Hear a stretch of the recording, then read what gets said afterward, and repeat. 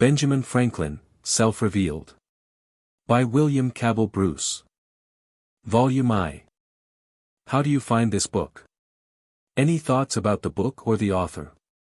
Any suggestion for improvement? Please take a moment to share your thoughts in a comment. If you like it, share it with your friends who might enjoy it as well. Subscribe to keep in touch. Visit CompleteAudiobooks.com for more quality content. Introduction. In reading the life of Benjamin Franklin, the most lasting impressions left upon the mind are those of versatility and abundance. His varied genius lent itself without effort to the minutest details of such commonplace things as the heating and ventilation of rooms, the correction of smoky chimneys and naval architecture and economy.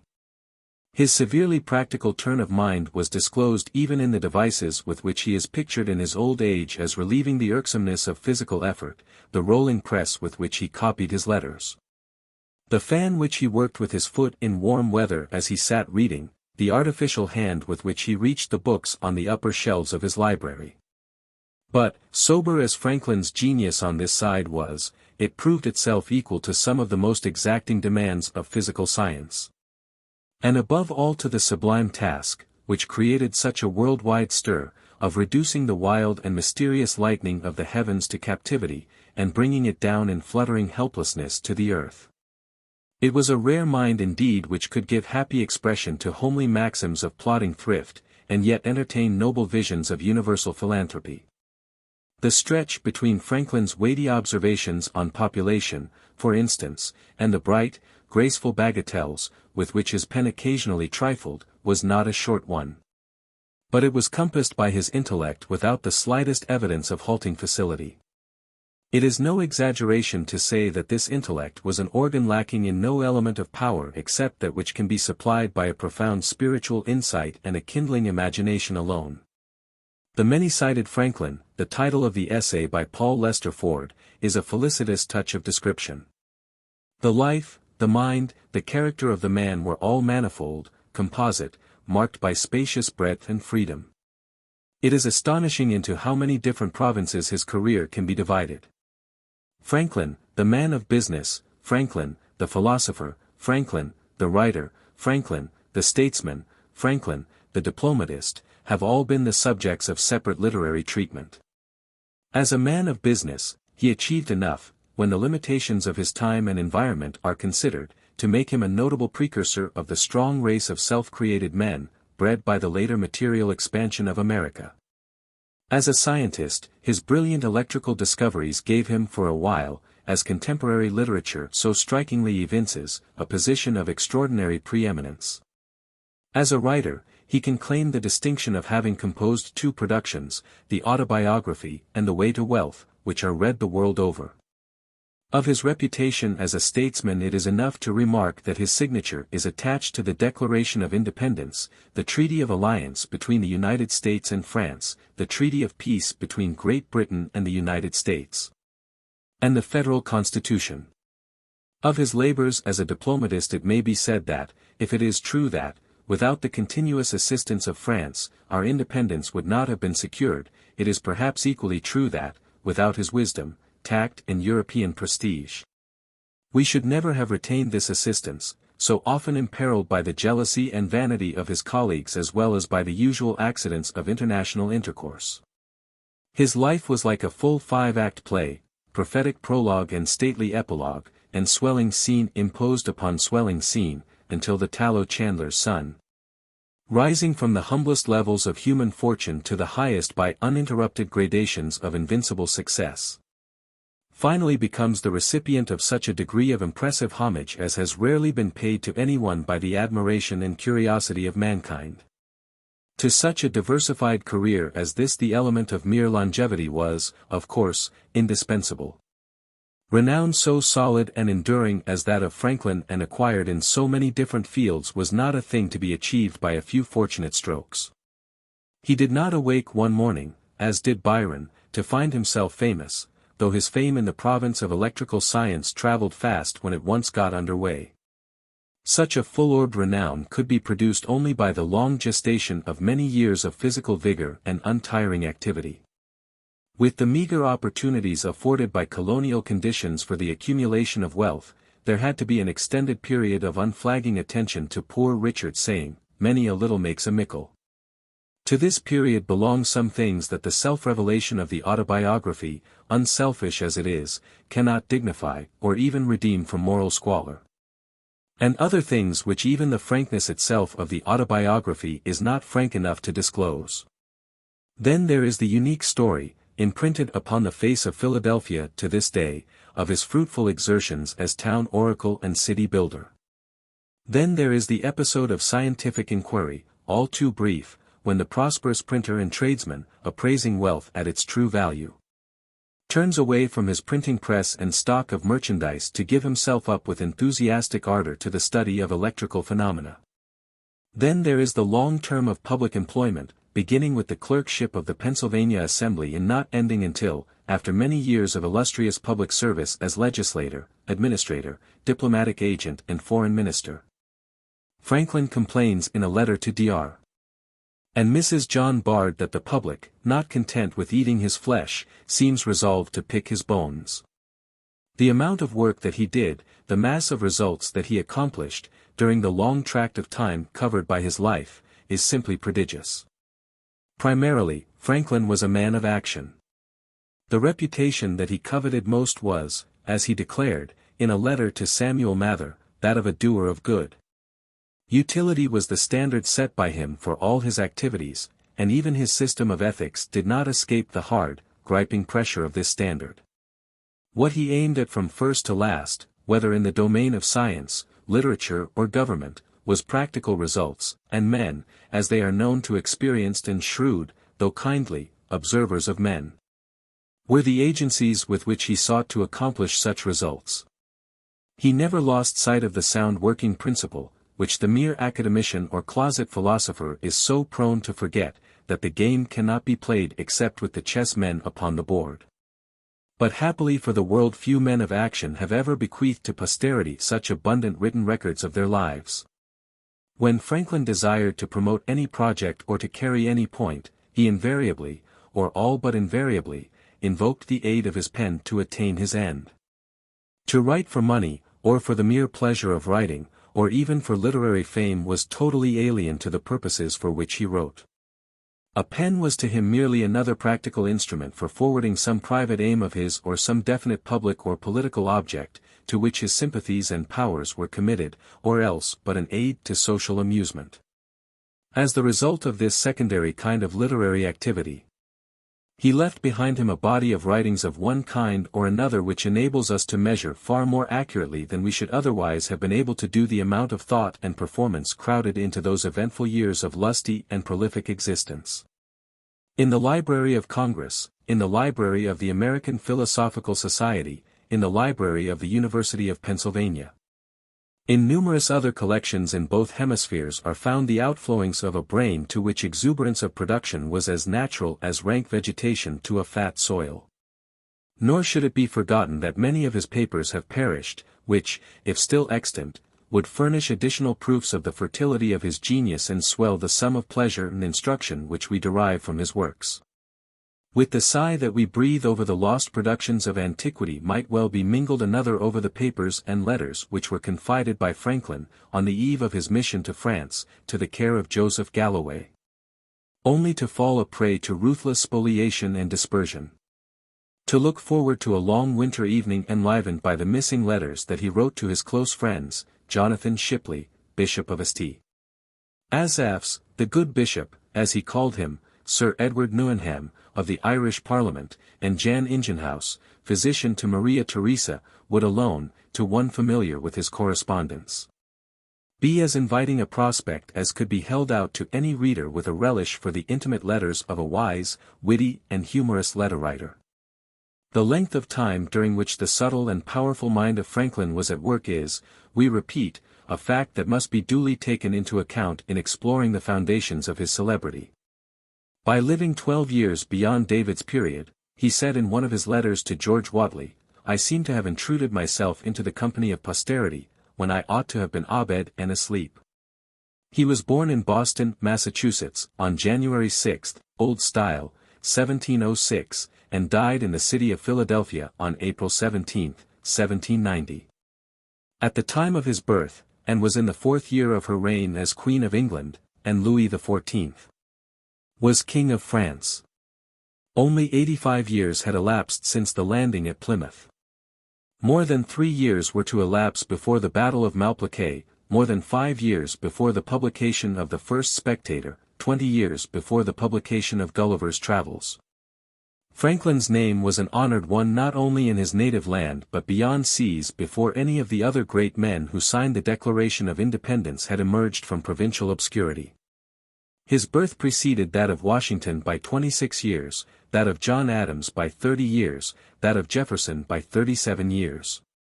Coming into the world only 15 years after the outbreak of the witchcraft delusion at Salem.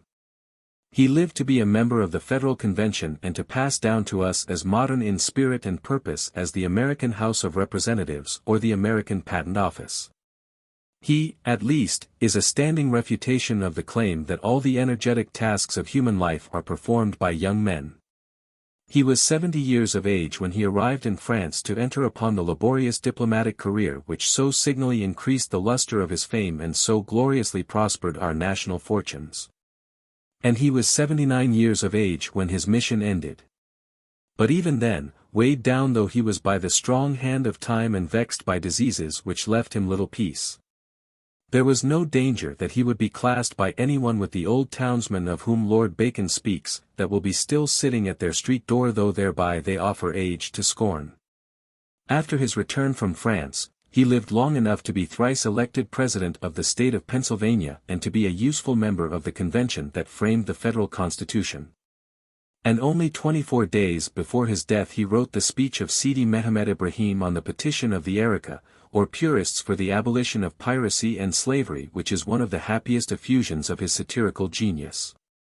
Multos de annos is a prayer, we may readily believe, that is often granted by the gods with a scornful smile.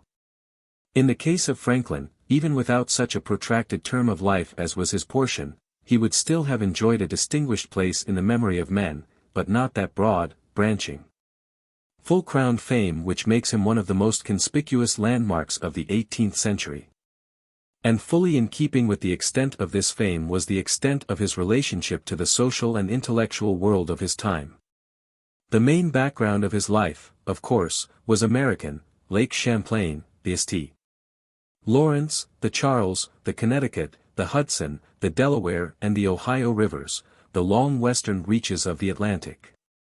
The dark curtain of firs and hemlocks and primeval masses of rock which separated the two powers that ceaselessly struggled for the mastery of the continent, and rarely lifted except to reveal some appalling tragedy, chargeable to the French and their dread ally, the Red Indian. Boston, New York, Philadelphia, Fort Duquesne, all the internal features and surroundings in a word of the long, narrow strip of English territory between Boston and Philadelphia with which he was so familiar, and over which his influence was asserted in so many ways. With the exception of his brief sojourn in London in his youth, his whole life was passed in the colonies until he was 51 years of age. Before he sailed for England in 1757, upon his first foreign mission, the circumstances of his career had been such as to make him generally known to the people of the colonies. His almanac, his gazette, his pithy sayings, his humorous stories, his visits to Boston, attended by the formation of so many wayside friendships, his postal expeditions, the printing presses set up by him at many different points, his private fortune, his public services, his electrical experiments were all breath for the trump of his fame. He knew colonial America as few colonial Americans knew it. He was born and reared in Boston, and, after his removal to Philadelphia, he revisited his native city at regular intervals. The Boston manner, turn of phrase, and even tone of voice, and accent and pronunciation, all please, and seem to refresh and revive me, he said in his old age in a letter to the Reverend John Lathrop. Philadelphia, the most populous and opulent of the colonial towns, was his lifelong place of residence. In the Autobiography he refers to it as, "a city I love, having lived many years in it very happily." He appears to have been quite frequently in New York. His postal duties took him as far south as Williamsburg, and the Albany Congress drew him as far north of New York as Albany. He was in the camp of Braddock at Frederick, Maryland, just before that rash and ill-starred general set out upon his long, dolorous march through the wilderness where disaster and death awaited him. Facts like these signify but little now when transit from one distant point to another in the United States is effected with such amazing rapidity, but they signified much under the crude conditions of colonial life. Once at least did Franklin have his shoulder dislocated by an accident on the atrocious roads of colonial New England. Once he was thrown into the water from an upset canoe near Staten Island. His masterly answers, when examined before the House of Commons, showed how searchingly conversant he was with everything that related to America. For some of our most penetrating glances into colonial life we are indebted to his writings. Particularly instructive being his observations upon population in the colonies, the economic condition and political temper of their people and the characteristics and habits of the Indians. It was a broad experience which touched at one extreme the giddy and artificial life of Paris, on the eve of the French Revolution. And at the other the drunken Indian orgies at the conclusion of the treaty at Carlisle which Franklin has depicted in the Autobiography with a brush worthy of Rembrandt in these words, their dark-colored bodies, half naked, seen only by the gloomy light of the bonfire, running after and beating one another with firebrands, accompanied by their horrid yellings, formed a scene the most resembling our ideas of hell that could well be imagined. But the peculiar distinction of Franklin is that his life stands out vividly upon an European as well as an American background. It is interesting to contrast the scene at Carlisle with the opera in honor of the Comte du Nord, at which he was present, during the French mission. The house, he says in his journal of the negotiation for peace with Great Britain, being richly finished with abundance of carving and gilding, well illuminated with wax tapers, and the company all superbly dressed. Many of the men in cloth of tissue, and the ladies sparkling with diamonds, formed altogether the most splendid spectacle my eyes ever beheld. Until the august figure of Washington filled the eye of mankind, Franklin was the only American who had ever won a solid and splendid European reputation. The opportunity had not yet arisen for the lively French imagination to declare that he had snatched the scepter from tyrants, but the first half of Turgot's tremendous epigram had been realized. For the lightning he had snatched, or rather filched, from the sky. It may well be doubted whether any one private individual with such limited pecuniary resources ever did as much for the moral and intellectual welfare of any one community as Franklin did for pre-revolutionary Philadelphia. But it was impossible that such aspirations and powers as his should be confined within the pale of colonial provincialism. His widespread fame, his tolerant disposition, his early residence in England, his later residence there for long periods, his excursions into Scotland and Ireland and continental countries. The society of men of the world in London and other great cities combined to endow him with a character truly cosmopolitan which was to be still further liberalized by French influence.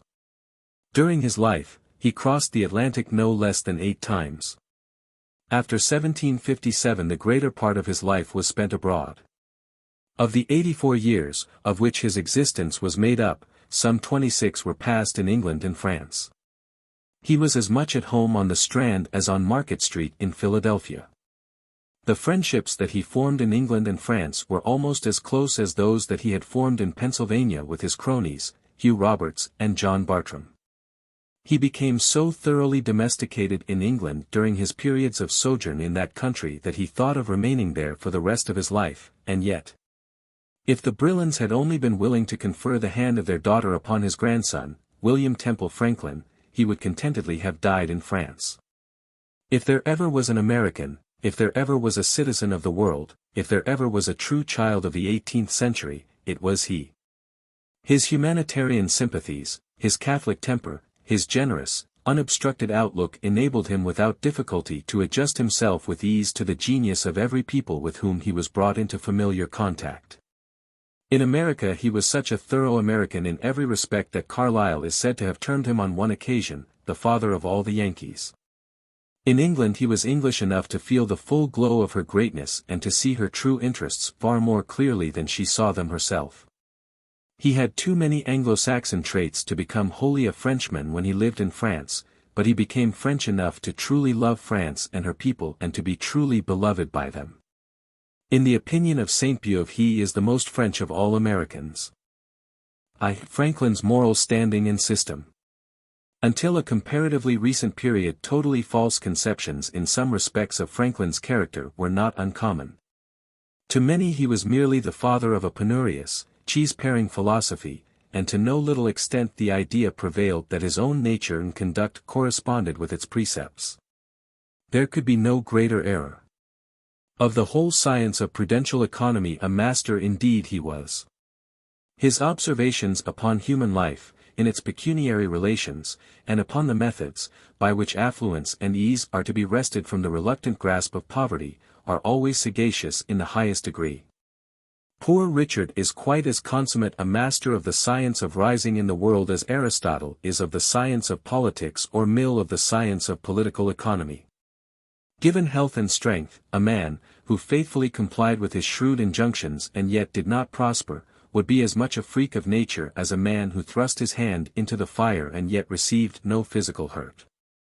The ready and universal assent given to their full truth and force by human experience is attested by the fact that the way to wealth, or the speech of Father Abraham, the plain, clean old man with white locks, in which Franklin, when writing one of the prefaces of Poor Richard's Almanac, condensed the wit and wisdom, original and second-hand, of that incomparable manual of the art of material success, has, through innumerable editions and reprints, and translations into every written tongue from the French to the Russian and Chinese, become almost as well known to the entire civilized globe as the unbroken strain of the martial airs of England. So well calculated, it was thought, was it to promote sound principles of diligence and frugality that it was, we are told by Franklin, reprinted in England, to be set up in the form of a broadside in houses, and, when translated into French, was bought by the clergy and gentry of France for distribution among their poor parishioners and tenants. But so far from being the slave of a parsimonious spirit was Franklin that it would be difficult to single out any self-made man who ever formed a saner estimate of the value of money than he did or lived up to it more fearlessly. In seeking money, he was actuated, as his early retirement from business proved, only by the high-minded motive to self-enrichment which is so pointedly expressed in the lines of Burns. Not for to hide it in a hedge, nor for a train attendant, but for the glorious privilege of being independent. No sooner did he accumulate a sufficient fortune to provide for the reasonable wants of his family and himself than he proceeded to make this fortune the handmaid of some of the higher things of life, wholesome reading, scientific research, public usefulness, schemes of beneficence. In 1748, when he was in the full flush of business success and but 42 years of age, he deliberately, for the sake of such things, retired from all active connection with business pursuits. In a letter to Abia Franklin, his mother, shortly after he found himself free forever from the cares of his shop, he speaks of himself in these words: I enjoy, through mercy, a tolerable share of health.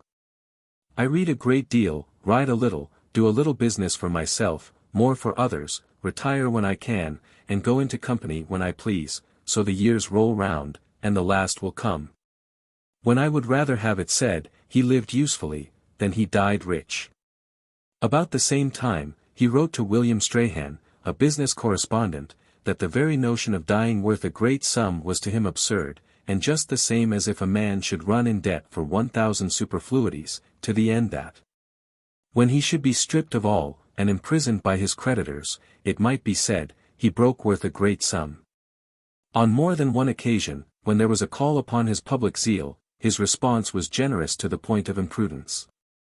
The bond that he gave to indemnify against loss the owners of the wagons and horses procured by his energy and address for Braddock's expedition led to claims against him to the amount of nearly £20,000, which would have ruined him, if the British government had not rescued him after long delay from his dreadful situation. Without hesitation he entered during his first mission to England into a personal engagement that an act taxing the estate of the proprietaries of Pennsylvania in common with the estates of the people of Pennsylvania would not result in any injustice to the proprietaries. On a later occasion, in order to prevent war between Great Britain and her colonies, he was willing to bind himself, to the whole extent of his private fortune, to make pecuniary reparation for the destruction of the tea cast into Boston Harbor. If the province of Massachusetts did not do so. One of his last acts before leaving America for his mission to France was to place the sum of £3,000 or £4,000, which was a large part of this fortune, and all the ready money at his command, at the disposal of Congress. His salary as President of Pennsylvania was all given or bequeathed by him to public objects. The small sums, to which he became entitled as one of the next of kin of his father and his cousin, Mrs. Fisher, of Wellingborough, England, he relinquished to members of the family connection who needed them more than he did. Once, though a commercial panic was prevailing, he pledged his credit to the extent of £5,000 for the purpose of supporting that of a London friend. His correspondence nowhere indicates any degree of pecuniary caution in excess of the proper demands of good sense. On the contrary, it furnishes repeated testimony to his promptitude in honoring the solicitations of private distress or subscribing to public purposes. Conspicuously unselfish was he when the appeal was to his public spirit or to his interest in the general welfare of mankind. Among his innumerable benefactions was a gift of £1,000 to Franklin College, Pennsylvania.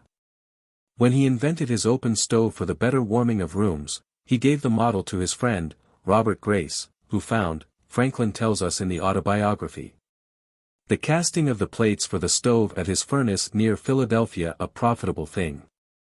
So far from begrudging this profit to his friend, he wrote his interesting account of the new invented Pennsylvanian fireplaces to promote the public demand for the invention. A London ironmonger made some small changes in the stove, which were worse than of no value to it, and reaped, Franklin was told, a little fortune by it. And this, he says in the Autobiography, is not the only instance of patents taken out for my inventions by others, though not always with the same success, which I never contested, as having no desire of profiting by patents myself, and hating disputes. When he was actually engaged in the business of printing, a similar motive, so far as public spirit went, led him to offer to print a treatise by Cadwallader Colden on the cause of gravitation at his own expense and risk. If he could be the means of communicating anything valuable to the world, he wrote to Colden, he did not always think of gaining nor even of saving by his business. That the character of Franklin should ever have been deemed so meanly covetous is due to Poor Richard's Almanac and the Autobiography. The former, with its hard, bare homilies upon the gospel of getting on in life and its unceasing accent upon the duty of scrimping and saving, circulated so long and so widely throughout the colonies that the real Franklin came to be confused in many minds with the fictitious Poor Richard. Being intended mainly for the instruction and amusement of the common people, whose chief hope of bettering their condition lay in rigid self-denial, it is naturally keyed to unison with the ruder and austerer principles of human thrift. As to the Autobiography, with its host of readers, the only Franklin known to the great majority of persons, who have any familiarity with Franklin at all, is its Franklin. And this Franklin is the one who had to make the night joint labor with the day, breakfast on bread and milk eaten out of a twopenny earthen porringer with a pewter spoon, and closely heed all the sage counsels of Poor Richard's Almanac before he could even become the possessor of a china bowl and a silver spoon. It is in the Autobiography that the story of Franklin's struggle, first for the naked means of subsistence, and then for pecuniary competency, is told. And the harsh self-restraint, the keen eye to every opportunity for self-promotion, and the grossly mechanical theory of morals disclosed by it readily give color to the notion that Franklin was nothing more than a sordid materialist. It should be remembered that it is from the Autobiography that we obtain the greatest part of our knowledge of the exertions through which he acquired his fortune, and that the successive ascending stages, by which he climbed the steep slopes that lead up from poverty and obscurity, are indelibly set forth in this lifelike book with a pen as coarse but at the same time as vivid and powerful as the pencil with which Hogarth depicts the descending stages of the rake's progress. And along with these facts it should also be remembered that the didactic purpose by which the Autobiography was largely inspired should be duly allowed for before we draw too disparaging inferences about Franklin from anything that he says in that book with respect to his career. It is a curious fact that almost every reproach attaching to the reputation of Franklin is attributable to the candor of the Autobiography. It is true that in the political contests between the proprietary and popular parties in colonial Pennsylvania he was often visited with virulent abuse by the retainers of the proprietaries. This was merely the dirty froth brought to the surface by every boiling pot. It is also true that, after the transmission of the Hutchinson letters to New England, he was the object of much savage censure at the hands of British Tories. But this censure, for the most part, was as empty as the ravings of the particular bigot who endorsed on the first page of a volume of letters in the Public Record Office, in London, a statement that the 13 letters of Dr. Franklin in the volume were perhaps then only precious or important so far as they prove and discover the duplicity, ingratitude, and guilt of this arch-traitor whom they unveil and really unmask, displaying him as an accomplished proficient in the blacker arts of dissimulation and guile. Not less hollow was the invective with which the distempered mind of Arthur Lee assailed the character of Franklin when they were together in France. Nor can it be denied that in such Rabelaisian jeu d'esprit as Polly Baker's speech, the letter on the choice of a mistress, and the essay on perfumes, dedicated to the Royal Academy of Brussels. In the naivete which marked Franklin's relations to his natural son, William Franklin, and to his natural son's natural son, William Temple Franklin, and in the ease with which he adopted in his old age the tone, if not the practices, of French gallantry, we cannot but recognize a nature too deficient in the refinements of early social training, too physically ripe for sensual enjoyment and too unfettered in its intellectual movements to be keenly mindful of some of the nicer obligations of scrupulous conduct. In moral dignity, Franklin was not George Washington, though there was no one held in higher honor by him. If it were a scepter, he has merited it, and would become it, he said in bequeathing a fine Crabtree walking stick to Washington, whom he termed, my friend, and the friend of mankind. If for no other reason, Franklin was not Washington because he lacked the family traditions and early social advantages of Washington, and perhaps Washington might have been more like Franklin, if he had had some of Franklin's humor. While the resemblance is limited, Franklin does resemble in some respects Jefferson, who was too scientific in spirit and too liberal in his opinions not to be a little of a skeptic and a heretic himself. But nothing can be more certain than the fact that Franklin was esteemed by his contemporaries not only a great but a good man. We pass by the French extravagance which made him out a paragon of all the virtues as well as the plus grand philosophe du siècle, for the French were but mad idolaters where he was concerned. It is sufficient for our purposes to limit ourselves to his English and American panegyrists. Referring to Franklin's humble birth, Benjamin Vaughan, a dull but good man, wrote to him that he proved how little necessary all origin is to happiness, virtue, or greatness. In another place, Vaughan speaks of the affection, gratitude and veneration he bears to Franklin. To the sober Quaker, Abel James, the author of the Autobiography, was the kind, humane, and benevolent Ben. Franklin, whose work almost insensibly led the youth into the resolution of endeavoring to become as good and eminent as himself. In urging Franklin to complete the story of his life, he added, I know of no character living, nor many of them put together, who has so much in his power as thyself to promote a greater spirit of industry and early attention to business, frugality, and temperance with the American youth. As Franklin's letters bring to our knowledge friend after friend of his, among the wisest and best men of his day, on both sides of the Atlantic, we begin to ask ourselves whether anyone ever did have such a genius for exciting the sentiment of true, honest friendship in virtuous and useful men. His correspondence with Catherine Ray, Polly Stephenson, and Georgiana Shipley, though several of his letters to the first of the three are blemished by the freedom of the times and vulgar pleasantry, demonstrates that his capacity for awakening this sentiment was not confined to his own sex. Inclined as he was in his earlier and later years, to use Madame Brillan's phrase, to permit his wisdom to be broken upon the rocks of femininity, unbecoming his advanced age and high position as was the salacious strain which ran through his letters to this beautiful and brilliant woman, as we shall see hereafter. Nothing could illustrate better than his relations to Polly Stephenson how essentially incorrupt his heart was when his association was with any member of the other sex who really had modesty to lose. Such was the pure affection entertained for him by this fine woman that, after the death of her celebrated husband, Dr.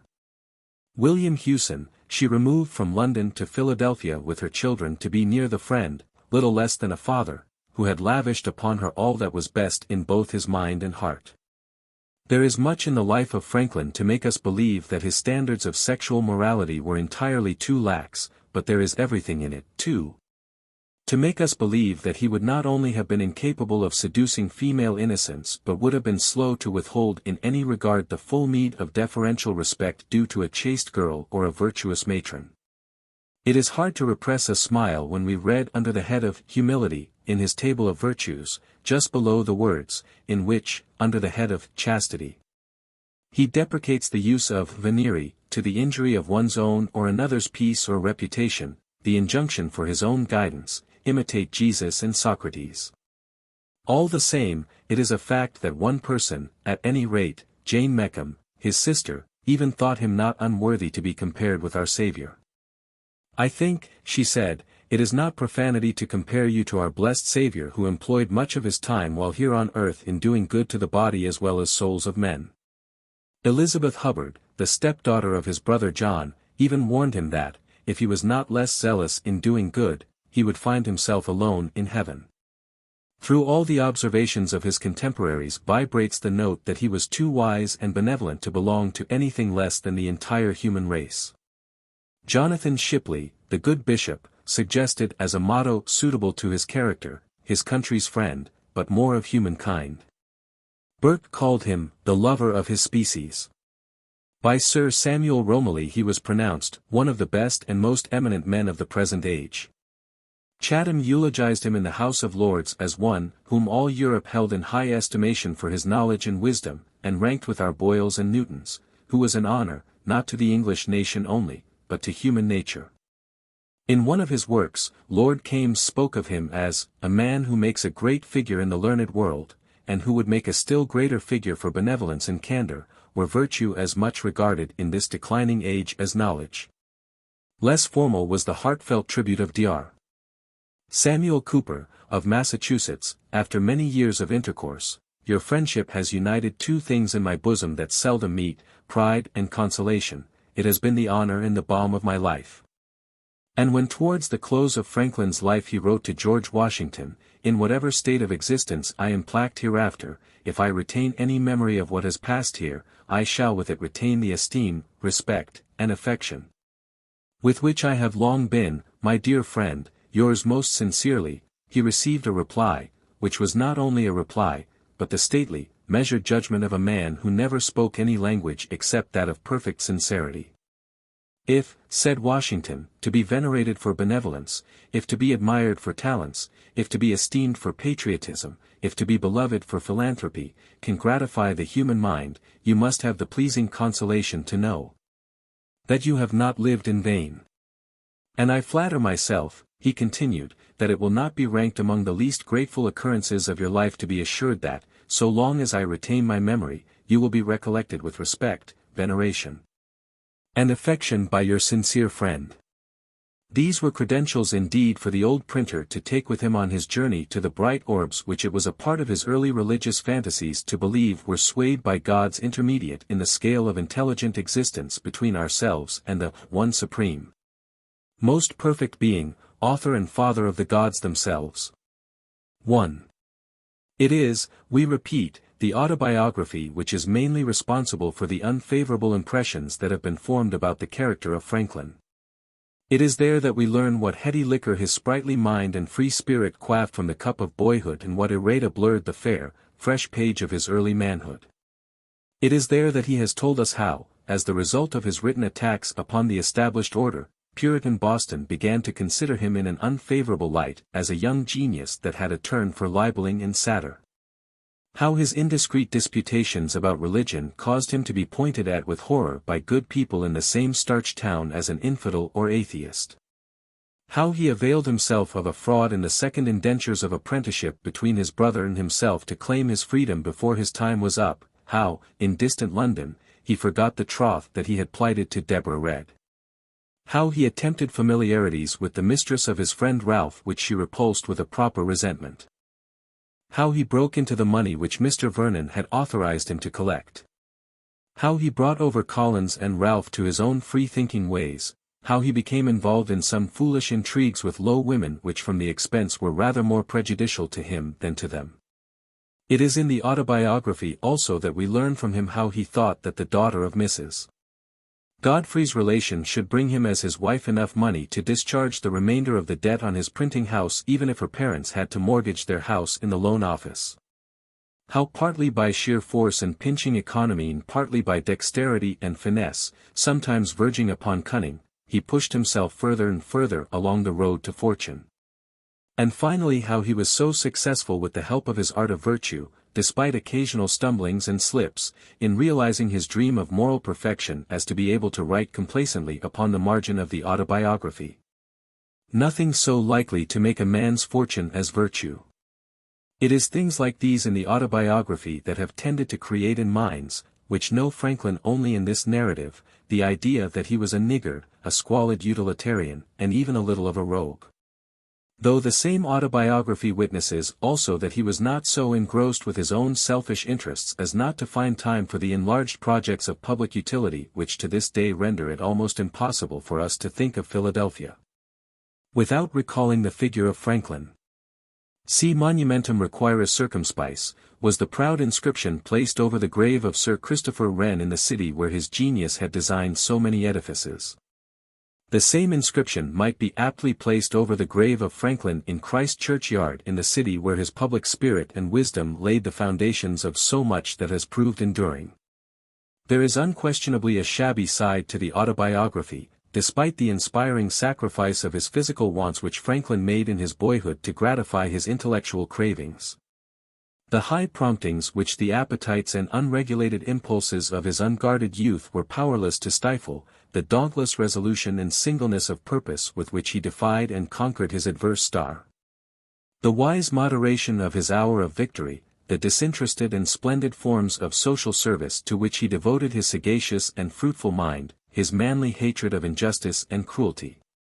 His fidelity to the popular cause which neither flattery could cajole nor power overawe. In its mixture of what is noble with what is ignoble, the Autobiography reminds us of the merchandise sold at the new printing office near the market in Philadelphia, where Franklin conducted his business as a printer and a merchant, where his wife, Deborah, assisted him by folding and stitching pamphlets, tending shop and purchasing old linen rags, and where his mother-in-law, Mrs. Reed, compounded her sovereign remedy against the itch and lice. Now it was a translation of Cato's moral distichs or a pamphlet against slavery fresh from his own press, now it was a copy of some devotional or useful work which the last packet had brought over from London, now it was a lot of goose feathers, or old rags, or a likely young Negro wench. But on the whole we cannot help thinking that the calm view, which Franklin himself, in the cool of the evening of his life, takes of the early part of his existence, was, with some qualifications, not far wrong. Notwithstanding the dangerous season of youth and the hazardous situations, in which he was sometimes placed among strangers, when he was remote from the eye and advice of his sterling father, Josiah Franklin, he believed, as we know from the Autobiography, that he had not fallen into any wilful gross immorality or injustice. And, start as the student of Franklin may at times at things which might chill for the moment the enthusiasm of even such a Boswellian as the late John Bigelow, to whose editorial services the reputation of Franklin is so deeply indebted. He is likely in his final estimate to find himself in very much the same mood as that which impelled Franklin in the Autobiography to make the famous declaration, so true to his normal and intensely vital nature, that, were it offered to his choice, he should have no objection to a repetition of the same life from its beginning, only asking the advantages authors have in a second edition to correct some faults of the first. Be this as it may, it is at least safe to say that it is very unfair to judge the character of Franklin by the Autobiography without bearing in mind one of the leading motives by which he was induced to write his own life. To his great honor it can be said that to do good in the higher social sense, to promote the lasting interests of humanity, to free the march of the race from every handicap, every impediment, whether arising in or outside of ourselves, to instruct, to enlighten, were the dominant incentives, the mellow, yet commanding passions of his existence. Like many another philosopher before and since, in his zeal to subserve the general interest he forgot himself. If other young men treading in his footsteps could be deterred by the warnings of his errors from becoming involved in the mistakes and moral lapses in which his youth and inexperience were involved, he was willing, though not without some misgivings, to lay before them and the whole world all the details of these errors. In composing the Autobiography, he was influenced to no little degree by the spirit of a man who bequeaths his own body to the surgeons for the advancement of science. If his reputation suffered by his tender of himself as a corpus vital for the benefit of future generations, he was prepared to take this risk, as he was prepared to take the risks of the 2 electric shocks, which nearly cost him his life. In the promotion of human knowledge, it is impossible for anyone, who is not familiar with the perfect lack of selfish reserve brought by Franklin to the pursuit of truth or the universal interests of mankind, to understand the extent to which, in composing the Autobiography, he was moved by generous considerations of this sort. In no other production of his did he show the same disposition to turn the seamier side of his existence to the light, for the simple reason that no other production of his was written with the same homiletic purpose as the Autobiography. And, if this purpose had not been so strong upon him, how easy it would have been for him by a little judicious suppression here and a few softening touches there to have altered the whole face of the Autobiography, and to have rendered it as faithless a transcript of the slips and blots of his life as are most autobiographies of human beings, even those of men who have enjoyed a high repute for moral excellence, in their relations to the indiscretions, the follies and the transgressions of their immature years. At any rate, of the offences of Franklin, mentioned in the Autobiography, may be said what cannot be said of the similar offences of many men. He handsomely atoned for them all so far as the opportunity to atone for them arose. It was undoubtedly a serious breach of the moral law for him to have begotten William Franklin out of lawful wedlock, and in the impartial affection, which he publicly bestowed upon his illegitimate son and his legitimate daughter, we see another illustration of his insensibility to the finer inflections of human scruples. But when we see him accept this illegitimate son as if he had come to him over his right shoulder instead of his left, take him under his family roof, give him every advantage that education and travel could confer, seek an honorable alliance for him, put him in the way to become the governor of colonial New Jersey, even affectionately recognize his illegitimate son as a grandson, we almost feel as if such ingenuous naturalism had a kind of bastard moral value of its own. The Autobiography is interesting in every respect, but in none more so than in relation to the system of morals adopted by Franklin for his self-government in early life, when, to use his own words in that work, he conceived the bold and arduous project of arriving at moral perfection. This project once formed, he went about its execution in a manner as strictly mechanical as if he had been rectifying a smoky chimney or devising a helpful pair of glasses for his defective eyesight. The virtues were classified by him under 13 heads: temperance, silence, order, resolution, frugality, industry, sincerity, justice, moderation, cleanliness, tranquility, chastity and humility.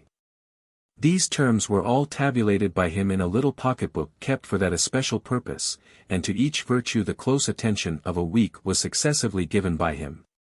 If an offense was committed by him on a certain day, it was entered by a little black mark under that date opposite the affronted virtue. The object was to so concentrate his vigilance upon each virtue in turn and to so strengthen his capacity to resist every temptation to violate it as to finally render its practice habitual and instinctive. The plan in spirit was not unlike the system of prudential algebra to which he told Joseph Priestley, many years afterwards, that he resorted when his judgment was in a state of uncertainty about some problem. In one column he would jot down on a piece of paper all the pros of the case, and in another all the cons, and then, by appraising the relative value of each pro and con set down before his eye, and cancelling equivalent considerations, decide upon which side the preponderance of the argument lay. Even Franklin himself admits that his plan for making an automatic machine of virtue did not work in every respect. Order he experienced extreme difficulty in acquiring. Indeed, this virtue was so much against his grain that he felt inclined to content himself with only a partial measure of fidelity to it, like the man, he said in the Autobiography, who, though at first desirous of having his whole axe bright, grew so tired of turning the grindstone on which it was being polished that when the smith, who was holding it, remarked that it was only speckled, and asked him to turn on, he replied, "But I think I like a speckled axe best." The humility, too, which Franklin acquired, he was disposed to think was more specious than real. Pride, he moralizes in the Autobiography, is perhaps the hardest of our natural passions to subdue, and even, if he could conceive that he had completely overcome it, he would probably, he thought, be proud of his humility. This reminds us of his other observation in the Autobiography that he gave vanity fair quarter wherever he met with it, and that, in many cases, it would not be altogether absurd if a man were to thank God for his vanity among the other comforts of life. In the effort, however, to acquire humility, Franklin did, he informs us in the same work, acquire, as time wore on, the habit of expressing his opinions in such conciliatory forms that no one perhaps for 50 years past had ever heard a dogmatic expression escape him. And to this habit, after my character of integrity, he declares, I think it principally owing that I had early so much weight with my fellow citizens when I proposed new institutions, or alterations in the old, and so much influence in public councils when I became a member. For I was but a bad speaker, never eloquent, subject to much hesitation in my choice of words, hardly correct in language, and yet I generally carried my points. On the whole, even though Franklin did find order and humility not easy of attainment, he was very well satisfied with the results of his plan for imparting the force of habit to virtue. In his 79th year the former tradesman sat down to count deliberately his moral gains. To his little artifice, with the blessing of God he owed, he felt, the constant felicity of his life until that time. To temperance he ascribed his long-continued health and what was still left to him of a good constitution. To industry and frugality the early easiness of his circumstances and the acquisition of his fortune with all that knowledge that enabled him to be a useful citizen and obtained for him some degree of reputation among the learned.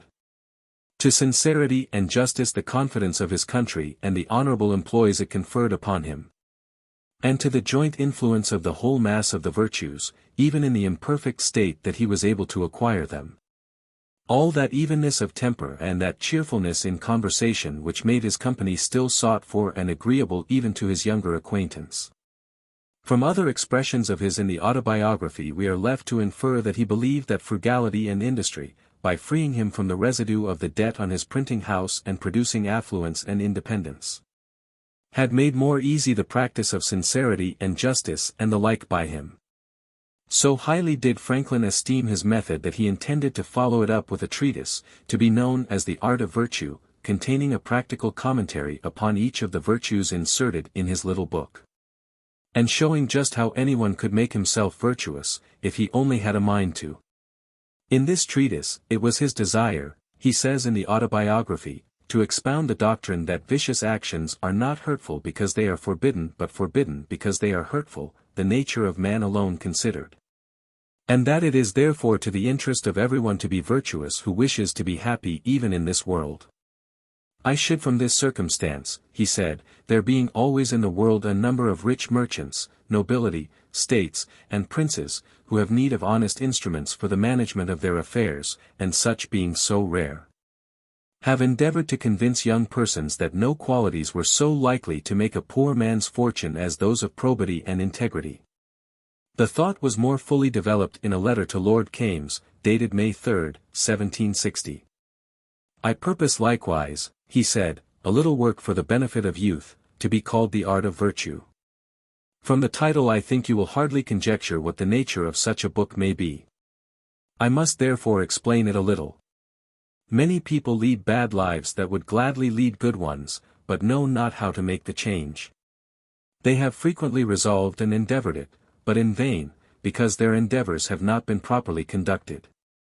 To expect people to be good, to be just, to be temperate, and without shewing them how they should become so, seems like the ineffectual charity mentioned by the Apostle, which consisted in saying to the hungry, the cold, and the naked, be ye fed, be ye warmed, be ye clothed.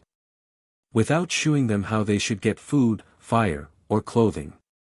Most people have naturally some virtues, but none have naturally all the virtues.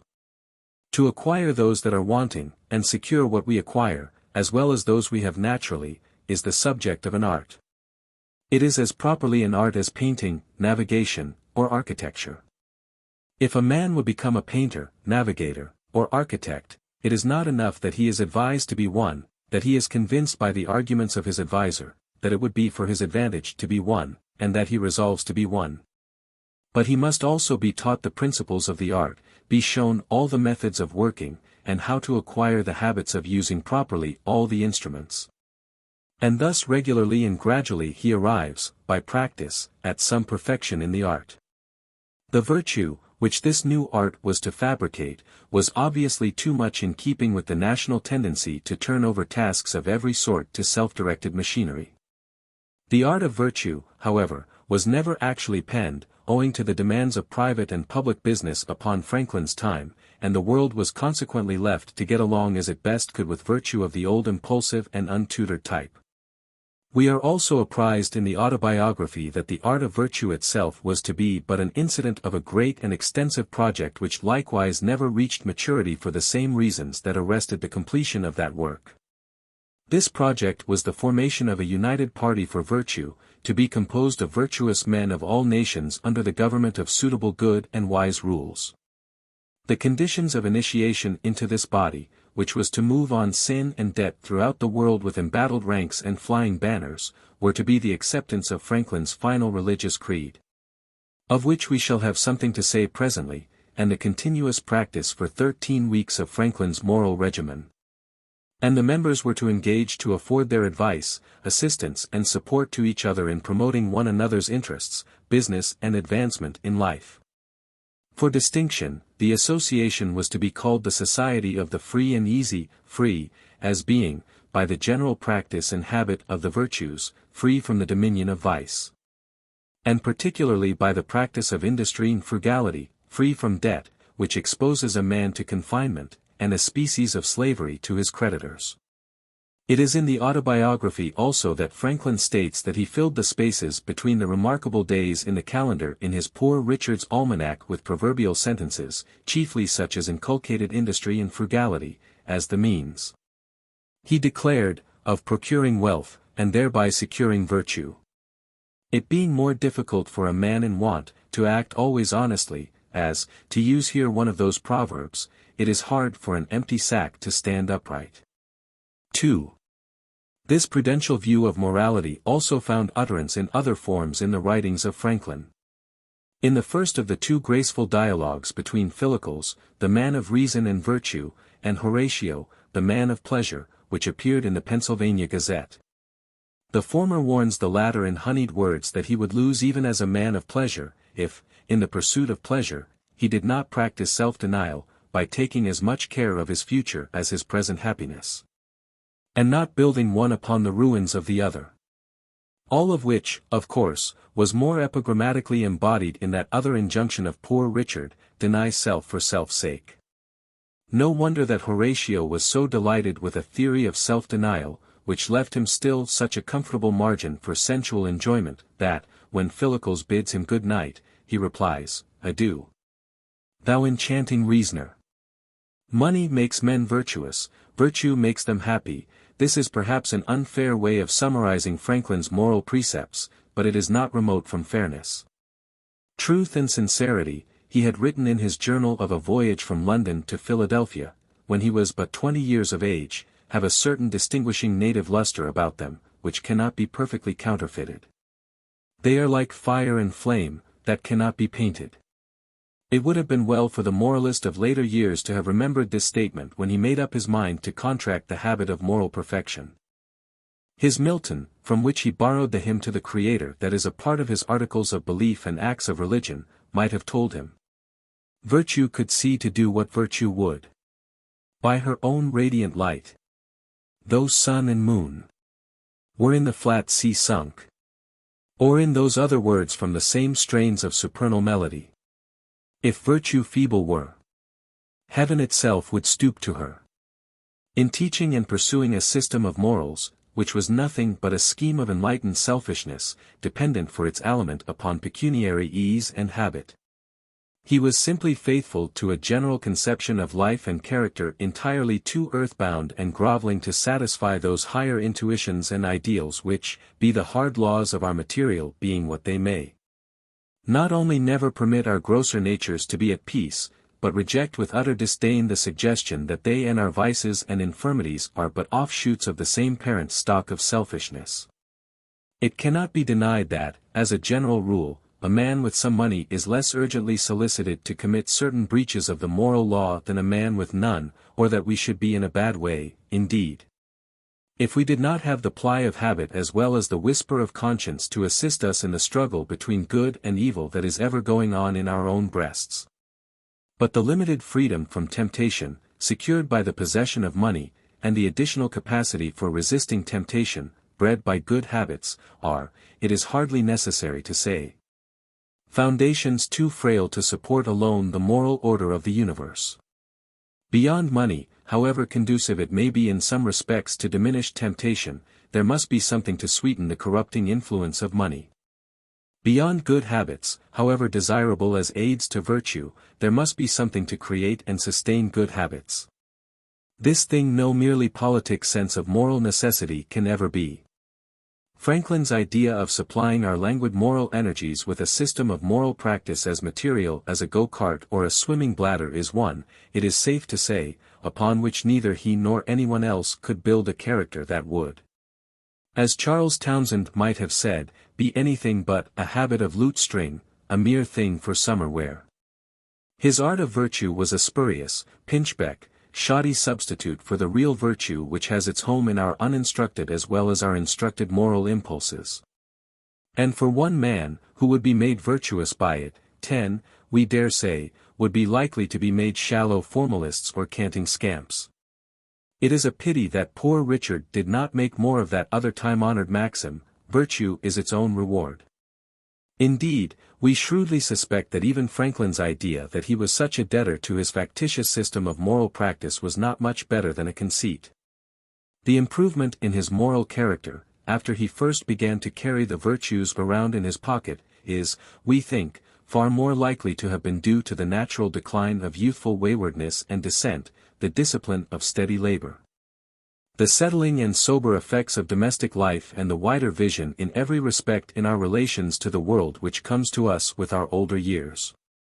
It is but just to Franklin to say that, even before he adopted his little artifice, his character as respects the virtues, which he specifically names as having had a hand in producing the constant felicity of his life, namely, temperance, industry, frugality, sincerity and justice was, so far as temperance, industry and frugality were concerned, exceptionally good, and, so far as sincerity and justice were concerned, not subject to any ineffaceable reproach.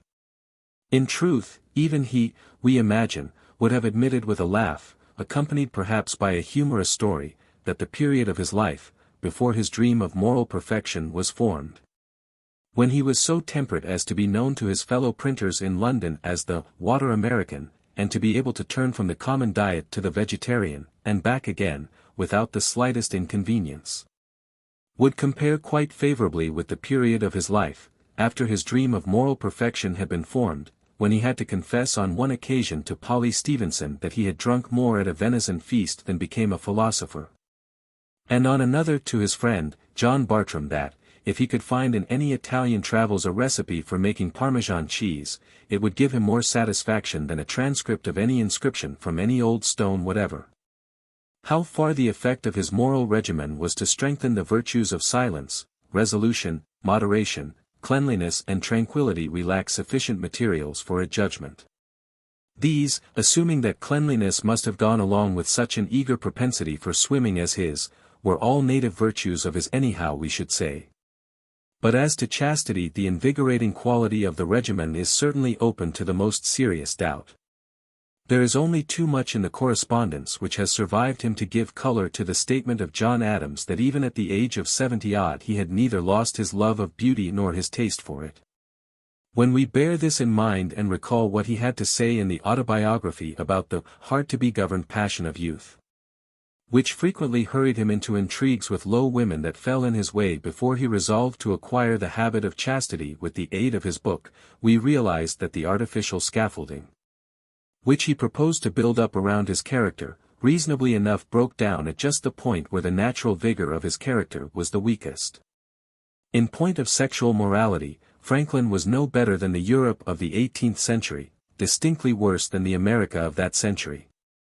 His domestic affections were uncommonly strong, but the notable peculiarity about his domestic life is that he was not a whit less soberly dutiful in his irregular than in his regular family connections, and always acted as if the nuptial ceremony was a wholly superfluous form, so far as a proper sense of marital or paternal obligation, or the existence of deep, unreserved affection, upon the part of a husband or father, went.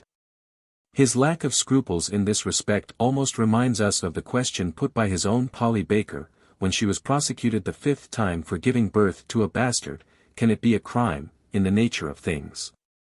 I mean, to add to the king's subjects, in a new country, that really wants people. Apparently no ceremony of any kind ever preceded his union with Deborah, though accompanied by circumstances of cohabitation and acknowledgment which unquestionably rendered it a valid, binding marriage, in every respect, under the liberal laws of Pennsylvania. He simply remarks in the Autobiography, "I took her to wife, September 1, 1730. The artlessness with which he extended the full measure of a father's recognition to William Franklin excited comment abroad as well as at home, and, together with the political wounds inflicted by him upon the official arrogance and social pride of the proprietary party in Pennsylvania, was mainly responsible for the opprobrium in which his memory was held in the higher social circles of Philadelphia long after his death. So far as we know, there is nothing in his utterances or writings to indicate that the birth of William Franklin ever caused him the slightest shame or embarrassment. His dignity of character, in its way, it has been truly said by Sidney George Fisher, was as natural and instinctive as that of Washington, and, in its relations to illegitimacy, for which he was answerable, seems to have felt the lack of conventional support as little as our first parents, in their pristine state, did the lack of fig leaves. He accepted his natural son and William Temple Franklin, William's natural son, exactly as if both had come recommended to his outspoken affection by betrothal, honest wedding ring and all. The idea that any stigma attached to either, or that they stood upon any different footing from his legitimate daughter, Sarah Back and her children, was something that his mind does not appear to have harbored at all. His attitude towards them was as unblushingly natural and demonstrative, to get back to the Garden of Eden, as the mutual caresses of Adam and Eve before the fall of man. William was born a few months after the marriage of Franklin and Deborah, and his father, so far as we can see, took him under his roof with as little constraint as if his introduction had been duly provided for in the marriage contract. Indeed, John Bigelow, who is always disposed, in the spirit of Franklin's own limping lines on Deborah, to deem all his Jones faults exceedingly small, rather ludicrously observes, William may therefore be said to have been born in wedlock, though he was not reputed to be the son of Mrs. Franklin. So identified did he become with all the other members of Franklin's household that Franklin in his letters not only frequently conveyed Billy's duty to his mother, and Billy's love to his sister, but on one occasion at least even Billy's duty to his grandmother, Mrs. Reed, the mother of Mrs. Franklin. As the boy outgrew his pony, of which we obtain a pleasant glimpse in a lost notice in the Pennsylvania Gazette, we find Franklin in a letter to his own mother, Abia Franklin, in which he couples the name of Billy, in the most natural way with that of his daughter Sally, saying, Will is now 19 years of age, a tall proper youth, and much of a beau. It was with William Franklin, when governor of New Jersey, that Sally took refuge at the time that her father's house in Philadelphia was threatened with destruction by a Stamp Act mob. And it was to him shortly afterwards, when the tide of popular approval was again running in favor of Franklin, then the agent of Pennsylvania at London, that she dispatched these joyful words, Dear brother, the old ticket forever. We have it by 34 votes. God bless our worthy and noble agent, and all his family. Through the influence of his father the son obtained a provincial commission which brought him some military experience, and also filled the office of postmaster at Philadelphia. And afterwards the office of clerk of the General Assembly of Pennsylvania. He was with Franklin when the latter sent his kite on its memorable flight into the skies, when he visited Braddock's camp, and when he conducted his military expedition against the murderous Indians. When Franklin sailed for England in 1757, William accompanied him with the view of obtaining a license from the Inns of Court, in which he had already been entered by the former, to practice as a barrister. Abroad, he still remained his father's inseparable companion, living with him, accompanying him in his travelling excursions, attending him, when he was so signally honoured at Cambridge and Oxford. Even poring with him over the parish records and gravestones at Ecton, from which Franklin sought to rescue such information as he could about his humble ancestors, who could not have excited his curiosity more keenly, if they had all been princes of the blood. What the two learned at Ecton of the abilities and public spirit of Thomas, an uncle of Franklin, and a man of no little local prominence, suggested such a close resemblance between the uncle and nephew that William Franklin remarked, had he died on the same day, one might have supposed a transmigration. Alexander Carlyle in his Autobiography has something to say about an occasion at Dr. Robertson's house in Edinburgh when the pair as well as Hume, Dr. Cullen, Adam Smith and others were present. The son, Carlyle tells us, was open and communicative, and pleased the company better than his father. And some of us observed indications of that decided difference of opinion between father and son which in the American War alienated them altogether. The favorable impression made by William Franklin on this company at this period of his life, he also made on William Strahan, of whom we shall have much more to say. Your son, Strahan wrote to Franklin's wife, I really think one of the prettiest young gentlemen I ever knew from America. Indeed, even in extreme old age the handsome presence, courtly manners, and quick intelligence of William Franklin won their way at any social gathering. Speaking of an occasion on which he had met him, Crabb Robinson says in his diary, Old General Franklin, son of the celebrated Benjamin was of the party. He is 84 years of age, has a courtier-like mien, and must have been a very fine man. He is now very animated and interesting, but does not at all answer to the idea one would naturally form of the son of the great Franklin.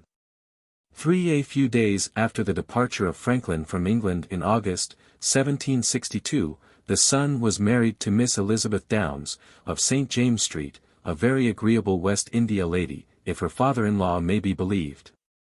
Before the marriage took place, he had been appointed, in the 32nd year of his age, Governor of New Jersey. If the appointment was made, as has been supposed, to detach Franklin from the colonial cause, it failed, of course, to produce any such result, but it did have the effect of completely bringing over William Franklin to the Loyalist side. When the storm finally broke, and Franklin pledged his life, his fortune and his sacred honor to the patriot cause. As the Revolution drew on, William Franklin became a partisan of the British government, and, when he still held fast to his own office, in spite of the dismissal of his father from his office as Deputy Postmaster General for the colonies, Franklin wrote to him bluntly, "But you, who are a thorough courtier, see everything with government eyes." The son even disregarded what was practically a request from the father that he should give up an office, which was becoming more and more complicated with the arbitrary measures of the English ministry, and had been year after year a drain upon the purse of the father. Then followed his ignominious arrest as a Tory by the New Jersey Assembly. His defiant vaunt, pro rege and patria was the motto I assumed, when I first commenced my political life. And I am resolved to retain it till death shall put an end to my mortal existence. His breach with his father, his rancorous activity as the president of the Board of Associated Loyalists, which drew down on him the suspicion of having abetted at least one murderous outrage, and his subsequent abandonment of America for England, where he died long after the war, a pensioner of the British Crown.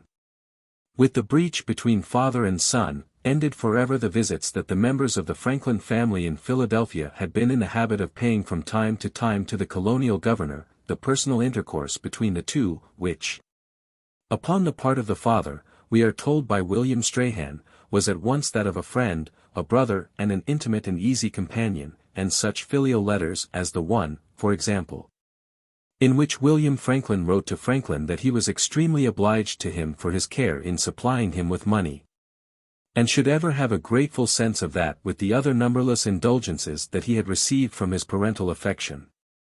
After the restoration of peace between the two waning countries, overtures of reconciliation were made by William Franklin. "I am glad," his father wrote, "to find that you desire to revive the affectionate intercourse that formerly existed between us. It will be very agreeable to me. Indeed, nothing has ever hurt me so much and affected me with such keen sensations, as to find myself deserted in my old age by my only son. And not only deserted, but to find him taking up arms against me, in a cause, wherein my good fame, fortune and life were all at stake." Then with an uncertain touch of the native sense of justice, which was so deeply seated in his breast, he continued, "I ought not to blame you for differing in sentiment with me in public affairs. We are men, all subject to errors. Our opinions are not in our own power, they are formed and governed much by circumstances, that are often as inexplicable as they are irresistible. Your situation was such that few would have censured your remaining neuter, though there are natural duties which precede political ones, and cannot be extinguished by them."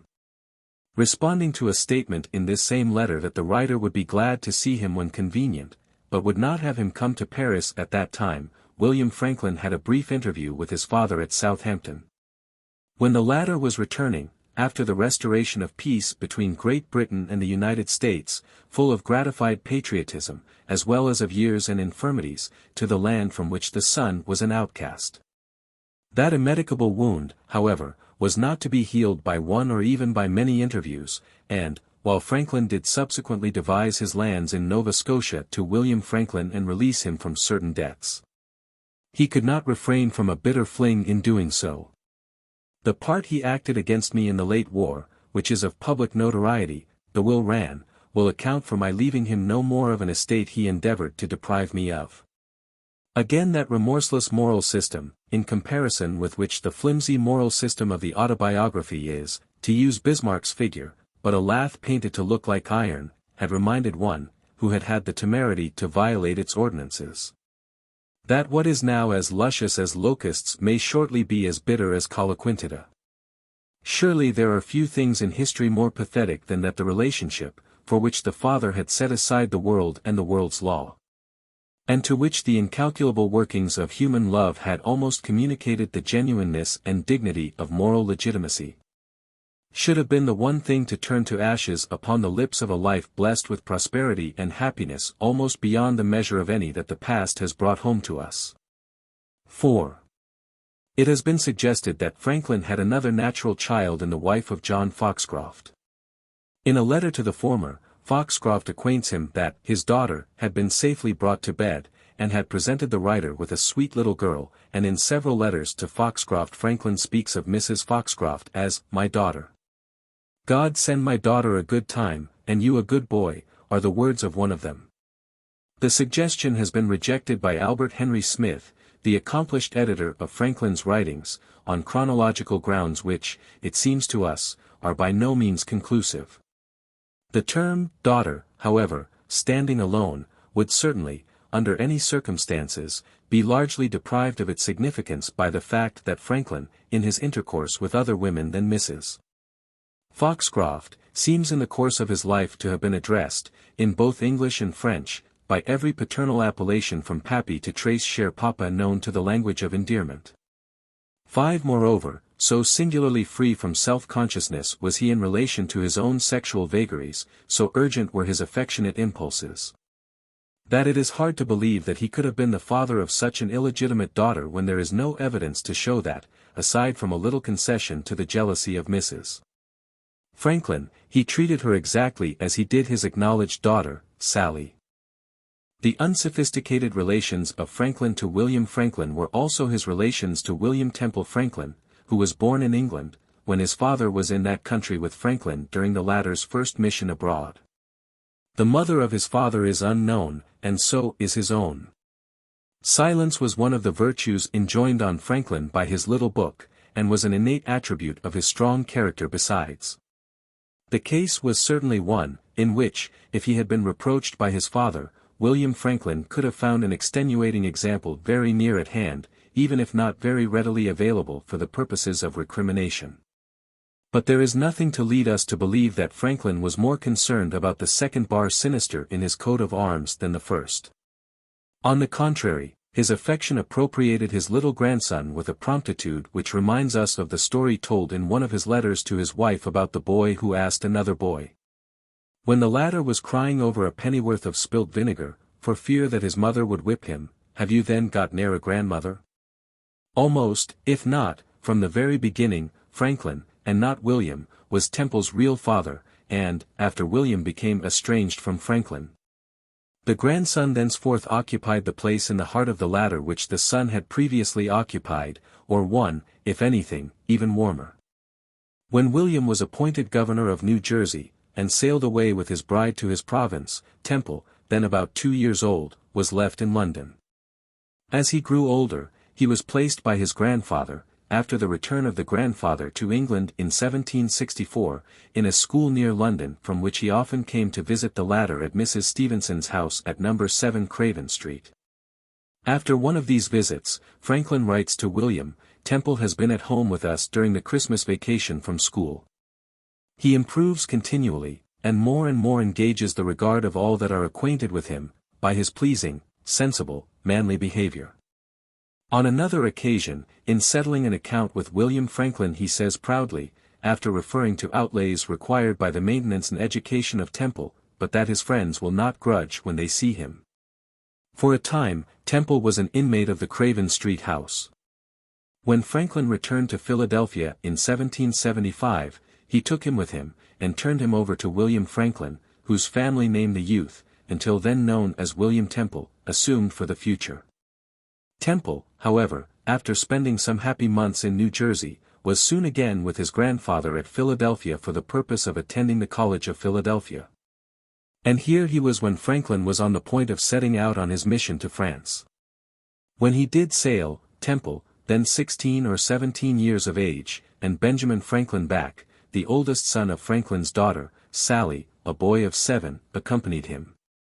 It being the purpose of Franklin to place Temple at some foreign university, with the design of ultimately making a lawyer of him, and Benjamin at some school in Paris. Governor Franklin, who was a prisoner in Connecticut, did not hear of the departure of his father until several weeks after the three had sailed. "If," he wrote to his wife, "the old gentleman has taken the boy with him, I hope it is only to put him into some foreign university." Abroad, the idea of giving Temple a legal education was first deferred, and then finally dismissed. His grandfather, with an infinite amount to do, and with no clerical help provided by Congress to assist him in doing it, was constrained to employ him as his private secretary, without any aid except that of a French clerk, who was paid a salary of 50 louis per annum. Engaging in person, endowed to some degree with the vivacity of his grandfather and father, speaking French much better than his grandfather, possessed of fair abilities and attentive to his duties, he appears to have filled the post of secretary creditably, though Congress, for one reason or another, could never be induced to recognize his appointment officially. Later on, when John Adams, John Jay, Henry Laurens and Franklin were appointed with Jefferson, who declined to serve, commissioners to negotiate peace with Great Britain, he became their secretary at an annual salary of £1,000. But the vain, pathetic efforts of the grandfather, both before and after his return to America from France, when too much time had been lost for Temple to resume the thought of taking up the study of law, to obtain some secondary diplomatic or other position in the public service for the grandson, make up one of the despicable chapters in the history of Congress. Remarkable as it now seems, at one time there was even an effort on foot in America to oust Temple from his position as the private secretary of Franklin. It called forth a remonstrance in a letter from the latter to Richard Back, his son-in-law, which is not only deeply interesting because of its stirring, measured force of expression, but also because of the tenderness for Temple which it manifests. "I am surprised to hear," he said, "that my grandson, Temple Franklin, being with me, should be an objection against me, and that there is a cabal for removing him. Methinks it is rather some merit, that I have rescued a valuable young man from the danger of being a Tory, and fixed him in honest Republican Whig principles. As I think, from the integrity of his disposition, his industry, his early sagacity, and uncommon abilities for business, he may in time become of great service to his country. It is enough that I have lost my son, would they add my grandson? An old man of 70, I undertook a winter voyage at the command of the Congress, and for the public service, with no other attendant to take care of me. I am continued here in a foreign country, where, if I am sick, his filial attention comforts me, and, if I die, I have a child to close my eyes and take care of my remains. His dutiful behavior towards me, and his diligence and fidelity in business, are both pleasing and useful to me. The same indulgent estimate of Temple's capacity is also indicated in a letter to Samuel Huntington in which Franklin requested Congress to take his grandson under his protection. After stating that Temple seemed to be qualified for public foreign affairs by a sagacity and judgment above his years, and great diligence and activity, exact probity, a genteel address, a facility in speaking well the French tongue, and all the knowledge of business to be obtained by a 4 years' constant employment in the Secretary's office, he added, after all the allowance I am capable of making for the partiality of a parent to his offspring, I cannot but think he may in time make a very able foreign minister for Congress, in whose service his fidelity may be relied on. A thing most earnestly desired by Franklin was the marriage of Temple to a daughter of Madame Brillon, who sometimes referred to Temple as M. Franklinet. So ardent was the chase upon his part that he even assured the mother that he was ready to spend the rest of his life in France if the only obstacle to the union was the fear that Temple would return to America with him. Mademoiselle Brillon does not seem to have been inclined to let Temple despair, but her parents were unwilling to give their consent. Madame Brillon declared that it would have been sweet to her heart and most agreeable to M. Brillon to have been able to form a union which would have made but one family of the Brillons and the Franklins, and that they liked Temple, and believed that he had everything requisite to make a man distinguished, and to render a woman happy. But they must have, she said, a son-in-law who would be in a situation to succeed her husband in his office, and who was also a man of their religion. This was in reply to a letter from Franklin in which he proposed the match, and had said of Temple, he is still young, and perhaps the partiality of a father has made me think too highly of him. But it seems to me that he has the stuff in him to make in time a distinguished man. After reading the letters from Franklin about his grandson, we can readily believe that Lafayette did not exaggerate when he wrote to Washington that Franklin loved his grandchild better than anything else in the world. Even when Temple was some 24 years of age, Franklin in one of his letters addresses him as, "My dear child," and signs himself, "Your loving grandfather." While the two remained in France, the old man improved every opportunity to advance the fortunes of the younger one, matrimonial or otherwise. When his legs grew too gouty to enable him to keep pace in mounting the stairways at Versailles with the other foreign ministers, it was by Temple that he was represented at court levees. By him Temple was also introduced to Voltaire, and enjoyed the unusual honor of having that great man with an expressive gesture say to him, "My child, God and liberty." Recollect those two words. To Temple, too, was delegated by our envoys the office of handing to Vergennes the memorial proposing an alliance between France, Spain and the United States, and it was he who actually delivered to Lafayette, on behalf of his grandfather, the handsome sword with which Congress had honored the former. When the olive branch extended by William Franklin to Franklin was accepted by him, Temple was sent over by him to William in England for a season as the best peace offering in the gift of the sender. "I send your son over to pay his duty to you," he wrote to William. "You will find him much improved. He is greatly esteemed and beloved in this country, and will make his way anywhere." A letter written to Temple, during his absence on this occasion, by his grandfather, in which his grandfather pathetically complains of his silence, is another minor proof of the devotion felt by Franklin for Temple. And there is every reason to believe that the feeling was fully returned. For even the prospect of being united to the daughter of Madame Brillon, with the full sanction of his grandfather, was not sufficient to reconcile Temple to the thought of being left behind in France by him. So far from being heeded by Congress was the request of Franklin that some public office be conferred upon Temple that the latter was even displaced in his secretaryship by another person without a line of notice from Congress to his grandfather. And when the two arrived in America, after they had lingered long enough at Southampton for William Franklin to transfer to his son a farm of some 600 acres at Rancocas, in the state of New Jersey, purchased for Temple by Franklin, Temple fared no better at the hands of the American government than in France. His efforts, first, to secure the secretaryship of the Federal Convention of 1787, and, afterwards, to obtain some appointment under the administration of Washington, met with no success, despite all that his grandfather could do for him.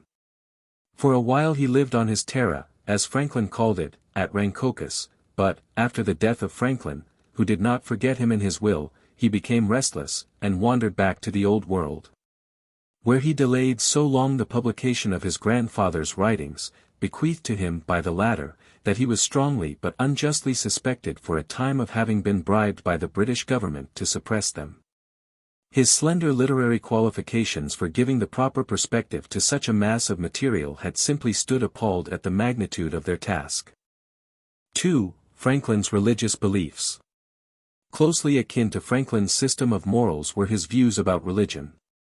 Scattered through his writings are sentences full of gratitude to God for his favor in lifting him up from such a low to such a high estate, in bringing him substantially unscathed through the graver dangers and baser temptations of human life, and in affording him the assurance that the divine goodness, of which he had received such signal proofs in his career, would not cease with his death.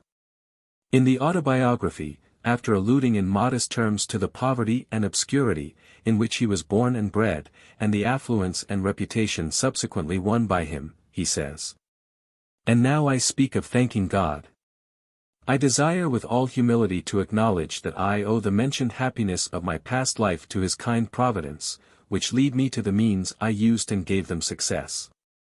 My belief of this induces me to hope, though I must not presume, that the same goodness will still be exercised toward me, in continuing that happiness, or enabling me to bear a fatal reverse, which I may experience as others have done. The complexion of my future fortune being known to him only in whose power it is to bless to us even our afflictions." These words, though they occur in the work which Franklin tells us was written when he was not dressed for a ball, he well knew would be read by other eyes than those of the son for whom they were primarily intended. But one of his familiar letters to his wife, written some years before the Autobiography was begun, contains expressions equally devout. Associated on this occasion, however, with the aspirations for the welfare of his fellow creatures which constituted the real religion of his life. "God is very good to us both in many respects," he wrote. "Let us enjoy his favors with a thankful and cheerful heart. And, as we can make no direct return to him, show our sense of his goodness to us, by continuing to do good to our fellow creatures, without regarding the returns they make us, whether good or bad. For they are all his children, though they may sometimes be our enemies. The friendships of this world are changeable, uncertain, transitory things, but his favor, if we can secure it, is an inheritance forever. With respect to the successful issue, to which a manifest providence had, after so many vicissitudes and perils, conducted the American Revolution," he wrote to Josiah Quincy in words as solemn as a Te Deum. "Considering all our mistakes and mismanagements, it is wonderful we have finished our affairs so well, and so soon. Indeed, I am wrong in using that expression, we have finished our affairs so well. Our blunders have been many, and they serve to manifest the hand of Providence more clearly in our favor. So that we may much more properly say, These are thy doings, O Lord, and they are marvelous in our eyes." Franklin might well have seen the hand of Providence in the momentous result for which he had dared so much and labored so long, and which meant so much to human history. But its shaping power over the destiny of even such a Murad the unlucky as his hapless nephew, Benny Meckham, is recognized by him in a letter to his beloved sister, Jane Meckham, and her husband when Benny had gone off to seek his fortune as a printer in Antigua. "After all," he concludes, "having taken care to do what appears to be for the best, we must submit to God's providence, which orders all things really for the best." On another occasion, in an ingenious paper on water spouts, the sage philosopher, seeing in the benign manner in which the waters of the ocean rid themselves of salt, in the process of evaporation. The same God that the poor Indian sees in the clouds or hears in the wind, impressively exclaims, "He who hath proportioned and given proper qualities to all things, was not unmindful of this. Let us adore him with praise and thanksgiving." There are certain human feelings which rise in moments of uncommon stress or fervor from the profoundest depths of our being to our lips and take on the form and rhythm of sonorous religious utterance, if for no better reason. Because no other language is lofty or musical enough to serve aptly the purposes of such supreme occasions. And this is true even of an individuality so meagerly spiritual as that of Franklin. Other expressions of the same character furnish a religious or quasi-religious setting to Franklin's thoughts upon his own dissolution. To his brave and cheerful spirit, which experienced so little difficulty in accommodating its normal philosophy to all the fixed facts and laws of existence. Death was as natural as life, a thing not to be invited before its time but to be accepted with unmurmuring serenity when it came. The only certain things in this world, he said in his homespun way, are death and taxes.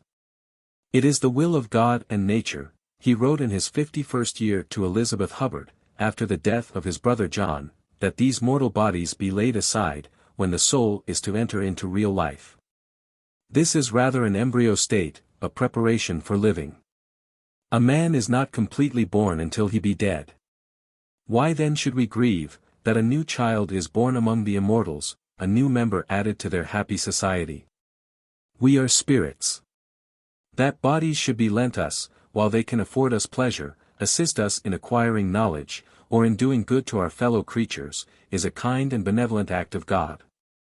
When they become unfit for these purposes, and afford us pain instead of pleasure, instead of an aid become an encumbrance, and answer none of the intentions for which they were given, it is equally kind and benevolent. That a way is provided by which we may get rid of them. Death is that way. We ourselves, in some cases, prudently choose a partial death. A mangled painful limb, which cannot be restored, we willingly cut off. He who plucks out a tooth, parts with it freely, since the pain goes with it. And he, who quits the whole body, parts at once with all pains and possibilities of pains and diseases which it was liable to, or capable of making him suffer. Our friend and we were invited abroad on a party of pleasure, which is to last forever. His chair was ready first, and he is gone before us. We could not all conveniently start together, and why should you and I be grieved at this, since we are soon to follow, and know where to find him? Adieu. It was a sane, bright conception of human destiny indeed which could convert the grim ferryman of the Styx into little more than an obsequious chairman, waiting at the portals of life until it suited the convenience of his fare to issue from them. That being, he wrote to George Whitefield, who gave me existence, and through almost 80 years has been continually showering his favors upon me, whose very chastisements have been blessings to me, can I doubt that he loves me? And, if he loves me, can I doubt that he will go on to take care of me, not only here but hereafter? This to some may seem presumption, to me it appears the best grounded hope of the future, built on experience of the past. The same thought is repeated in a letter to William Strahan, followed, however, by the dig which he rarely failed to give to his Tory friend, Straney, when he had the chance. God has been very good to you. From whence I think you may be assured that he loves you, and that he will take at least as good care of your future happiness as he has done of your present. What assurance of the future can be better founded than that which is built on experience of the past? Thank me for giving you this hint, by the help of which you may die as cheerfully as you live. If you had Christian faith, quantum suff. This might not be necessary, but as matters are it may be of use. This hopeful outlook continued until the end.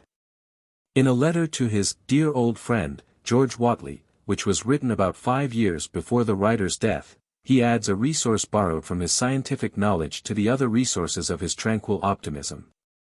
You see, he said, I have some reason to wish, that, in a future state, I may not only be as well as I was, but a little better. And I hope it, for I, too, with your poet, trust in God. And when I observe, that there is great frugality, as well as wisdom, in his works, since he has been evidently sparing both of labor and materials. For by the various wonderful inventions of propagation, he has provided for the continual peopling his world with plants and animals, without being at the trouble of repeated new creations. And by the natural reduction of compound substances to their original elements, capable of being employed in new compositions, he has prevented the necessity of creating new matter. So that the earth, water, air, and perhaps fire, which being compounded form wood, do, when the wood is dissolved, return, and again become air, earth, fire, and water. I say that, when I see nothing annihilated, and not even a drop of water wasted, I cannot suspect the annihilation of souls, or believe, that he will suffer the daily waste of millions of minds ready-made that now exist, and put himself to the continual trouble of making new ones. Thus finding myself to exist in the world, I believe I shall, in some shape or other, always exist. In a letter to M. Montaudoin in 1779, in reply to one from that friend applying to him the prayer of Horace for Augustus, he remarked, though the form is heathen, there is good Christian spirit in it. And I feel myself very well disposed to be content with this world, which I have found hitherto a tolerable good one, and to wait for heaven, which will not be the worse for keeping, as long as God pleases.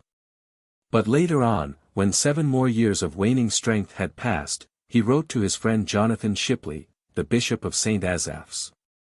I still have enjoyment in the company of my friends. And, being easy in my circumstances, have many reasons to like living. But the course of nature must soon put a period to my present mode of existence. This I shall submit to with less regret, as, having seen during a long life a good deal of this world, I feel a growing curiosity to be acquainted with some other. And can cheerfully, with filial confidence, resign my spirit to the conduct of that great and good parent of mankind, who created it, and who has so graciously protected and prospered me from my birth to the present hour. At times, his unfailing humor or graceful fancy even plays lambently over the same stern prospect. In a letter to Mrs. Hewson, written 4 years before his death, he mentions cards among his amusements, and then adds, I have indeed now and then a little compunction in reflecting that I spend time so idly. But another reflection comes to relieve me, whispering, you know that the soul is immortal, why then should you be such a niggard of a little time, when you have a whole eternity before you? So, being easily convinced, and, like other reasonable creatures, satisfied with a small reason, when it is in favor of doing what I have a mind to do, I shuffle the cards again and begin another game.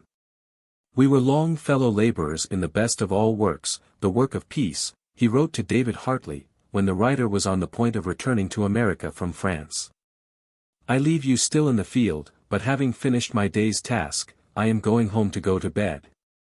Wish me a good night's rest, as I do you a pleasant evening. This was but another way of expressing the thought of an earlier letter of his to George Whatley, I look upon death to be as necessary to our constitution as sleep. We shall rise refreshed in the morning. Your letter, he said to another friend, Thomas Jordan, reminds me of many happy days we have passed together, and the dear friends with whom we passed them, some of whom, alas, have left us, and we must regret their loss, although our Hawkesworth, the compiler of the South Sea discoveries of Captain Cook, is become an adventurer in more happy regions. And our Stanley, the eminent musician and composer, gone, where only his own harmony can be exceeded. Many of these letters, so full of peace and unflinching courage, it should be recollected, were written during hours of physical debility or grievous pain. Every sheet of water takes the hue of the sky above it, and intermixed with these observations of Franklin, which were themselves, to say the least, fully as much the natural fruit of a remarkably equable and sanguine temperament as of religious confidence, are other observations of his upon religious subjects which were deeply colored by his practical genius, tolerant disposition and shrewd insight into the imperfections of human institutions and the shortcomings of human character. With the purely theological and sectarian side of religion he had no sympathy whatever. It was a source of regret to him that, at a time in his boyhood, when he was consuming books as insatiably as the human lungs consume oxygen, he should have read most of the treatises, in polemic divinity, of which his father's little library chiefly consisted. In a letter to Strahan, when he was in his 39th year, he said that he had long wanted a judicious friend in London to send him from time to time such new pamphlets as were worth reading on any subject, religious controversy excepted. To Richard Price he imparted his belief that religious tests were invented not so much to secure religion itself as its emoluments, and that, if Christian preachers had continued to teach as Christ and his apostles did, without salaries, and as the Quakers did even in his day, such tests would never have existed. When a religion is good, he asserted, I conceive that it will support itself. And, when it cannot support itself, and God does not take care to support, so that its professors are obliged to call for the help of the civil power, it is a sign, I apprehend, of its being a bad one. A favorite saying of his was the saying of Richard Steele that the difference between the Church of Rome and the Church of England is that the one pretends to be infallible and the other to be never in the wrong. Orthodoxy is my doxy and heterodoxy your doxy, is a saying which has been attributed to him as his own. His heart went out at once to the Dunkers, when Michael Welfare, one of the founders of that sect, gave, as his reason for its unwillingness to publish the articles of its belief, the fact that it was not satisfied that this belief would not undergo some future changes for the better with further light from heaven. This modesty in a sect, he remarks in the Autobiography, is perhaps a singular instance in the history of mankind, every other sect supposing itself in possession of all truth, and that those who differ are so far in the wrong. Like a man traveling in foggy weather, those at some distance before him on the road he sees wrapped up in the fog, as well as those behind him, and also the people in the fields on each side, but near him all appears clear. Though, in truth he is as much in the fog as any of them. The great meeting house built at Philadelphia, when George Whitefield had worked its people into a state of religious ecstasy by his evangelistic appeals, and the circumstances, under which Franklin was elected to fill a vacancy among the trustees appointed to hold this building, were two things of which he speaks with obvious pleasure in the Autobiography. The design in erecting the edifice, he declares, was not to accommodate any particular sect but the inhabitants of Philadelphia in general, so that even if the Mufti of Constantinople were to send a missionary to preach Mohammedanism to us, he would find a pulpit at his service. The trustees to hold this building were each the member of some Protestant sect. In process of time, the Moravian died, and then there was opposition to the election of any other Moravian as his successor. The difficulty then was, Franklin tells us, how to avoid having two of some other sect, by means of the new choice. Several persons were named, and for that reason not agreed to. At length one mentioned me, with the observation that I was merely an honest man, and of no sect at all, which prevailed with them to choose me.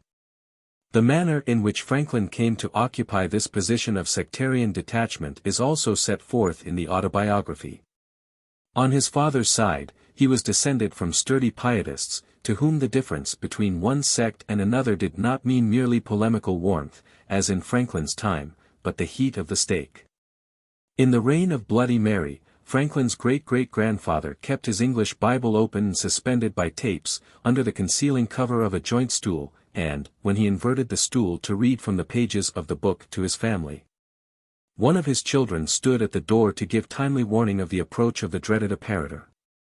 In the reign of Charles II, the religious scruples of Franklin's father and his uncle Benjamin, before they crossed the sea to Boston, had been strong enough to induce them to desert the soft lap of the Church of England for the harried conventicles of the despised and persecuted nonconformists. To the earlier Franklin's religion meant either all or much that it meant to men in the ages when not calculating skill, but, as Emerson tells us, love and terror laid the tiles of cathedrals. But Benjamin Franklin was not a scion of the 16th century, nor even of the 17th, but of the searching and skeptical 18th.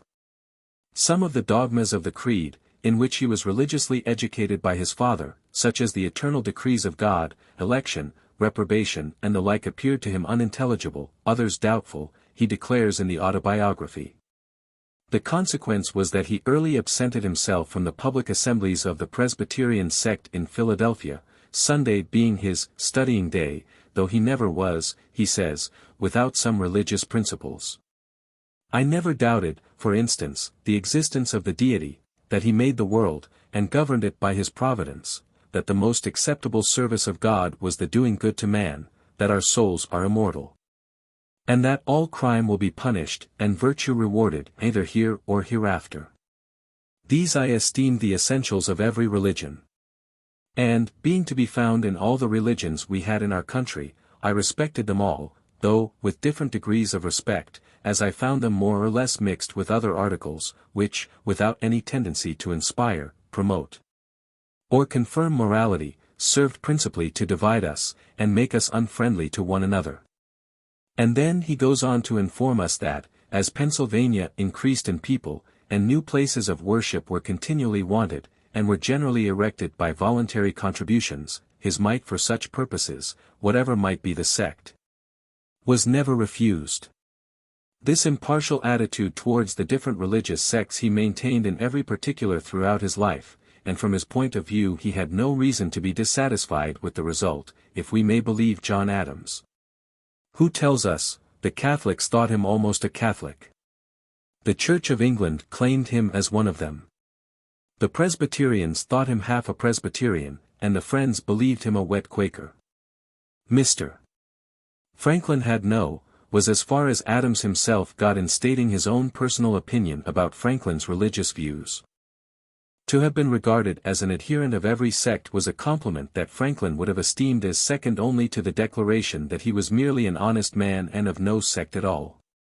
It is certainly one of the most amusing facts narrated in the Autobiography that such a man, only a few years after religious bigotry had compelled him to fly from New England, the land for which poor Richard, on one occasion, safely predicted a year of dry fish and dry doctrine, should have been invited by Keimer, the knavish eccentric of the Autobiography, to become his colleague in a project he had of setting up a new sect.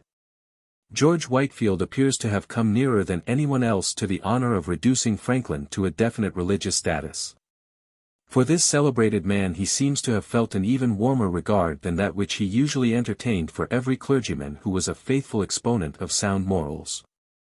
He begins one of his letters to his brother, John Franklin, with a reference to Whitefield, and then he laconically adds, "He is a good man and I love him." In the Autobiography he certifies that, in his opinion, Whitefield was in all his conduct a perfectly honest man. But even Whitefield's call to the unconverted, which awakened the conscience of Philadelphia to such a degree that one could not walk through the town in an evening without hearing psalms sung in different families of every street, failed to bring Franklin within the great preacher's fold. He used, indeed, sometimes to pray for my conversion, but never had the satisfaction of believing that his prayers were heard. Ours was a mere civil friendship, sincere on both sides, and lasted to his death. These are the statements of the Autobiography. And a mere civil friendship Franklin was inflexibly determined to keep it. For we learn from the same source that, when Whitefield answered an invitation to Franklin's house by saying that, if Franklin made that kind offer for Christ's sake, he would not miss of a reward, the reply promptly came back, "Don't let me be mistaken. It was not for Christ's sake, but for your sake." One of our common acquaintance, says Franklin, jocosely remarked, that, knowing it to be the custom of the saints, when they received any favor, to shift the burden of the obligation from off their own shoulders, and place it in heaven, I had contrived to fix it on earth. It may truly be said, however, that nothing is recorded of the persuasive eloquence of Whitefield more amazing than the fact that it once swept Franklin for a moment off the feet on which he stood so firmly. He had made up his mind not to contribute to one of Whitefield's charitable projects which did not meet with his approval, but let Aesop tell the story in his own characteristic way. I happened soon after to attend one of his sermons, in the course of which I perceived he intended to finish with a collection, and I silently resolved he should get nothing from me. I had in my pocket a handful of copper money, 3 or 4 silver dollars, and 5 pistoles in gold. As he proceeded I began to soften, and concluded to give the coppers. Another stroke of his oratory made me ashamed of that, and determined me to give the silver, and he finished so admirably, that I emptied my pocket wholly into the collector's dish, gold and all. But Franklin was not long in recovering his equipoise and in again wondering why Whitefield's auditors should so admire and respect him notwithstanding his common abuse of them, by assuring them they were naturally half beasts and half devils. Whitefield, he thought, made a great mistake in publishing his sermons, for litera scripta manet and affords a full opportunity for criticism and censure. If the sermons had not been published, Whitefield's proselytes would have been left, Franklin believed, to feign for him as great a variety of excellences as their enthusiastic admiration might wish him to have possessed. A deist, if anything, Franklin was when Whitefield first came to Philadelphia, and a deist, if anything, he was when Whitefield left it for the last time. When the latter wrote in his journal, M.B. was a deist, I had almost said an atheist, Franklin, indisposed to be deprived of all religious standing, dryly commented, that is chalk, I had almost said charcoal. A man, he tells us in the Autobiography, is sometimes more generous when he has but a little money than when he has plenty, perhaps through fear of being thought to have but little. And it is possible that religious faith may sometimes be influenced by the same kind of sensitiveness. The truth of the matter was that as respects theological tenets and sectarian distinctions Franklin was an incurable heretic. If such a term is appropriate to the listless indifference to all dogmas and sects rarely broken except by some merry jest or gentle parable, like his parable against persecution or his parable of brotherly love, with which he regarded every sour fermentation of the odium theologicum. When he heard that a New Englander, John Thayer, had become a Catholic, the worst that he could find it in his heart to say was, "Our ancestors from Catholic became First Church of England men, and then refined into Presbyterians. To change now from Presbyterianism to Popery seems to me refining backwards, from white sugar to brown."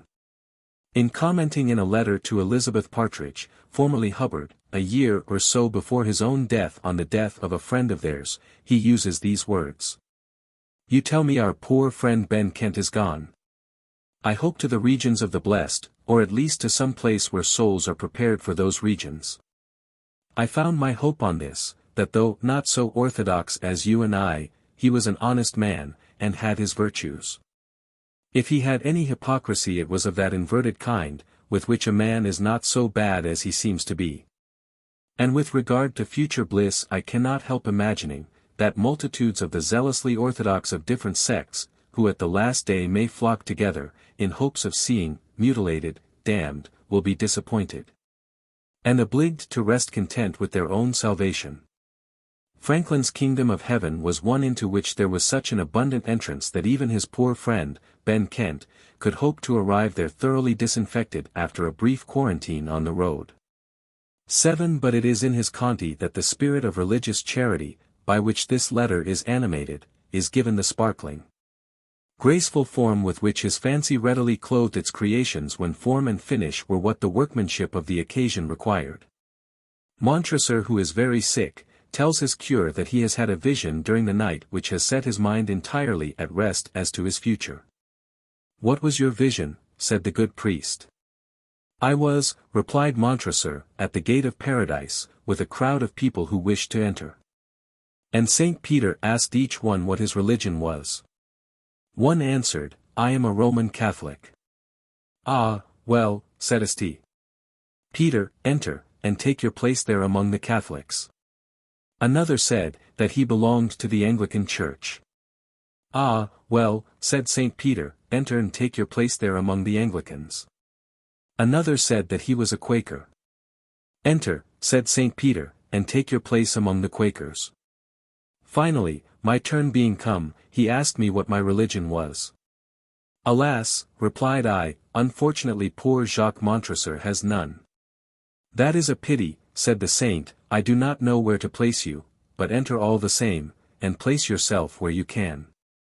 Perhaps, however, in none of Franklin's writings is his mental attitude towards religious sects and their varied creeds and organizations disclosed with such bland insouciance and delicate raillery as in his letter to Mason Weems and Edward Gant.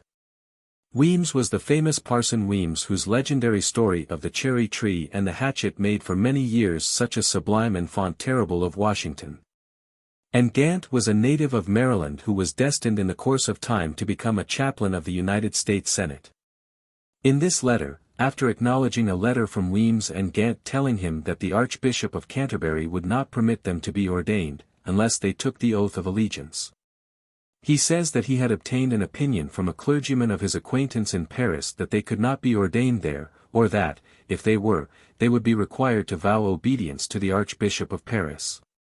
He next inquired of the Pope's nuncio whether they might not be ordained by the Catholic bishop in America, but received the answer that the thing was impossible unless the gentlemen became Catholics. Then, after a deprecatory statement that the affair was one of which he knew very little, and that he might therefore ask questions or propose means that were improper or impracticable, he pointedly adds, "But what is the necessity of your being connected with the Church of England? Would it not be as well, if you were of the Church of Ireland?"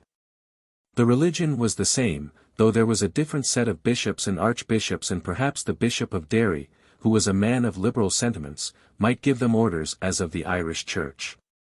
If both Britain and Ireland refused them, and he was not sure that the bishops of Denmark or Sweden would ordain them unless they became Lutherans, then, in his humble opinion, next to becoming Presbyterians, the episcopal clergy of America could not do better than follow the example of the first clergy of Scotland, who, when a similar difficulty arose, assembled in the cathedral, and the mitre, crozier and robes of a bishop being laid upon the altar, after earnest prayers for direction in their choice, elected one of their own number.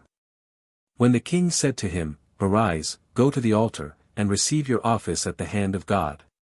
If the British Isles were sunk in the sea, he continued, and the surface of the globe had suffered greater changes, his correspondence would probably take some such method as this.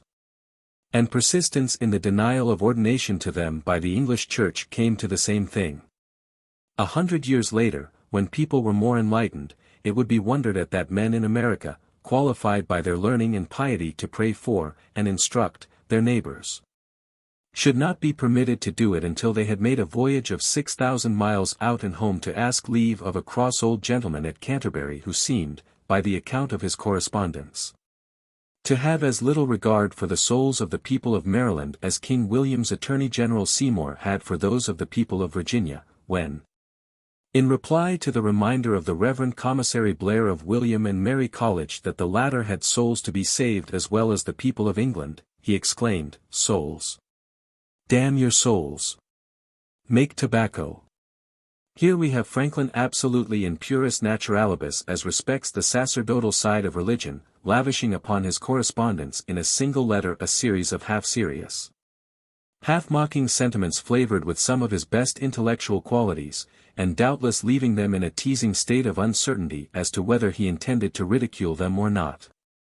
In the light of such a letter as this, the reader will hardly be surprised to learn that he did not quit the world until he had put on record his high opinion of heretics. After asking Benjamin Vaughan in one of his letters about a year and a half before his death, to remember him affectionately to the honest heretic, Dr. Priestley, he said, "I do not call him honest by way of distinction.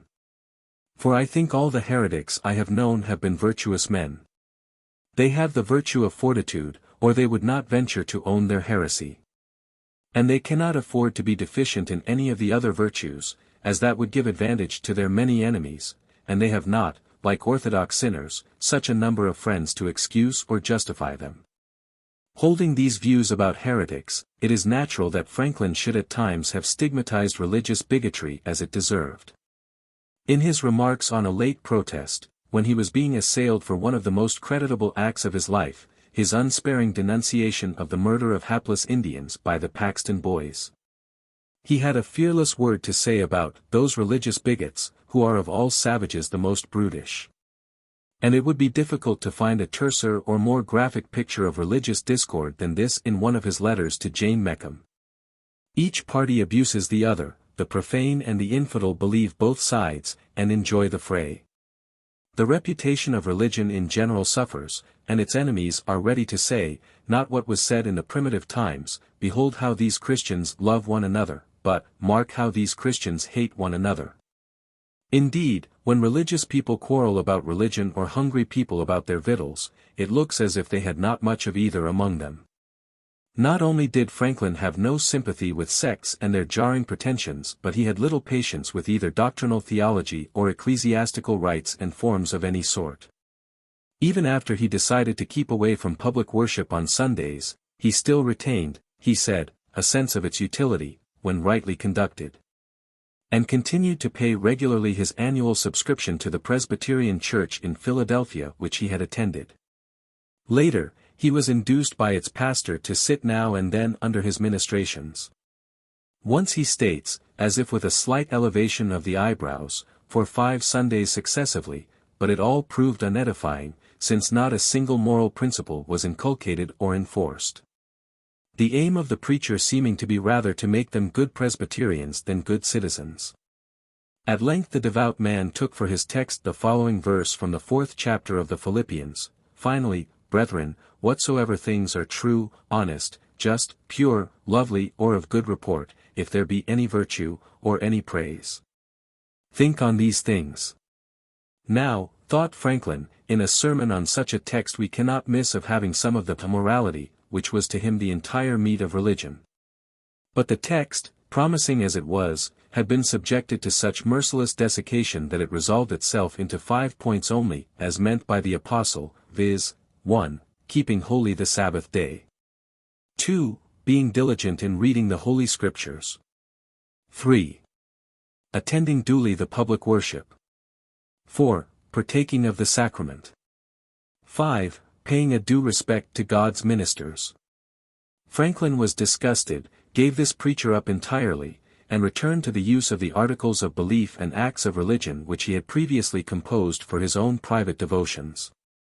Subsequently, however, he was again enticed to church by the arrival in Philadelphia from Ireland of a young Presbyterian minister, named Hemphill, who preached good works rather than dogma in excellent discourses, apparently extemporaneous, and set off with an attractive voice.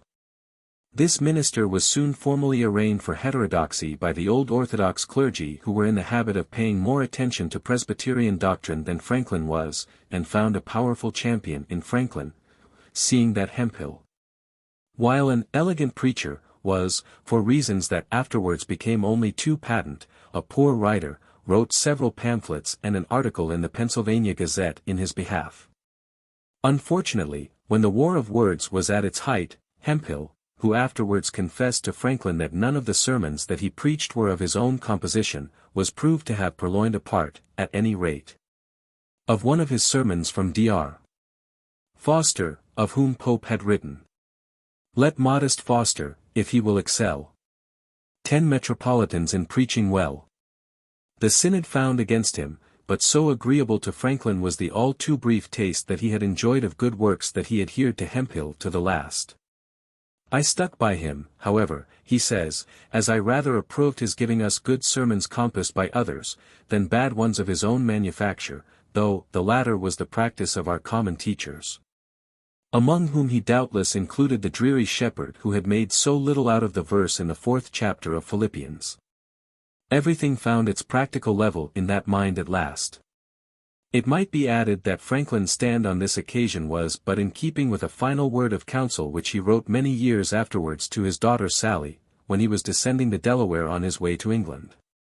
After enjoining upon her especial attention her Book of Common Prayer, he continued, "Yet I do not mean you should despise sermons, even of the preachers you dislike, for the discourse is often much better than the man. As sweet and clear waters come through very dirty earth." After the Hemphill disappointment, he ceased to attend the church in which his protégé had come to grief, though he continued to subscribe to the support of its minister for many years. He took a pew in an Episcopal church, Christ Church, and here he was careful that his family should regularly worship every Sunday, notwithstanding the fact that he was too busy again with his studies on that day to worship there himself, or placed too much confidence in his art of virtue and articles of belief and acts of religion to feel the need for doing so. Here too his daughter and his son Francis, who died in childhood, were baptized, and here his wife and himself were buried. While he rarely attended the services at this church, he was one of its mainstays in every pecuniary sense.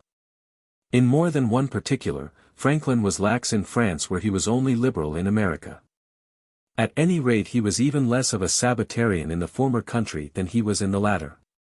As respects observance of the Sabbath, he fully fell in with French usages and was in the habit of setting apart the day as a day for attending the play or opera, entertaining his friends, or amusing himself with chess or cards. One of Poor Richard's maxims was, "Work as if you were to live 100 years, pray as if you were to die tomorrow," and, while Franklin was not the person to pray in just that rapt fashion, he seems to have thought rather better of prayer than of other religious ceremonies. In the letter of caution to his daughter Sally, from which we have already quoted, he tells her, "Go constantly to church, whoever preaches." The act of devotion in the Common Prayer Book is your principal business there, and if properly attended to, will do more towards amending the heart than sermons generally can do. For they were composed by men of much greater piety and wisdom, than our common composers of sermons can pretend to be. He promptly repelled an intimation of his sister Jane that he was opposed to divine worship with the statement that, so far from thinking that God was not to be worshipped, he had composed and written a whole book of devotions for his own use, meaning his articles of belief and acts of religion. This statement always brings back to us the reply of Charles Sumner, when he was very sick, and was asked whether he was prepared to die, viz., that he had read the Old Testament in the Greek version. A glance at the first principles, with which the book begins, would hardly, we fear, have allayed the fears of Jane. That Franklin should ever, even at the age of 22, have composed anything in the way of a creed so fanciful, not to say fantastic, is nothing short of an enormity. Even more startlingly out of harmony with his usually sound and sure-footed intelligence than the whimsical letter to General Charles Lee, in which, on the eve of the American Revolution, he advised a return to bows and arrows as efficient instruments of modern warfare. "I believe," commences the creed, "there is one supreme, most perfect being, author and father of the gods themselves. For I believe that man is not the most perfect being but one, rather that as there are many degrees of beings his inferiors, so there are many degrees of beings superior to him." Then, after quite a lengthy preamble, follows this confession of faith. "Therefore I think it seems required of me, and my duty as a man, to pay divine regards to something.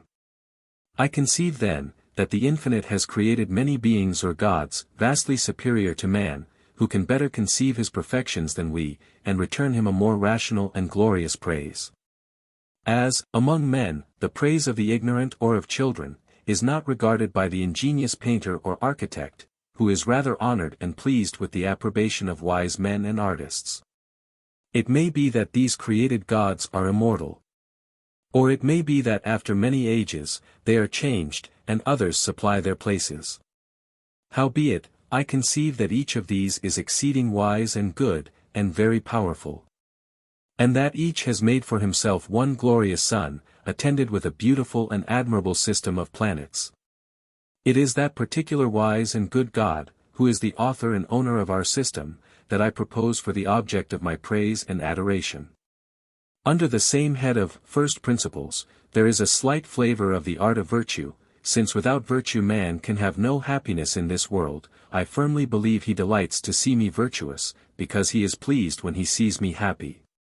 That one of the sanest, wisest, and most terrene of great men, and a man, too, who was not supposed in his time to have any very firm belief in the existence of even one God, should, young as he was, have peopled the stellar spaces with such a hierarchy, half pantheistic, half feudal as this, is, we take it, one of the most surprising phenomena in the history of the human intellect. James Parton surmises that the idea probably filtered to Franklin, when he was a youth in London, through Dr. Pemberton, the editor of the third edition of the Principia, from a conjecture thrown out in conversation by Sir Isaac Newton. It reappears in Franklin's Arabian Tale. "Men in general," says Bulubil, "the strong, do not know, but thou knowest, that in ascending from an elephant to the infinitely great, good, and wise, there is also a long gradation of beings, who possess powers and faculties of which thou canst yet have no conception." The next head in the Book of Devotions is Adoration, under which is arranged a series of liturgical statements, accompanied by a recurrent note of praise. and preceded by an invocation and the following prelude in the nature of a stage direction. Being mindful that before I address the deity, my soul ought to be calm and serene, free from passion and perturbation, or otherwise elevated with rational joy and pleasure, I ought to use a countenance that expresses a filial respect, mixed with a kind of smiling, that signifies inward joy, and satisfaction, and admiration. 8. The liturgical statements are followed by another direction that it will not be improper now to read part of some such book as Ray's Wisdom of God in the Creation, or Blackmore on the Creation, or the Archbishop of Cambray's Demonstration of the Being of a God, etc. Or else to spend some minutes in a serious silence contemplating on those subjects. Then follows another direction calling for Milton's glorious hymn to the Creator. Then still another calling for the reading of some book, or part of a book, discoursing on, and inciting to, moral virtue. Then a succession of resonant supplications, adjuring the aid of the particular wise and good God, who is the author and owner, or subfeudatory, of our system, in Franklin's efforts to shun certain vices and infirmities, and to practice certain virtues. All of the vices, infirmities and virtues being set forth in the most specific terms with the limpidity which marked everything that Franklin ever wrote, sacred or profane. One of the supplications was that he might be loyal to his prince and faithful to his country. This he was until it became impossible for him to be loyal to both. Another was that he might avoid lasciviousness. The prayer was not answered. For William Franklin, on account of whose birth he should have received 21 lashes under the laws of Pennsylvania, was born about 2 years after it was framed. Creed and liturgy end with a series of thanks for the benefits which the author had already received. Both creed and liturgy, we are told by James Parton, were recorded with the utmost care and elegance in a little pocket prayer book, and the liturgy Franklin practiced for many years. For a large part of his life, he bore his book of devotions and his book of moral practice about on his person wherever he went, as if they were amulets to ward off every evil inclination upon his part to yield to what he calls in the Autobiography, the unremitting attraction of ancient habits. It is likewise a fact that, notwithstanding the high opinion that he expressed to his daughter Sally of the Book of Common Prayer, he undertook at one time to assist Sir Francis Dashwood, Lord Le Despencer, in reforming it. The delicious incongruity of the thing is very much enhanced when we remember that a part of Sir Francis' religious training for the task consisted in the circumstance that, in his wilder days, he had been the abbot of Medmenham Abbey, which numbered among its godless monks, named the Franciscans after himself, the Earl of Sandwich, Paul Whitehead, Bud Doddington and John Wilkes. Over the portals of this infamous retreat was written, "Do what you please," and within it the licentious invitation was duly carried into practice by perhaps the most graceless group of blasphemers and libertines that England had ever known. However, when Sir Francis and Franklin became collaborators, the former had, with advancing years, apparently reached the conclusion that this world was one where a decent regard should be paid to something higher than ourselves in preference to giving ourselves up unreservedly to doing what we please, and intercourse, bred by the fact that Sir Francis was a joint Postmaster General of Great Britain at the same time that Franklin was Deputy Postmaster General for America, led naturally to a cooperative venture on their part. Of Sir Francis, when the dregs of his life were settling down into the bottom of the glass, leaving nothing but the better elements of his existence to be drawn off, Franklin gives us a genial picture. Speaking of West Wickham, Sir Francis' country seat, he says, "But a pleasanter thing is the kind countenance, the facetious and very intelligent conversation of mine host, who having been for many years engaged in public affairs, seen all parts of Europe, and kept the best company in the world, is himself the best existing." High praise this, indeed, from a man who usually had a social equivalent for whatever he received from an agreeable host. Franklin took as his share of the revision the Catechism and the Psalms.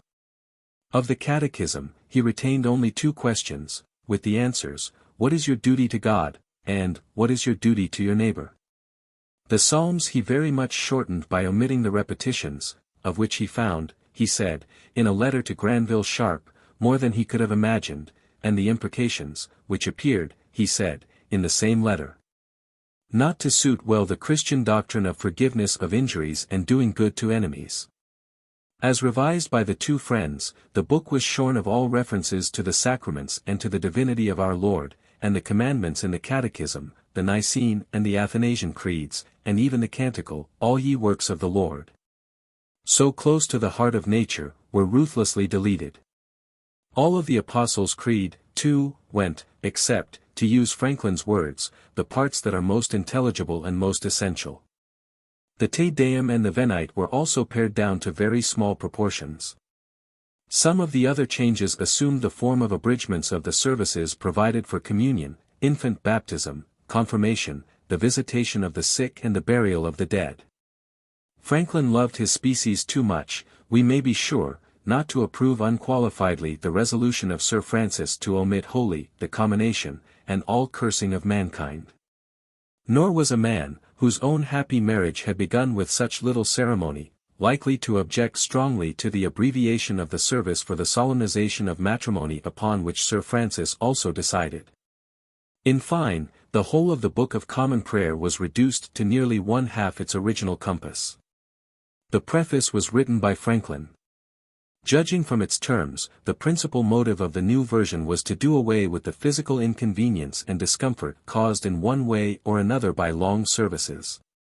If the services were abridged, the clergy would be saved a great deal of fatigue. Many pious and devout persons, unable from age or infirmities to remain for hours in a cold church, would then attend divine worship and be comfortable. The younger people would probably attend oftener and more cheerfully. The sick would not find the prayer for the visitation of the sick such a burden in their weak and distressed state, and persons, standing around an open grave, could put their hats on again after a much briefer period of exposure.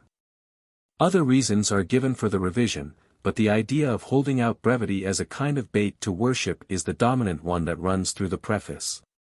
It is written exactly as if there was no such thing in the world as hallowed religious traditions, associations or sentiments, deep as human love, strong as death, to which an almost sacrilegious shock would be given by even moderate innovations. The book, Franklin says in his letter to Granville Sharp, was printed for Wilkie, in St. Paul's churchyard, but never much noticed.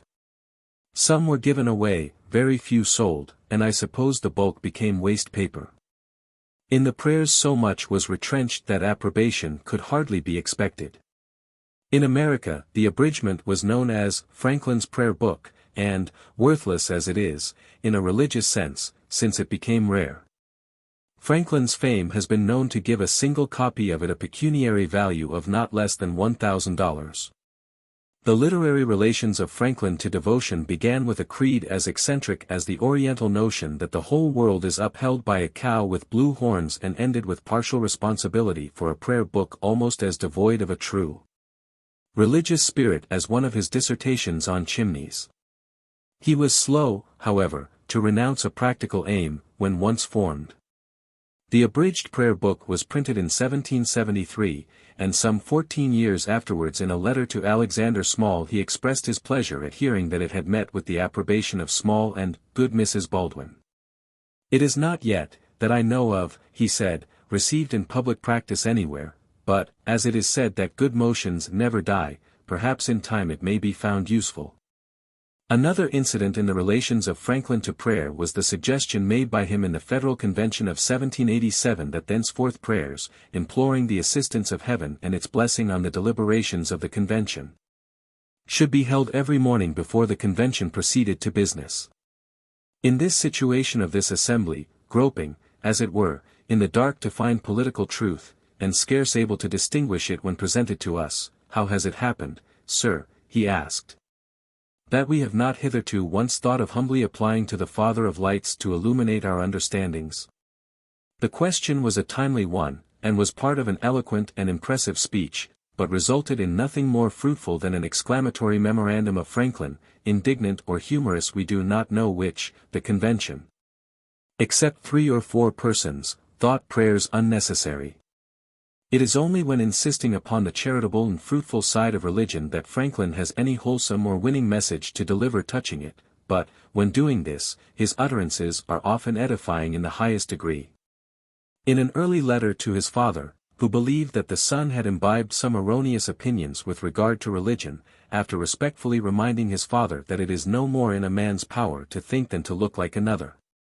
He used these words: "My mother grieves that one of her sons is an Arian, another an Arminian. What an Arminian or an Arian is, I cannot say that I very well know. The truth is, I make such distinctions very little my study. I think vital religion has always suffered, when orthodoxy is more regarded than virtue. And the Scriptures assure me, that at the last day we shall not be examined what we thought, but what we did, and our recommendation will not be, that we said, Lord, Lord, but that we did good to our fellow creatures." See Matt. 25. These convictions he was destined to reaffirm over and over again in the course of his life. They were most elaborately stated in his 48th year in a letter to Joseph Huey. He had received, he said, much kindness from men, to whom he would never have any opportunity of making the least direct return, and numberless mercies from God who was infinitely above being benefited by our services. Those kindnesses from men he could therefore only return on their fellow men, and he could only show his gratitude for these mercies from God by a readiness to help God's other children and his brethren. For he did not think that thanks and compliments, though repeated weekly, could discharge our real obligations to each other and much less those to our Creator.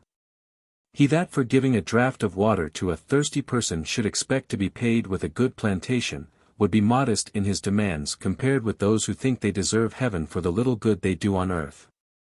The faith Huey mentioned, he said, had doubtless its use in the world, but he wished it were more productive of good works than he had generally seen it. He meant real good works, works of kindness, charity, mercy and public spirit.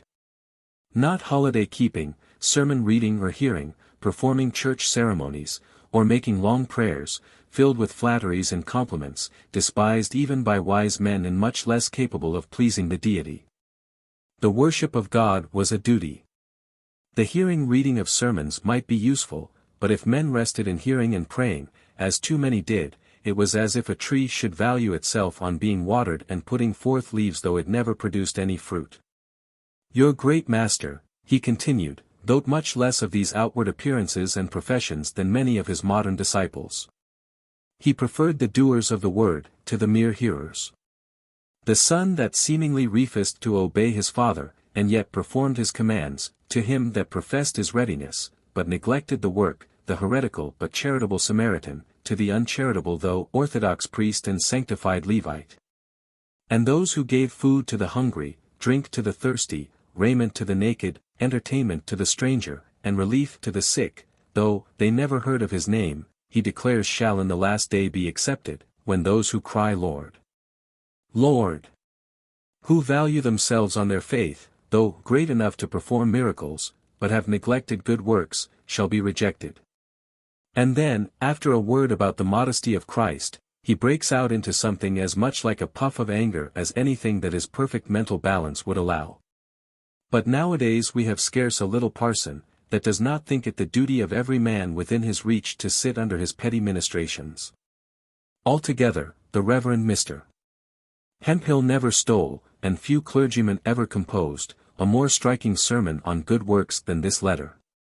And this was because the doctrines that it preached belonged fully as much to the province of human benevolence as of religion. A pretty sermon also was the letter of Franklin to his sister Jane on faith, hope and charity. After quoting a homely acrostic, in which his uncle Benjamin, who, humble as his place on Parnassus was, fumbled poetry with distinctly better success than the nephew, had advised Jane to raise faith and hope 3 stories higher. He went on to read her a lecture which is too closely knit to admit of compression. You are to understand, then, that faith, hope, and charity have been called the 3 steps of Jacob's ladder, reaching from earth to heaven. Our author calls them stories, likening religion to a building, and these are the 3 stories of the Christian edifice. Thus improvement in religion is called building up and edification. Faith is then the ground floor, hope is up 1 pair of stairs. My dear beloved Jenny, don't delight so much to dwell in those lower rooms, but get as fast as you can into the garret, for in truth the best room in the house is charity. For my part, I wish the house was turned upside down. 'Tis so difficult, when one is fat, to go upstairs, and not only so, but I imagine hope and faith may be more firmly built upon charity, than charity upon faith and hope. However that may be, I think it the better reading to say, raise faith and hope one story higher. Correct it boldly, and I'll support the alteration. For, when you are up 2 stories already, if you raise your building 3 stories higher you will make 5 in all, which is 2 more than there should be. You expose your upper rooms more to the winds and storms. And, besides, I am afraid the foundation will hardly bear them, unless indeed you build with such light stuff as straw and stubble, and that, you know, won't stand fire. Again, where the author says, kindness of heart by words express. Strike out words and put in deeds. The world is too full of compliments already. They are the rank growth of every soil, and choke the good plants of benevolence, and beneficence. Nor do I pretend to be the first in this comparison of words and actions to plants. You may remember an ancient poet, whose works we have all studied and copied at school long ago. A man of words and not of deeds is like a garden full of weeds. 'Tis a pity that good works, among some sorts of people, are so little valued, and good words admired in their stead, I mean seemingly pious discourses, instead of humane benevolent actions. To the Rev.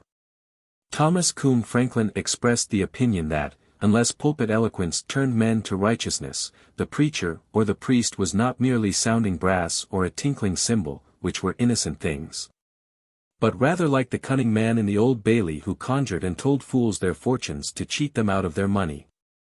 The general spirit of these various utterances of Franklin on vital religion were sarcastically condensed in a remark of Poor Richard: serving God is doing good to man, but praying is thought an easier serving, and therefore most generally chosen. In forming an accurate conception of the influences by which the mind of Franklin was brought into its posture of antagonism or indifference to the doctrinal side of religion, it is necessary to take into consideration not only the innate attributes of his intellect and character but also the external pressure to which his opinions were subjected in his early life. It was the religious intolerance and proscriptive spirit of the Puritan society, in which he was born and reared, which drove him, first, into dissent, and then, into disbelief. Born the day he was born, if tradition may be believed, though the ground was covered with snow, to the Old South Church in Boston, and baptized there, so that he might escape every chance of dying an unregenerate and doomed infant. He grew into boyhood to find himself surrounded by conditions which tended to either reduce the free impulses of his nature to supine or sullen submission or to force him into active revolt. It is hard to suppress a smile when he tells us in the Autobiography that his father, who doubtless knew the difference between an Arian and an Arminian even better than his mother, intended to devote him as the tithe of his sons to the service of the Church. He smiles himself when he adds with a trace of his former commercial calling that his uncle Benjamin approved of the idea and proposed to give him all his shorthand volumes of sermons, as a stock, Franklin supposed, to set up with. The intention of Josiah was soon abandoned, and Benjamin became the apprentice of his brother James, the owner and publisher of the Boston Courant, the 4th newspaper published in America. During the course of this apprenticeship, first, as a contributor to the Courant, under the nom de plume of Silence Dogood, and, then, as its publisher in the place of his brother, who had incurred the censure of the Puritan Lord Brethren, he was drawn into the bitter attack made by it upon the religious intolerance and narrowness of the times. During its career, the paper plied the ruling dignitaries of the Boston of that day with so many clever little pasquinades that the Reverend Increase Mather was compelled to signify to the printer that he would have no more of their wicked Courants. I that have known what New England was from the beginning, he said, cannot but be troubled to see the degeneracy of this place. I can well remember when the civil government would have taken an effectual course to suppress such a cursed libel, which if it be not done I am afraid that some awful judgment will come upon this land, and the wrath of God will arise, and there will be no remedy. Undaunted, the wicked Courant took pains to let the public know that, while the angry minister was no longer one of its subscribers, he sent his grandson for the paper every week, and by paying a higher price for it in that way was a more valuable patron than ever. The indignation of another writer, supposed to be Cotton Mather, lashed itself into such fury that it seemed as if the vile sheet would be buried beneath a pyramid of vituperative words. The Courant, he declared, was a notorious, scandalous newspaper, full freighted with nonsense, unmannerliness, raillery, profaneness, immorality, arrogance, calumnies, lies, contradictions, and what not, all tending to quarrels and divisions, and to debauch and corrupt the minds and manners of New England. For a time, the church was too much for the scoffers. James Franklin was not hailed for his sins before the judgment seat of God, as Increase Mather said he might be, speedily, though a young man, but he was, as we shall hereafter see more in detail, reduced to such a plight by the hand of civil authority that he had to turn over the management of the Courant to Benjamin, whose tart wit and literary skill made it more of a cursed libel than ever to arbitrary power and clerical bigotry. The daring state of license, into which the sprightly boy fell, during his connection with the Courant, is clearly revealed in the letter contributed by Silence Dogood to it on the subject of Harvard College. In this letter, she tells how the greater part of the route that left Harvard College went along a large beaten path, which led to a temple at the further end of the plain, called the Temple of Theology. The business of those who were employed in this temple being laborious and painful, I wondered exceedingly, she said, to see so many go towards it.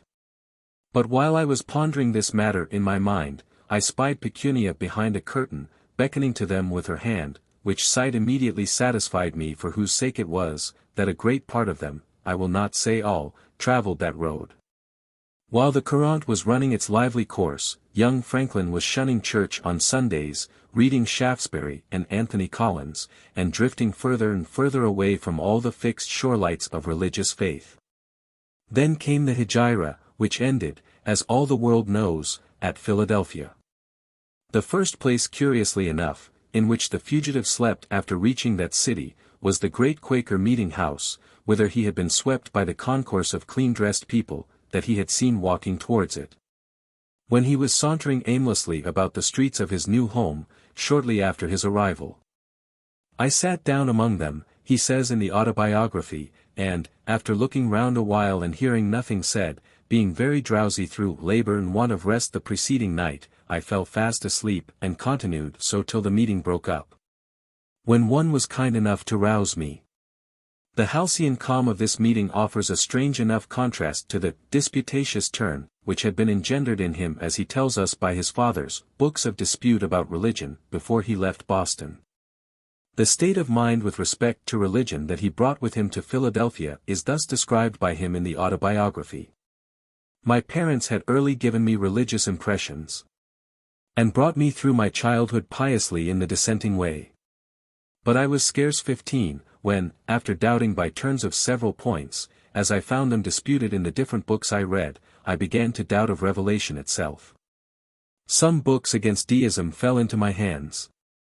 They were said to be the substance of sermons preached at Boyle's lectures. It happened that they wrought an effect on me quite contrary to what was intended by them. For the arguments of the deists, which were quoted to be refuted, appeared to me much stronger than the refutations. Before the inevitable reaction set in, we obtained from the Autobiography a few other items of religious or semi-religious interest. A passing reference has already been made to Keimer's invitation to Franklin to unite with him in founding another sect. He had been so often trepanned by Franklin's Socratic method of argument that he had finally come to entertain a great respect for it. He was to preach the doctrines, and his co-laborer was to confound all opponents. As he was in the habit of wearing his beard at full length, because somewhere in the Mosaic law it was said, "Thou shalt not mar the corners of thy beard," and was also in the habit of keeping the seventh day as his Sabbath, he insisted that these two habits of his should be enjoined as essential points of discipline upon the adherents of the new creed. Franklin agreed to acquiesce in this upon the condition that Keimer would confine himself to a vegetable diet. The latter consented, and, though a great glutton, ate no animal food for 3 months. During this period, their victuals were dressed and brought to them by a woman in their neighborhood who had been given by Franklin a list of 40 dishes, to be prepared for them at different times, in all which there was neither fish, flesh nor fowl. The whim, he declared, suited me the better at this time from the cheapness of it, not costing us above 18 pence sterling each per week. At the termination of 3 months, however, Keimer could live up to his Pythagorean vow no longer, invited 2 of his women friends and Franklin to dine with him, and ordered a roast pig for the occasion. Unfortunately for his guests, the pig was placed a little prematurely upon the table, and was all consumed by him before they arrived. With the disappearance of the pig, the new sect came to an end too.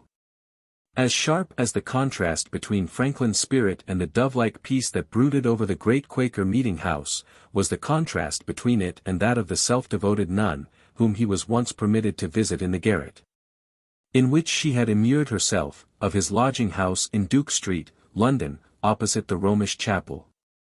As there was no nunnery in England, she had resolved to lead the life of a nun as nearly as possible under the circumstances. Accordingly she had donated all her estate to charitable uses, reserving only £12 a year to live on, and out of this sum she still gave a great deal to charity, subsisting herself on water gruel only, and using no fire but to boil it. For many years, she had been allowed to live in her garret free of charge by successive Catholic tenants of the house, as they deemed it a blessing to have her there.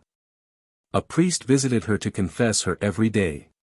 When asked how she could possibly find so much employment for a confessor, she replied, "Oh, it is impossible to avoid vain thoughts."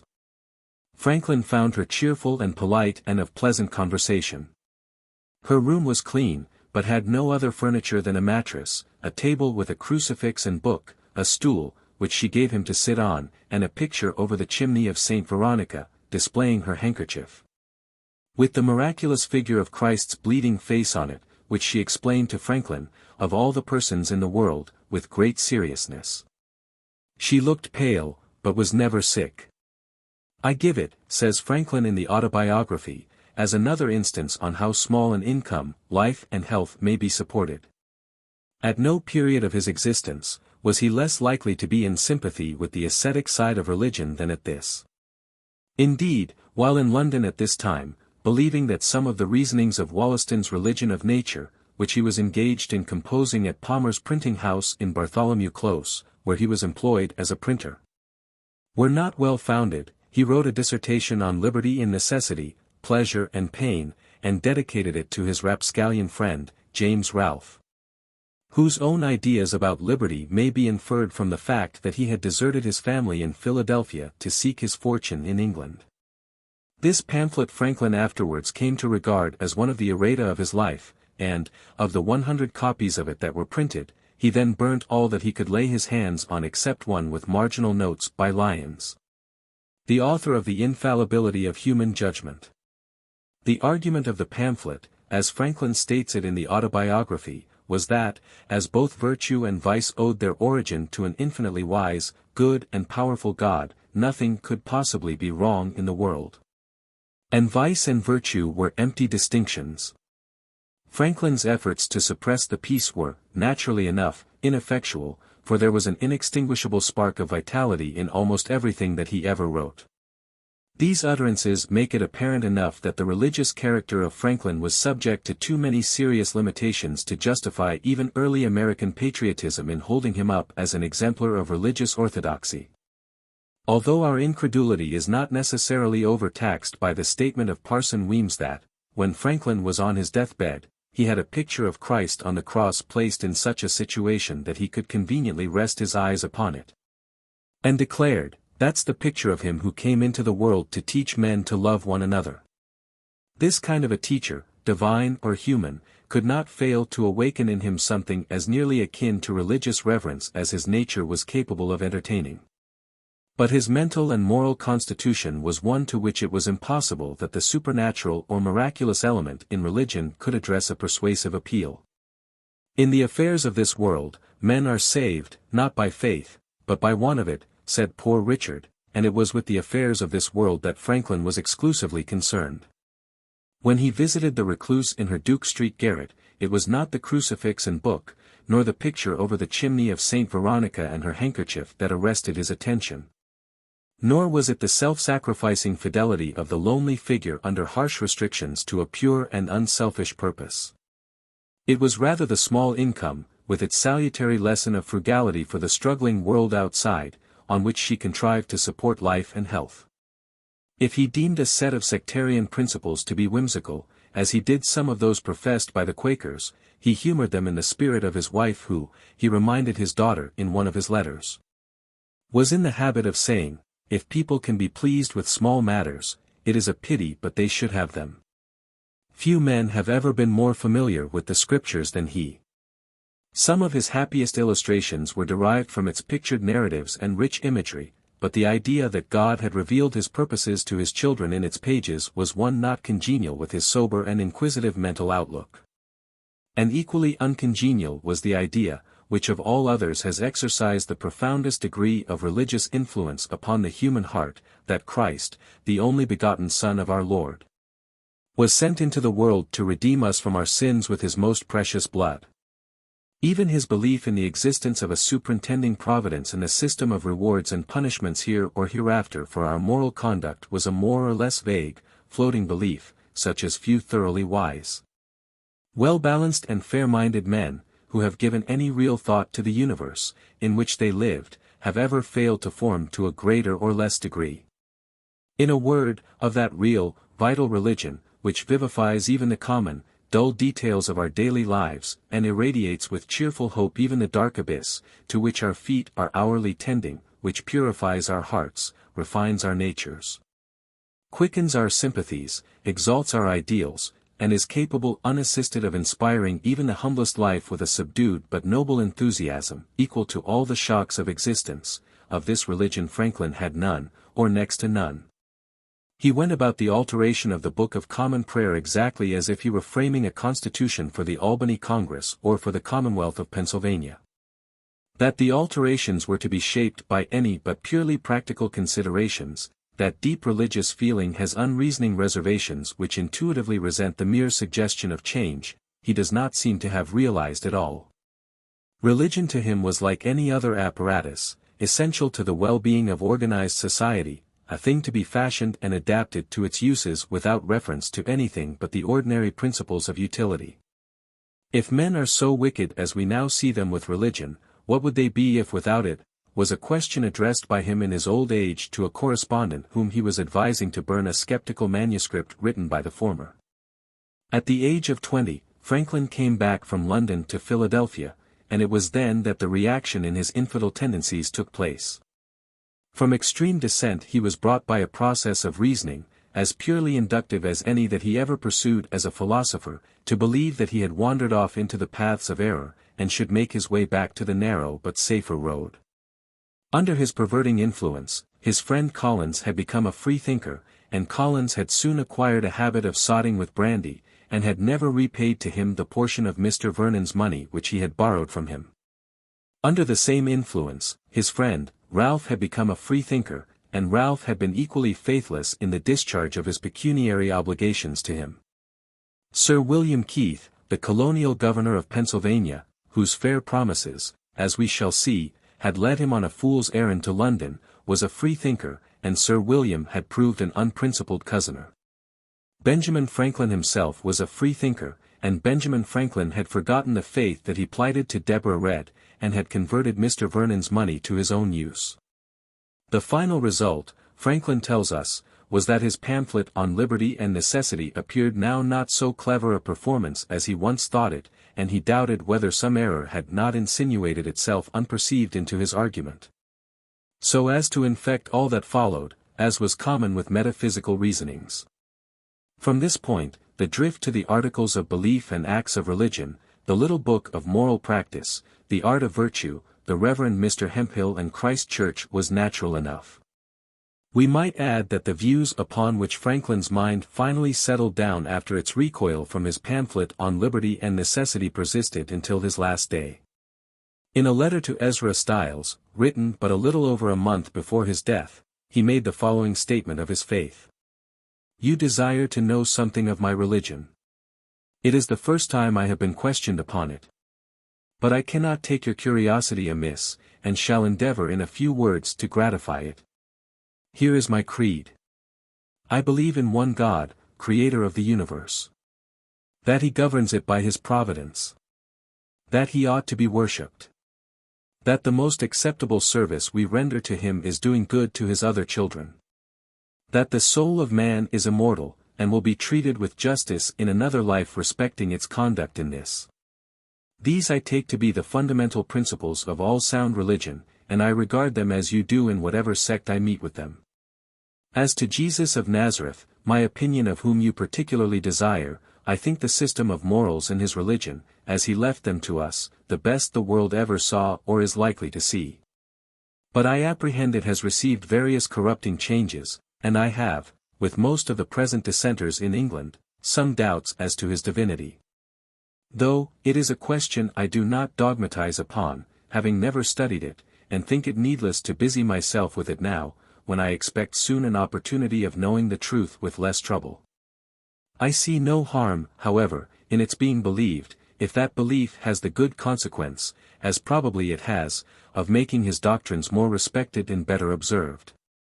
Especially as I do not perceive, that the Supreme takes it amiss, by distinguishing the unbelievers in his government of the world with any peculiar marks of his displeasure. I shall only add, respecting myself, that, having experienced the goodness of that being in conducting me prosperously through a long life, I have no doubt of its continuance in the next, though without the smallest conceit of meriting such goodness. It is amusing to compare this letter written in America to the president of Yale College with what Franklin had previously written to Madame Brillon. When she objected to the marriage of her daughter to William Temple Franklin partly on the score of religious incompatibility, these are my ideas. In each religion, there are certain essential things, and there are others that are only forms and modes. Just as a loaf of sugar may happen to be wrapped up in either brown, or white or blue paper, tied up with either red or yellow hempen or worsted twine. In every instance the essential thing is the sugar itself. Now the essentials of a good religion consist, it seems to me, in these 5 articles viz. Then ensues a statement of practically the same fundamental tenets as those that he afterwards laid before Ezra Stiles. Except that, when he wrote to Madame Brillon, he was not certain whether we should be rewarded or punished according to our deserts in this life or in the life to come. He then adds, these essentials are found in both your religion and ours, the differences are only paper and twine. Dr. Priestley, in his Autobiography, laments that a man of Dr. Franklin's general good character and great influence should have been an unbeliever in Christianity, and should also have done as much as he did to make others unbelievers. Franklin acknowledged to this friend that he had not given as much attention as he ought to have done to the evidences of Christianity, and, at his request, Priestley recommended to him several books on the subject, which he does not seem to have read. As Priestley himself rejected the doctrines of the Trinity, the Atonement, original sin and miraculous inspiration, and considered Christ to be a mere man, though divinely commissioned and assisted. His fitness for the office of winning Franklin over to Christianity might well have been questioned. He belonged to the same category as Dr. Richard Price, that other warm friend of Franklin, who came into Franklin's mind when Sir John Pringle asked him whether he knew where he could go to hear a preacher of rational Christianity. Franklin, it passes without saying, had his laugh at religion as he had at everything else at times. Some have observed, he says of the clergy in his Apology for Printers, that 'tis a fruitful topic, and the easiest to be witty upon of all others. For the earliest outbreak of his humor on the subject, we are indebted to William Temple Franklin. Young Benjamin found the long graces uttered by his father before and after meals rather tedious. I think, father, said he one day after the provisions for the winter had been salted, if you were to say grace over the whole cask, once for all, it would be a vast saving of time. Some of his later jests, at the expense of religion, read as if they were conceived at the period, upon which his vow of silence called a halt, when, according to the Autobiography, he was getting into the habit of prattling, punning and joking, which only made him acceptable to trifling company. Others, however, have the earmarks of his humorous spirit in its more noteworthy manifestations. When he was off on his military excursion against the Indians, his command had for its chaplain a zealous Presbyterian minister, Mr. Beatty, who complained to him that the men did not generally attend his prayers and exhortations. When they enlisted, they were promised, besides pay and provisions, a gill of rum a day, which was punctually served out to them, half in the morning, and the other half in the evening. I observed, says Franklin in the Autobiography, they were as punctual in attending to receive it, upon which I said to Mr. Beatty, it is, perhaps, below the dignity of your profession to act as steward of the rum, but if you were to deal it out and only just after prayers, you would have them all about you. He liked the vote, undertook the office, and, with the help of a few hands to measure out the liquor, executed it to satisfaction, and never were prayers more generally and more punctually attended. So that I thought this method preferable to the punishment inflicted by some military laws for non-attendance on divine service. The efficacy itself of prayer also elicited some bantering comments from him. Alluding to the prayers offered up in New England for the reduction of Louisbourg, he wrote to John Franklin. Some seem to think forts are as easy taken as snuff. Father Moody's prayers look tolerably modest.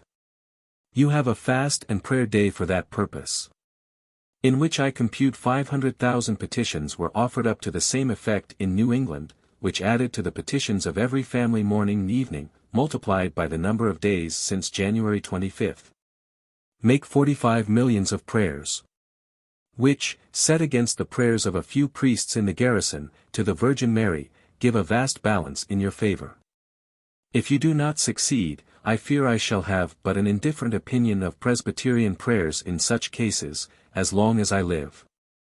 Indeed, in attacking strong towns I should have more dependence on works, than on faith, for, like the kingdom of heaven, they are to be taken by force and violence. And in a French garrison I suppose there are devils of that kind, that they are not to be cast out by prayers and fasting, unless it be by their own fasting for want of provisions. We can readily imagine that more than one mirth-provoking letter like this from the pen of Franklin passed into the general circulation of colonial humor. As for the humorist, he did not fail to return to the subject a little later on, when Louisbourg, after being bandied about between English and French control, was again in the hands of the English. I congratulate you, he said to Jane Meckham, on the conquest of Cape Breton, and hope as your people took it by praying, the first time, you will now pray that it may never be given up again, which you then forgot. In his A Letter from China, he makes the sailor, who is supposed to be narrating his experiences in China, say that he asked his Chinese master why they did not go to church to pray, as was done in Europe, and was answered that they paid the priests to pray for them that they might stay at home, and mind their business, and that it would be a folly to pay others for praying, and then go and do the praying themselves, and that the more work they did, while the priests prayed, the better able they were to pay them well for praying. After expressing his regret in a letter from New York to Colonel Henry Bouquet, the hero of the Battle of Bushy Run, that because of business he could enjoy so little of the conversation of that gallant officer at Philadelphia, he exclaimed, "How happy are the folks in heaven, who, 'tis said, have nothing to do, but to talk with one another, except now and then a little singing and drinking of aqua vitae." His leniency in relation to the Sabbath also vented itself in a jocose letter to Jared Ingersoll. I should be glad to know what it is that distinguishes Connecticut religion from common religion. Communicate, if you please, some of these particulars that you think will amuse me as a virtuoso. When I traveled in Flanders, I thought of our excessively strict observation of Sunday, and that a man could hardly travel on that day among you upon his lawful occasions without hazard of punishment, while, where I was, every one travelled, if he pleased, or diverted himself in any other way. And in the afternoon both high and low went to the play or the opera, where there was plenty of singing, fiddling and dancing. I looked around for God's judgments, but saw no signs of them. The cities were well built and full of inhabitants, the markets filled with plenty, the people well favored and well clothed, the fields well tilled, the cattle fat and strong, the fences, houses, and windows all in repair. And no old tenor, paper money, anywhere in the country. Which would almost make one suspect that the deity is not so angry at that offense as a New England justice. The joke sometimes turns up when we are least expecting it, if it can be said that there is ever a time when a flash of wit or humor from Franklin surprises us. In a letter to Richard Price, asking him for a list of good books, such as were most proper to inculcate principles of sound religion and just government, he informs Price that a new town in Massachusetts having done him the honor to name itself after him, and proposing to build a steeple to their meeting house, if he would give them a bell. He had advised the sparing themselves the expense of a steeple for the present and that they would accept of books instead of a bell. Sense being preferable to sound. There is a gleam of the same sort in his revised version of the Lord's Prayer, for, almost incredible as the fact is, his irreverent hand tinkered even with this most sacred of human petitions. Our liturgy, he said, uses neither the debtors of Matthew, nor the indebted of Luke, but instead of them speaks of those that trespass against us. Perhaps the considering it as a Christian duty to forgive debtors, was by the compilers thought an inconvenient idea in a trading nation.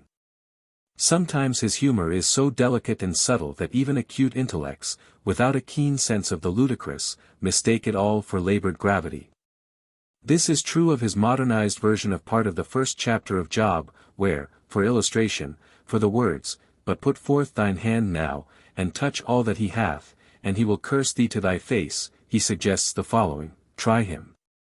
Only withdraw your favor, turn him out of his places, and withhold his pensions, and you will soon find him in the opposition.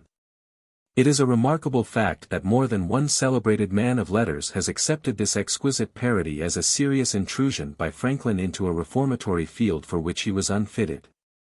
We dare say that, if Franklin could have anticipated such a result, he would have experienced a degree of pleasure in excess of even that which he was in the habit of feeling when he had successfully passed off his parable against persecution on some one as an extract from the Bible. There is undeniably a lack of reality, a certain sort of hollowness about his religious views. When we tap them, a sound, as of an empty cask, comes back to us. They are distinguished by very much the same want of spontaneous, instinctive feeling, the same artificial cast, the same falsetto note as his system of moral practice and his art of virtue. Indeed, to a very great degree they are but features of his system of morals. That he ever gave any sincere credence to the written creed of his youth, with its graded pantheon of gods, is, of course, inconceivable. This was a mere academic and transitional conceit, inspired by the first youthful impulses of his recession from extreme irreligion to lukewarm acquiescence in accepted religious conventions. Nor can we say that his belief in a single deity was much more genuine or vital, confidently as he professed to commit himself to the wisdom and goodness of this deity. There is nothing in his writings, full of well-rounded thanksgiving and praise as they sometimes are, to justify the conclusion that to him God was anything more than the personification, more or less abstract, of those cosmic forces with which he was so conversant, and of those altruistic promptings of the human heart, of which he himself was such a beneficent example. The fatherhood of God was a passive conception to which his mind was conducted almost solely by his active, ever-present sense of the brotherhood of man. But it is no greater misconception to think of Franklin as a Christian than to think of him as a scoffer. He was no scoffer. A laugh or a smile for some ceremonious or extravagant feature of religion he had at times, as we have seen, but no laugh or smile except such as can be reconciled with a substantial measure of genuine religious good faith. It was never any part of his purpose to decry religion, to undermine its influence, or to weaken its props. He was too full of the scientific spirit of speculation and distrust, he was too practical and worldly wise to readily surrender the right of private judgment, or to give himself over to any form of truly devotional fervor. But he had entirely too keen an appreciation of the practical value of religion in restraining human vices and passions and promoting human benevolence to have any disposition to destroy or impair its sway. The motive of his existence was not to unsettle men, nor to cast them adrift, nor to hold out to them novel projects of self-improvement, not rooted in fixed human prepossessions and experience, but to discipline them. To free them from social selfishness, to keep them in subjection to all the salutary restraints, which the past had shown to be good for them. Of these restraints, he knew that those imposed by religion were among the most potent, and to religion, therefore, he adhered, if for no other reason, because it was the most helpful ally of human morality, and of the municipal ordinances by which human morality is enforced. From what he said to Lord Kames, it seems that he regarded his art of virtue as a supplement to religion, though really with more truth it might be asserted that it was religion which was the supplement to his art of virtue. Christians, he said, are directed to have faith in Christ, as the effectual means of obtaining the change they desire. It may, when sufficiently strong, be effectual with many, for a full opinion, that a teacher is infinitely wise, good, and powerful, and that he will certainly reward and punish the obedient and disobedient, must give great weight to his precepts, and make them much more attended to by his disciples. But many have this faith in so weak a degree, that it does not produce the effect. Our art of virtue may, therefore, be of great service to those whose faith is unhappily not so strong, and may come in aid of its weakness. How little Franklin was inclined to undervalue religion as a support of good conduct is, among other things, shown by the concern which he occasionally expressed in his letters, when he was abroad, that his wife and daughter should not be slack in attending divine worship. One of his letters to Sally of this nature we have already quoted. Another to his wife expresses the hope that Sally continues to love going to church, and states that he would have her read over and over again the whole duty of man and the ladies' library. In another letter to his wife, he says, "You spent your Sunday very well, but I think you should go oftener to church." Fortified as he was by his art of virtue, he felt that church attendance was but a matter of secondary importance for him, but he was eager that his wife and daughter, who had not acquired the habitude of the virtues as he had, should not neglect the old immemorial aids to rectitude.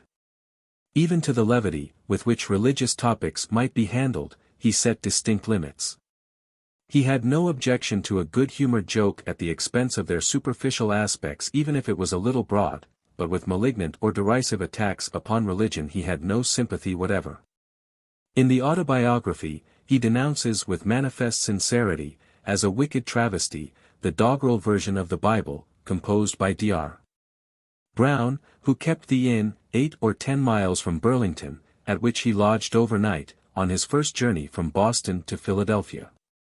Nothing that he ever wrote is wiser or sounder than the letter which he addressed to a friend, dissuading him from publishing a piece, impugning the doctrine of a special providence.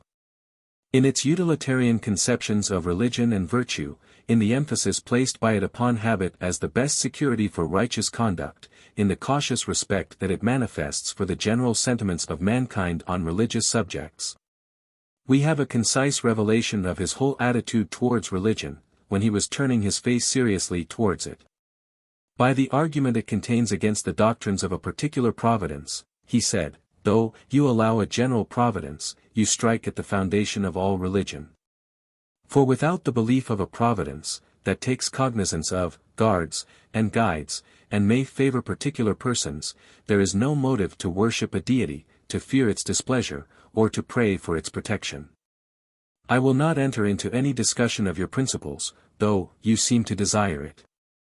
At present I shall only give you my opinion, that, though your reasonings are subtle, and may prevail with some readers, you will not succeed so as to change the general sentiments of mankind on that subject. And the consequence of printing this piece will be, a great deal of odium drawn upon yourself, mischief to you, and no benefit to others. He that spits against the wind, spits in his own face. But, were you to succeed, do you imagine any good would be done by it? You yourself may find it easy to live a virtuous life, without the assistance afforded by religion.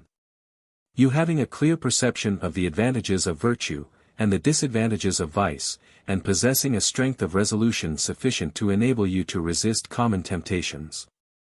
But think how great a proportion of mankind consists of weak and ignorant men and women, and of inexperienced and inconsiderate youth of both sexes, who have need of the motives of religion to restrain them from vice, to support their virtue, and retain them in the practice of it till it becomes habitual, which is the great point for its security. And perhaps you are indebted to her originally, that is, to your religious education, for the habits of virtue upon which you now justly value yourself. You might easily display your excellent talents of reasoning upon a less hazardous subject, and thereby obtain a rank with our most distinguished authors.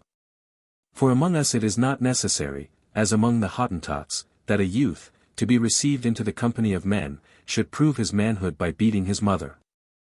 I would advise you, therefore, not to attempt unchaining the tiger, but to burn this piece before it is seen by any other person. Whereby you will save yourself a great deal of mortification from the enemies it may raise against you, and perhaps a good deal of regret and repentance. 3. Franklin, the philanthropist and citizen. It may be that, if Franklin had asked the angel, who made the room of Abu Ben-Adhem rich, and like a lily in bloom, whether his name was among the names of those who loved the Lord, the angel might have replied, nay, not so. But there can be no question that like Ben-Adhem Franklin could with good right have added, I pray thee then, write me as one that loves his fellow men. As we have said, the desire to promote the welfare of his fellow creatures was the real religion of his life, a zealous, constant religion which began with his early manhood and ceased only with his end. This fact reveals itself characteristically in a letter written by him to his wife just after he had narrowly escaped shipwreck off Falmouth Harbour on his second voyage to England.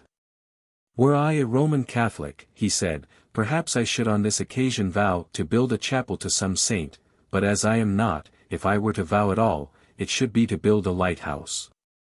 The weaker side of human character was, in all its aspects, manifest enough to his humorous perceptions. In an amusing paragraph in the Autobiography, he tells us how once in his youth he irresolutely adhered to his vegetarian scruples, even when his nose was filled with the sweet savor of frying fish. Until he recollected that he had seen some smaller fish removed from their stomachs. Then thought he, if you eat one another, I don't see why we mayn't eat you. So convenient a thing, he adds, it is to be a reasonable creature, since it enables one to find or make a reason for everything one has a mind to do. On another occasion, he was so disgusted with the workings of human reason as to regret that we had not been furnished with a sound, sensible instinct instead. At intervals, the sly humor dies away into something like real, heartfelt censure of his kind, especially when he reflects upon the baleful state of eclipse into which human happiness passes when overcast by war. Among other reasons, he hated war, because he deprecated everything that tended to check the multiplication of the human species which he was almost ludicrously eager to encourage.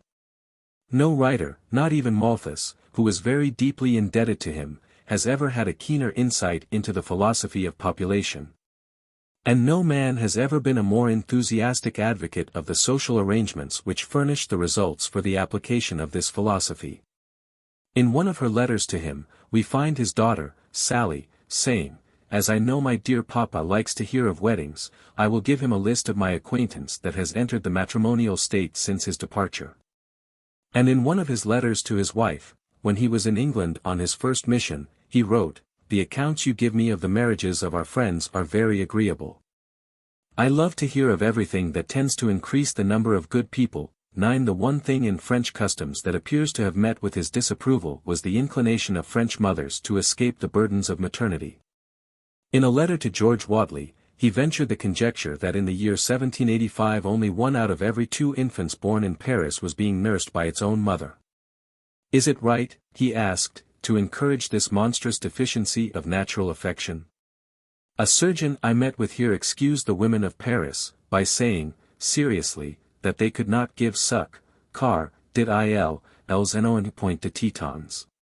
For, said he, they have no teats. He assured me it was a fact, and bade me look at them, and observe how flat they were on the breast. They have nothing more there, said he, than I have upon the back of my hand.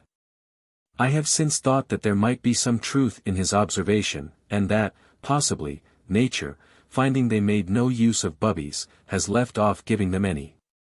I wish success to the new project of assisting the poor to keep their children at home, Franklin adds later in this letter, because I think there is no nurse like a mother, or not many, and that if parents did not immediately send their infants out of their sight, they would in a few days begin to love them, and thence be spurred to greater industry for their maintenance. Among his most delightful observations are these on marriage in a letter to John Sargent. The account you give me of your family is pleasing, except that your eldest son continues so long unmarried. I hope he does not intend to live and die in celibacy.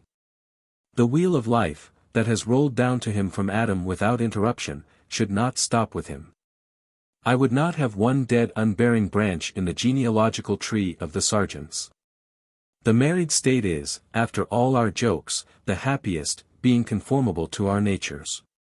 Man and woman have each of them qualities and tempers, in which the other is deficient, and which in union contribute to the common felicity. Single and separate, they are not the complete human being, they are like the odd halves of scissors, they cannot answer the end of their formation.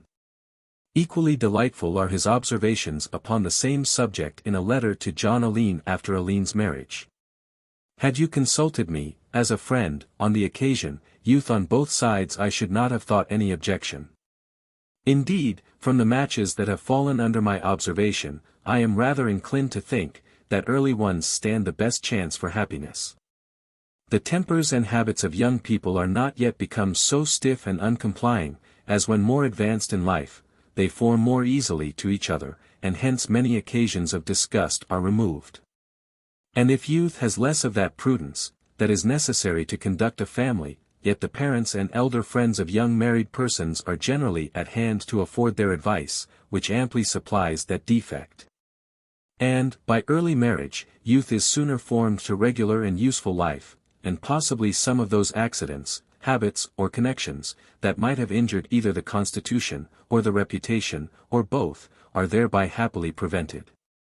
Particular circumstances of particular persons may possibly sometimes make it prudent to delay entering into that state. But in general, when nature has rendered our bodies fit for it, the presumption is in nature's favor, that she has not judged amiss in making us desire it.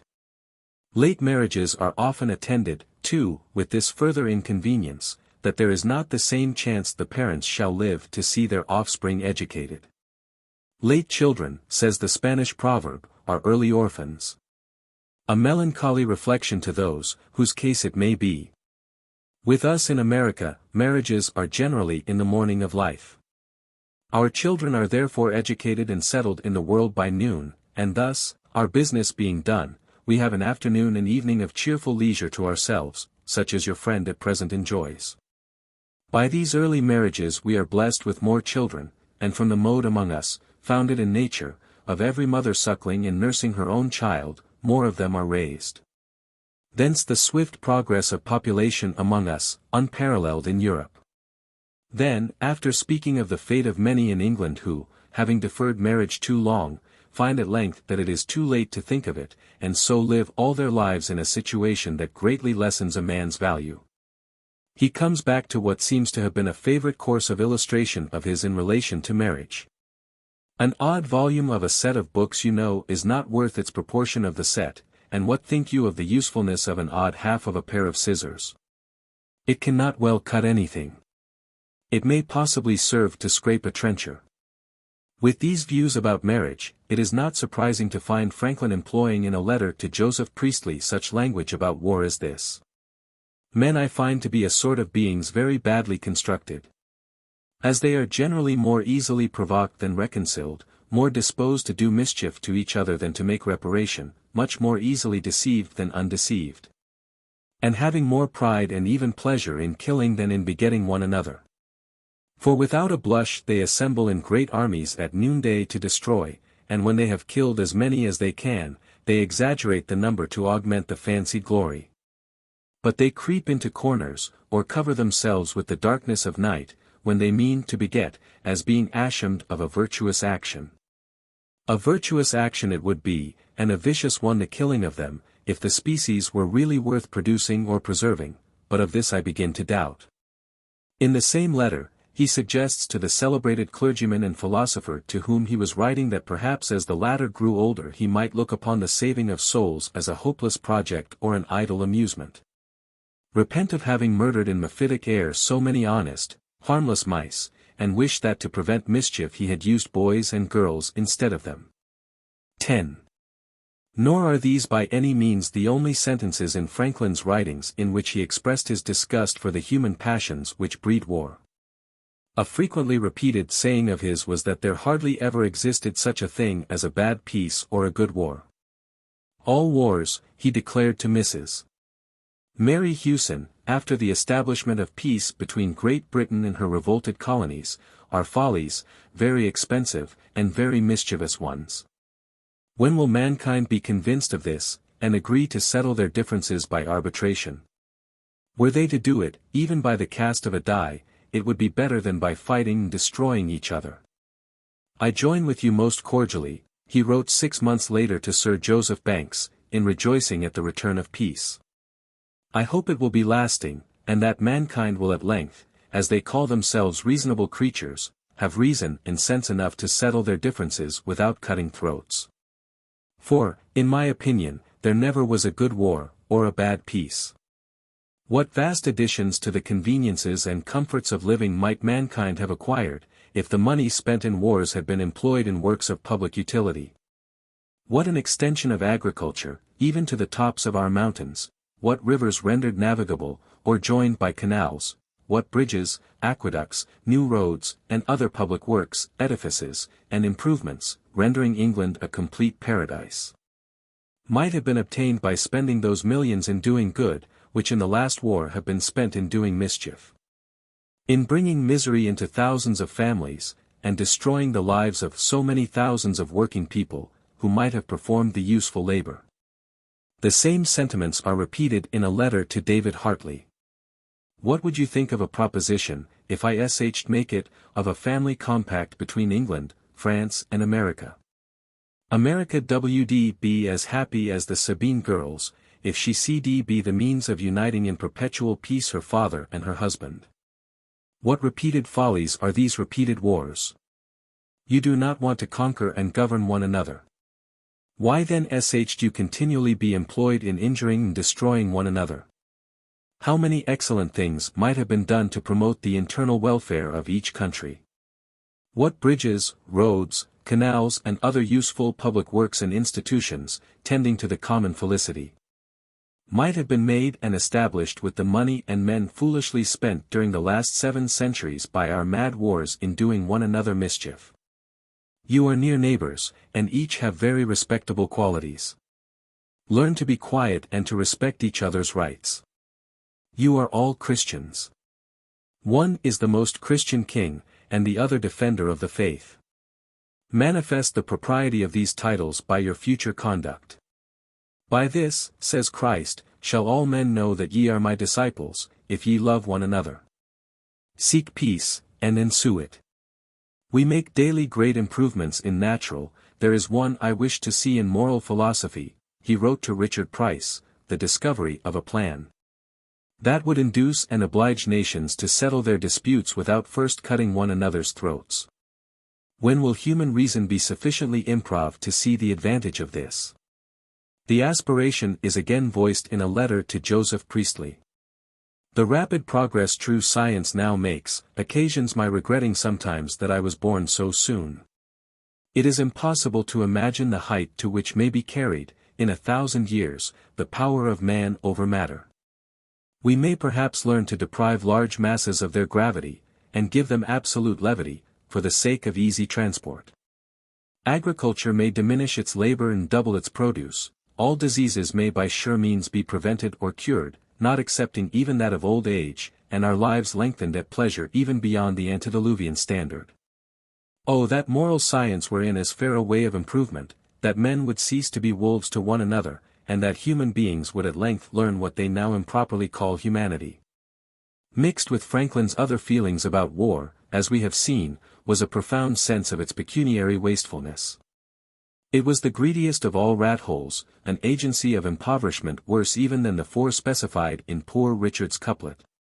Women and wine, game and deceit, make the wealth small and the wants great. When, he asked Benjamin Vaughan, will princes learn arithmetic enough to calculate, if they want pieces of one another's territory, how much cheaper it would be to buy them, than to make war for them, even though they were to give 100 years' purchase?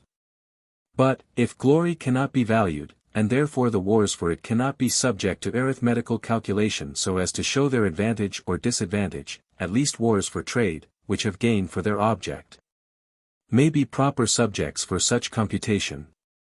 And a trading nation, as well as a single trader, ought to calculate the probabilities of profit and loss, before engaging in any considerable adventure. This however nations seldom do, and we have had frequent instances of their spending more money in wars for acquiring or securing branches of commerce, than 100 years' profit or the full enjoyment of them can compensate. A celebrated philosophical writer, Franklin said in the propositions relative to privateering, which he communicated to Richard Oswald, had remarked that, when he considered the destruction to human life, caused by the slave trade, so intimately connected with the industry of the sugar islands, he could scarce look on a morsel of sugar without conceiving it spotted with human blood. If this writer, Franklin added, had considered also the blood of one another which the white nations had shed in fighting for these islands, he would have imagined his sugar not as spotted only, but as thoroughly dyed red. As for Franklin himself, he was satisfied that the subjects of the Emperor of Germany and the Empress of Russia, who had no sugar islands, consumed sugar cheaper at Vienna and Moscow, with all the charge of transporting it after its arrival in Europe, than the citizens of London or of Paris. And I sincerely believe, he declared, that if France and England were to decide, by throwing dice, which should have the whole of their sugar islands, the loser in the throw would be the gainer. The future expense of defending the islands would be saved, the sugar would be bought cheaper by all Europe, if the inhabitants of the islands might make it without interruption, and, whoever imported it, the same revenue might be raised by duties on it at the custom houses of the nation that consumed it. You know, Franklin observed in his famous letter to his daughter Sally on the order of the Cincinnati, everything makes me recollect some story. As respects war, the inevitable story turned up in one of his letters to Priestley. In what light, he said, we are viewed by superior beings, may be gathered from a piece of late West India news, which possibly has not yet reached you. A young angel of distinction being sent down to this world on some business, for the first time, had an old courier spirit assigned him as a guide. They arrived over the seas of Martinico, in the middle of the long day of obstinate fight between the fleets of Rodney and de Grasse. When, through the clouds of smoke, he saw the fire of the guns, the decks covered with mangled limbs, and bodies dead or dying, the ship sinking, burning, or blown into the air, and the quantity of pain, misery, and destruction, the crews yet alive were thus with so much eagerness dealing round to one another, he turned angrily to his guide, and said, You blundering blockhead, you are ignorant of your business. You undertook to conduct me to the earth, and you have brought me into hell. No, sir, says the guide, I have made no mistake, this is really the earth, and these are men. Devils never treat one another in this cruel manner. They have more sense, and more of what men, vainly, call humanity. But how little acrid misanthropy there was in this lurid story or in any of the indignant utterances occasionally wrung from Franklin by the sanguinary tendencies of the human race is clearly seen in this very letter. For, after working up his story to its opprobrious climax, he falls back to the genial level of his ordinary disposition. But to be serious, my dear old friend, he adds, I love you as much as ever. And I love all the honest souls that meet at the London coffee house. I only wonder how it happened that they and my other friends in England came to be such good creatures in the midst of so perverse a generation. I long to see them and you once more, and I labor for peace with more earnestness, that I may again be happy in your sweet society. The truth is that Franklin was no Timon of Athens, and no such thing as lasting misanthropy could find lodgment in that earth-born and earth-loving nature which fitted into the world as smoothly as its own grass, its running water, or its fruitful plains. If for many generations there has been any man, whose pronouncement, homo sum, humani nihil ami alienum puto, was capable of clothing that trite phrase with its original freshness, this man was Franklin. The day, when the word went out in the humble Milk Street dwelling of his father that another man-child was born, was a day that he never regretted. The long years of rational and useful existence which followed he was willing, as has been told, to live all over again, if he could only enjoy the author's privilege of correcting in the second edition the errata of the first. In his declining years he could still find satisfaction in the fact that he was afflicted with only 3 mortal diseases. And during his last 12 months, when he was confined for the most part to his bed, and, in his paroxysms of pain, was obliged to take large doses of laudanum to mitigate his tortures, His fortitude was such as to elicit this striking tribute from his physician, Dr. John Jones. In the intervals of pain, he not only amused himself with reading and conversing cheerfully with his family, and a few friends who visited him, but was often employed in doing business of a public as well as private nature, with various persons who waited on him for that purpose. And, in every instance displayed, not only that readiness and disposition of doing good, which was the distinguishing characteristic of his life, but the fullest and clearest possession of his uncommon mental abilities. And not unfrequently indulged himself in those jeux d'esprit and entertaining anecdotes, which were the delight of all who heard him. To the very last his wholesome, sunny spirit was proof against every morbid trial. Dr. Jones tells us further that, even during his closing days, when the severity of his pain drew forth a groan of complaint, he would observe that he was afraid that he did not bear his sufferings as he ought. Acknowledged his grateful sense of the many blessings he had received from that Supreme Being who had raised him from small and low beginnings to such high rank and consideration among men. And made no doubt but his present afflictions were kindly intended to wean him from a world, in which he was no longer fit to act the part assigned to him. It is plain enough that in practice as well as in precept to Franklin life was ever a welcome gift to be enjoyed so long as corporeal infirmities permit it to be enjoyed, and to be surrendered. When the ends of its institution can no longer be fulfilled, as naturally as we surrender consciousness when we turn into our warmer beds and give ourselves over to our shorter slumbers.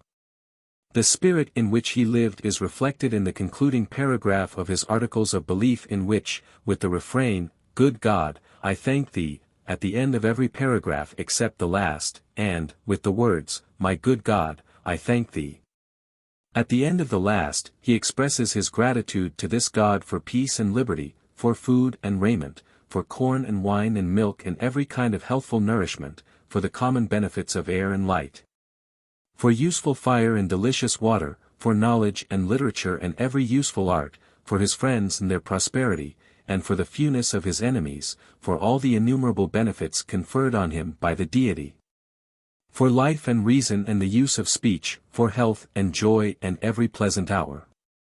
Those thanks for his friends and their prosperity was Franklin indeed at his best. On the other hand, the spirit in which he regarded and met the hour of his dissolution is vividly reflected in the lines written by him in his 79th year. If life's compared to a feast, near 80 years I've been a guest. I've been regaled with the best, and feel quite satisfied. 'Tis time that I retire to rest.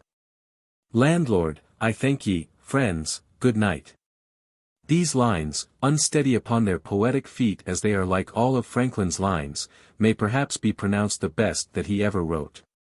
But they are not so good as his celebrated epitaph written many years before, when the hour at the end of existence was not so late. The body of Benjamin Franklin, printer. Like the cover of an old book, its contents torn out, and stripped of its lettering and gilding, lies here, food for worms.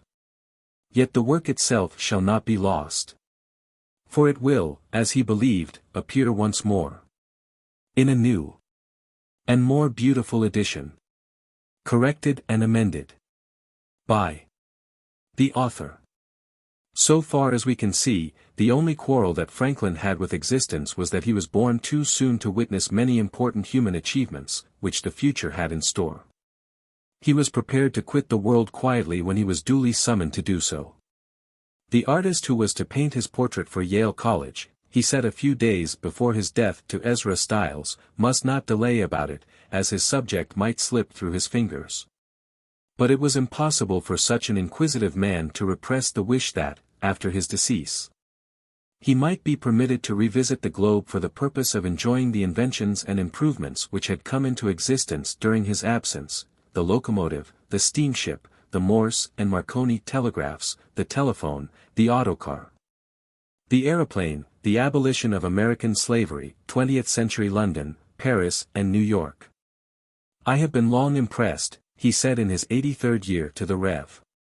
John Lathrop, with the same sentiments you so well express, of the growing felicity of mankind, from the improvements in philosophy, morals, politics, and even the conveniences of common living. By the invention and acquisition of new and useful utensils and instruments, that I have sometimes almost wished it had been my destiny to be born 2 or 3 centuries hence. For invention and improvement are prolific, and beget more of their kind. The present progress is rapid. Many of great importance, now unthought of, will before that period be produced. And then I might not only enjoy their advantages, but have my curiosity gratified in knowing what they are to be.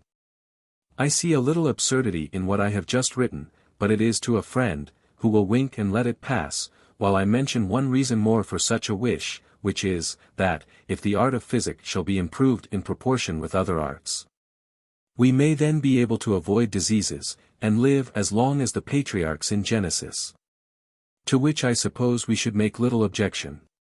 Such complete adjustment to all the conditions of human existence, even the harshest, as Franklin exhibited, would, under any circumstances, be an admirable and inspiring thing. But it becomes still more so when we recollect that he prized life mainly for the opportunity that it afforded him to do good. To his own country he rendered services of priceless importance, but it would be utterly misleading to think of him as anything less, to use a much abused term of his time, than a friend of man. Il est. Surtout pour sa philanthropie. L'honneur de l'Amérique, et de l'humanité. That was what one of his French eulogists sang, and that is what his contemporaries generally felt, about him, and said of him with 1,001 different variations. It was the general belief of his age that his enlightened intelligence and breadth of charity placed him upon a plateau from which his vision ranged over the wants, the struggles, and the aberrations of his fellow beings everywhere, altogether unrefracted by self-interest or national prejudices. He might have scores to settle with princes, ministers, parliaments or priests, but for the race he had nothing but light and love and compassion. To the poor he was the strong, shrewd, wise man who had broken through the hard incrustations of his own poverty, and preached sound counsels of prudence and thrift as general in their application as the existence of human indigence and folly. To the liberal aspirations of his century, he represented, to use his own figure, the light which all the window shutters of despotism and priestcraft were powerless to shut out longer. To men of all kinds his benevolent interest in so many different forms in the welfare and progress of human society, his efforts to assuage the ferocity of war, the very rod, with which he disarmed the fury of the storm cloud, seemed to mark him as a benignant being, widely removed by his sagacity and goodness from the short-sighted and selfish princes and statesmen of his day whose thoughts and aims appeared to be wholly centered upon intrigue and blood. It was in perfect sincerity that Edmund Burke appealed to Franklin not only as a friend but as the lover of his species, to assist him in protecting the parole of General Burgoyne. How well he knew the man may be inferred from his declaration, when it was suggested that selfish considerations of personal safety had brought Franklin to France. "I never can believe," he said, "that he has come thither as a fugitive from his cause in the hour of its distress, or that he is going to conclude a long life, which has brightened every hour it has continued, with so foul and dishonorable flight." If Franklin is not mistaken, his career as a lover of his species can be traced back to a very early circumstance. In one of his letters, in his old age, to Samuel Mather, the descendant of Increase and Cotton Mather, he states that a mutilated copy of Cotton Mather's Essays to Do Good, which fell in his way when he was a boy, had influenced his conduct through life, and that, if he had been a useful citizen, the public was indebted for the fact to this book. "I have always set a greater value on the character of a doer of good, than on any other kind of reputation," he remarks in the letter. "The noblest question in the world," said Poor Richard, "is what good may I do in it?" But, no matter how or when the chance seed was sown, it fell upon ground eager to receive it. It was an observation of Franklin that the quantity of good that may be done by one man, if he will make a business of doing good, is prodigious. The saying in its various forms presupposed the sacrifice of all studies, amusements and avocations. No such self-immolation, it is needless to affirm, marked his versatile and happy career, yet rarely has any single person, whose attention has been engaged by other urgent business besides that of mankind, ever furnished such a pointed example of the truth of the observation. The first project of a public nature organized by him was the Junto, a project of which he received the hint from the neighborhood benefit societies, established by Cotton Mather, who, it would be an egregious error to suppose, did nothing in his life but hound hapless wretches to death for witchcraft. The Junto founded by Franklin, when he was a journeyman printer, about 21 years of age, was primarily an association for mutual improvement.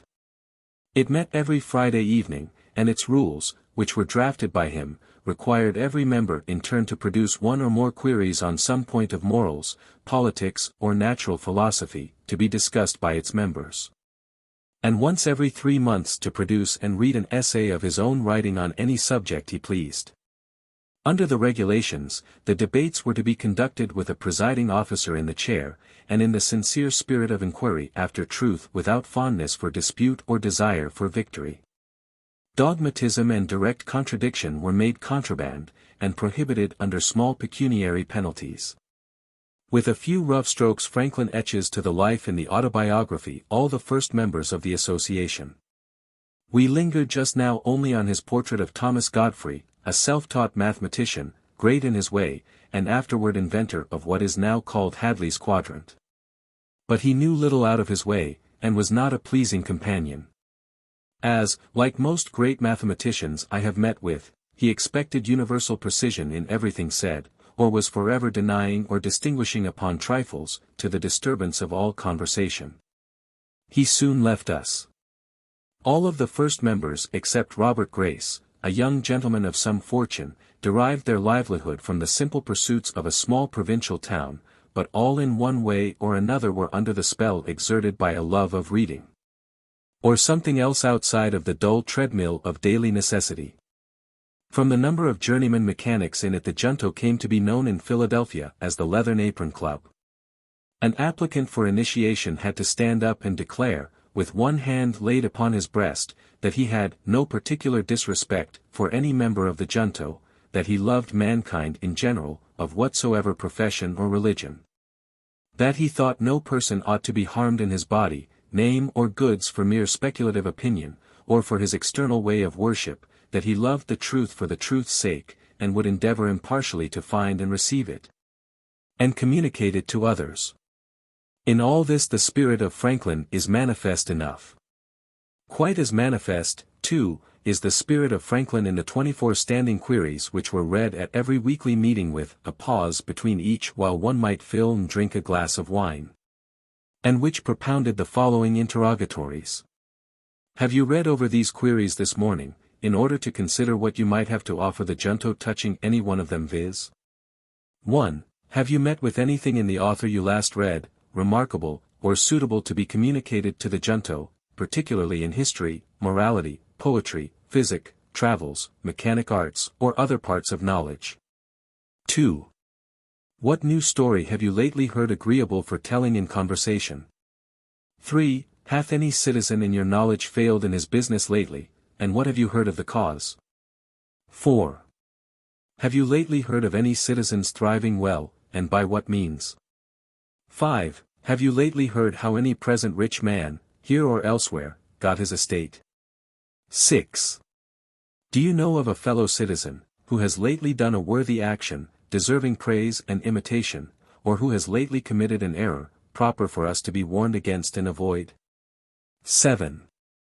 What unhappy effects of intemperance have you lately observed or heard, of imprudence, of passion, or of any other vice or folly? 8. What happy effects of temperance, prudence, of moderation, or of any other virtue? 9. Have you or any of your acquaintance been lately sick or wounded? If so, what remedies were used, and what were their effects? 10. Whom do you know that are shortly going voyages or journeys, if one should have occasion to send by them? 11. Do you think of anything at present, in which the Junto may be serviceable to mankind, to their country, to their friends, or to themselves? 12. Hath any deserving stranger arrived in town since last meeting, that you have heard of? And what have you heard or observed of his character or merits, and whether, think you, it lies in the power of the junto to oblige him, or encourage him as he deserves. 13. Do you know of any deserving young beginner lately set up, whom it lies in the power of the junto anyway to encourage? 14. Have you lately observed any defect in the laws of your country, of which it would be proper to move the legislature for an amendment, or do you know of any beneficial law that is wanting? 15. Have you lately observed any encroachment on the just liberties of the people?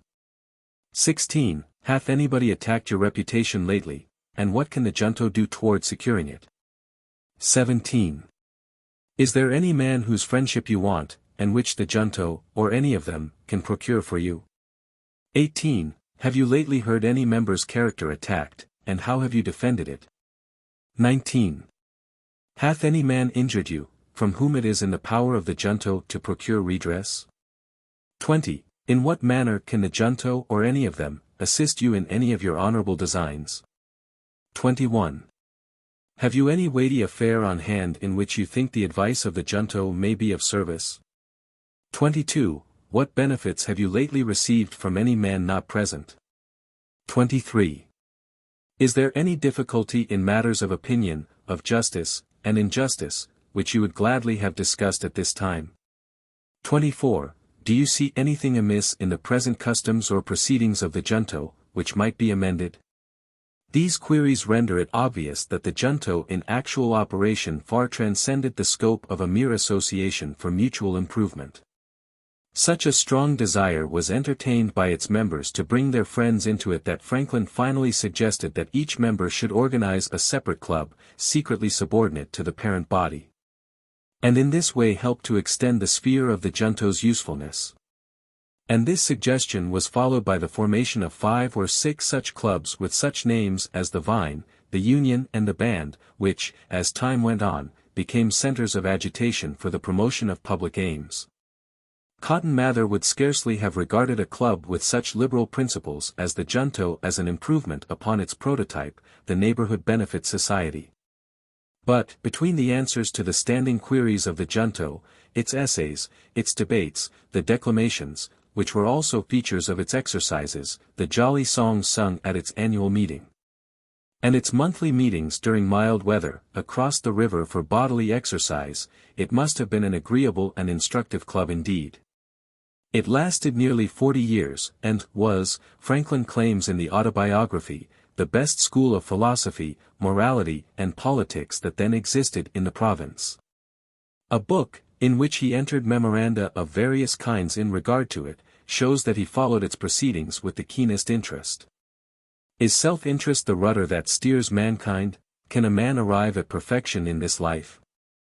Does it not, in a general way, require great study and intense application for a poor man to become rich and powerful, if he would do it without the forfeiture of his honesty? Why does the flame of a candle tend upward in a spire? Whence comes the dew that stands on the outside of a tankard that has cold water in it in the summer time? Such are some of the questions, thoroughly racy of Franklin in his youth, which are shown by this book to have been framed by him for the junto. After the association had been under way for a time, he suggested that all the books, owned by its members, should be assembled at the room, in which its meetings were held, for convenience of reference in discussion, and so that each member might have the benefit of the volumes belonging to every other member almost as fully as if they belonged to himself. The suggestion was assented to, and one end of the room was filled with such books as the members could spare, but the arrangement did not work well in practice and was soon abandoned. No sooner, however, did this idea die down than another shot up from its stump. This was the subscription library, now the Philadelphia City Library, founded by Franklin. In the Autobiography, he speaks of this library as his first project of a public nature, but it seems to us, as we have already said, that the distinction fairly belongs to the junto. He brought the project to the attention of the public through formal articles of association, and, by earnest efforts in an unlettered community, which, moreover, had little money to spare for any such enterprise, induced 50 persons, mostly young tradesmen, to subscribe 40 shillings each as a contribution to a foundation fund for the first purchase of books, and 10 shillings more annually as a contribution for additional volumes. Later, the association was incorporated. It was while soliciting subscriptions at this time that Franklin was taught by the objections or reserve with which his approaches were met the impropriety of presenting oneself as the proposer of any useful project. That might be suppository to raise one's reputation in the smallest degree above that of one's neighbors, when one has need of their assistance to accomplish that project. He, therefore, kept out of sight as much as possible, and represented the scheme as that of a number of friends who had requested him to submit it to such persons as they thought lovers of reading. This kind of self-effacement was attended with such happy consequences that he never failed to adopt it subsequently upon similar occasions. From his successful experience, he says in the Autobiography, he could heartily recommend it. The present little sacrifice of your vanity, to use his own words, will afterwards be amply repaid. If it remains a while uncertain to whom the merit belongs, some one more vain than yourself will be encouraged to claim it, and then even envy will be disposed to do you justice by plucking those assumed feathers and restoring them to their right owner. Alexander Wedderburn's famous philippic, of which we shall have something to say further on, did not consist altogether of misapplied adjectives. Franklin was at times the wily American, but usually for the purpose of improving the condition of his fellow creatures in spite of themselves. The library, once established, grew apace. From time to time, huge folios and quartos were added to it by purchase or donation, from which nobody profited more than Franklin himself with his insatiable avidity for knowledge. The first purchase of books for it was made by Peter Collinson of London, who threw in with the purchase as presents from himself Newton's Principia and the Gardener's Dictionary, and continued for 30 years to act as the purchasing agent of the institution, accompanying each additional purchase with additional presents from himself. Evidence is not wanting that the first arrival of books was awaited with eager expectancy. Among Franklin's memoranda with regard to the junto we find the following: when the books of the library come, every member shall undertake some author, that he may not be without observations to communicate. When the books finally came, they were placed in the assembly room of the junto, a librarian was selected, and the library was thrown open once a week for the distribution of books. The second year Franklin himself acted as librarian, and for printing a catalogue of the first books shortly after their arrival, and for other printing services, he was exempted from the payment of his annual 10 shillings for 2 years. Among the numerous donations of money, books and curiosities made to the library, were gifts of books and electrical apparatus by Thomas Penn, and the gift of an electrical tube, with directions for its use, by Peter Collinson, which proved of incalculable value to science in the hands of Franklin, who promptly turned it to experimental purposes. When Peter Kalm, the Swedish naturalist, was in Philadelphia in 1748, many little libraries, organized on the same plan as the original library, had sprung from it. Non-subscribers were then allowed to take books out of it, subject to pledges of indemnity sufficient to cover their value, and to the payment for the use of a folio of 8 pence a week, for the use of a quarto of 6 pence, and for the use of any other book of 4 pence. Kalm, as a distinguished stranger, was allowed the use of any book in the collection free of charge. In 1764, the shares of the Library Company were worth nearly £20, and its collections were then believed to have a value of £1,700. In 1785, the number of volumes was 5,487, in 1807, 14,457, in 1861, 70,000. And in 1912, 237,677. After overflowing more contracted quarters, the contents of the library have finally found a home in a handsome building at the northwest corner of Locust and Juniper Streets and in the Ridgeway Branch building at the corner of Broad and Christian Streets. But, never, it is safe to say, will this library, enlarged and efficiently administered as it is, perform such an invaluable service as it did in its earlier years. This, Franklin declares in the Autobiography, was the mother of all the North American subscription libraries, now so numerous. It has become a great thing itself, and continually increasing. These libraries have improved the general conversation of the Americans, made the common tradesmen and farmers as intelligent as most gentlemen from other countries. and perhaps have contributed in some degree to the stand so generally made throughout the colonies in defense of their privileges. Franklin next turned his attention to the reform of the city watch. Under the existing system, it was supervised by the different constables of the different wards of Philadelphia in turn. The dogberry in charge would warn a number of householders to attend him for the night. Such householders as desired to be wholly exempt from the service could secure exemption by paying him 6 shillings a year, which was supposed to be expended by him in hiring substitutes. But the fund accumulated in this way was much more than was necessary for the purpose and rendered the constableship a position of profit. Often the ragamuffins gathered up by a constable as his aides were quite willing to act as such for no reward except a little drink. The consequence was that his underlings were for the most part tippling when they should have been moving around on their beats. Altogether, they seem to have been men who would not have been slow to heed the older Dogberry's advice to his watchman that, if one of them bid a vagrom man stand, and he did not stand, to take no note of him, but to let him go. And presently call the rest of the watch together and thank God that he was rid of a knave. To this situation Franklin addressed himself by writing a paper for the junto, not only setting forth the abuses of the existing system but insisting upon its injustice in imposing the same 6-shilling tax upon a poor widow, whose whole property to be guarded by the watch did not perhaps exceed the value of £50, as upon the wealthiest merchant who had thousands of pounds worth of goods in his stores. His proposal was the creation of a permanent paid police to be maintained by an equal, proportional property tax. The idea was duly approved by the junto, and communicated to its affiliated clubs, as if it had arisen in each of them, and, though it was not immediately carried into execution, yet the popular agitation, which ensued over it, paved the way for a law providing for it which was enacted a few years afterwards, when the junto and the other clubs had acquired more popular influence. About the same time, the same indefatigable propagandist wrote for the junto a paper, which was subsequently published, on the different accidents and defaults by which houses were set on fire, with warnings against them, and suggestions as to how they might be averted. There was much public talk about it, and a company of 30 persons was soon formed, under the name of the Union Fire Company, for the purpose of more effectively extinguishing fires, and removing and protecting goods endangered by them.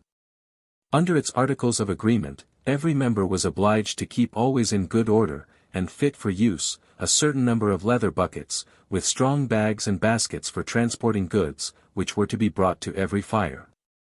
And it was further agreed that the members of the company were to meet once a month and spend a social evening together in the discussion and interchange of such useful ideas as occurred to them upon the subject of fires.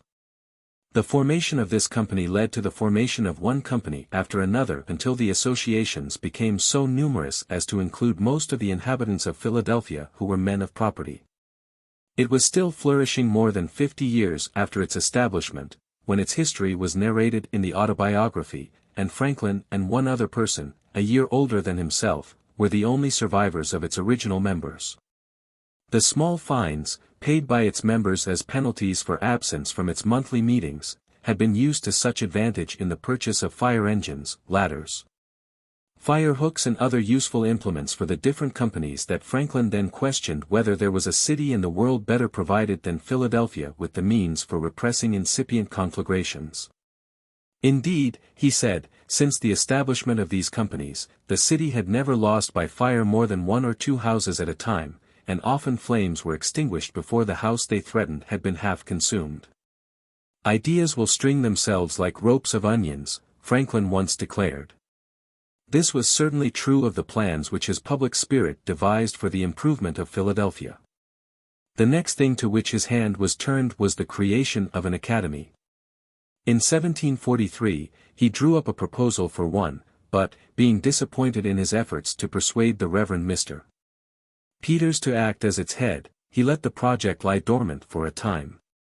While it remained so, remembering poor Richard's maxim that leisure is time for doing something useful, he passed to the organization of a system of military defenses for the province and the founding of a philosophical society. Of the former task we shall speak hereafter. The latter was initiated by a circular letter from him to his various learned friends in the northern colonies, proposing the formation of a society for the purpose of promoting a commerce of speculation, discovery and experimentation between its members with regard to scientific interests of every sort. A correspondence with the Royal Society of London and the Dublin Society, and all philosophical experiments that let light into the nature of things, tend to increase the power of man over matter, and multiply the conveniences or pleasures of life, were among the things held out in the proposal. Colonial America was far more favorable to practical activity than to philosophical investigation, but the society, nevertheless, performed an office of no little usefulness.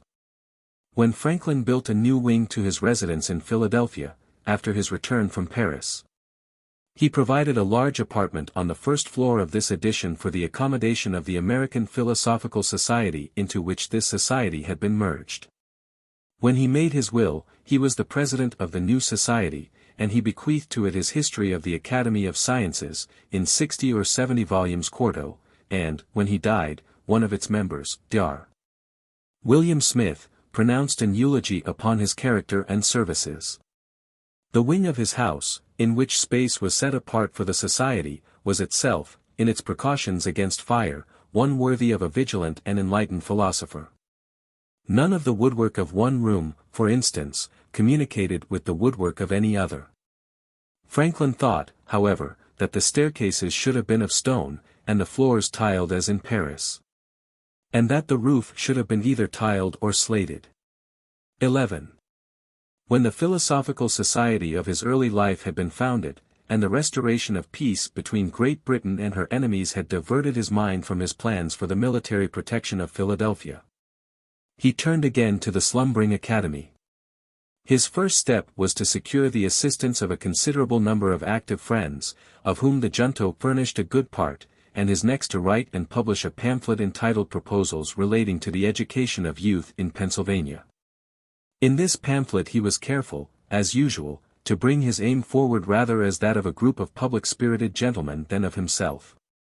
It was distributed gratuitously among the most prominent citizens of Philadelphia, and, as soon as he thought that their minds had been reduced to a receptive condition by its appeal, he solicited subscriptions for the establishment and maintenance of the Academy, payable in 5 annual installments.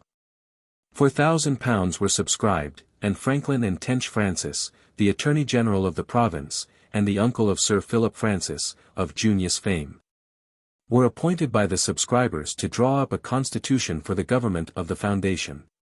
This was drafted and signed, a house was hired, masters were engaged, and the institution was promptly opened. So fast did the scholars increase that need was soon felt for a larger school edifice. This was happily found in the great building which had sprung up at the sound of Whitefield's voice as if at the sound of Amphion's lyre.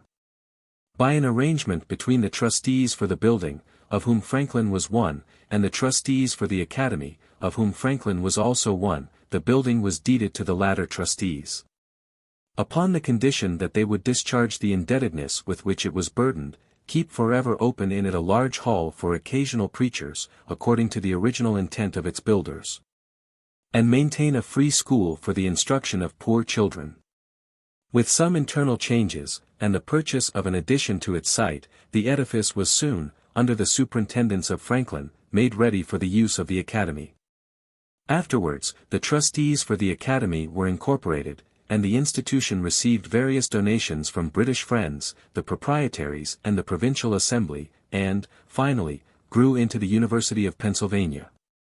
Franklin was one of its trustees for more than 40 years, and had, he says in the Autobiography, the very great pleasure of seeing a number of the youth, who had received their education in it, distinguished by their improved abilities, serviceable in public stations and ornaments to their country. In none of his creations did Franklin display a keener interest than in the Academy. From its inception until he embarked upon his second voyage to England, his correspondence contains frequent references to it. One of his most earnest desires was to secure the celebrated Episcopal clergyman, Dr. Samuel Johnson, of Connecticut, afterwards the president of King's College, New York, as its rector. A salary of £100 sterling per annum, the opportunity to deliver a lecture now and then in the large hall, set apart for what might in our day be called tramp preachers, Until he could collect a congregation strong enough to build him a church, the usual marriage and christening fees, paid by persons of the best social standing, the occasional presents bestowed by wealthy individuals upon a minister of their liking. And the opening that, as time went on, the change of residence might afford to his son, who in the beginning might be employed as a tutor at a salary of 60 or 70 pounds per annum. Were the allurements with which the Reverend Doctor was approached by Franklin. To the doctor's objection that another Episcopal church in Philadelphia might sap the strength of the existing one, the resourceful tempter replied with the illustration, which has been so much admired. I had for several years nailed against the wall of my house a pigeon box, that would hold 6 pair. And, though they bred as fast as my neighbor's pigeons, I never had more than 6 pair, the old and strong driving out the young and weak, and obliging them to seek new habitations. At length I put up an additional box with apartments for entertaining 12 pair more, and it was soon filled with inhabitants, by the overflowing of my first box, and of others in the neighborhood. This I take to be a parallel case with the building a new church here. In spite of everything, however, Dr. Johnson proved obdurate to Franklin's coaxing pen. The Academy was opened in 1749. In a letter to Jared Eliot in 1751, Franklin informs us that the annual salaries paid by it were as follows: the rector, who taught Latin and Greek, £200, the English master, £150, the mathematical professor, £125, and 3 assistant tutors each, £60. The annual fee paid by each pupil was £4. With one of the persons who did act as rector, Franklin seems to have been on intimate terms. This was David Martin, who, after a brief incumbency, died suddenly of a quinsy, and was buried in much state. In a letter to William Strahan, Franklin speaks of him as, "Honest David Martin, my principal antagonist at chess." Vice Provost at one time was Francis Allison, whom Franklin in a letter to Jared Eliot in 1755 introduced as his particular friend, and 20 or more folio pages, large paper, well filled on the subjects of agriculture, philosophy, Eliot's own Catholic divinity and various other points of learning equally useful and engaging. With still another rector, Dr. William Smith, Franklin's relations were at first very friendly, but afterwards, when Smith espoused the cause of the proprietary party and began to abuse Franklin unstintedly, became so constrained that the two ceased to be on speaking terms. In an early letter to Smith, before Smith became rector, Franklin said that he should be extremely glad to see and converse with him in Philadelphia, and to correspond with him after he settled in England. For, he observed, an acquaintance and communication with men of learning, virtue, and public spirit, is one of my greatest enjoyments. In the same letter, Franklin stated that the mathematical school was pretty well furnished with instruments, and that the English library was a good one, and included a middling apparatus for experimental philosophy, which they purposed to complete speedily. The library left by James Logan, the accomplished Quaker, to the public, one of the best collections in America, in the opinion of Franklin, was also shortly to be opened.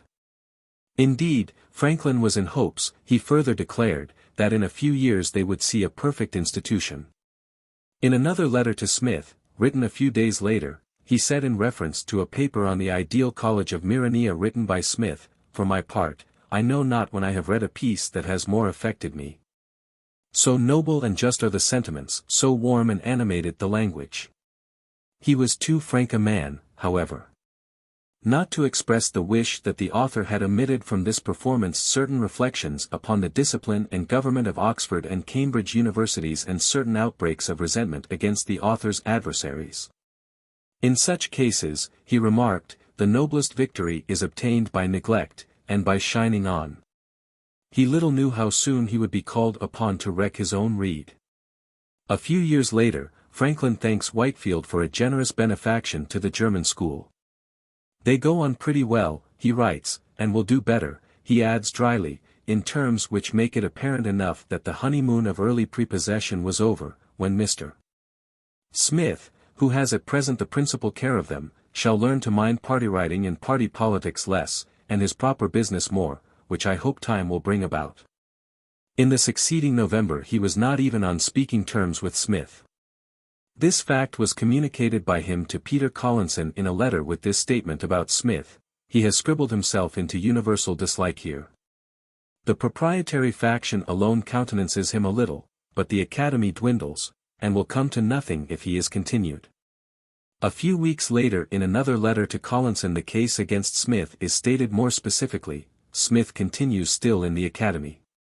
But I imagine will not much longer, unless he mends his manners greatly, for the schools decline on his account. The number of scholars, at present, that pay, not exceeding 118, though they formerly were 200. From a letter to David Hall, written by Franklin during his second sojourn in England, it would appear that Smith was quicker to pay off debts of resentment than any other kind. In this letter the writer tells Hall that Osborne, the London bookseller, had asked him whether he would be safe in selling to Smith a large cargo of books.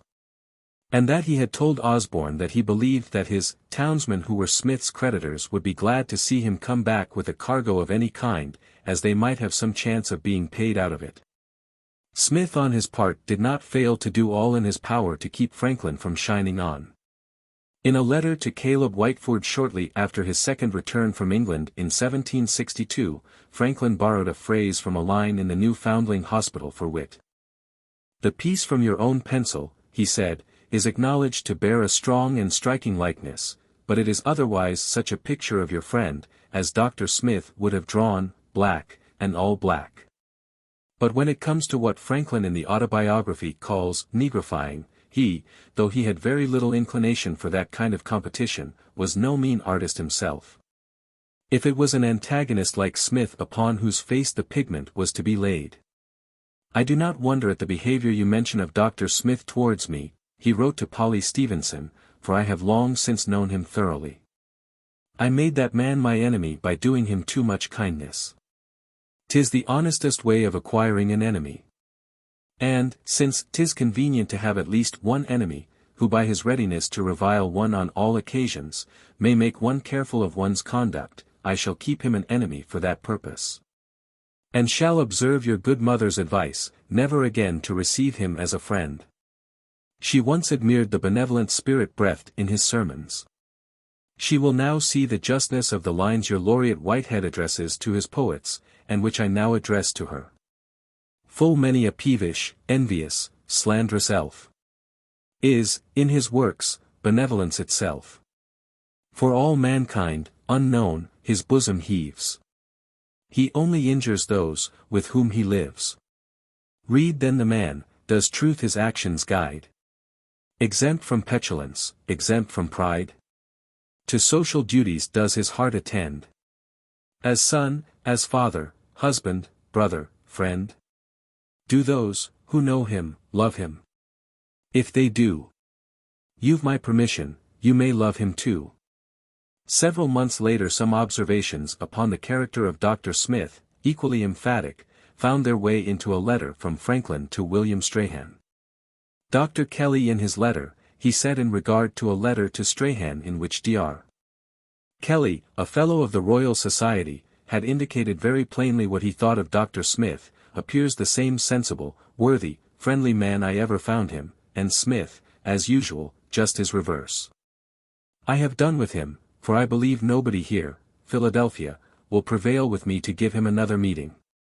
In his preface to the speech of Joseph Galloway, Franklin even refers to Smith as the poisoner of other characters. In one of his letters William Franklin referred to him as that miscreant Parson Smith. An obscure, or comparatively obscure, person, who is so unfortunate as to have a feud with a great man, is likely to experience some difficulty in obtaining justice at the hands of posterity, which is always ready to retain any number of clever brushes to whitewash the latter and to smear a black coat over the former. But it must be admitted that anyone who quarreled with such a social, genial, well-balanced being as Franklin cannot hope to escape a very strong presumption that the fault was his own. There is evidence, at any rate, that, on one occasion, when Smith was in England, and had written a letter to Dr. Fry, the president of St. John's College, Oxford, in which Franklin was aspersed, the latter was induced to meet him at Strahan's house, and succeeded in drawing from him, after the letter to Dr. Fry had been read over, paragraph by paragraph, an acknowledgment that it contained many particulars in which the writer had been misled by wrong information, and that the whole was written with too much rancor and asperity. Indeed, Smith even promised that he would write to Dr. Fry admitting the respects in which his statements were false. But, when pressed by Strahan to write this letter on the spot, he declined to do so, though stating that he would call upon Strahan in a day or so and show it to him before it was sent, which he never did. On the contrary, when subsequently questioned at Oxford concerning his promise to write such a letter, he denied the whole, and even treated the question as a calumny.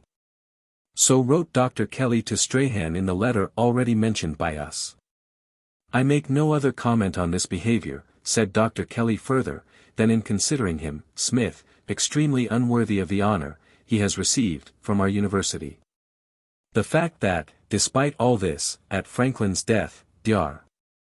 Smith, at the request of the American Philosophical Society, made Franklin's character and career the subject of an eulogistic address is certainly calculated to induce us all to unite in the prayer of Franklin in his articles of belief to be delivered from anger, that momentary madness."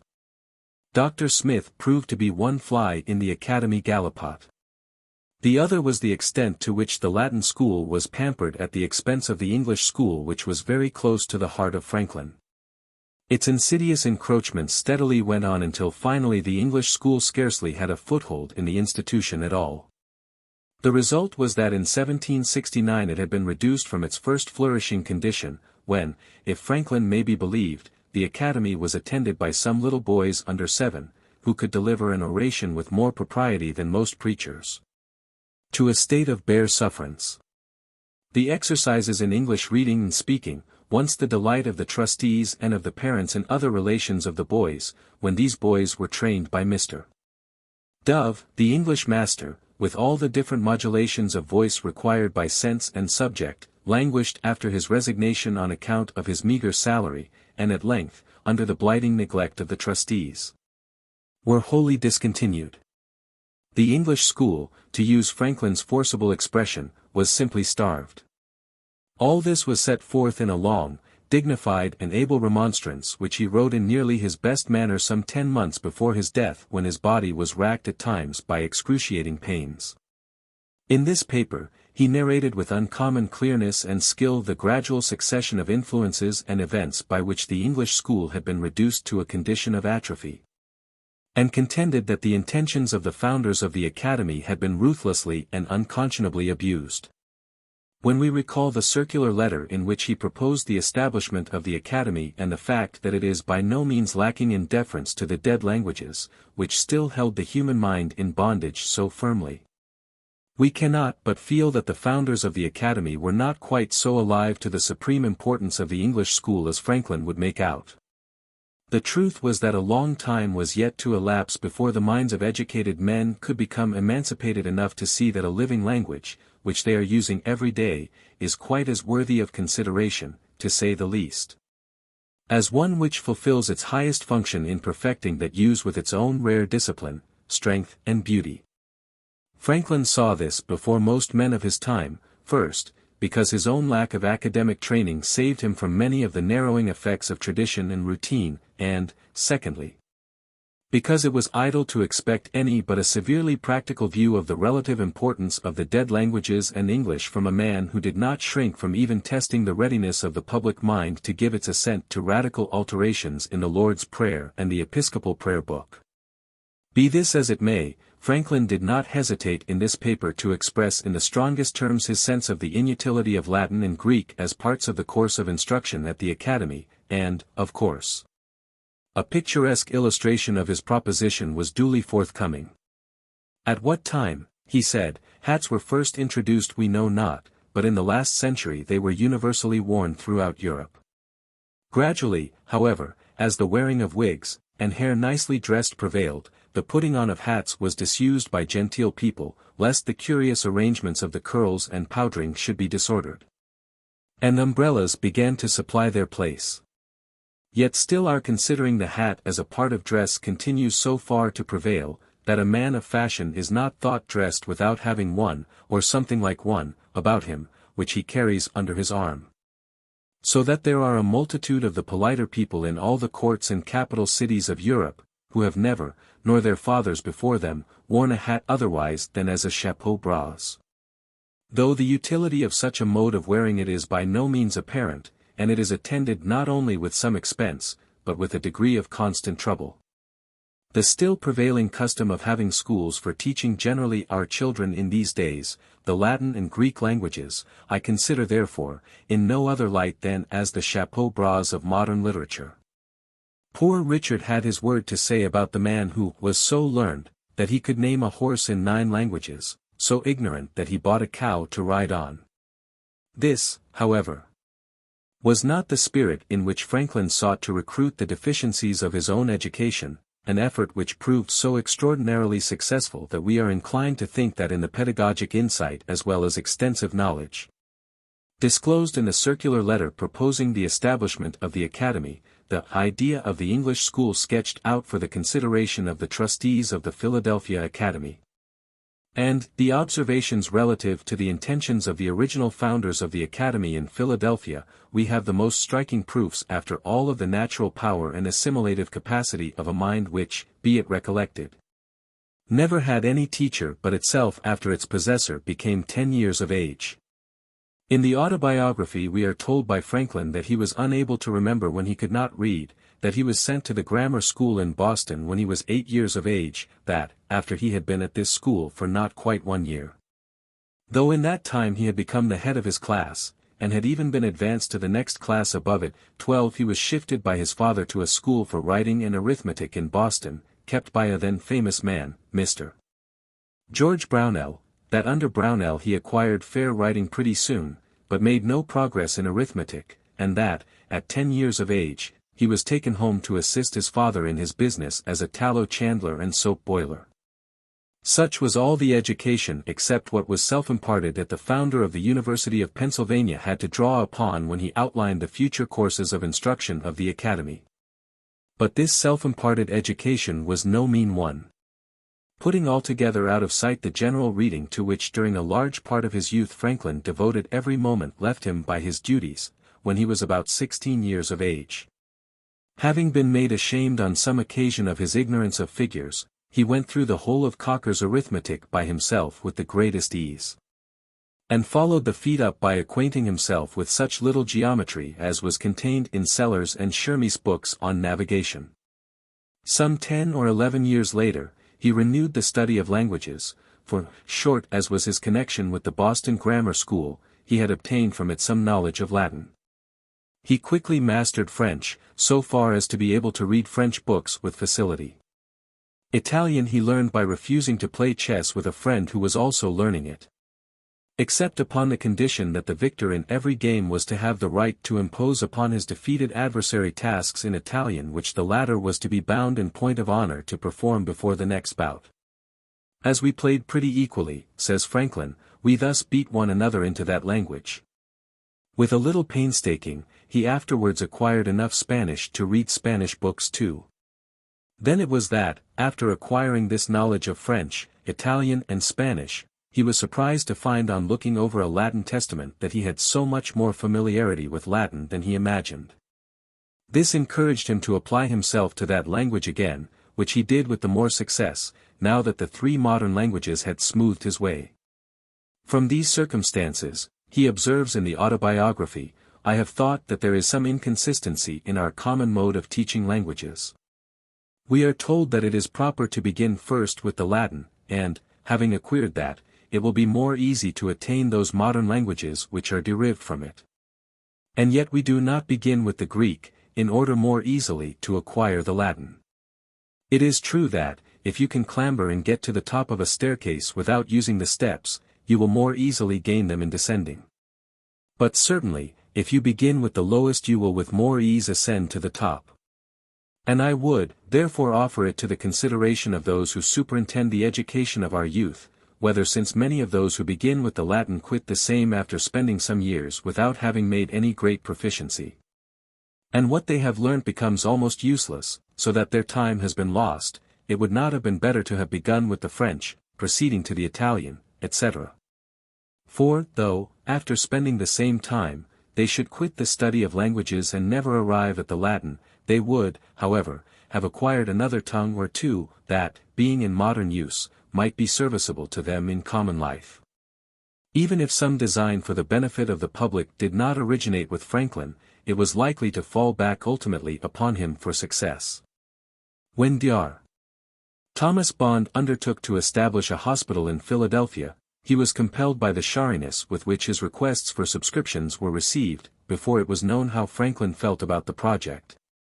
To come to Franklin with the admission that he had found that to put any such public project through in Philadelphia it was necessary to enlist his support. The response was not only a subscription by Franklin but also the inevitable appeal from his hand, pointing out the need for the hospital. After a stroke from that wand, the rock began to yield water more abundantly, but not so copiously that Franklin did not see that legislative aid was necessary as well as private liberality. The country voters, as is usual still in such cases in America, were inclined to think that the townsfolk were enjoying more than their just share of the blessings of civil society. They alleged that the hospital would be of exclusive benefit to the city, and even doubted whether the movement met with the general approval of the townsfolk themselves. Franklin's claim that £2,000 would be raised by voluntary subscriptions they regarded as highly extravagant. This was cue enough for his quick wit. A bill was introduced by him into the General Assembly providing that, when the private contributors had organized under the charter granted by it, and had raised £2,000 by voluntary subscription for the free maintenance of the sick poor in the hospital, then the Speaker, upon that fact being certified to his satisfaction, should draw his warrant on the Treasurer of the province for the payment of £2,000, in 2 yearly payments, to the Treasurer of the hospital, to be applied to its establishment. With the lubricant supplied by this timely condition, the bill slid smoothly down all the legislative grooves. Even the sincerest support of a good legislative measure is not more ardent to all appearances than the specious support sometimes given to such a measure by a member of the legislature who is opposed to it but sees, or thinks he sees, that it will never become a law, even though he should vote for it. The opponents of Franklin's bill, conceiving that they had a chance to acquire the credit of generosity without paying the pecuniary penalty, agreed to its enactment, and, on the other hand, the condition. By affording to private subscribers the prospect of having their contributions practically doubled from the public purse, furnished them with an additional motive to give. The private contributions even exceeded the sum fixed by the condition, and the credit with which the legislative adversaries of the bill had to content themselves was not that of deceitful but of real bounty. I do not remember any of my political manœuvres, Franklin complacently declares in the Autobiography, the success of which gave me at the time more pleasure, or wherein, after thinking of it, I more easily excused myself for having made some use of cunning. We experienced no difficulty in condoning this cunning when we realized that its fruit was the Pennsylvania Hospital, which, after many years of rare usefulness, is still one of the chief institutions of Philadelphia. It is gratifying to feel that its history has not been unworthy of the admirable inscription which Franklin wrote for its cornerstone. In the year of Christ MDCCLV, George II happily reigning, for he sought the happiness of his people. Philadelphia flourishing, for its inhabitants were public-spirited, this building, by the bounty of the government, and of many private persons, was piously founded for the relief of the sick and miserable. May the God of mercies bless the undertaking. The Reverend Gilbert Tennant, one of whose sermons caused Whitefield to say, "Never before heard I such a searching sermon. He is a son of thunder, and does not regard the face of man," was not so fortunate as Dr. Bond when he asked Franklin to assist him in obtaining subscriptions for the erection of a new meeting house in Philadelphia, for the use of a congregation drawn from among the Presbyterians, who were originally disciples of Whitefield. Franklin says that he absolutely refused to do so because he was unwilling to make himself disagreeable to his fellow citizens by soliciting contributions from them too frequently. The truth in part, we suspect. was that his zealous interest was not easily excited in any meeting-house where even a missionary sent by the Mufti of Constantinople to preach Mohammedanism to the people of Philadelphia would not find a pulpit at his service. But, if this incident has any general significance, it may be accepted as evidence that, though Franklin might contribute nothing else upon such an occasion, he was prepared to contribute a good joke. When Tennant found that he could get no other kind of assistance from him, he asked him to give him at least his advice. What followed would suffer in telling if not told as the Autobiography tells it. "That I will readily do," said Franklin, "and, in the first place, I advise you to apply to all those whom you know will give something. Next, to those whom you are uncertain whether they will give anything or not, and show them the list of those who have given, and, lastly, do not neglect those who you are sure will give nothing, for in some of them you may be mistaken." He laughed and thanked me, and said he would take my advice. He did so, for he asked of everybody, and he obtained a much larger sum than he expected, with which he erected the capacious and very elegant meeting-house that stands in Arch Street. Other services rendered by Franklin to Philadelphia related to the better paving and lighting of its streets. These streets were laid out with great regularity, but, being wholly unpaved, were mere quagmires in winter and stifling stretches of dust in summer. So bad was their condition as a rule that Philadelphia came to be known among the country people around it as filthy dirty. Franklin, when he lived near the Jersey market, witnessed with concern the miserable plight of its patrons as they waded about on either side of it in mire deep enough to have prompted the observation of Napoleon, based upon his campaigns in Poland. That mud should be accounted a fifth element. A step was taken when a stretch of ground down the middle of the market was paved with brick.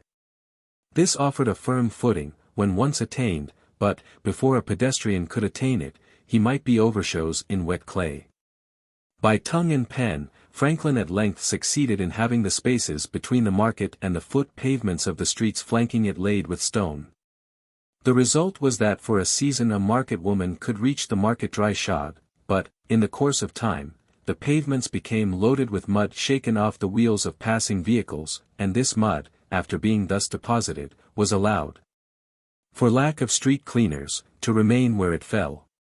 Here was an inviting situation, indeed, for such a municipal housewife as Franklin. Having hunted up a poor, industrious man, who was willing to contract for the sum of 6 pence per month, per house, to sweep up and carry away the dirt in front of the houses abutting on these pavements.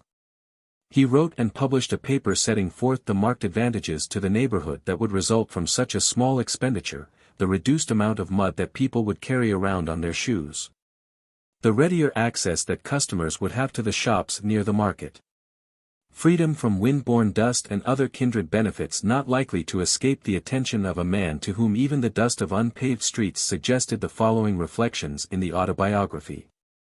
Human felicity is product not so much by great pieces of good fortune that seldom happen, as by little advantages that occur every day.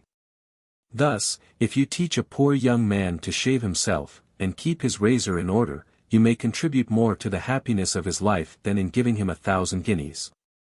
The money may be soon spent, the regret only remaining of having foolishly consumed it, but in the other case, he escapes the frequent vexation of waiting for barbers, and of their sometimes dirty fingers, offensive breaths, and dull razors. He shaves when most convenient to him, and enjoys daily the pleasure of its being done with a good instrument. A copy of the paper was sent to each house affected by its proposals, every householder agreed to pay his 6 pence. And the sense of comfort experienced by the entire population of Philadelphia in the more commodious use of the market prepared their minds for the bill which Franklin later introduced into the Assembly providing for the paving of the whole city. He was on the point of embarking on his second voyage to England when this was done, and the bill was not passed until after he was gone. And then with an alteration in his method of assessing the paving cost which his judgment did not deem an improvement. But the bill as passed contained a further provision for lighting as well as paving the streets of Philadelphia which he did deem a great improvement. The merit of first suggesting the hospital Franklin is studious to tell us, though ascribed to him, was due to Dr. Bond. So likewise he is quick to admit that the honor of giving the first impulse to municipal lighting in Philadelphia did not belong to him, as had been supposed, but to John Clifton, who had placed a private lamp at his own door. Franklin simply followed Clifton's example, but, when the city began to light its streets, his fertile mind did bring forward a novel idea which proved a highly useful one. Instead of the globes imported from London which became so black and opaque from smoke for lack of air, when the lamps were lighted, that they had to be cleaned every day, and which, moreover, were totally wrecked by a single blow. He suggested that the coverings for the city lamps should be composed of 4 flat panes, with a long funnel above and inlets below for the free circulation of air. The result was a covering that remained untarnished until morning and was not involved in complete ruin by a single fracture. Such were some of the principal achievements of Franklin for the benefit of Philadelphia.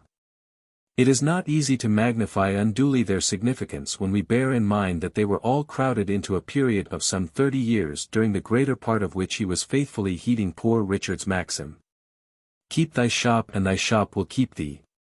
To say nothing of the claims upon his time of political duties and scientific studies and experiments. Franklin was not the Romulus of Philadelphia, nor was he its Augustus, who found it of brick and left it of marble. There was solid brick enough in the structure of American colonial life, but little marble. However, it can at least be said of him that rarely has any single private individual, with no great fortune, and with no control over the public purse except what is conferred by the favor of public opinion won by personal intelligence and public spirit, laid the foundations of so much that was of lasting and increasing utility to an infant community destined to become one of the populous and opulent cities of the world. In how many other respects his sympathy with human interests in their broader relations made its influence felt in colonial America we can only conjecture, but in many ways, in addition to those already mentioned, its fructifying results have been brought home to us. It was at his instance that the merchants of Philadelphia sent the ship Argo to the Arctics to discover a northwest passage. Kalm, the Swedish botanist, when he came to Pennsylvania, found in him a most helpful friend and patron. He labored untiringly to obtain for Bartram, the American naturalist, the recognition which he richly merited. One of the proudest days of his life was when his eager exertions in behalf of silk culture in Pennsylvania were rewarded by the knowledge that the Queen of England had not only graciously condescended to accept a sample of Pennsylvania silk, tendered to her by him, but proposed to wear it in the form of a dress. During his 3rd sojourn in England, the hospital at home was frequently reminded of the strength of his concern for its welfare by gifts and suggestions more valuable than gifts. To him was entrusted the commission of purchasing a telescope and other instruments for the astronomical school at Harvard College. To the library of Harvard he occasionally forwarded parcels of books, either his own gifts or gifts from his friends. In addition to his zealous efforts in the latter part of his life in behalf of Negro emancipation and the relief of the free blacks, he was for several years one of the associates charged with the management of the Bray Fund for the conversion of Negroes in the British plantations. He was also a trustee of the Society for the Benefit of Poor Germans, one of the objects of which was the establishment of English schools in the German communities which had become so numerous in Pennsylvania. It was high time that this object should receive the attention of the Englishry of the province, as one of his letters indicates. "I remember," he said in 1753 in a letter to Richard Jackson, "when they, the Germans, modestly declined intermeddling in our elections, but now they come in droves and carry all before them, except in 1 or 2 counties. Few of their children in the country learn English. They import many books from Germany, and of the 6 printing houses in the province, 2 are entirely German, 2 half German half English, and but 2 entirely English. They have 1 German newspaper, and 1 half German. Advertisements, intended to be general, are now printed in Dutch and English. The signs in our streets have inscriptions in both languages, and in some places only German. They begin of late to make all their bonds and other legal instruments in their own language, which, though I think it ought not to be, are allowed good in our courts, where the German business so increases, that there is continued need of interpreters. And I suppose in a few years they will also be necessary in the assembly to tell 1/2 of our legislators what the other half say. 13. As we are said to be indebted to Jefferson for the introduction into America of the Lombardy poplar, so it is said that we are indebted to Franklin for the domestication of the yellow willow, so useful in the manufacture of wickerwork. The story is that his observant eye noted the sprouts, which a willow basket from abroad had put forth, when refreshed by the water of a creek into which it had been tossed, and that he was at pains to plant some of them on a lot in Philadelphia. Apparently, he was the first person, too, to introduce the rhubarb plant into America. He obtained seed of the broomcorn on one of his visits to Virginia, and took care to disseminate it in Pennsylvania and other colonies. When the Pennsylvania farmers were skeptical about the value of plaster, he framed in that substance on the surface of a conspicuous field the words, "This has been plastered," which were soon rewritten in vegetation that rose legibly above the general level of its surroundings. One of his suggestions was an Office of Insurance on the mutual assessment plan against losses from storms, blights, insects, etc., suffered by farmers. Among his essays is a concise but highly instructive one on maize, or Indian corn, which was well calculated to make known to the world a plant now hardly less prized by the American for its general usefulness than the date palm is by the Arab. John Adams informs us in his diary that, on one occasion, when in Massachusetts, Franklin mentioned that Rhenish grapevines had been recently planted at Philadelphia, and had succeeded very well, whereupon his host, Edmund Quincy, expressed the wish that he could plant some in his own garden. A few weeks later Quincy received a bundle of the Rhenish slips by sea from Franklin, and a little later another by post. Thus, diarizes Adams, at the time a young man of but 24, when the difficulty with which the slips had been procured by Franklin came to his knowledge, he took the trouble to hunt over the city, Philadelphia, and not finding vines there, he sends 70 miles into the country, and then sends one bundle by water, and, lest they should miscarry, another by land, to a gentleman whom he owed nothing, and was but little acquainted with, purely for the sake of doing good in the world by propagating the Rhenish vines through these provinces. And Mr. Quincy has some of them now growing in his garden. This is an instance, too, of his amazing capacity for business, his memory and resolution, amidst so much business as counselor, postmaster, printer, so many private studies, and so many public avocations too. To remember such a transient hint and exert himself so in answer to it, is surprising. If Adams had only known Franklin better at the time when these words were penned, which was long before his analysis of Franklin's motives could be jaundiced by jealousy or wounded self-love, he might have added that this incident was also an illustration of that unfailing good nature which made the friendship of Franklin an ever-bubbling wellspring of kindly offices. Accept my kind offices to thy other children as the only return in my power for thy continual favors to me, one of the petitions in the little prayer, prefixed to Franklin's Manual of Self-Discipline, expressed an aspiration which, in addition to more impressive forms of fulfillment, was realized many times over in the innumerable small offerings of good feeling that he was in the habit of laying from time to time upon the altar of friendship. In recounting the benefactions, which he bestowed upon his fellow creatures by his public spirit and private benevolence, it is hard to refrain from speculating as to what he might have accomplished, if his wealth had only, like that of Andrew Carnegie, been commensurate with his wisdom and philanthropic zeal. Then, in truth, would have been united such agencies as have not often worked together for the amelioration of human society. But independent as Franklin was, according to the pecuniary standards of colonial America, he was in no position to contribute money lavishly to any generous object. When he gave it, he had to give it in such a way as to make it keep itself going until it had gone far by its own mere cumulative energy. This is very interestingly brought out in a letter from him, when at Passy, to Benjamin Webb, a distressed correspondent, to whom he was sending a gift of 10 Louis d'ors. I do not pretend, he said, to give such a sum, only lend it to you. When you shall return to your country with a good character, you cannot fail of getting into some business, that will in time enable you to pay all your debts. In that case, when you meet with another honest man in similar distress, you must pay me by lending this sum to him, enjoining him to discharge the debt by a like operation, when he shall be able, and shall meet with such another opportunity. I hope it may thus go through many hands, before it meets with a knave that will stop its progress. This is a trick of mine for doing a deal of good with a little money. I am not rich enough to afford much in good works, and so am obliged to be cunning and make the most of a little. It is to be hoped that Webb was but the first link in the golden chain which this letter sought to fashion. It is a remarkable fact that Franklin also endeavored to give even posthumous efficacy to this same idea of economizing pecuniary force. By a codicil to his will, he created two funds of £1,000 each, one for the benefit of the inhabitants of the town of Boston, and the other for the benefit of the inhabitants of the town of Philadelphia. The selectmen and the ministers of the oldest Episcopalian, Congregational and Presbyterian churches in Boston were to be the trustees for the management of the Boston Fund, and the city corporation was to manage the Philadelphia Fund.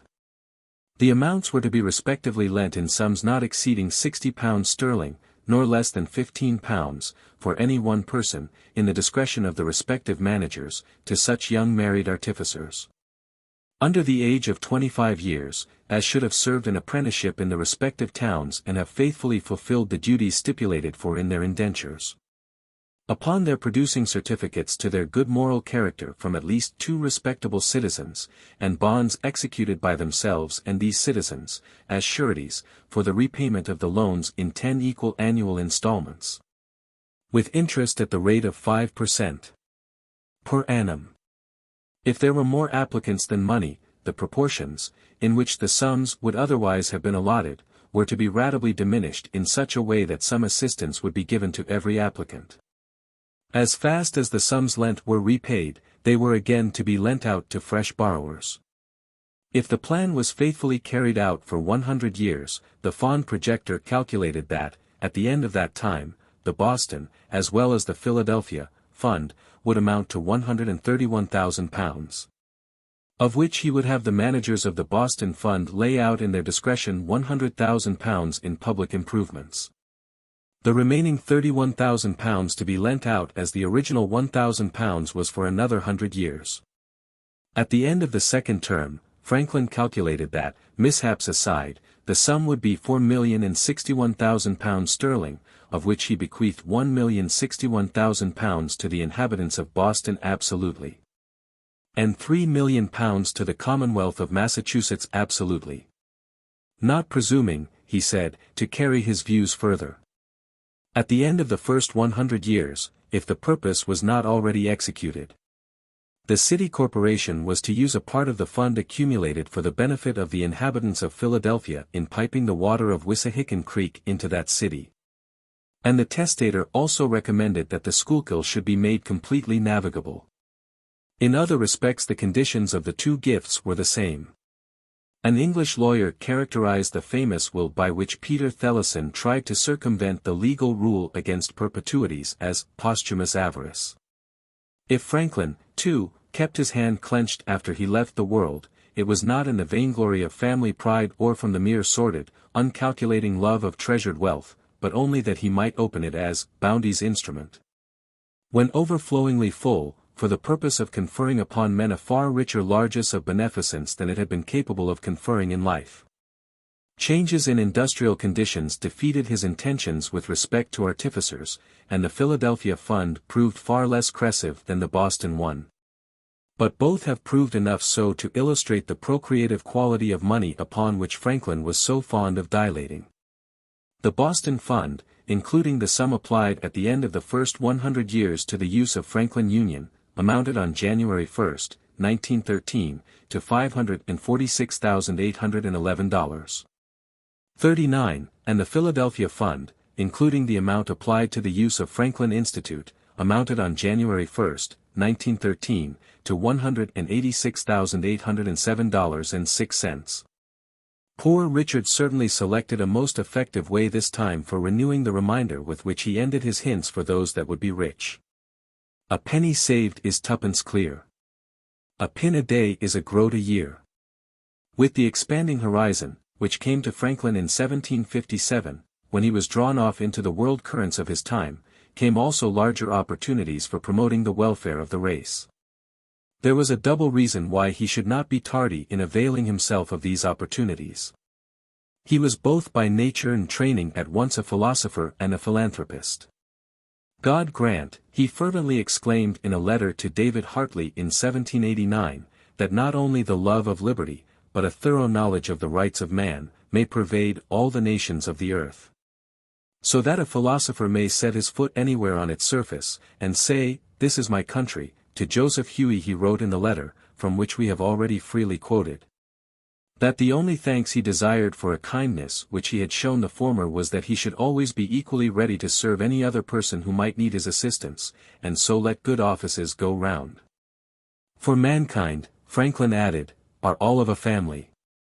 During his third sojourn in England, he entered earnestly into a scheme for supplying the islands of Akpinamoe and Tovipoanamo, called in the maps New Zealand, which contained no useful quadrupeds but dogs, with fowls, hogs, goats, cattle, corn, iron and other commodities of civilized life. The portion of the appeal for pecuniary aid for this purpose, which was borrowed from his pen, after beginning with the statement that Britain itself was said to have originally produced nothing but sloes, adapts itself, as all his writings of this kind usually did, to both the unselfish and selfish instincts of his readers. It was the obligation, he insisted, of those, who thought it their duty to ask bread and other blessings daily from heaven, to show their gratitude to their great benefactor by the only means in their power. And that was by promoting the happiness of his other children. Communiter bona profunderat Deum est. And then trade always throve better when carried on with a people possessed of the arts and conveniences of life than with naked savages. As events moved along apace, and Franklin found himself in a world, once again ravaged and ensanguined by war, the triple birth of human folly, greed and atrocity, his heart, irrevocably enlisted as it was in the American cause, went out into one generous effort after another to establish at least a few peaceful sanctuaries where the nobler impulses and aims of human nature might be safe from the destructive rage of its malignant passions. In 1779, when our minister to France, he issued instructions to the captains of all armed ships holding commissions from Congress not to molest, in any manner, the famous English navigator, Captain Cook, on his return from the voyage of discovery into unknown seas upon which he had been dispatched before the Revolutionary War. This act was handsomely acknowledged by the British government. One of the gold medals, struck in honor of Captain Cook, was presented to Franklin by the hand of Sir Joseph Banks, the President of the Royal Society, and the British Admiralty Board also sent him a copy of the captain's book, with its elegant collection of plates, and a very polite letter from Lord Howe stating that the gift was made with the express approval of the King. In the same year similar instructions were given by Franklin for the protection of the vessel that was that year to transport the supplies which were annually conveyed from Europe to the Moravian mission on the coast of Labrador. And later the same aegis was likewise extended over the ship which was expected to bear provisions and clothing from the charitable citizens of Dublin for the relief of suffering in the West Indies. Of the rule that, free ships shall make free goods, Franklin said in a letter to J. Torres, an agent for American cruisers at Dunkirk, this rule is itself so reasonable, and of a nature to be so beneficial to mankind, that I cannot but wish it may become general. Nor did he stop there. In this letter, such was his confidence that Congress would approve the new rule that he notified Torres that, until he had received its orders on the subject, he should condemn no more English goods found by American cruisers in Dutch vessels, unless contraband of war. How unqualifiedly he was disposed to recognize the neutrality of all such goods is evidenced by other letters of his, too, written when he was in France. But to him also belongs the peculiar glory of insisting that non-combatants should be exempt from the lamentable penalties of war. I approve much, he said in a letter in 1780 to Charles W. F. Dumas, of the principles of the Confederacy of the Neutral Powers, and am not only for respecting the ships as the house of a friend, though containing the goods of an enemy, but I even wish for the sake of humanity that the law of nations may be further improved, by determining, that, even in time of war, all those kinds of people, who are employed in procuring subsistence for the species, or in exchanging the necessaries or conveniences of life, which are for the common benefit of mankind, such as husbandmen on their lands, fishermen in their barks, and traders in unarmed vessels, shall be permitted to prosecute their several innocent and useful employments without interruption or molestation, and nothing taken from them, even when wanted by an enemy, but on paying a fair price for the same. This principle, as well as a stipulation against privateering, was actually made a part of the Treaty of Amity and Commerce between Prussia and the United States, which was signed shortly before Franklin returned to America from the French mission. And it was not for the lack of effort on his part that similar articles were not inserted in all the treaties between the United States and other European countries that were entered into about the same time. For the practice of privateering he cherished a feeling of intense abhorrence.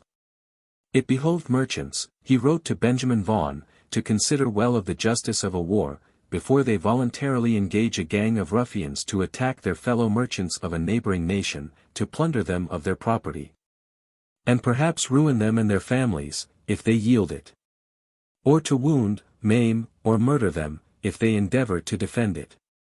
Yet these things are done by Christian merchants, whether a war be just or unjust, and it can hardly be just on both sides.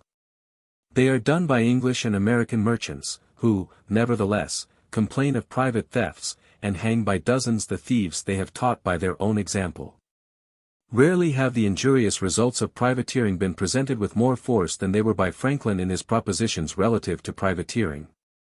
Sent to Richard Oswald, the industrial loss involved in the withdrawal of so many men from honest labor, who, besides, spend what they get in riot, drunkenness, and debauchery, lose their habits of industry, are rarely fit for any sober business after a peace, and serve only to increase the number of highwaymen and housebreakers, and the pecuniary ruin into which their employers are drawn by inability, after the enjoyment of rapidly acquired wealth, to adjust the habits formed by it to normal conditions.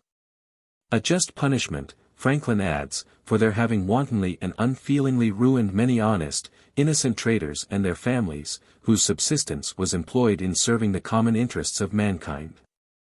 And after all, he further said, as in the case of other lotteries, while a few of the adventurers secured prizes, the mass, for reasons that he stated very clearly, were losers. We have already seen how strongly his mind leaned in the direction of arbitration as the proper method for settling international differences. But a grave error it would be to think of Franklin as merely a wise, placid, humane Quaker, or as simply a benignant, somewhat visionary friend of man. He knew what the world ought to be, and might be made to be, but he also knew what the world was, and was likely for some time to be. He resembled the Quaker in his shrewd capacity to take care of himself, in his love of thrift and of all that appertains to the rational and useful side of life, and especially in his broad, unreserved, human sympathies.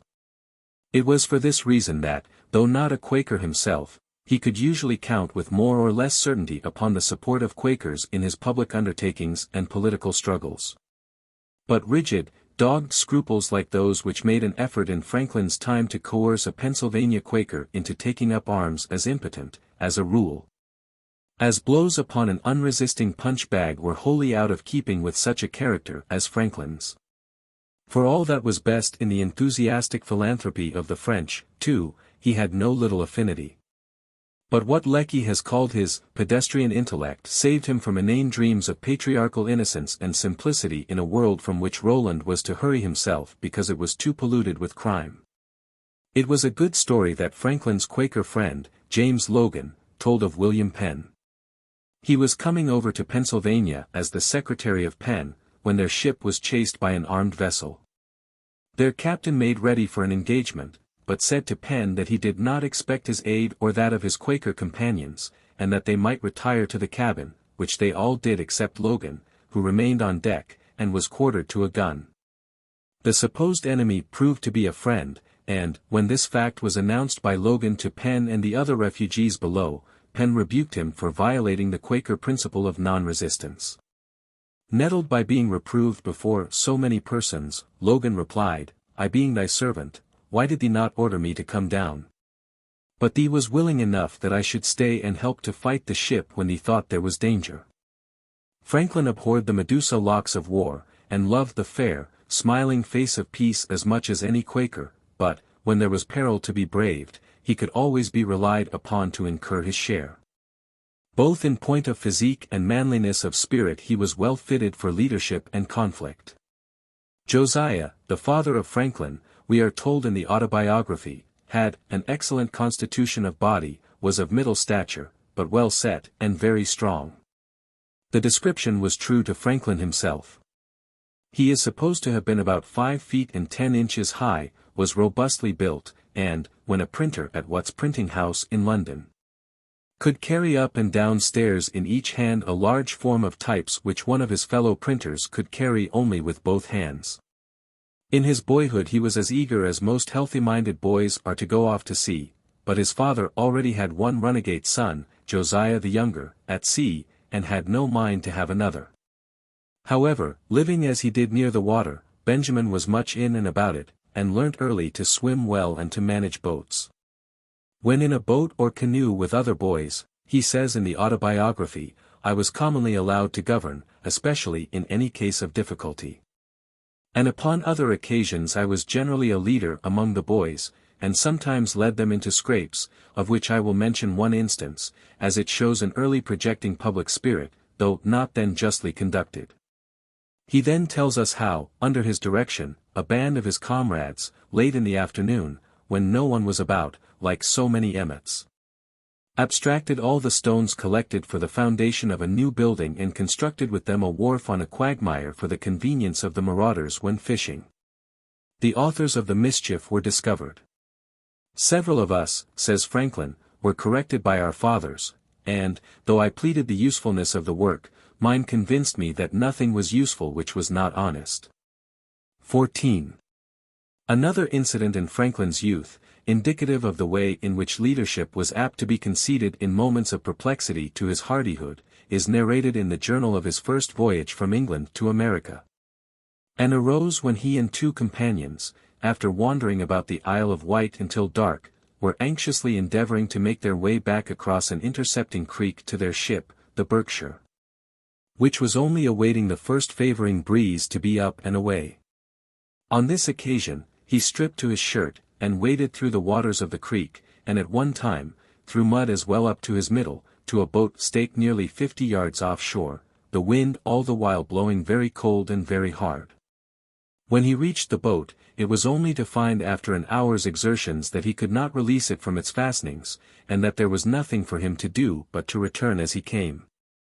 Then, just as the unlucky trio were thinking of looking up some haystack in which to spend the night, one of them remembered that he had a horseshoe in his pocket.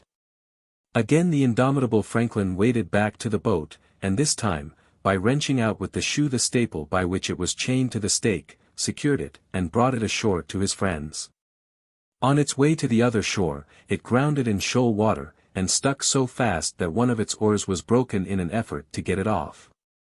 After striving and struggling for half an hour and more, the party gave up and sat down with their hands before them in despair.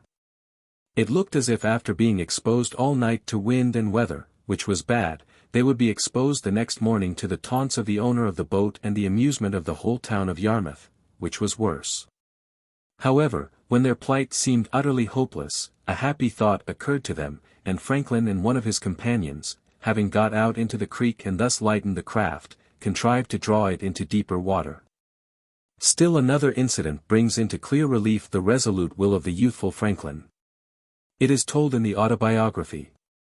He was in a boat on the Delaware with his free-thinking and deep-drinking friend, Collins, who had acquired the habit of sotting with brandy, and some other young men. Collins was in the state pictured by one or more of the cant phrases descriptive of an inebriate condition which were compiled with such painstaking thoroughness by Franklin in his Dringer's Dictionary, for the Pennsylvania Gazette. It became Collins' turn to row, but he refused to do it. "I will be rowed home," said Collins. "We will not row you," said Franklin. "You must, or stay all night on the water just as you please," said Collins. The others said, "Let us row. What signifies it?" But Franklin's mind was soured by Collins' past misconduct, and he refused to do so. Thereupon Collins swore that he would make him row or throw him overboard, and advanced towards him and struck at him. As he did so, Franklin clapped his hand under Collins' crotch, and, rising, pitched him head foremost into the river. Knowing that Collins was a good swimmer, he felt little concern about him. So the boat was rowed a short distance from Collins, and with a few timely strokes removed slightly out of his reach whenever he attempted to board it, he being asked each time whether he would consent to row. He was ready to die with vexation, says Franklin, and obstinately would not promise to row. However, seeing him at last beginning to tire, we lifted him in and brought him home dripping wet in the evening. We hardly exchanged a civil word afterwards, and a West India captain, who had a commission to procure a tutor for the sons of a gentleman at Barbados, happening to meet with him, agreed to carry him thither.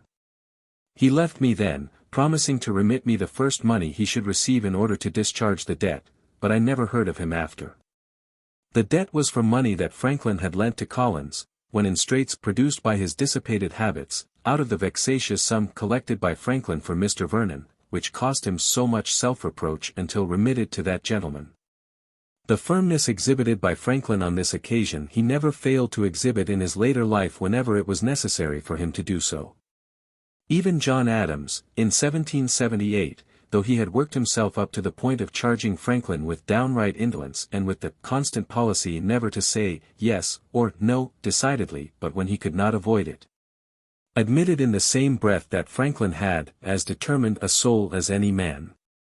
If anyone doubts it, let him read the letters written by Franklin upon the rare occasions when he felt that, as a matter of justice or sober self-respect, he could not escape the duty of holding up the mirror of candid speech to the face of misconduct.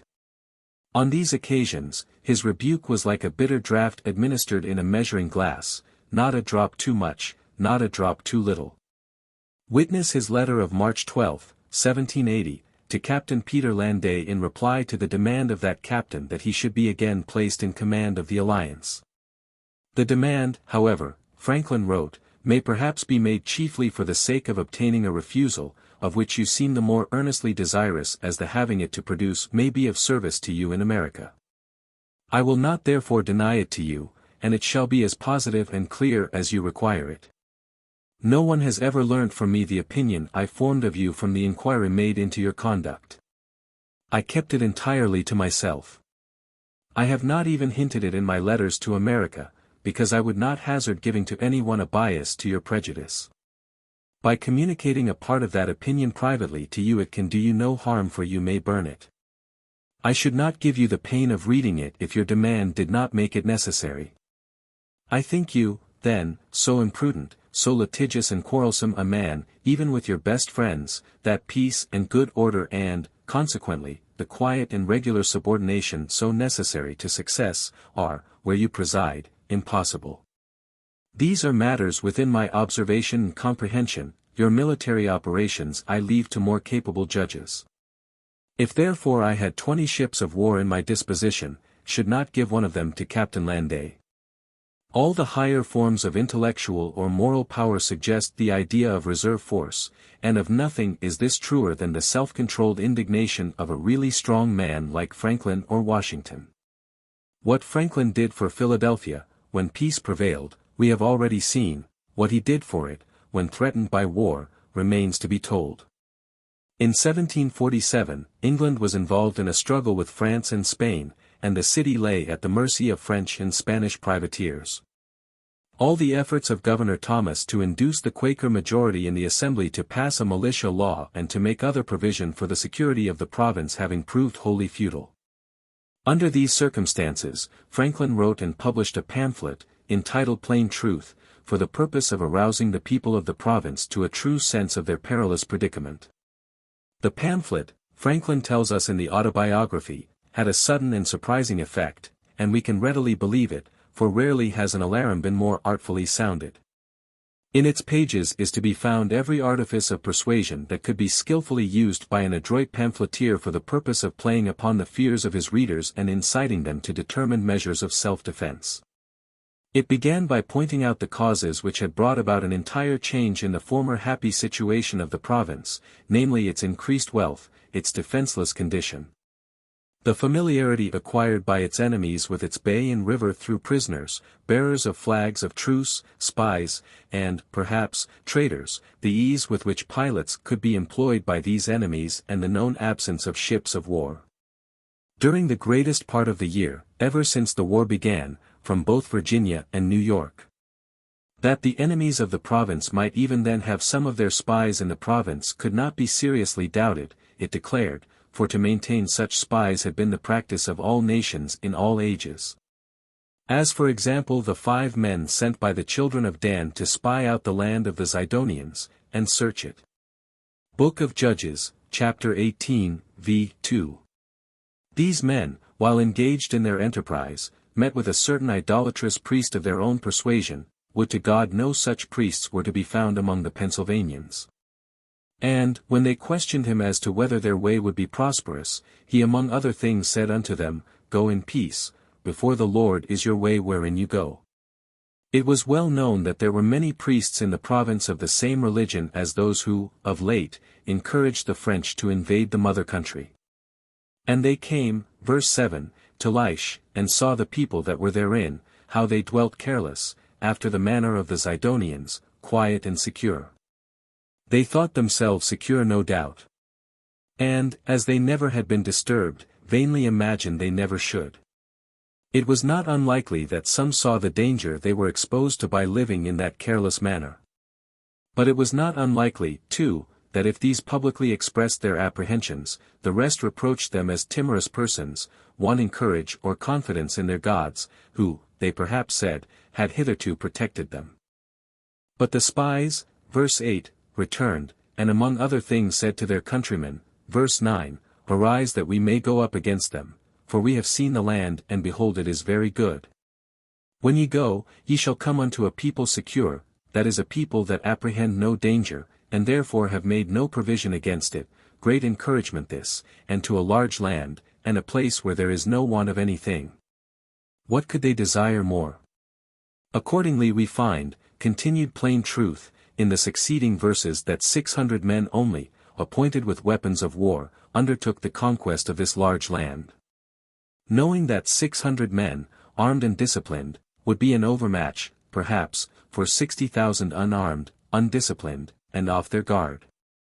And when they went against it, the idolatrous priest, verse 17, with his graven image, and his ephod, and his teraphim, and his molten image, plenty of superstitious trinkets, joined with them, and, no doubt, gave them all the intelligence and assistance in his power. His heart, as the text assures us, being glad, perhaps, for reasons more than one. And now what was the fate of poor Laish?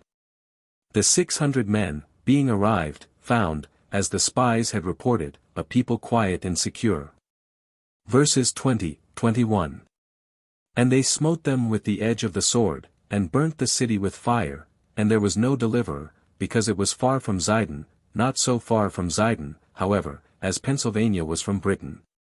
And yet we are, said plain truth, more careless than the people of Laish.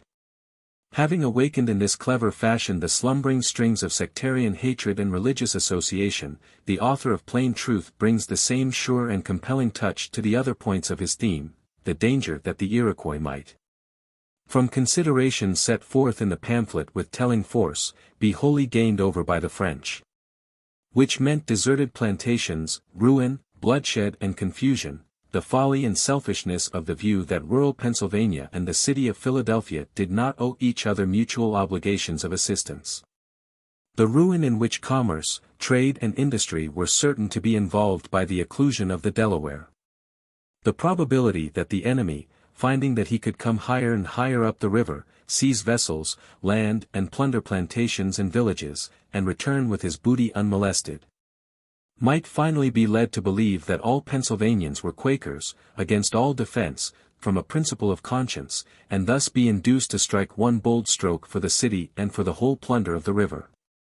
Then, after dispatching with a few practical observations the fallacy that the expense of a vessel to guard the trade of the province would be greater than any loss that the enemy could inflict upon the province at sea, and that it would be cheaper for the government to open an insurance office and to pay every such loss, the pamphlet presents a harrowing description of the fate that would befall Philadelphia if it passed into the hands of the enemy. It is all limned with the minuteness of a Dutch painting, the confusion and disorder, the outcries and lamentations. The stream of outgoing fugitives, including citizens reputed to be rich and fearful of the torture, hurrying away with their effects, the wives and children hanging upon the necks of their husbands and fathers and imploring them to be gone. The helplessness of the few that would remain, the sack, the conflagration. But what, asked Plain Truth, would the condition of the Philadelphians be, if suddenly surprised without previous alarm, perhaps in the night? Confined to their houses, they would have nothing to trust to but the enemy's mercy. Their best fortune would be to fall under the power of commanders of king's ships able to control the mariners, and not into the hands of licentious privateers. Who could without the utmost horror conceive the miseries of the latter, when their persons, fortunes, wives and daughters would be subject to the wanton and unbridled rage, rapine and lust of negroes, mulattoes and others, the vilest and most abandoned of mankind? And then in a timely marginal note Plain Truth tells how poor Captain Brown, for bravely defending himself and his vessel longer than the ragged crew of a Spanish privateer expected, was barbarously stabbed and murdered, though on his knees begging quarter. It would not be so bad for the rich, said Plain Truth. The means of speedy flight were ready to their hands, and they could lay by money and effects in distant and safe places against the evil day. It was by the middling people, the tradesmen, shopkeepers and farmers of the province and city that the brunt would have to be borne. They could not all fly with their families, and, if they could, how would they subsist? Upon them too the weight of the contributions exacted by the enemy, as was true of ordinary taxes, would rest. Though numerous, this class was quite defenseless as it had neither forts, arms, union or discipline, and yet on whom could it fix its eyes with the least expectation that they would do anything for its security? Not on that wealthy and powerful body of people, the Quakers, who had ever since the war controlled the elections of the province and filled almost every seat in the assembly. Should the Quakers be conjured by all the ties of neighborhood, friendship, justice and humanity to consider the obligations that they owed to a very great part of the people who could have no confidence that God would protect those that neglected the use of rational means for protecting themselves, and the distraction, misery and confusion, desolation and distress which might possibly be the effect of their unreasonable predominancy in perseverance, yet all would be in vain.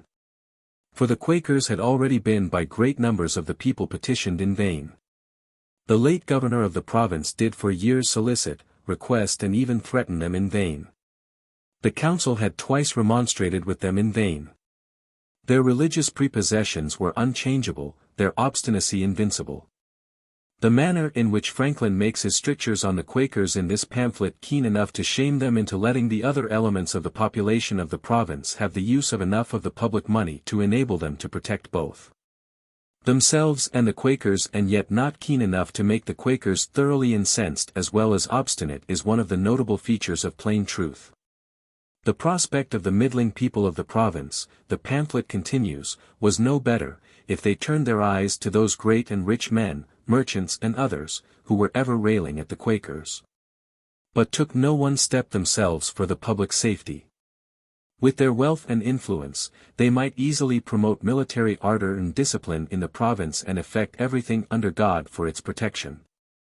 But envy seemed to have taken possession of their hearts, and to have eaten out and destroyed every generous, noble, public-spirited sentiment, and rage at the disappointment of their little schemes for power gnawed their souls, and filled them with such cordial hatred to their opponents that any proposal, by the execution of which the latter might receive benefit as well as themselves, was rejected with indignation. However, if the city and province were brought to destruction, it would not be for want of numerous inhabitants able to bear arms in their defense. It was computed that the province had at least, exclusive of the Quakers, 60,000 fighting men, acquainted with firearms, many of them hunters and marksmen, hardy and bold. All they lacked was order, discipline and a few cannon. At present they were like the separate filaments of flax before the thread is formed, without strength because without connection, but union would make them strong and even formidable. Many of the inhabitants of the province were of the British race, and, though the fierce fighting animals of those happy islands were said to abate their natural fire and intrepidity, when removed to a foreign clime, yet with their people this was not so. Among the inhabitants of the province likewise were those brave men whose fathers in the last age made so glorious a stand for Protestantism and English liberty, when invaded by a powerful French army, joined by Irish Catholics, under a bigoted popish king. And also thousands of that warlike nation whose sons had ever since the time of Caesar maintained the character he gave their fathers of uniting the most obstinate courage to all the other military virtues, the brave and steady Germans. Poor Richard, of course, had to have his proverb in war as well as peace.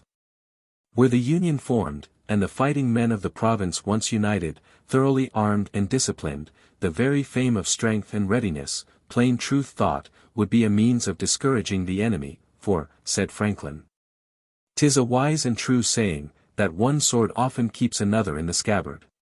The way to secure peace is to be prepared for war."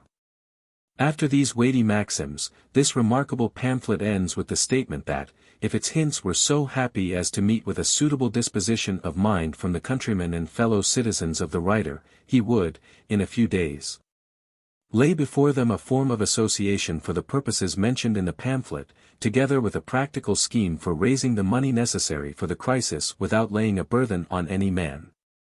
Like the drum that makes the warrior's stomach come, was plain truth with its sudden and surprising effect. Agreeably with the popular response to it, Franklin drafted Articles of Association, after consulting with others, and issued a call for a citizens' rally in the Whitefield Meeting House. When the citizens assembled, printed copies of the articles had already been struck off, and pens and ink had been distributed throughout the hall. Franklin then harangued the gathering a little, read and explained the articles, and handed around the printed copies. They were so eagerly signed that, when the meeting broke up, there were more than 1,200 signatures, and this number, when the country people were subsequently given an opportunity to sign, swelled to more than 10,000. All the signers furnished themselves as soon as they could with arms, organized into companies and regiments, chose their own officers, and met every week for military training. The contagion spread even to the women, and, with money raised by their own subscriptions, they procured silk colors for the companies, set off with devices and mottos furnished by Franklin himself, who had a peculiar turn for designing things of that sort. The next step was for the officers of the companies, constituting the Philadelphia regiment, to meet and choose a colonel. They did so, and selected the only man, or almost the only man, so far as we know, who has ever, in the history of the American militia, conceived himself to be unfit for the office of colonel, and that is Benjamin Franklin. "Conceiving myself unfit," says Franklin in the Autobiography, "I declined that station, and recommended Mr. Lawrence, a fine person, and man of influence, who was accordingly appointed." But between building and equipping a battery on the river below Philadelphia, and manipulating Quaker scruples, Franklin had his hands quite as full as were those of Colonel Lawrence. At that time, whether the souls of men were to be saved by the erection of a church or their bodies to be destroyed by the erection of a battery, resort was had to a lottery. Franklin himself, for instance, was twice appointed by the vestry of Christ Church the manager of a lottery for the purpose of building a steeple and buying a chime of bells for that church. A lottery, therefore, was proposed by him to defray the expense of building and equipping the battery. The suggestion was eagerly acted upon, and, with the current of popular enthusiasm running so swiftly, the lottery soon filled, and a battery with merlons framed of logs and packed with earth was rapidly erected. The problem was how to get the necessary ordnance. Some old cannon were bought in Boston, a not over-sanguine request for some was made of the stingy proprietaries, Richard and Thomas Penn, an order was given to other persons in England to purchase in case the request was not honored. And Colonel Lawrence, William Allen, Abram Taylor and Franklin were dispatched to New York by the association to borrow what cannon they could from Governor George Clinton. Fortunately for Pennsylvania, the cockles of that governor's heart were of the kind that glow and expand with generous benevolence when warmed by the bottle. At first, he refused peremptorily to let the embassy have any cannon, but, later on when he sat at meat, or rather drink, with the members of his council, there was, we are told by Franklin in the Autobiography, great drinking of Madeira wine, as the custom of New York then was. With the progress of the dinner, he softened by degrees, and said that he would lend 6. After a few more bumpers, he advanced to 10, and, at length, he very good-naturedly conceded 18. They were fine cannon, 18-pounders, with their carriages, and were soon transported and mounted on the battery in Pennsylvania, where the associators kept a nightly guard while the war lasted. And where, among the rest, Franklin regularly took his turn of duty as a common soldier. The activity of Franklin at this conjuncture not only won him a high degree of popularity with his fellow citizens but also the goodwill of the governor of Pennsylvania and his council, who took him into their confidence and consulted with him whenever it was felt that their concurrence was needed by the association. When they approved his suggestion that a fast should be proclaimed for the purpose of invoking the blessing of heaven upon the association, and it was found that no such thing had ever been thought of in Pennsylvania before. He even fell back upon his New England training, and drew up a proclamation for the purpose in the usual form, which was translated into German, printed in both English and German, and circulated throughout the province. The fast day fixed by the paper gave the clergy of the different sects in Pennsylvania a favorable opportunity for urging the members of their flocks to enroll themselves as members of the association, and it was the belief of Franklin that, if peace had not soon been declared, all the religious congregations in the province except those of the Quakers would have been enlisted in the movement for the defense of the province. The most interesting thing, however, connected with this whole episode was the conduct of the Quakers. James Logan, true to his former principles, wrote a cogent address to his fellow friends justifying defensive war, and placed £60 in Franklin's hands with instructions to him to apply all the lottery prizes that they might win to the cost of the battery. Other friends also, perhaps most of the younger ones, were in favor of defense, but many friends preferred to keep up silently the semblance of conformity with their dogma about war. Though ready enough to have it refined away by Franklin's astuteness, which had a gift for working around obstacles when it could not climb over or break through them. That the Quakers, as a body, even if they did not relish his newborn intimacy with the executive councilors, with whom they had had a feud of long standing, were not losing much of their placidity over the proposition to protect their throats and chattels against their will, an ambitious young gentleman, who wished to displace Franklin, as the clerk of the Quaker Assembly, soon learnt.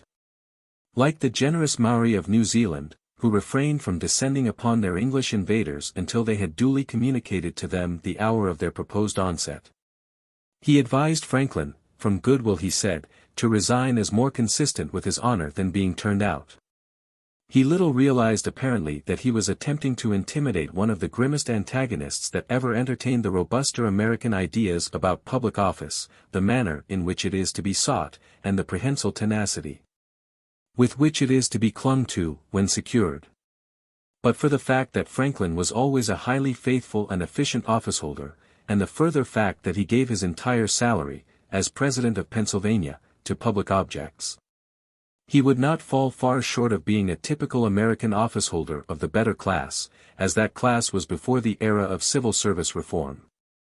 On a later occasion, when his resignation as Deputy Postmaster General for America was desired, he humorously observed in a letter to his sister, Jane, that he was deficient in the Christian virtue of resignation. "If they would have my office," he said, "they must take it."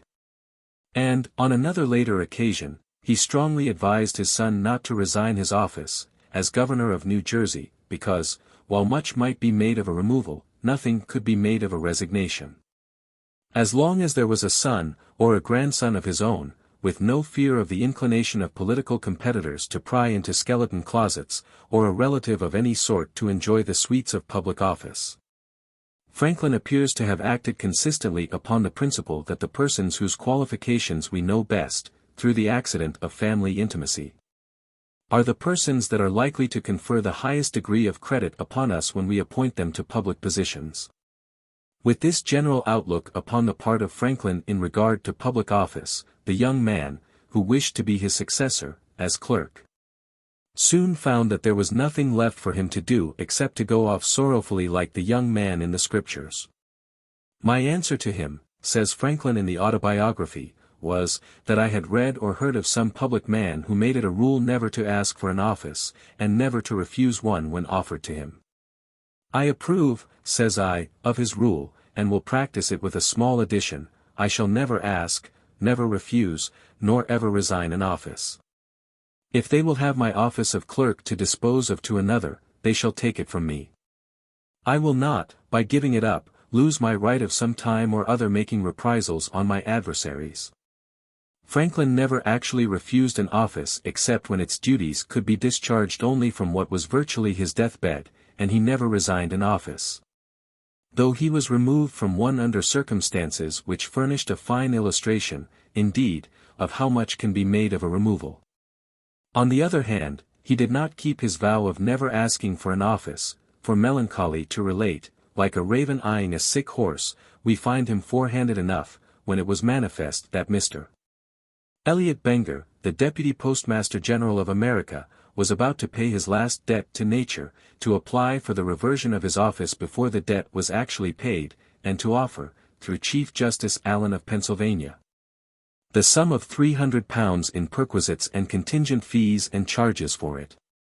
Indeed, Benger, though to be near his end, by Franklin, when the latter first set to work to succeed him, did not die until more than 2 years afterwards. 15, as we shall see hereafter, to Franklin, as an officeholder, was honorably allotted even the state of supreme beatitude under the spoils system of politics, which consists in holding more than one public office at one time. The young aspirant for Franklin's place had nothing but his generous motives to soothe his disappointment, for at the next election Franklin was unanimously elected clerk as usual. Indeed, Franklin had reason to believe that the measures taken for the protection of Pennsylvania were not disagreeable to any of the Quakers, provided that they were not required to participate actively in them. The proportion of Quakers sincerely opposed to resistance, he estimated, after having had a chance to look the field over, was as 1 to 21 only. His long contact with the Assembly, as its clerk, had afforded him excellent opportunities for observing how embarrassed its Quaker majority, which loved political power quite as much as it detested war and Presbyterians, was.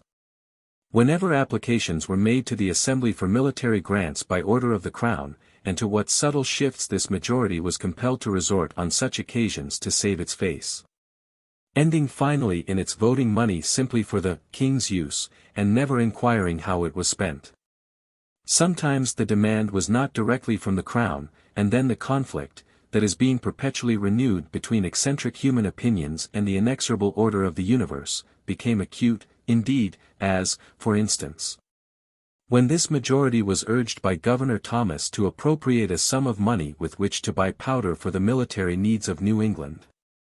Money to buy powder nakedly the Quakers were not willing to vote, but they appropriated £3,000 to be put into the hands of the governor for the purchase of bread, flour, wheat or other grain.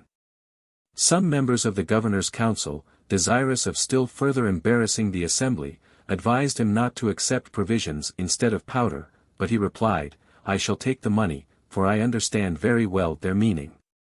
Other grain is gunpowder. Gunpowder he accordingly bought, and the Quakers maintained a silence as profound as that which lulled Franklin to sleep in their great meeting house when he first arrived in Philadelphia. The esoteric meaning of this kind of language was, of course, not likely to be lost upon a man so prompt as Franklin to take a wink for a nod. With his practical turn of mind, he was the last person in the world to boggle over Delphic words when they were clear enough for him to see that they gave him all that he wanted. So, when it was doubtful whether the Quakers in the Union Fire Company would vote a fund of £60 for the purchase of tickets in the lottery, remembering the incident, which has just been related, he said to his friend, Swng. one of its members, if we fail, let us move the purchase of a fire engine with the money. The Quakers can have no objection to that, and then, if you nominate me and you as a committee for that purpose, we will buy a great gun, which is certainly a fire engine. But there was no real danger of the fund not being voted. The company consisted of 30 members, of whom 22 were Quakers. The remaining 8 punctually attended the meeting, at which the vote was to be taken. Only one Quaker, Mr. James Morris, appeared to oppose the grant. The proposition, he said, with the confidence that usually marks statements in a democratic community about the preponderance of popular opinion, ought never to have been made, as friends were all against it. And it would create such discord as might break up the company. At any rate, he thought that, though the hour for business had arrived, a little time should be allowed for the appearance of other members of the company, who, he knew, intended to come for the purpose of voting against the proposition. While this suggestion was being combated, who should appear but a waiter to tell Franklin that two gentlemen below desired to speak with him. These proved to be two of the Quaker members of the company. 8 of them, they said, were assembled at a tavern just by, who were ready to come and vote for the proposition, if they should be needed, but did not desire to be sent for, if their assistance could be dispensed with. Franklin then went back to Mr. Morris, and after a little seeming hesitation, for at times he had a way of piecing out the skin of the lion with the tail of the fox, agreed to a delay of another hour. This Mr. Morris admitted was extremely fair. Nobody else came, and, upon the expiration of the hour, the proposition was carried by a vote of 8 to 1. Franklin was a thoroughly normal man himself, but his wit, patience and rare capacity for self-transformation usually enabled him to deal successfully with any degree of abnormality in others, however pronounced. Sensible people, he once said to his sister Jane, will give a bucket or two of water to a dry pump, that they may afterwards get from it all they have occasion for. The next time that Franklin crosses the stage of war is when General Braddock and his men, in the buskins of high tragedy, are moving to their doom. It had been reported to the general that, not only had the Pennsylvania Assembly refused to vote money for the King's service, but that the Pennsylvanians themselves had sold provisions to the French, declined to aid in the construction of a road to the west, and withheld wagons and horses sorely needed by the expedition. And the general had just been compelled to settle down for a time in the temper of a chafed bull at Frederick, Maryland, for the want of wagons and horses to transport his army to Fort Duquesne, which he afterwards told Franklin could hardly detain him above 3 or 4 days on his triumphant progress to Niagara and Frontenac. Forts, he seemed to think, to recall Franklin's simile, could be taken as easily as snuff. Under these circumstances, the Pennsylvania Assembly decided to ask Franklin to visit Braddock's camp, ostensibly as Deputy Postmaster General, for the purpose of arranging a plan by which the general could effectively keep in postal touch with the colonial governors, but really for the purpose of removing the prejudices which the general had formed against Pennsylvania. And a pleasant April journey that must have been for the mounted Franklin through Pennsylvania and Delaware, and over the green-walled hills of Maryland, with his son, and the governors of New York and Massachusetts, also mounted as his companions. That such a brave company, as it passed through the mild vernal air of that delightful season from stage to stage of its itinerary, experienced no dearth of hospitable offices, we may rest assured. One Maryland gentleman, the amiable and worthy Colonel Benjamin Tasker, who entertained Franklin and William Franklin on this journey with great hospitality and kindness at his country place, even pleasantly claimed that a whirlwind, which Franklin made the subject of a most graphic description in a letter to Peter Collinson, had been got up by him on purpose to treat Mr. Franklin. It was probably the energy and resource of Franklin that were really responsible for Braddock's defeat, paradoxical as this may sound. When that brave but rash and infatuated general and his officers found that only 25 wagons could be obtained in Virginia and Maryland for the expedition, they declared that it was at an end. Not less than 150 wagons being necessary for the purpose. Their hopes, however, were revived when Franklin remarked that it was a pity that the army had not landed in Pennsylvania, as almost every farmer in that colony had his wagon. This observation was eagerly pounced upon by Braddock, and Franklin was duly commissioned to procure the needed wagons. With such consummate art did he, in an address published by him at Lancaster, partly by persuasion, and partly by threats, work upon the feelings of the prosperous farmers of York, Lancaster and Cumberland counties that in 2 weeks the 150 wagons, with 259 pack horses, were on their way to Braddock's camp. Nay more. With the aid of William Franklin, who knew something of camp life and its wants, he drew up a list of provisions for Braddock's subaltern officers, whose means were too limited to enable them to victual themselves comfortably for the march, and induced the Pennsylvania Assembly to make a present of them to these officers. The 20 parcels, in which the provisions were packed, were each placed upon a horse and presented to a subaltern together with the horse itself. The 20 horses and their packs arrived in camp as soon as the wagons, and were very thankfully received. The kindness of Franklin in procuring them was acknowledged in letters to him from the colonels of the 2 regiments composing Braddock's army in the most grateful terms. And Braddock was so delighted with his services in furnishing the wagons and pack horses that he not only thanked him repeatedly, craved his further assistance, and repaid him £1,000 of a sum amounting to some £1,300 which he had advanced, but wrote home a letter in which, after inveighing against the false dealings of all in this country, with whom he had been concerned, he commended Franklin's promptitude and fidelity, and declared that his conduct was almost the only instance of address and fidelity which he had seen in America. The balance of the amount that Franklin advanced he was never able to collect. It is foreign to the plan of this book to describe the horrors of the Sylvan Inferno in which the huddled soldiers of Braddock stood about as much chance of successfully retaliating upon their flitting assailants as if the latter had been invisible spirits.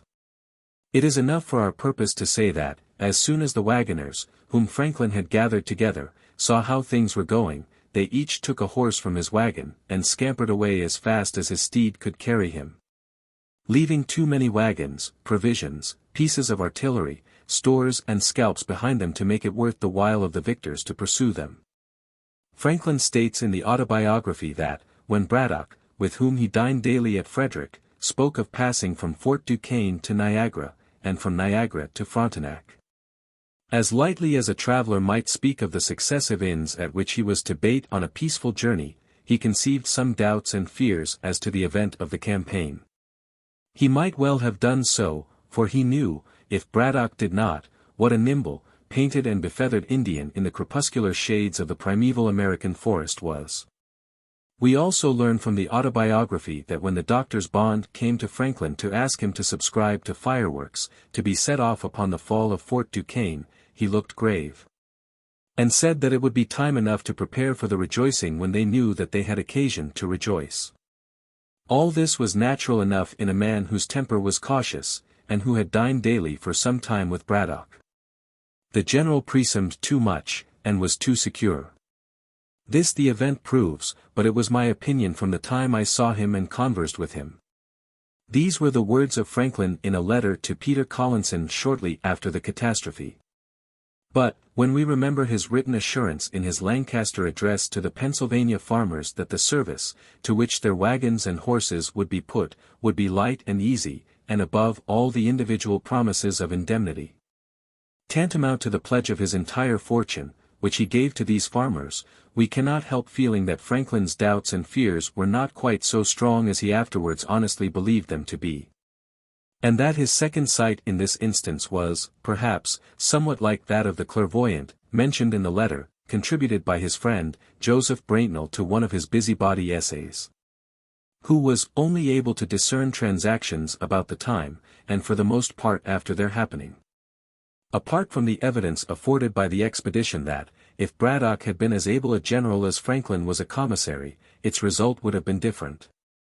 Its chief interest to the biographer of Franklin consists in the light that it sheds upon the self-satisfied ignorance of American conditions and the complete want of sympathy with the Americans themselves which subsequently aided in rendering the efforts of Franklin to secure a fair hearing in London for his countrymen so difficult.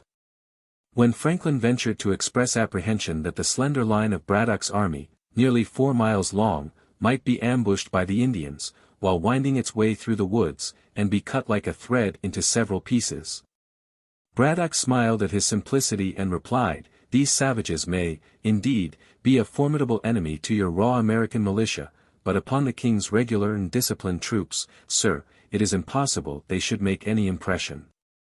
He saw enough before he was fatally wounded to realize that the very discipline of his British soldiers was their undoing, when contending with such a mobile and wily foe as the Indian in the forest, and that a few hundred provincials, skulking behind trees, and giving their French and Indian antagonists a taste of their own tactics, were worth many thousands of such regulars even as his brave veterans.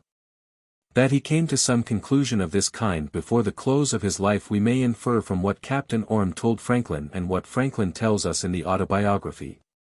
Captain Orme, says Franklin, who was one of the general's aides-de-camp, and, being grievously wounded, was brought off with him, and continued with him to his death, which happened in a few days. Told me that he was totally silent all the first day, and at night only said, "Who would have thought it?" That he was silent again the following day, saying only at last, "We shall better know how to deal with them another time," and died in a few minutes after. There was not to be another time for this intrepid but reckless soldier, who, true to the broad, red banner of England, died like a bulldog with his iron jaws set to the last. But the first time might have sufficed for his task if he had only taken Franklin's hint, or freely consulted the advice of George Washington and the other provincial officers who accompanied him. Or had not reduced his army merely to the condition of legs without eyes by treating the 100 Indians, invaluable as guides and scouts, whom George Croghan had brought to his aid, with such neglect and slights that they all, by successive defections, gradually dropped away from him. In the Autobiography, Franklin contrasts the conduct of the British on their way from the sea to the unbroken wilderness with the conduct of the French allies when making their way from Rhode Island to Yorktown.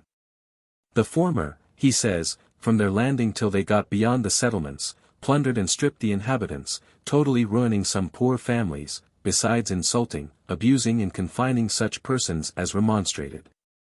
This was enough, he adds, to put the Americans out of conceit of such defenders, if they had really wanted any. The French, on the other hand, though traversing the most inhabited part of America for a distance of nearly 700 miles, occasioned not the smallest complaint for the loss of a pig, a chicken, or even an apple. Perhaps this was partly because the people gratefully gave them everything that they wanted before there was any occasion to take it. But it was the pusillanimous misbehavior of Colonel Dunbar, left by Braddock in the rear of his army to bring along the heavier part of his stores, provisions, and baggage which converted disaster into disgrace. As soon as the fugitives from the battle reached his camp, the panic that they brought with them was instantly imparted to him and his entire force. Though he had at his command more than 1,000 men, he thought of nothing better to do than to turn his draft horses to the purposes of flight, and to give all his stores and ammunition to the flames. When he reached the settlements, he was met with requests from the governors of Virginia, Maryland and Pennsylvania that he would station his troops on the frontier of those states so as to protect them from the fury of the savages, but, so far from stopping to protect anybody else, not one jot of speed did he abate until, to use Franklin's words, he arrived at Philadelphia, where the inhabitants could protect him. This whole transaction, declares the Autobiography, gave us Americans the first suspicion that our exalted ideas of the prowess of British regulars had not been well founded. When Dunbar did abandon the shelter which he had found at Philadelphia, it was only to give the people of Pennsylvania a parting whiff of his quality. He promised Franklin that, if 3 poor farmers of Lancaster County would meet him at Trenton, where he expected to be in a few days on his march to New York, he would surrender to them certain indentured servants of theirs whom he had enlisted. Although they took him at his word, and met him at Trenton, at considerable sacrifice of time and money, he refused to perform his promise. The defeat of Braddock and its consequences left the province fully exposed to Indian incursions, and again its ablest and most public-spirited man was compelled to take the lead in providing for its defense. His first act was to draft and push through the Assembly a bill for organizing and disciplining a militia. Each company was to elect a captain, a lieutenant and an ensign, subject to the confirmation of the governor, and the officers, so elected, of the companies forming each regiment, were to elect a colonel, a lieutenant colonel and a major for the regiment, subject to the same confirmation. But nothing about the bill is so interesting as the further evidence that it affords of Franklin's finesse in the management of Quakers. The Articles of Association, provided for in the Act, were to be purely voluntary. And nothing in the Act was to be taken as authorizing the governor or the military officers mentioned in it to prescribe any regulations that would in the least affect such of the inhabitants of the province as were scrupulous about bearing arms, either in their liberties, persons or estates. There is almost a gleam of the true Franklin humor in the recital in the Act, which, though other parts of the Act safeguarded the Quaker crotchet as to fighting, made the Quaker majority in the Assembly admit that there were some persons in the province who had been disciplined in the art of war, and even, strange as that might be, conscientiously thought it their duty to fight in defense of their country, their wives, their families and estates. The Militia Act was followed by Franklin's dialogue between X, Y, and Z explaining and defending it. This paper is garnished with apt references to the Bible, and, as a whole, is written with much vivacity and force. Its object was to convince the English, Scotch-Irish and German Pennsylvanians that they should fight to keep their own scalps on their heads even though they could not do this without accomplishing as much for the Quakers. For my part, says Z, I am no coward, but hang me if I'll fight to save the Quakers. That is to say, says X, you won't pump ship because 'twill save the rats, as well as yourself. And to Z's suggestion that, if the act was carried into execution, and proved a good one, they might have nothing to say against the Quakers at the next election, X, no unknown quantity, but Franklin himself, replies with this burst of eloquent exhortation which makes us half doubt Franklin when he says that he was not an orator. Oh my friends, let us on this occasion cast from us all these little party views, and consider ourselves as Englishmen and Pennsylvanians. Let us think only of the service of our king, the honor and safety of our country, and vengeance on its murdering enemies. If good be done, what imports it by whom 'tis done? The glory of serving and saving others is superior to the advantage of being served or secured. Let us resolutely and generously unite in our country's cause, in which to die is the sweetest of all deaths, and may the God of armies bless our honest endeavors. When the defeat of Braddock first became known to Gouverneur Morris, he hastened to consult with Franklin about the proper measures for preventing the desertion of the back counties of Pennsylvania. And he even went so far as to offer to make him a general, if he would undertake to conduct a force of provincials against Fort Duquesne. Franklin had, or with his wise modesty affected to have, a suspicion that the offer was inspired not so much by the governor's confidence in his military abilities as by the governor's desire to utilize his great personal influence for the purpose of enlisting soldiers and securing money to pay them with. And that, perhaps, without the taxation of the proprietary estates. The suspicion we should say was groundless. In the land of the blind the one-eyed mole is king, and the probability is that the governor was actuated by nothing more than the belief that in a province, where there were no seasoned generals, a man with Franklin's talents, energy and resource would be likely to prove the best impromptu commander that he could find. If so, his calculations came to nothing, for Franklin, who always saw things as they were, could discern no reason why he should be unfit to be a colonel and yet fit to be a general. When, however, the Militia Act had been passed, and Z had been silenced by X, and military companies were springing up as rapidly as mushrooms in a Pennsylvania meadow, he did permit himself to be prevailed upon by the governor to take charge of the northwestern frontier of the province, and to bend his energies to the task of enlisting soldiers and erecting forts for its protection. He did not think himself qualified for even this quasi-military post, but posterity has taken the liberty of differing from him in this regard. Having speedily rallied 560 men to his standard, and called his son, who had had some military training, to his side, as his aide-de-camp, he assembled his little army at Bethlehem, the chief seat of the Moravians, and divided it into 3 detachments. One he sent off towards the Minnesink to build a fort in the upper part of the exposed territory, another he sent off to build a fort in the lower part of the same territory, and the third he conducted himself to Gnadenhutten, a Moravian village, recently reduced to blood and ashes by the Indians, for the purpose of erecting a third fort there. When he reached Bethlehem, he found that not only had the Moravian brethren, who, he had had reason to believe, were conscientiously averse to war, erected a stockade around the principal buildings of the town, and purchased a supply of arms and ammunition for themselves in New York, but that they had even placed a quantity of stones between the windows of their high houses, to be thrown down by their women upon the heads of any Indians by whom these buildings might be invested. Common sense, aided by present danger, will sometimes be too strong for whimsical opinions, dryly comments Franklin in the Autobiography. How death kept his court in that tortured land may be inferred from an incident recorded by Franklin in the Autobiography.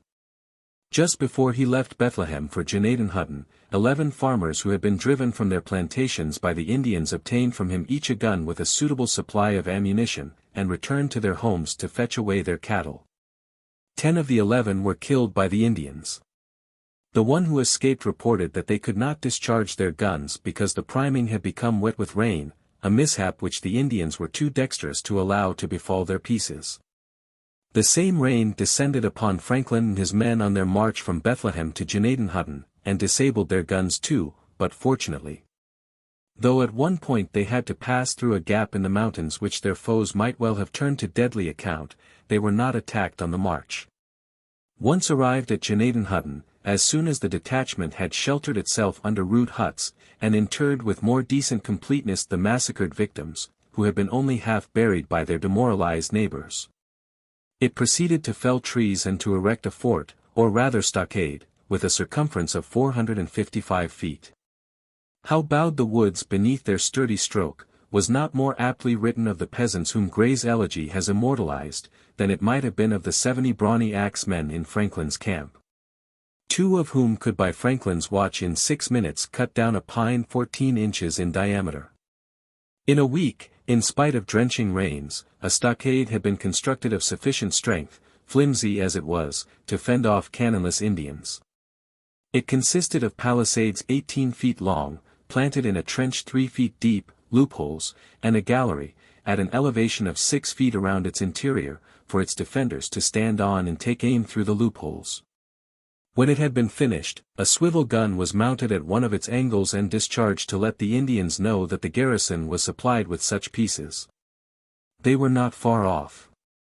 For when Franklin began, after he had furnished himself with a place of refuge, in case of retreat, to throw out scouting parties over the adjacent country, he found that they had been watching his movements from the hills with their feet dangling in holes, in which, for warmth, fires, made of charcoal, had been kindled.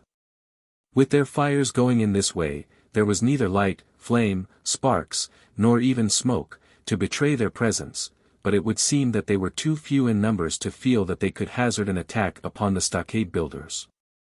The impression left upon the mind by this expedition is that it was managed by Franklin with no little good sense and efficiency.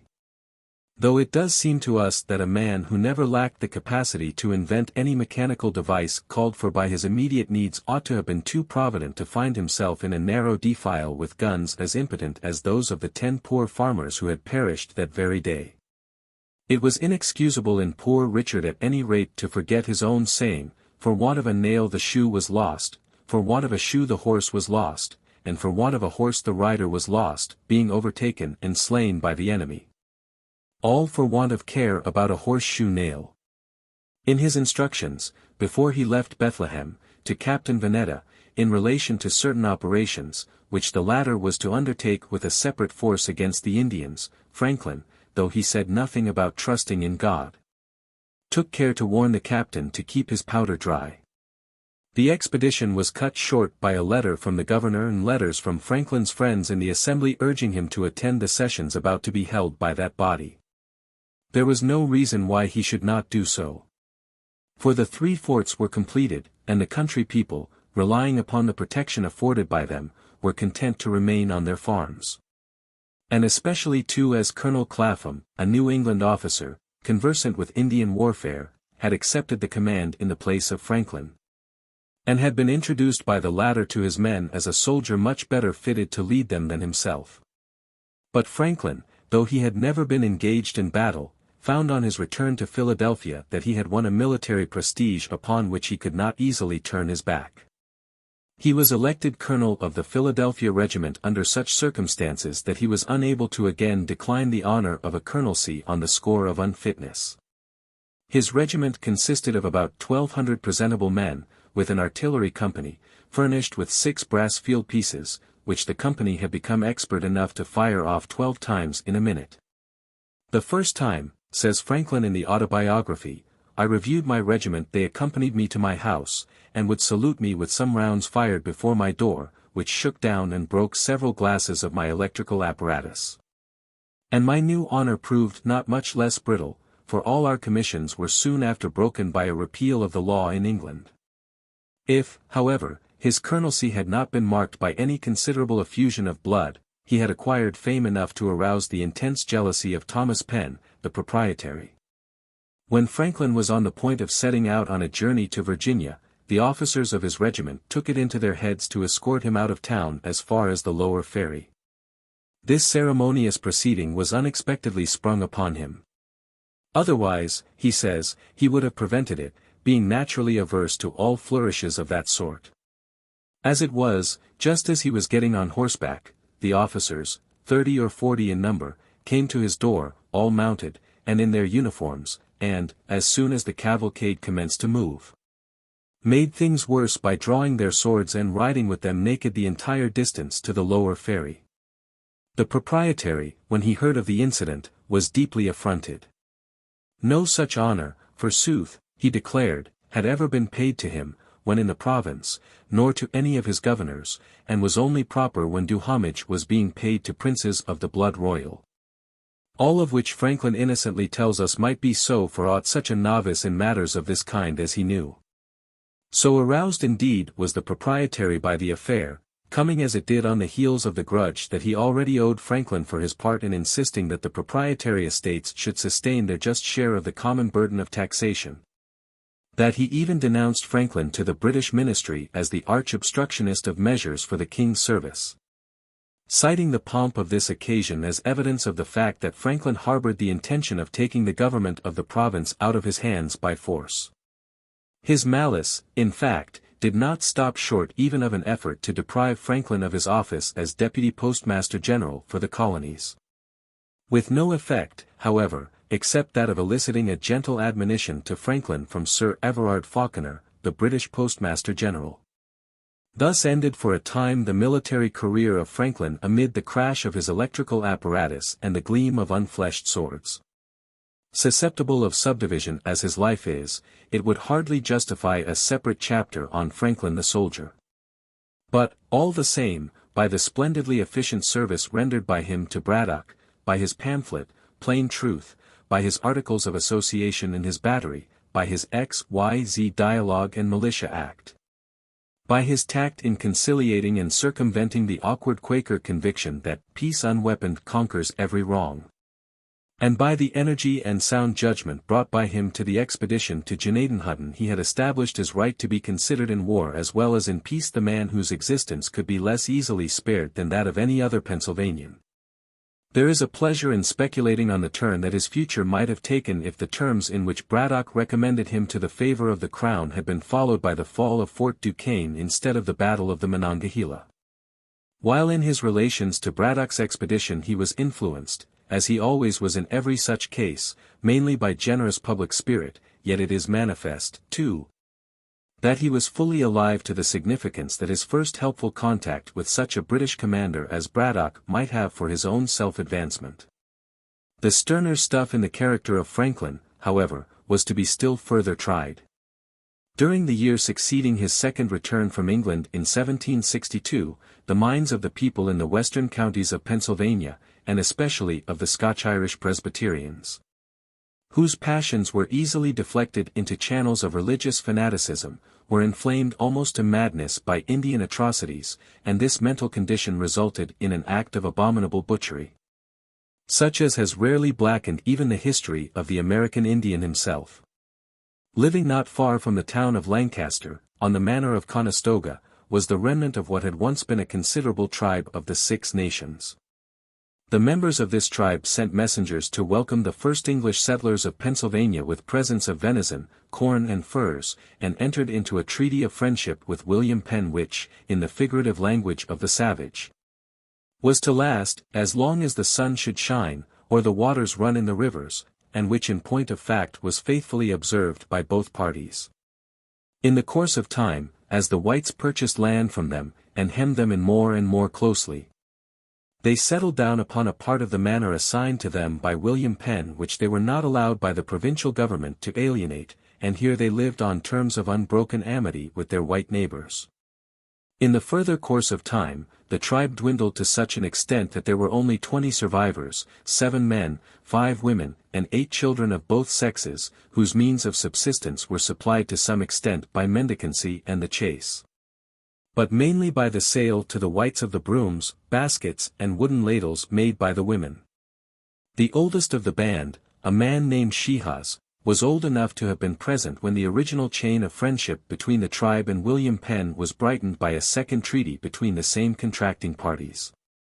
The youngest were infants. There is good reason to believe that at least one or two of the band had been in secret commerce with the hostile Indians whose shocking barbarities had filled the souls of such of the Pennsylvania borderers as had not been tomahawked, carried off into captivity or driven from their homes with sensations little short of frenzied desperation. On Wednesday, the 14th of December, 1763, 50 men from the territory about Paxton, a small town in Pennsylvania, on the Susquehanna above Conestoga, all mounted, and armed with firelocks, hangers and hatchets, descended upon the squalid huts of this band, about dawn, and slaughtered in cold blood 3 men, 2 women and a young boy, the only members of the vagabond band whom they found at home. The firelocks, hangers and hatchets were all used in perpetrating the bloody work, and the miserable victims were scalped and horribly mangled besides. Shehaz himself was cut to pieces in his bed. Then, after seizing upon such booty as was to be found, and applying the torch to most of the huts, the murderers rode away through the snowdrifts to their homes. A shudder of horror passed through the whites in the vicinity, and a cry of bitter lamentation went up from the younger survivors of the band when they returned to the sickening spot, where the charred bodies of their parents and other relations, looking as one observer said like half-burnt logs, told the hideous story. "We had known the greater part of them from children," said Susanna Wright, a humane white woman, who resided near the spot, had been always intimate with them. 3 or 4 of the women were sensible and civilized, and the Indians' children used to play with ours, and obliged them all they could. We had many endearing recollections of them, and the manner of effecting the brutal enormity so affected us, that we had to beg visitors to forbear to speak of it. The public officials of the province appear to have faithfully performed their duty immediately after the tragedy. The survivors were gathered together by the sheriff of Lancaster, and placed in the workhouse for safety. 140 other friendly Indians, who had been converted by the Moravians, fearing that they might be visited with just such violence, had found, before the descent upon Conestoga, shelter near Philadelphia, at the public expense, under the guidance of a good Moravian minister. The governor, John Penn, issued a proclamation calling upon all the civil and military officers of the colony and all His Majesty's other liege subjects to do their duty. But the governor soon found that he was reckoning with that Scotch-Irish temper, which, at its highest point of rigidity, is like concrete reinforced with iron rods, and which in this instance was more or less countenanced by the sympathy of the entire province. Despite the proclamation of the governor under the great seal of the colony, the incensed frontiersmen, now fired by the fresh taste of blood as well as by the original conviction of the settlements from which they came that an angry God had turned his face from the inhabitants of Pennsylvania, because they had not smitten, hip and thigh, and utterly destroyed the red-skinned Amorites and Canaanites, again assembled, and riding into Lancaster, armed as on the previous occasion, broke in the door of its workhouse and dispatched every solitary one of the poor wretches who had escaped their pitiless hands. Thereupon, they mounted their horses, huzzaed in triumph, and rode off unmolested. The whole thing was like the flight of the pigeon hawk, so swift and deadly was it. For, within 10 or 12 minutes after the alarm was given, the borderers were again in their saddles. By a large part of the population of the province the deed was applauded as the infliction of just vengeance upon a race which had many unspeakable enormities to answer for in its relations to the whites. By the people of the province generally, except the Quakers, it was but languidly condemned, and the proclamations of the governor proved to be mere paper trumpets. For all the efforts of the government to bring the criminals to justice were wholly unsuccessful. But there was one man in the province, and he not a Quaker either, to whom justice, mercy and law had not lost their meaning. In his narrative of the late massacres in Lancaster County, Franklin, in words as burning as any ever inspired by righteous wrath, denounced with blistering force the assassins and their crimes.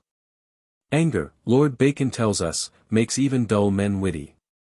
Just indignation in this case lifted one of the soberest and most self-contained of men to the level of impassioned feeling and of almost lyrical speech. With a firm yet rapid hand, Franklin sketched the history of the tribe, its peaceful intercourse with the whites, its decline until it numbered only the 20 creatures whom he brings vividly before us with a few familiar strokes of individual description, the infamous circumstances that attended the destruction of defenseless weakness in hut and workhouse. Then, along with illustrations of clemency and magnanimity derived from many different historical and national sources, and even from the annals of semi-civilized and barbarous communities, and graphically contrasted with the conduct of the ruthless men who had wreaked their will upon the Conestoga villagers, male and female, and their children. He poured out a tide of scathing execration upon the heads of the malefactors which showed as nothing else in all his life ever showed how deep were the fountains that fed the calm flow of his ordinary benevolence. "Oh, ye unhappy perpetrators of this horrid wickedness!" he exclaimed, rising with a natural crescendo of exalted feeling even into the sublimated province of the apostrophe, "reflect a moment on the mischief ye have done, the disgrace ye have brought on your country, on your religion, and your Bible, on your families and children. Think on the destruction of your captivated country folks, now among the wild Indians, which probably may follow, in resentment of your barbarity. Think on the wrath of the united 5 nations, hitherto our friends, but now provoked by your murdering one of their tribes, in danger of becoming our bitter enemies. Think of the mild and good government you have so audaciously insulted. The laws of your king, your country, and your God, that you have broken, the infamous death that hangs over your heads, for justice, though slow, will come at last. All good people everywhere detest your actions. You have imbrued your hands in innocent blood, how will you make them clean? The dying shrieks and groans of the murdered, will often sound in your ears. Their specters will sometimes attend you, and affright even your innocent children. Fly where you will, your consciences will go with you. Talking in your sleep shall betray you, in the delirium of a fever you yourselves shall make your own wickedness known." These were honest, fearless words, but, so far as we know, the Aarons did not plant any stings of conscience in the breasts of the men from Paxton District whom Franklin elsewhere in this narrative described as the Christian white savages of Paxton and Donegal. On the contrary, several hundred men from the same region, armed with rifles and hatchets, and clad in hunting shirts, marched towards Philadelphia with the avowed purpose of killing the Moravian Indians who had found refuge in its vicinity. The city was reduced to a state of terror, and Governor Penn, like his predecessors, could think of nothing more expedient to do than to invoke the advice and assistance of Franklin. He accordingly made Franklin's house his headquarters, and freely consulted with him touching every defensive measure required by the crisis. Again Franklin formed an association for the protection of Philadelphia. And, under his auspices, the citizens of Philadelphia were enrolled into 9 companies, 6 of infantry, 2 of horse, and 1 of artillery. Governor Penn, he afterwards declared in a letter to Lord Kames, made my house for some time his headquarters, and did everything by my advice, so that, for about 48 hours, I was a very great man, as I had been once some years before, in a time of public danger. On came the insurgents until they reached Germantown, 7 miles from the city. Here they were met by 4 citizens, of whom Franklin was one, who had been requested by the governor and his council to confer with them. While the conference was pending, Franklin's regiment, supported by a detachment of King's troops, remained in the city under arms, and even young Quakers labored incessantly to complete the entrenchments around the barracks, in which the menaced Indians with their Moravian shepherd had been placed. Indeed, now that the waves of the Presbyterian invasion were lapping his own doors ill, the Quaker of every age in Philadelphia appears to have entirely lost sight of the duty of non-resistance. The conference satisfied the insurgents that graver work was ahead of them than that of slaying and scalping old men, women and children, and they retraced their steps. "The fighting face we put on," said Franklin, in his letter to Lord Kames, "and the reasonings we used with the insurgents, having turned them back and restored quiet to the city, I became a less man than ever. For I had, by these transactions, made myself many enemies among the populace." He had, indeed, but not one whose enmity was not more honorable to him than the friendship of even all his host of friends. Nor did the eagerness of Franklin to bring the Paxton assassins to justice cease with the conference at Germantown. Though pamphlets were sold in the streets of Philadelphia lauding their acts, and inveighing against all who had assisted in protecting the Moravian Indians. Though the governor himself was weak or wicked enough to curry political favor with the party which approved the recent outrages, Franklin still inflexibly maintained that the law should be vindicated by the condign punishment of the Paxton ringleaders. In another place we shall see what his resolute stand cost him politically. 4. Franklin's family relations. When we turn from Franklin's philanthropic zeal and public spirit to his more intimate personal and social traits, we find much that is admirable, not a little that is lovable. And some things with quite a different aspect. His vow of self-correction, when he had sowed his wild oats and reaped the usual harvest of smut and tares, was, as we have intimated, retrospective as well as prospective. He violated his obligations, as his brother James' apprentice, by absconding from Boston before his time was up, and added aggravation to his original offense by returning to Boston and exhibiting his genteel new suit. Watch and silver money to his brother's journeymen, while he descanted to them upon the land of milk and honey from which he had brought back these indicia of prosperity.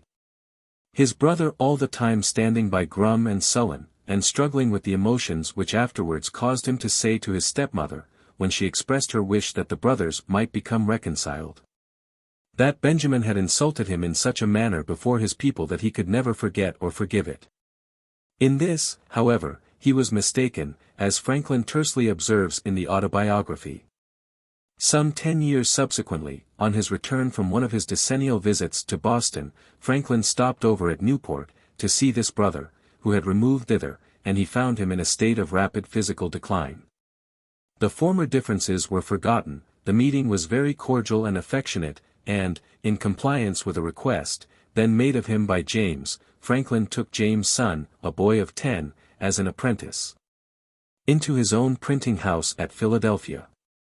Indeed, he did more than he was asked to do, for he sent the boy for some years to school before putting him to work.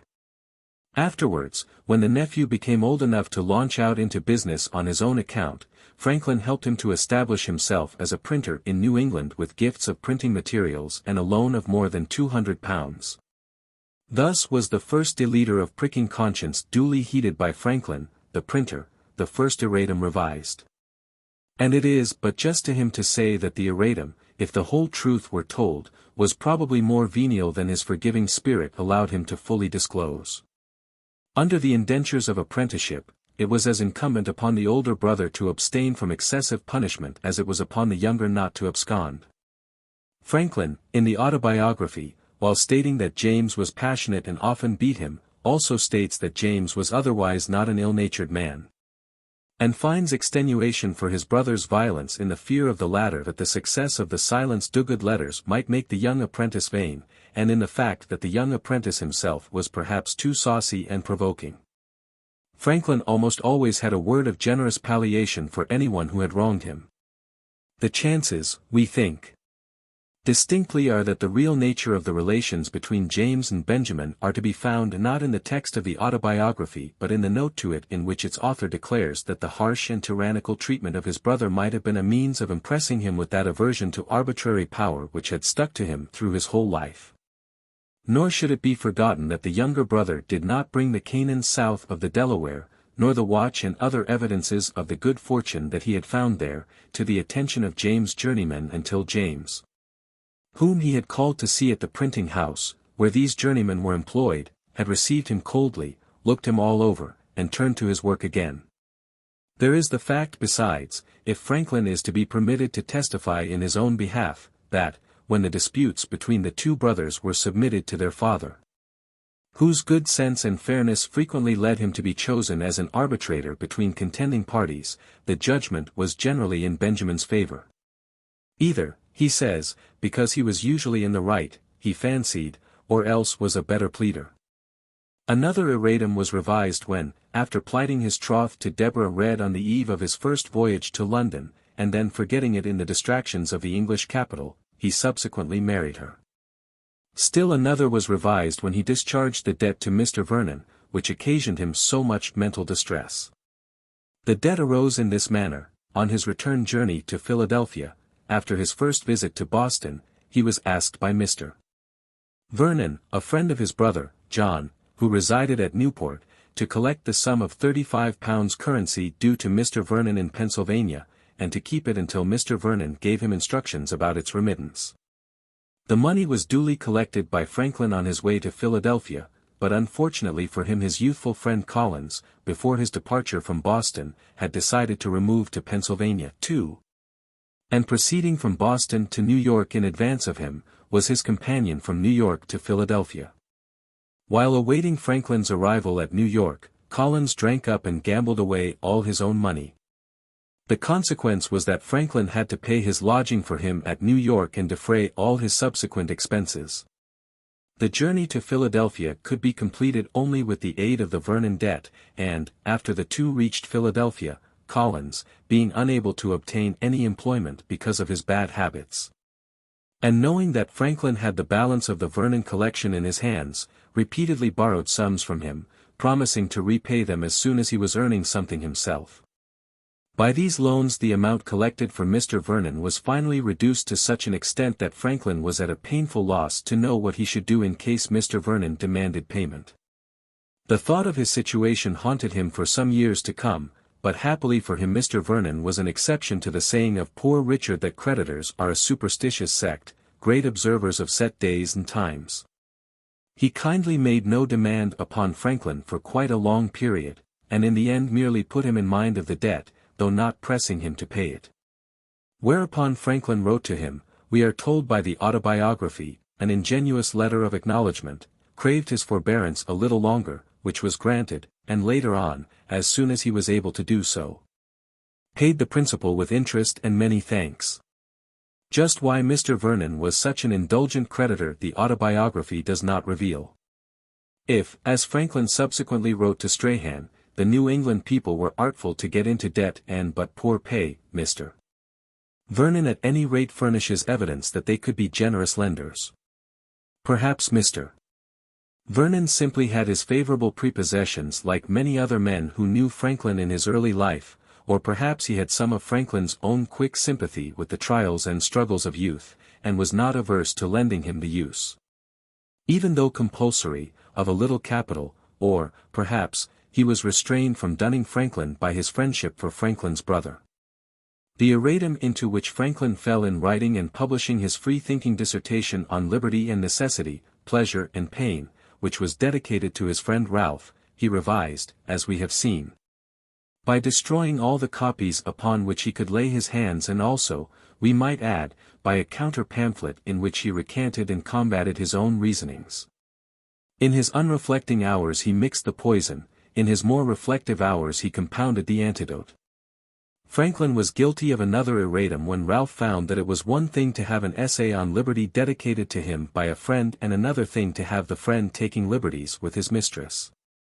This erratum was never revised by Franklin unless upon principles of revision with which Ralph himself at least could not find fault, as the history of the erratum is told in the Autobiography. The young woman in this case was a milliner, genteelly bred, sensible, lively, and of most pleasing conversation. Ralph, who, until Pope brought him back with a disillusioning thud to the dull earth by a shaft from the Dunciad, imagined himself to be endowed with an exalted poetic genius, read plays to her in the evenings, and finally formed a liaison with her.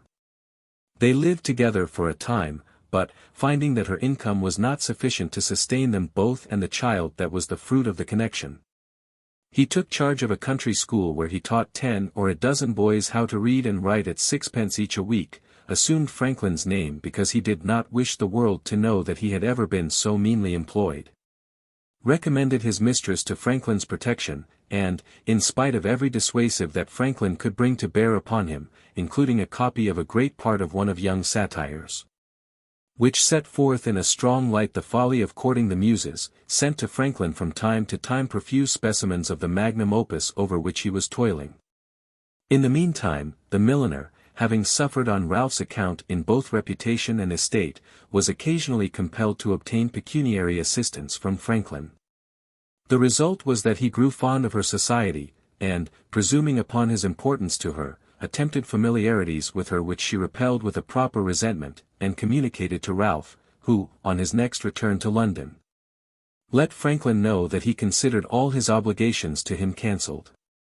As these obligations consisted wholly of sums that Franklin had lent to Ralph, or advanced on Ralph's account from time to time out of his earnings from his vocation as a printer, Franklin, we suppose, might fairly conclude, in accordance with Ralph's method of reasoning, that he had revised the erratum by duly paying the penalty for it in terms of money, even if in no other form of atonement.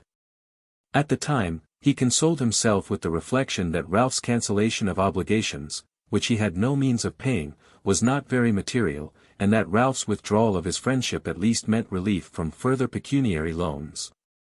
He does not say so, but exemption from further installments of the laboring epic must have counted for something too. The cross-currents of human existence, however, were destined to again bring Ralph and Franklin into personal intercourse. It was after Franklin had arrived in England in 1757 as the agent of the people of Pennsylvania, and Ralph, not a Homer or Milton, as he had fondly hoped to be, but a historian, pamphleteer and newspaper writer of no contemptible abilities, had gotten beyond the necessity of doing what Pope in a truculent note to the Dunciad had charged him with doing, namely, writing on both sides of a controversy on one and the same day, and afterwards publicly justifying the morality of his conduct. Indeed, he had gotten far enough beyond it at this stage of his life to be even a sufferer from the gout, and, remarkable as it may seem, in the light of the manner in which he had paid his indebtedness to Franklin, to be equal to the nicety of returning to the Duke of Bedford 150 of the £200 that the Duke of Bedford had contributed to the support of the protester. A newspaper conducted by Ralph in the interest of the Duke of Bedford against the Duke of Newcastle. The Autobiography states that from Governor Denny Franklin had previously learned that Ralph was still alive, that he was esteemed one of the best political writers in England, had been employed in the dispute between Prince Frederick and the King, and had obtained a pension of 300 a year. That his reputation was indeed small as a poet, Pope having damned his poetry in the Dunciad, but that his prose was thought as good as any man's. A few months after receiving this information, Franklin arrived in England, and Ralph called on him to renew the ties sundered for some 30 years. One sequel was a letter from Franklin to his wife in which he wrote to her as follows. I have seen Mr. Ralph, and delivered him Mrs. Garrigues's letter. He is removed from Turnham Green. When I return, I will tell you everything relating to him. In the meantime I must advise Mrs. Garriga not to write to him again, till I send her word how to direct her letters, he being unwilling, for some good reasons, that his present wife should know anything of his having any connections in America. He expresses great affection for his daughter and grandchildren. He has but one child here. Other errata of Franklin were due to the amorous disposition over which he took such little pains to draw the veil of delicacy and reserve. Sexual ardor has doubtless exerted quite as imperious a dominion in youth over some other great men, but none of them have been so willing to confess the overbearing force of its importunities. Speaking of the time prior to his marriage, when he was 24 years of age, Franklin says in the Autobiography, in the meantime, that hard-to-be-governed passion of youth hurried me frequently into intrigues with low women that fell in my way, which were attended with some expense and great inconvenience. Besides a continual risque to my health by a distemper which of all things I dreaded, though by great good luck I escaped it. It was to his son, strangely enough, that this chapter of his personal history was unfolded. Franklin was writing a word of warning as well as of hope for his posterity, and he painted himself, as Cromwell wished to be painted, wart and all. For such errata as these there was no atonement to be made except in the sense of self-degradation likely, in the case of every self-respecting man, to follow the illicit gratification of strong physical appetites. And this Franklin had too ingenuous a way of looking at sexual irregularity to feel very acutely. The only real reinforcement that a nature like his could find against what Ferdinand in The Tempest calls the suggestions of our worser genius, was the sedative influence of marriage, its duties, its responsibilities, and its calm equable flow of mutual affection.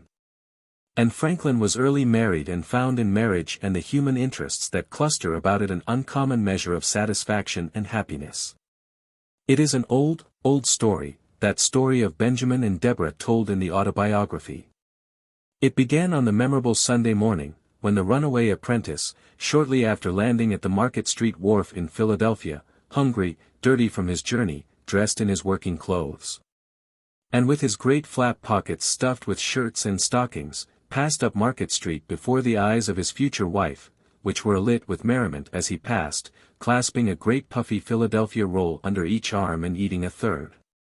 She saw him from her father's door as he went by, presenting this awkward, ridiculous appearance, and little realized that the ludicrous apparition which she saw was not only to be her lifelong consort, but, stranger as he then was to every human being in Philadelphia, was in coming years to confer upon that city no small part of the heritage of his own imperishable renown. The pair were soon brought into close relations with each other. Keimer, the printer, with whom Benjamin found employment, could not lodge Benjamin in his own house for lack of furniture, so he found lodging for him with Mr. Reed, Keimer's landlord and Deborah's father. And Benjamin was now in a very different plight from that in which she had first seen him. For he was earning a livelihood for himself, and his chest with better clothes in it than those that he had on when he was eating his roll under such difficulties had come around to him by sea. He was not long in forming a great respect and affection for Deborah, which he had some reason to believe were reciprocated by her. Courtship followed, but he was on the point of setting out for London on the fool's errand which Governor Keith had planned for him. He and Deborah were but a little over 18. And her mother thought that it would be more convenient for the marriage to take place on his return, after he had purchased in London the printing outfit that he was to buy upon the credit of Governor Keith, who really had no credit. Perhaps, too, adds Franklin, she thought my expectations not so well founded as I imagined them to be. The fateful day came when the annual ship between London and Philadelphia was to sail. Of the fond parting we have no record except Franklin's old-fashioned statement that in leaving he interchanged some promises with Miss Reed. These promises, so far as he was concerned, were soon lost to memory in the Lethean cares, diversions and dissipations of 18th-century London. By degrees, Franklin tells us, he forgot his engagements with Miss Reed, and never wrote more than one letter to her, and that to let her know that he was not likely to return soon. This, he says, was another of the great errata of my life, which I should wish to correct if I were to live it over again. Another of those errata of his life, he might have added, in regard to which, like his use of Mr. Vernon's money, his approaches to Ralph's mistress, and his commerce with lewd wenches, the world, with which silence often passes as current as innocence, would never have been the wiser, if he had not chosen, as so few men have been sufficiently courageous and disinterested to do, to make beacons of his own sins for others to steer their lives by. He did return, as we know, but Miss Reed was Miss Reed no longer. In his absence, her friends, despairing of his return after the receipt of his letter by Deborah, how mercilessly he divulges it all, had persuaded her to marry another, one Rogers, a potter, a worthless fellow, though an excellent workman. Which was the temptation to her friends. With him, however, Franklin tells us, she was never happy, and soon parted from him, refusing to cohabit with him or bear his name, it being now said that he had another wife. One more concise statement from Rogers's marital successor, and Rogers disappears as suddenly as if shot through a stage trapdoor.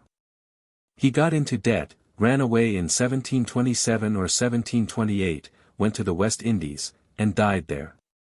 At that time, the West Indies seemed to have been the dustpan into which all the human refuse of colonial America was swept. In a letter to his friend Catherine Ray, in 1755, Franklin told her that the cords of love and friendship had in times past drawn him further than from Rhode Island to Philadelphia, even back from England to Philadelphia. This statement, we fear, if not due to the facility with which every good husband is apt to forget that his wife was not the first woman that he fell in love with, must be classed with Franklin's statement in the Autobiography that Sir Hans Sloane persuaded him to let him add an asbestos purse owned by Franklin to his Museum of Curiosities. His statement in a letter to his son that he was never sued until a bill in Chancery was filed against him after his removal from the office of Deputy Postmaster General.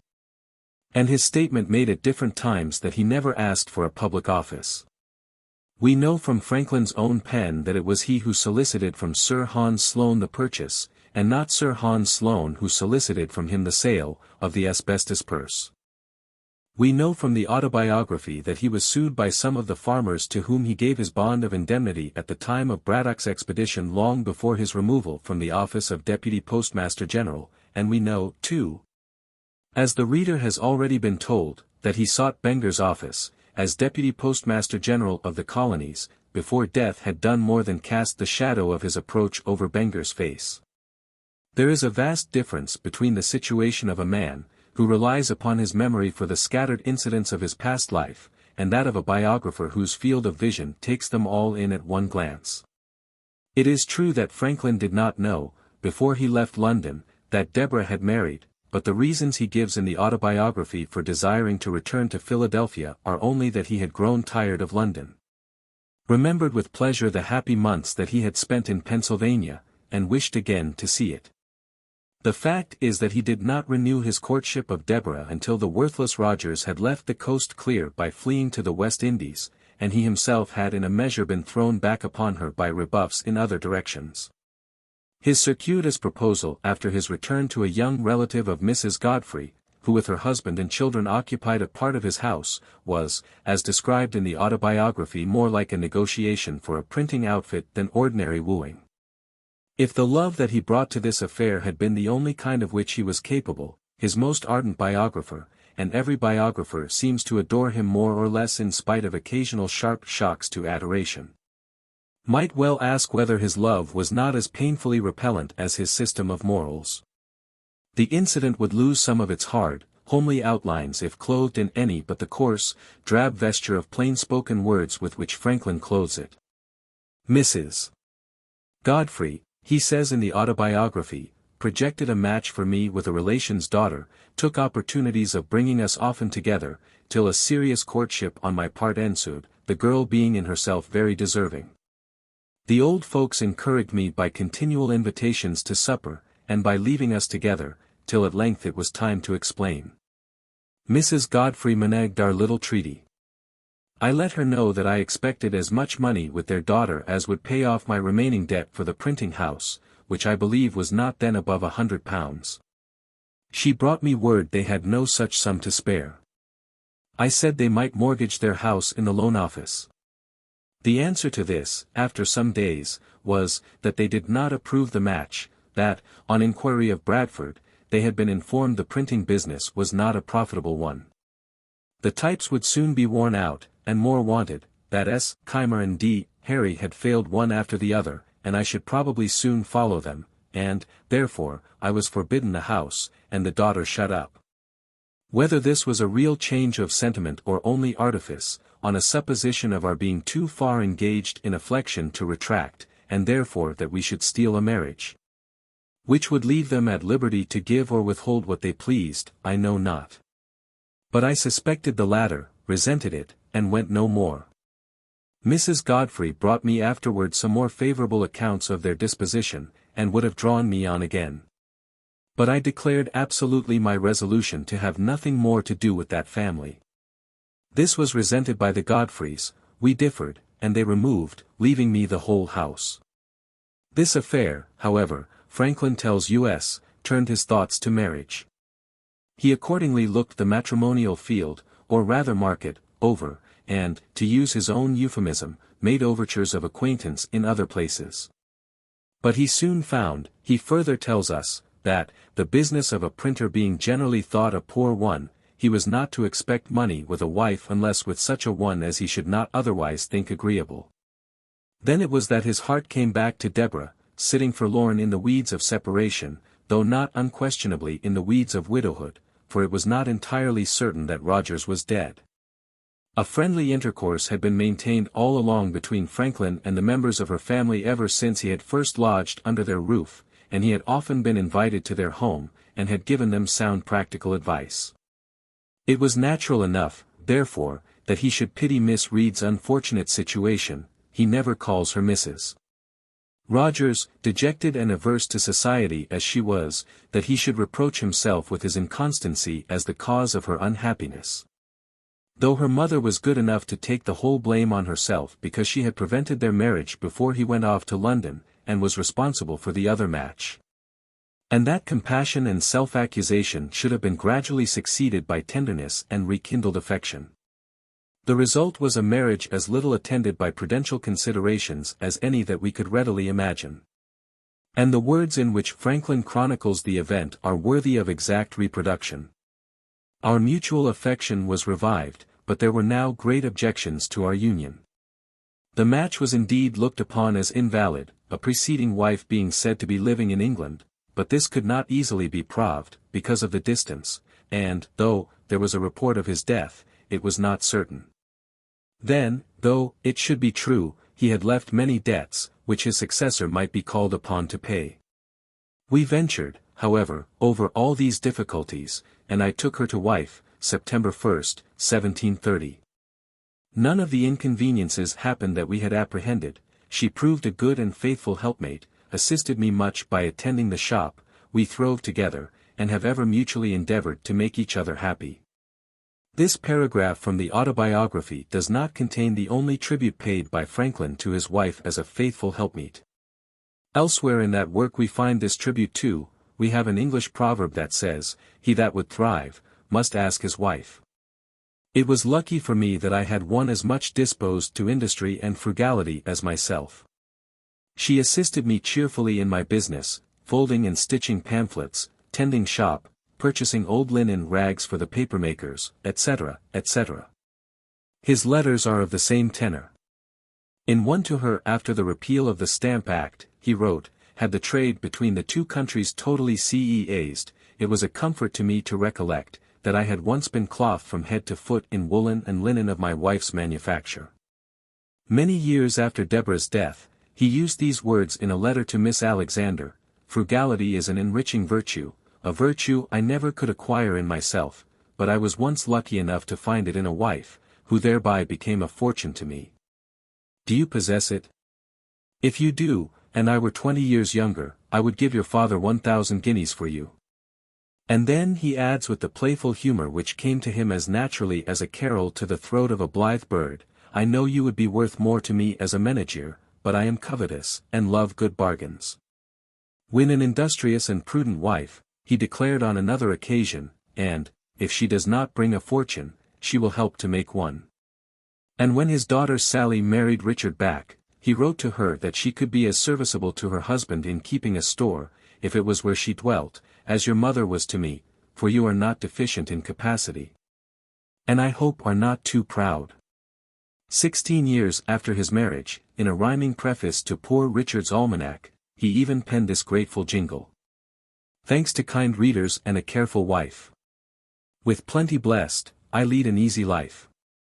Careful, however, as she had been in her earlier years, Deborah spent enough, as she became older and more accustomed to easy living, to make him feel that he should say a word of caution to her when the news reached him in London that Sally was about to marry a young man who was not only without fortune but soon to be involved in business failure. He advises her not to make an expensive feasting wedding, but to conduct everything with the economy required by their circumstances at that time, his partnership with Hall having expired, and his loss of the post office not being unlikely. In that event, he said, they would be reduced to their rents and interest on money for a subsistence, which would by no means afford the chargeable housekeeping and entertainments that they had been used to. Though he himself lived as frugally as possible, making no dinners for anybody, and contenting himself with a single dish, when he dined at home, yet such was the dearness of living in London in every article that his expenses amazed him. "I see too," he continued, "by the sums you have received in my absence, that yours are very great, and I am very sensible that your situation naturally brings you a great many visitors, which occasion an expense not easily to be avoided, especially when one has been long in the practice and habit of it. If we were young enough to begin business again," he remarks a little later in this letter, "it might be another matter, but I doubt we are past it, and business not well managed ruins one faster than no business. In short, with frugality and prudent care we may subsist decently on what we have, and leave it entire to our children, but without such care, we shall not be able to keep it together, it will melt away like butter in the sunshine." And we may live long enough to feel the miserable consequences of our indiscretion. 18 months later, with studied good feeling, he tells her that, if he does not send her a watch, it will be because the balance on his post office account was greatly against him, owing to the large sums that she had received. But Mrs. Franklin was failing, and a few years later, when her memory and other faculties had been enfeebled by paralysis, he found it necessary to give a keener edge to admonition in one of his letters to her. Referring to her disgust with the Messrs. Foxcroft, because they had not supplied her with money to pay for a bill of exchange for £30, he opened his mind to her with almost cruel bluntness as follows. That you may not be offended with your neighbors without cause. I must acquaint you with what it seems you did not know, that I had limited them in their payments to you, to the sum of £30 per month, for the sake of our more easily settling, and to prevent mistakes. This making £360 a year, I thought, as you have no house rent to pay yourself, and receive the rents of 7 or 8 houses besides, might be sufficient for the maintenance of your family. I judged such a limitation the more necessary, because you never have sent me any account of your expenses, and think yourself ill-used if I desire it. And because I know you were not very attentive to money matters in your best days, and I apprehend that your memory is too much impaired for the management of unlimited sums. Without danger of injuring the future fortune of your daughter and grandson. If out of more than £500 a year, you could have saved enough to buy those bills, it might have been well to continue purchasing them. But I do not like your going about among my friends to borrow money for that purpose, especially as it is not at all necessary. And therefore I once more request that you would decline buying them for the future. And I hope you will no longer take it amiss of Messrs. Foxcrofts that they did not supply you. If what you receive is really insufficient for your support, satisfy me by accounts that it is so, and I shall order more. Like an incision in the rind of a beech, which spreads wider and wider with each passing year, is, as a rule, every human failing, as time goes on, and poor Mrs. Franklin, now that senile decay was setting in, seems to have been but another confirmation of this truth. But faithful wife that she was, after the receipt of this letter from her husband, she was scrupulous enough to send him receipts as well as accounts. For in the early part of the succeeding year he writes to her, I take notice of the considerable sums you have paid. I would not have you send me any receipts. I am satisfied with the accounts you give. His letter to her about the Foxcrofts was doubtless not more pointed than the occasion required. In no scales was the salutary medicine of reproof ever weighed more exactly than in his. This letter begins as usual, my dear child, and, after conveying its rebuke, lapses into the old happy, domestic strain. I am much pleased, he said, with the little histories you give me of your fine boy, one of her grandsons, which are confirmed by all that have seen him. I hope he will be spared and continue the same pleasure and comfort to you, and that I shall ere long partake with you in it. One instance, perhaps, of inattention to money matters upon the part of Mrs. Franklin, which helped to produce the climax of this letter, was in the case of a certain Sarah Broughton, who, if we may judge from a single specimen of her spicy humor, was something of a Tartar. On July 1, 1766, she wrote to Franklin that his wife owed her a certain sum of money and also the price of a bed, which she had kept for 2 years, but now wanted to return, because there had been a decline in the price of feathers. She had written, the writer said, a letter to Mrs. Franklin on the subject, but had received the reply from her, that she did not know me, and that I might write to you she was in hedgehog. Now sir, continued Franklin's correspondent, I don't think her a hedgehog, but in reality she has shot a great many quills at me. But thank heaven none of them has or can hurt me, as I doubt not that your known justice will induce you to order the above sum of £7, 7 shillings paid. The keen eye that Mrs. Franklin had in this instance to fluctuations in the market price of an article, which her husband and herself had frequently bought and sold at their shop in the past, shows plainly enough that, even when she was on the eve of her grand climacteric, the thriftier instincts of her early life were not wholly dead. Nor does she seem to have reserved all her quills for obdurate creditors. From the diary of Daniel Fisher we obtain the following entry. As I was coming down from my chamber this afternoon, a gentlewoman was sitting on one of the lowest stairs, which were but narrow, and there not being room enough to pass. She rose up and threw herself upon the floor and sat there. Mr. Sumian and his wife gently entreated her to arise and take a chair, but in vain. She would keep her seat, and kept it, I think, the longer for their entreaty. This gentlewoman, whom though I had seen before I did not know, appeared to be Mrs. Franklin. She assumed the airs of extraordinary freedom and great humility, lamented heavily the misfortunes of those who are unhappily infected with a too tender or benevolent disposition. Said she believed all the world claimed a privilege of troubling her pappy, so she usually calls Mr. Franklin, with their calamities and distresses, giving us a general history of many such wretches and their impertinent applications to him. Just what all this meant is not entirely clear. Perhaps it was only real sympathy excited by the harassments to which her husband, whom she devotedly loved, was incessantly subjected by his public activity, his reputation for wise counsel, and his ever-increasing renown. Perhaps it was the mere jealousy of affection inspired by her sense of her own unfitness in point of education and intellectual companionship to be the wife of a man whose doorstep could be so haunted. After this incident the diarist became Franklin's clerk, and lived in his house, a footing which enabled him to give us a truer insight than we should otherwise have had as to the extent to which William Franklin was at one time a festering thorn in the side of Mrs. Franklin.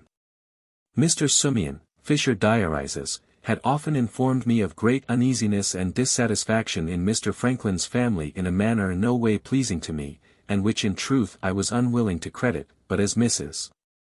Franklin and I of late began to be friendly and sociable, I discerned two great grounds for Mr. Sumian's reflection, arising solely from the turbulence and jealousy and pride of her disposition. She suspecting Mr. Franklin for having too great an esteem for his son in prejudice of herself and daughter, a young woman of about 12 or 13 years of age, for whom it was visible Mr. Franklin had no less esteem than for his son young Mr. Franklin. I have often seen him pass to and from his father's apartment upon business, for he does not eat, drink or sleep in the house, without the least compliment between Mrs. Franklin and him or any sort of notice taken of each other, till one day as I was sitting with her in the passage when the young gentleman came by she exclaimed to me, he not hearing, Mr. Fisher, there goes the greatest villain upon earth. This greatly confounded and perplexed me, but did not hinder her from pursuing her invectives in the foulest terms I ever heard from a gentlewoman. It is pleasant, however, to state that in time Deborah's dislike for William Franklin seems to have considerably abated. In 1767, her husband could write to her, I am glad you go sometimes to Burlington. The harmony you mention in our family and among our children gives me great pleasure. And before this letter was written, William Franklin had availed himself of an opportunity to testify his dutiful readiness to extend his protection to her. It was when she had just taken possession of the new house, built by her during her husband's absence in England, and his enemies, availing themselves of the brief unpopularity incurred by him through recommending his friend, John Hughes, as a stamp collector, had aroused the feeling against him in Philadelphia to the point of rendering an attack upon this house not improbable.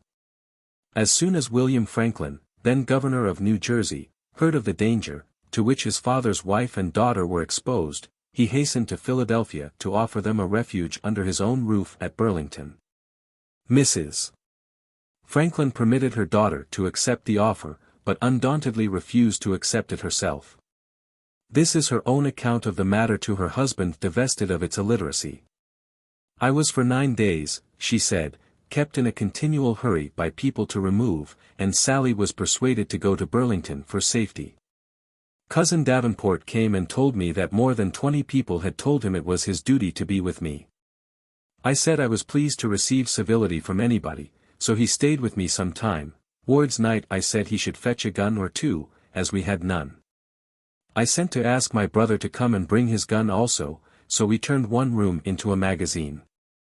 I ordered some sort of defense upstairs, such as I could manage myself. I said, when I was advised to remove, that I was very sure you had done nothing to hurt anybody, nor had I given any offense to any person at all, nor would I be made uneasy by anybody. Nor would I stir or show the least uneasiness, but if any one came to disturb me I would show a proper resentment. I was told that there were 800 men ready to assist any one that should be molested. Indeed, after his marriage, the correspondence of William Franklin indicates that, if the relations of Mrs. Franklin to him were not altogether what Franklin would fain have had them, that is the relations of Hagar rather than of Sarah, he at least bore himself towards her with a marked degree of respectful consideration. His letters to her were subscribed, "Your ever dutiful son," and, in a letter to his father, he informs him that he and his wife were on a visit to my mother. When Deborah died, he was the chief mourner in the funeral procession, and, in a subsequent letter to his father, he speaks of her as, "my poor old mother." After the paralytic stroke, which greatly affected her memory and understanding, William Franklin expressed the opinion that she should have some clever body to take care of her, because, he said, she becomes every day more and more unfit to be left alone. No cleverer body for the purpose, of course, could be found than her own daughter, who came with her husband to reside with and take care of her. In his letter to Franklin announcing her death, William Franklin used these feeling words: "She told me when I took leave of her on my removal to Amboy, that she never expected to see you unless you returned this winter. For that she was sure she should not live till next summer. I heartily wish you had happened to have come over in the fall, as I think her disappointment in that respect preyed a good deal on her spirits." Poor Richard's almanac had sayings, it is hardly necessary to declare, suitable for such an occasion. There are 3 faithful friends, an old wife, an old dog, and ready money. A good wife lost is God's gift lost. In the light of what we have narrated, it is obvious that there were occasions in Franklin's nuptial life when it was well that he was a philosopher as well as a husband. You can bear with your own faults, and why not a fault in your wife? Is a question that he is known to have asked at least once, and he did not have to leave his own doorstep to find an application for his injunction, "Keep your eyes wide open before marriage, half shut afterwards." But if there was defect of temper there was never any defect of devotion upon the part of the jealous, high-spirited, courageous wife.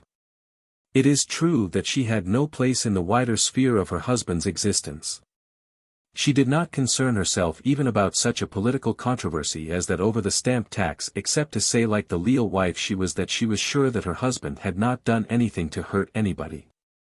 "You are very prudent," he said to her on one occasion, "not to engage in party disputes. Women never should meddle with them except in endeavor to reconcile their husbands, brothers, and friends, who happen to be of contrary sides. If your sex can keep cool, you may be a means of cooling ours the sooner, and restoring more speedily that social harmony among fellow citizens, that is so desirable after long and bitter dissensions."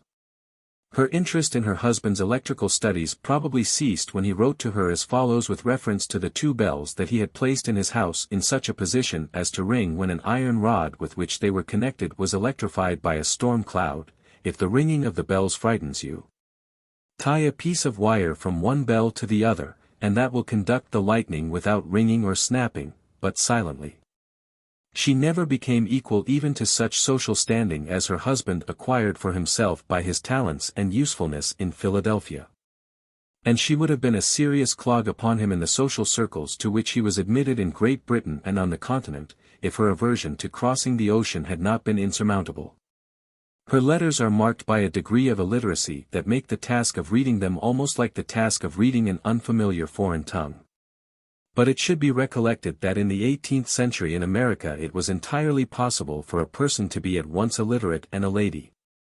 Even Franklin with his penchant for simplified spelling must have felt, after meditating some of Deborah's written words, that the orthographical line had to be drawn somewhere. The following letter from her to her husband, dated October 29, 1773. And transcribed exactly as written is neither better nor worse than the rest of her epistles to her husband. "My dear child, I have been very much distressed about you as I did not a letter nor one word from you nor did I hear one word from Oni Bode that you wrote to so I must submit and end. To submit to what I am to bear I did write by Captain Faulkner to you but he is gone down and when I read it over I did not lick tea and so if this Dante send it I shan't like it as I Dante send you a news now I don't go abroad. I shall tell you what concerns myself. Our youngest grandson is the forried child us alive. He has had the smallpox and had it very fine and got abroad again. Captain all will tell you about him and Benj Franklin Beeche, but as it is so difficult to rid I have desert him to tell you. I have sent a squirrel for your friend and wish her better luck. It is a very fine one. I have had very bad luck. They one killed and another run away. Although they are bred up tame I have not occasion as I don't know where the man lives that makes them. My love to Sally Franklin, my love to all our cousins as though mention remember me to Mr. and Mrs. West. Do you ever hear anything of Ninley Evans as was point 16? I thank you for the silka and had it at the woman's to make it up but have it put up as you wrote, torn. I thunk it is very pretty. What was the prize? I desire to give my love to everybody, torn. I should love Billy was in town 5 or 6 day when the child was in the smallpox. Mr. Franklin, torn, not sent a him yet. I am to tell a very pretty thing about Ben. The players is come to town and they am to acty on Monday. He wanted to see a play. He unkill Beeche had given him $1. His mamma asked him whether he would give it for a ticket or buy his brother a necklace. He said his brother a necklace. He is a charmed child as ever was born. My grandchildren are the best in the world. Sally will write. I can't write an a more. I am your affection wife, D. Franklin. But, in spite of the qualifications we have stated, there was a place after all, even aside from the joint care of the shop, in which the pair throve so swimmingly together, that Deborah could occupy in the thoughts of a man with such quick, strong affections, such liberality of mind and such a keen interest in the ordinary concerns of life as we find in Franklin. This place becomes manifest enough when we read the letters that passed between the two. A more considerate, loving wife than these letters show her to have been it would be hard to conceive. Napoleon said of his marshals that only one of them loved him, the others loved the emperor. The devotion of Deborah to her husband is all the more noteworthy because it appears to have been but slightly, if at all, influenced by his public distinction. Her attachment was to Franklin himself, the early lover with whom she had interchanged promises when but a girl, and who, after deserting her for a time, had come back to her in her desolation like day returning to the dark and lonely night. The business comrade to whom her industry and prudence had proved in effect a fortune, the most admired and beloved man in the circle of her social relationships, the patient, dutiful, affectionate friend and husband. The father of her daughter and son. Inarticulate as were her struggles with syntax and orthography, she was to him the most faithful of correspondents. Long after she had reached an age when the fond diminutives of early married life are usually exchanged for sober language, she addressed him in her letters as, "My dear child," and sometimes as, "My dearest dear child." "I am set down to confab a little with my dear child," was the way in which she began one of her letters. "Adieu my dear child, and take care of yourself for Mimi's sake as well as your one," was the way in which she ended another. So frequently, too, did she write to him when they were separated from each other that he repeatedly acknowledged in his replies her extraordinary constancy as a correspondent. On one occasion writing to her, "I think nobody ever had more faithful correspondence than I have in Mr. Hughes and you. It is impossible for me to get or keep out of your debts." When they had been married over 27 years, he thanks her in one of his letters for writing to him so frequently and fully, and, when they had been married nearly 40 years, he wrote to her that he thought that she was the most punctual of all his correspondents. And not only did she write often enough to him to elicit these acknowledgments, but her letters afford ample evidence that to lack a letter from him when she expected one was nothing less than a bitter disappointment to her. "I know," he said in a letter to her, "you love to have a line from me by every packet, so I write, though I have little to say." We have already seen how her failure to hear from, or of, him led her on one occasion to end her plaint with words strong enough to express resignation to the very worst trial to which human life is subject. On another occasion she wrote, "April 7 this day is complete 5 months since you left your one house. I did receive a letter from the Cape since that not one line. I do suppose that you did write by the packet, but that is not arrived yet." The same hunger for everything that related to him, no matter how trivial, finds utterance in her petition in another letter that he would tell her hoff his poor arms was and hoff he was on his voyage and hoff he air and ever a thing is with him, which she wanted very much to know. Nor did her affection limit itself to letters. whenever he was absent from her and stationary whether at Gnadenhutten, or London. His table was never wanting in something to remind him of home and of the attentive wife whose domestic virtues in spite of her deficiencies of education gave home so much of its meaning. "We have enjoyed your roast beef," he wrote to her from Gnadenhutten, "and this day began on the roast veal. All agree that they are both the best that ever were of the kind. Your citizens, that have their dinners hot and hot, know nothing of good eating. We find it in much greater perfection when the kitchen is 80 miles from the dining room.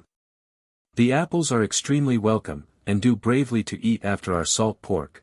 The minced pies are not yet come to hand, but I suppose we shall find them among the things expected up from Bethlehem on Tuesday. The capillaire is excellent, but none of us having taken cold as yet, we have only tasted it." Other letters of his written from Gnadenhutten testify that she missed no opportunity, so long as he was in the wilderness, to send him something better than the salt pork, to which her apples were such a brave sequel. To relieve the harsh privations of camp life for himself and his brother officers. He tells her in one of his letters that all the gentlemen send their compliments. They drink your health at every meal, having always something on the table to put them in mind of you. Even when the Atlantic was between them, his life was kept continually refreshed by the same bountiful stream of supplies. A menu, made up of the items that she sent him, might well have softened the heart of even such a rank, swashbuckling enemy of the American colonies as Dr. Johnson, who loved a good dinner even more than he hated the Americans. Dried venison, bacon, smoked beef, apples, cranberries, nuts, Indian and buckwheat meal, and peaches, dried with and without their skins, are all mentioned in his acknowledgments of her favors. Some of the nuts and apples he presented on one occasion to Lord and Lady Bathurst, a very great lady, the best woman in England. Accompanied by a brief note which borrowed the point of its graceful pleasantry from the effort of Great Britain to tax the colonies without their consent. Dr. Franklin presents his respectful compliments to Lord Bathurst, with some American nuts, and to Lady Bathurst, with some American apples, which he prays they will accept as a tribute from that country, small indeed, but voluntary. Franklin's first absence from his wife in England lasted some 5 years, his second some 10. And such was Deborah's passionate attachment to him that it can scarcely be doubted that, if he had not, during these periods of absence, cheated himself and her from year to year with the idea that his business would soon permit him to return to Philadelphia, she would have joined him despite her aversion to the sea. This aversion was natural enough under the maritime conditions of that time. For even Franklin, whose numerous transatlantic voyages were usually attended by fair weather, and who was an uncommonly resourceful sailor, left behind him the statement that he never crossed the ocean without vowing that he would do so no more. 17 as it was, the frequently recurring expectation upon her part that a few months more would restore her husband to his home checked any thought that she may have had of making a voyage to England. There is no evidence that she ever harbored any such intention. An interesting feature of Franklin's life in England in his maturer years is the effort of his friend Strahan to induce Mrs. Franklin to come over to that country with Sally and to take up her permanent residence there with her husband. As to Sally, it began with the half-jocular, half-serious, proposal from Franklin to Strahan, before the former left Pennsylvania for London in 1757, that Sally, then but a mere child, and Strahan's son should make a match of it. Pleased to acquaint him, Franklin asked of Strahan on one occasion, after saying that he was glad to hear so good a character of his son-in-law, that his spouse grows finely and will probably have an agreeable person. That with the best natural disposition in the world, she discovers daily the seeds and tokens of industry, economy, and, in short, of every female virtue, which her parents will endeavor to cultivate for him. Some years later he added that Sally was indeed a very good girl, affectionate, dutiful and industrious, had one of the best hearts, and though not a wit, was, for one of her years, by no means deficient in understanding.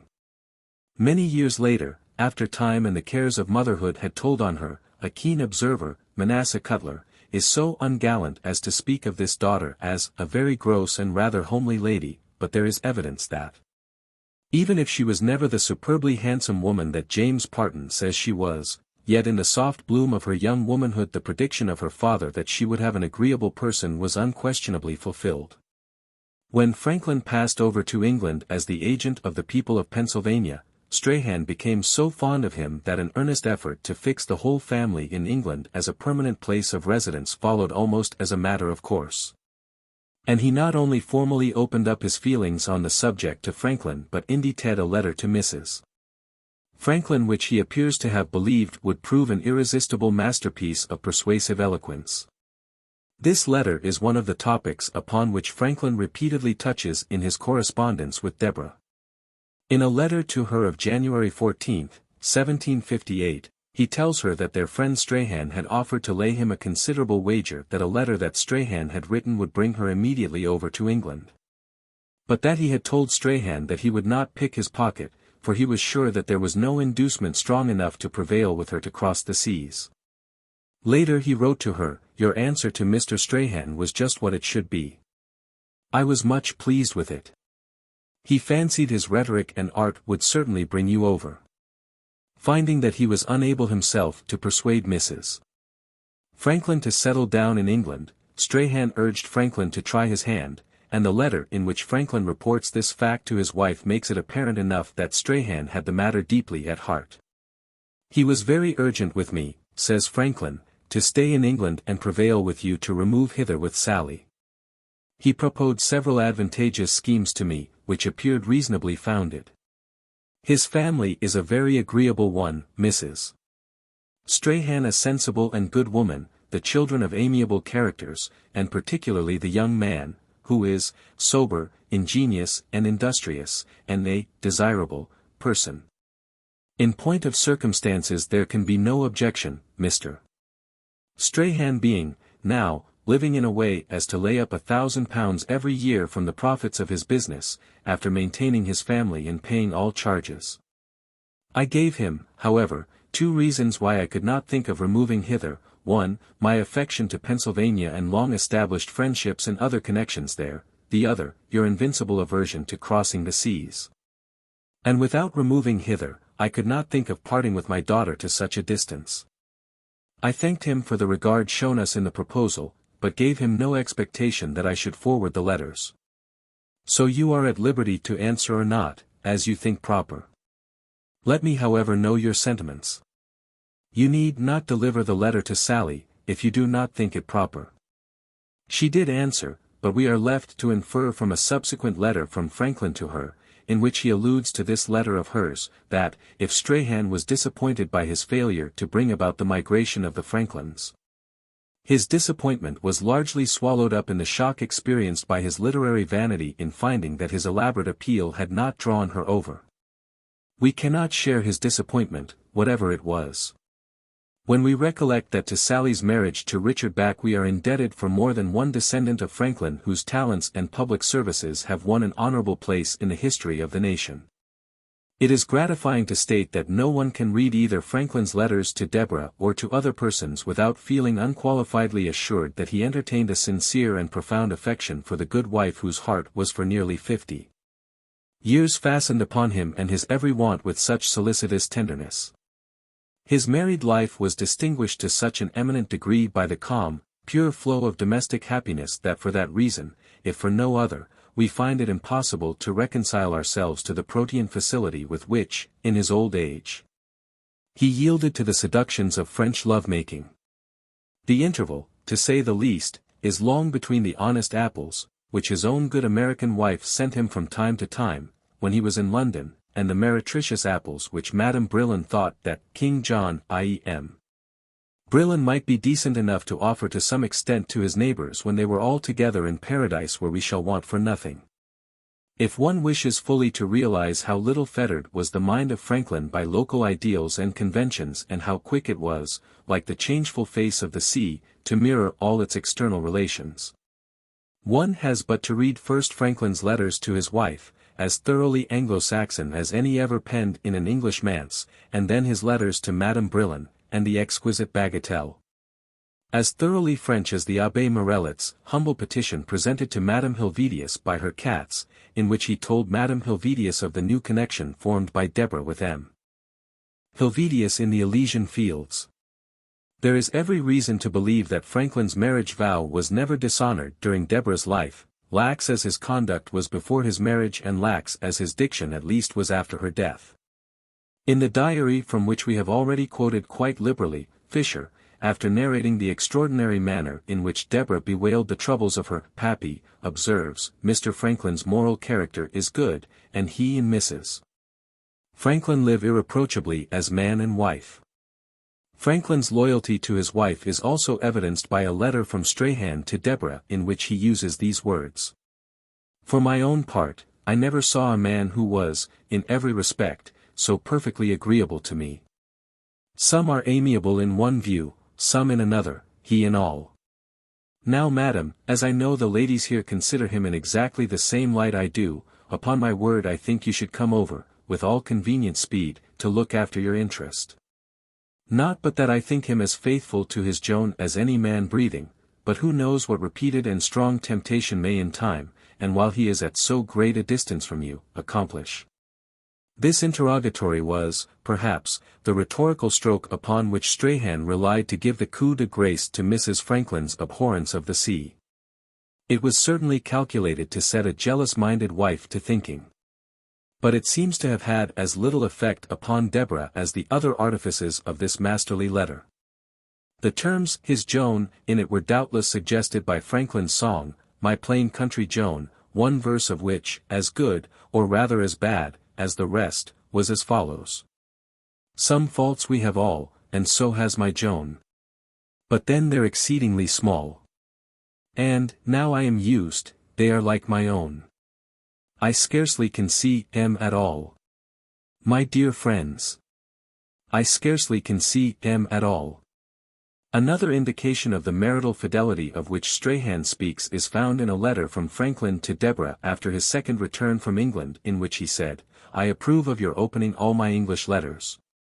As it must give you pleasure to see that people who knew me there so long and so intimately, retained so sincere a regard for me.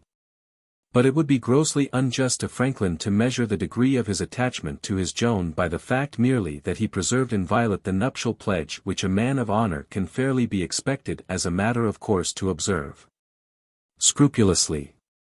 Not only the lines just quoted by us but the general character of his married life demonstrates that the only thing that he ever regretted about his intercourse with Deborah was that his own censurable conduct should have made her for a time the wife of anyone but himself.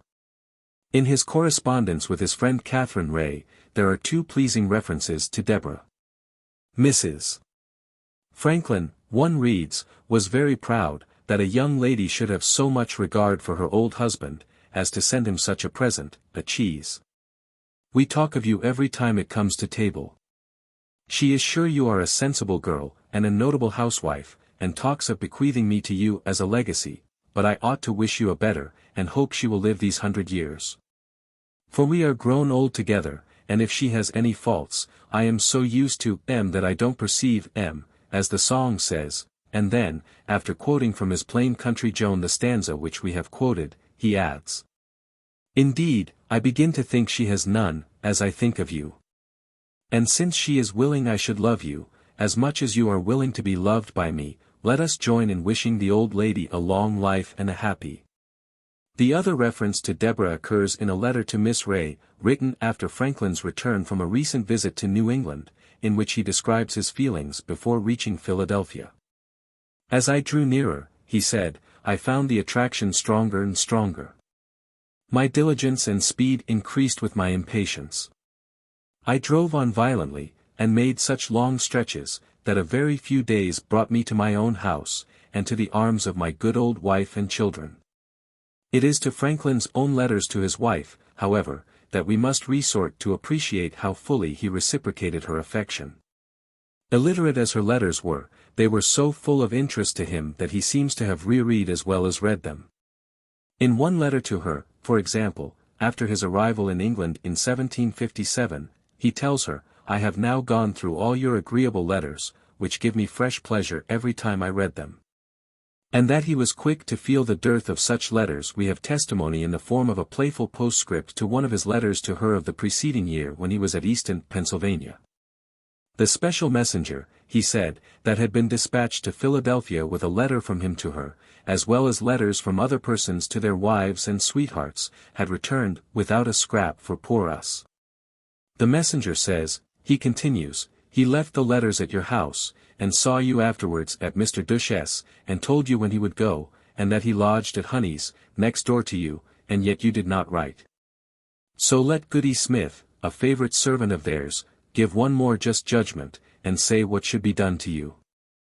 I think I won't tell you that we are well, nor that we expect to return about the middle of the week, nor will I send you a word of news, that's pause. The letter ends, I am your loving husband. And then comes the postscript, I have scratched out the loving words, being writ in haste by mistake, when I forgot I was angry. His letters to her bear all the tokens of conjugal love and of a deep, tranquil domestic spirit. At times, he addresses her as, my dear Debbie, and once as, my dear love, but habitually as, my dear child. This was the form of address in the first of his published letters to her dated December 27, 1755, and in his last, dated July 22, 1774. I am, dear girl, your loving husband, I am, my dear Debbie, your ever-loving husband, are among the forms of expression with which he concludes. The topics of his letters are almost wholly personal or domestic.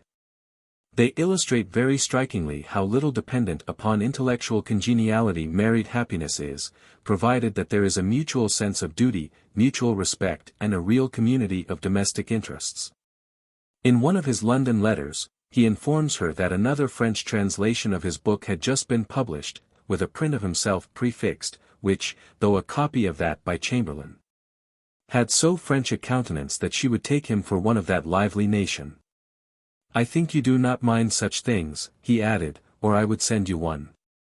18 To politics he rarely refers except to reassure her when uneasiness had been created in her mind by one of the reckless partisan accusations which husbands in public life soon learn to rate at their real value but their wives never do. I am concerned that so much trouble should be given you by idle reports concerning me, he says on one occasion. Be satisfied, my dear, that while I have my senses, and God vouchsafes me this protection, I shall do nothing unworthy the character of an honest man, and one that loves his family. As a rule his letters to Deborah have little to say about the larger world in which he moved when he was in England.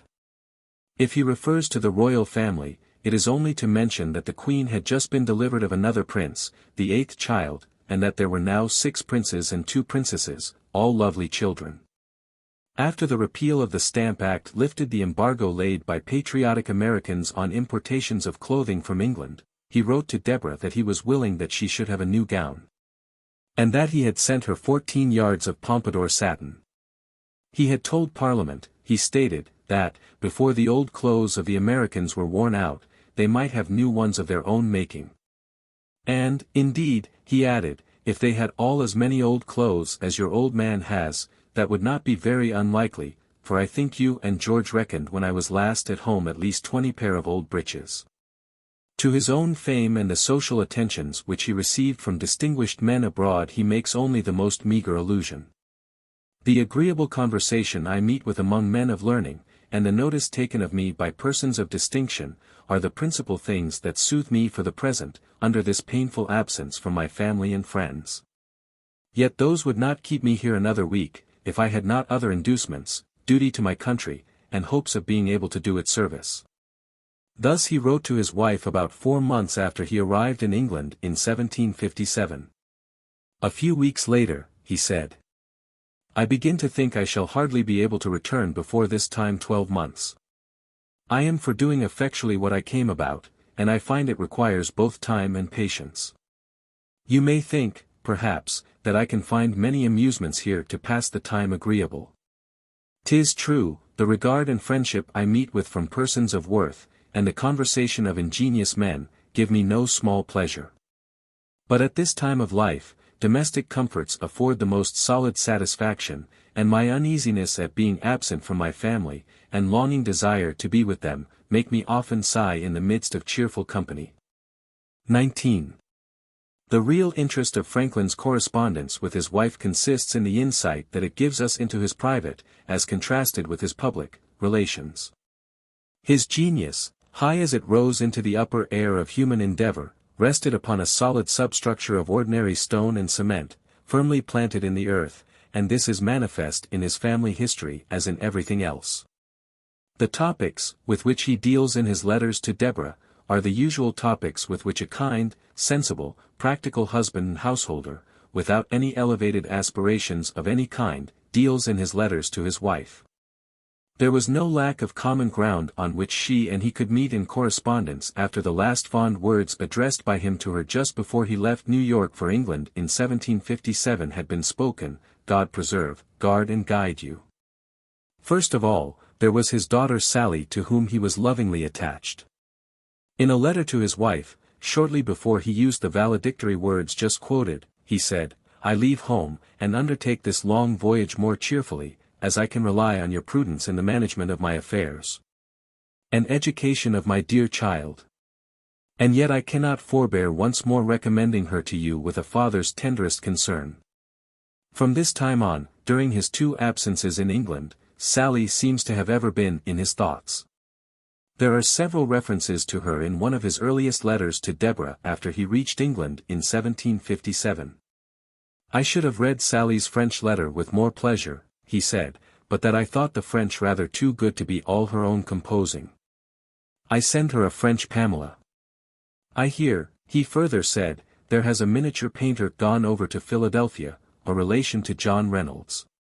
If Sally's picture is not done to your mind by the young man, and the other gentleman is a good hand and follows the business, suppose you get Sally's done by him, and send it to me with your small picture, that I may here get all our little family drawn in one conversation piece." This idea was not carried out because, among other reasons, as he subsequently informed Deborah, he found that family pieces were no longer in fashion. 20 In this same letter there is a gentle caress for Sally. "Had I been well," he said, "I intended to have gone round among the shops and bought some pretty things for you and my dear good Sally, whose little hands you say eased your headache, to send by this ship, but I must now defer it to the next. Having only got a crimson satin cloak for you, the newest fashion, and the black silk for Sally. But William Franklin, sends her a scarlet feather, muff, and tippet, and a box of fashionable linen for her dress." In other letters there are repeated indications of the doting persistency with which his mind dwelt upon his daughter. But the softest touch of all is at the end of one of them. After speaking of the kindness with which Mrs. Stevenson, Polly Stevenson's mother, had looked after his physical welfare, he adds, "But yet I have 1,000 times wished you with me, and my little Sally with her ready hands and feet to do, and go, and come, and get what I wanted." All these allusions to Sally are found in his letters to Deborah during his first mission to England. But little Sally was growing apace, and, when he returned to England on his second mission in 1764, there was soon to be another person with an equal, if not a superior, claim upon her helpful offices. We have already quoted from his letter to Deborah warning her against an expensive feasting wedding. In this letter he says of Sally's fiancé, Richard Back, "I know very little of the gentleman or his character, nor can I at this distance. I hope his expectations are not great of any fortune to be had with our daughter before our death. I can only say, that if he proves a good husband to her, and a good son to me, he shall find me as good a father as I can be, but at present I suppose you would agree with me, that we cannot do more than fit her out handsomely in clothes and furniture, not exceeding in the whole £500 of value. For the rest, they must depend as you and I did, on their own industry and care, as what remains in our hands will be barely sufficient for our support, and not enough for them when it comes to be divided at our decease." Hardly, however, had the betrothal occurred before it was clouded by business reverses which had overtaken the prospective son-in-law. These led to a suggestion from the father that may or may not have been prompted by the thought that a temporary separation might bring about the termination of an engagement marked by gloomy auspices. "In your last letters," he wrote to Deborah, "you say nothing concerning Mr. Back. The misfortune that has lately happened to his affairs, though it may not lessen his character as an honest or a prudent man, will probably induce him to forbear entering hastily into a state that must require a great addition to his expense, when he will be less able to supply it.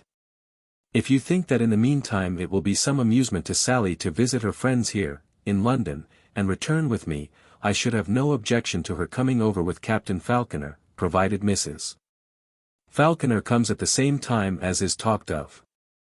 I think too it might be some improvement to her.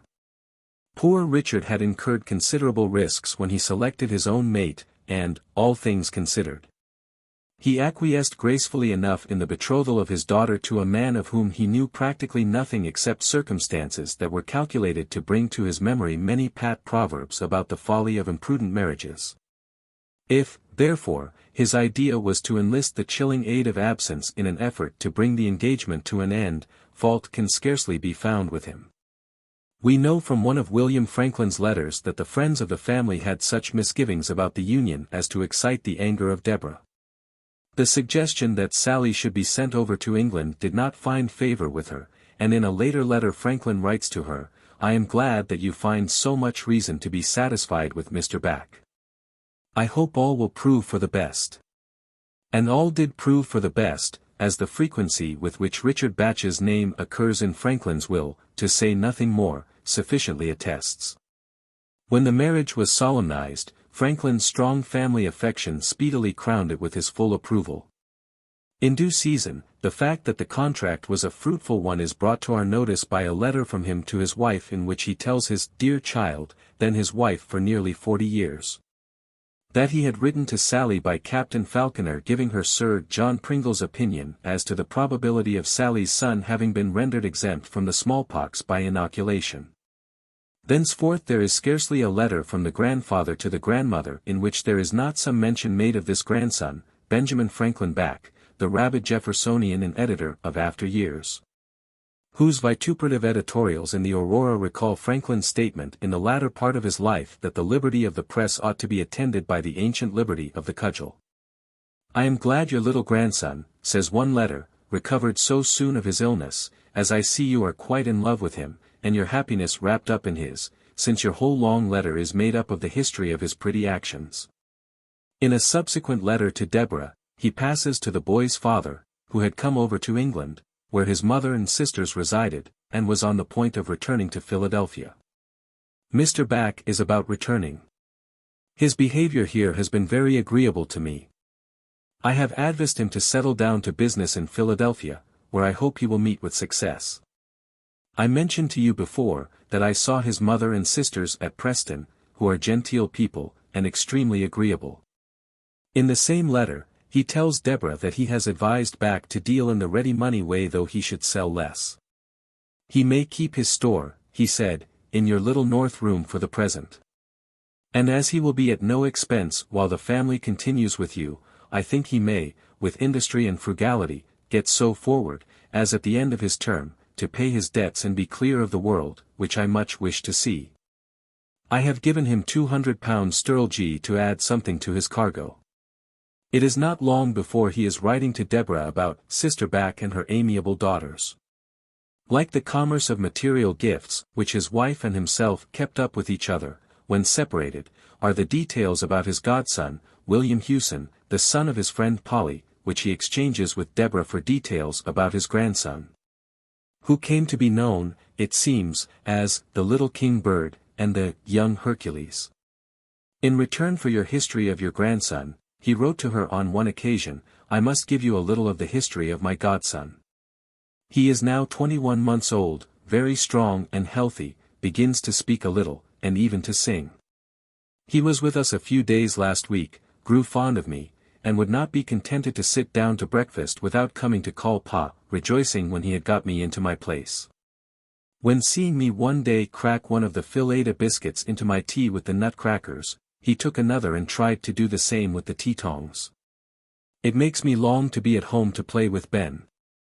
Indeed, by this time, Franklin had become such a fatuous grandfather that he ceases to call his grandson Ben and speaks of him as Benny Boy, when he does not speak of him as the dear boy. In the fullness of time, Richard and Sally Back were destined to be the parents of numerous children. When Franklin returned from his mission to France, the youngest of them soon became as devoted to him as had been Billy Hewson, or the youthful son of John Jay, whose singular attachment to him is referred to in one of his letters to Jay. In the same description, in which Manasseh Cutler speaks in such sour terms of the person of Mrs. Back, he tells us that, when he saw her at Franklin's home in Philadelphia, she had 3 of her children about her, over whom she seemed to have no kind of command, but who appeared to be excessively fond of their grandpapa. Indeed, all children who were brought into close companionship with Franklin loved him, and instinctively turned to him for responsive love and sympathy. Men may be the best judges of the human intellect, but children are the best judges of the human heart. Francis Folger, the only legitimate child of Franklin except Sally, is not mentioned in his correspondence with his wife. The colorless Frankie who is was not this child. Franklin's son was born a year after the marriage of Franklin and Deborah in 1730, and died, when a little more than 4 years of age, and therefore long before the date of the earliest letter extant from Franklin to Deborah.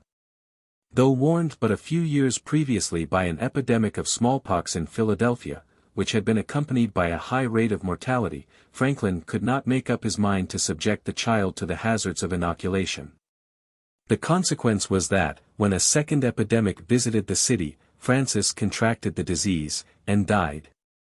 Franklin, to use his own words to his sister Jane Meckham, long regretted him bitterly, and also regretted that he had not given him the disease by inoculation. All, who have seen my grandson, he said in another letter to his sister, agree with you in their accounts of his being an uncommonly fine boy, which brings often afresh to my mind the idea of my son Frankie, though now dead 36 years. Whom I have seldom since seen equalled in everything, and whom to this day I cannot think of without a sigh.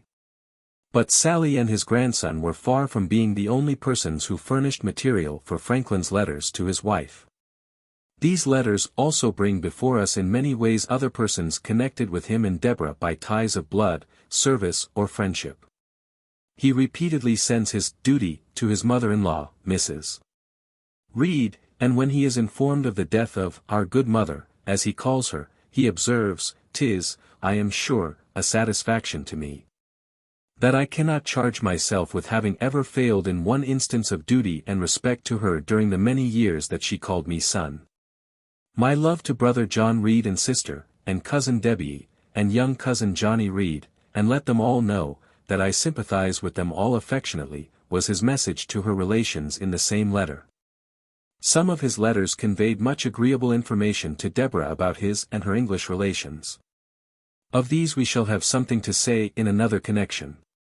Billy, William Franklin, is mentioned in his father's letters to Deborah on many other occasions than those already cited by us, for he was his father's intimate companion during the whole of the first mission to England. He appears to have truly loved his sister, Sally, and is often mentioned in Franklin's letters to Deborah as sending Sally his love or timely gifts. If he really presented his duty to his mother half as often as Franklin reported, she had no cause to complain of his lack of attention.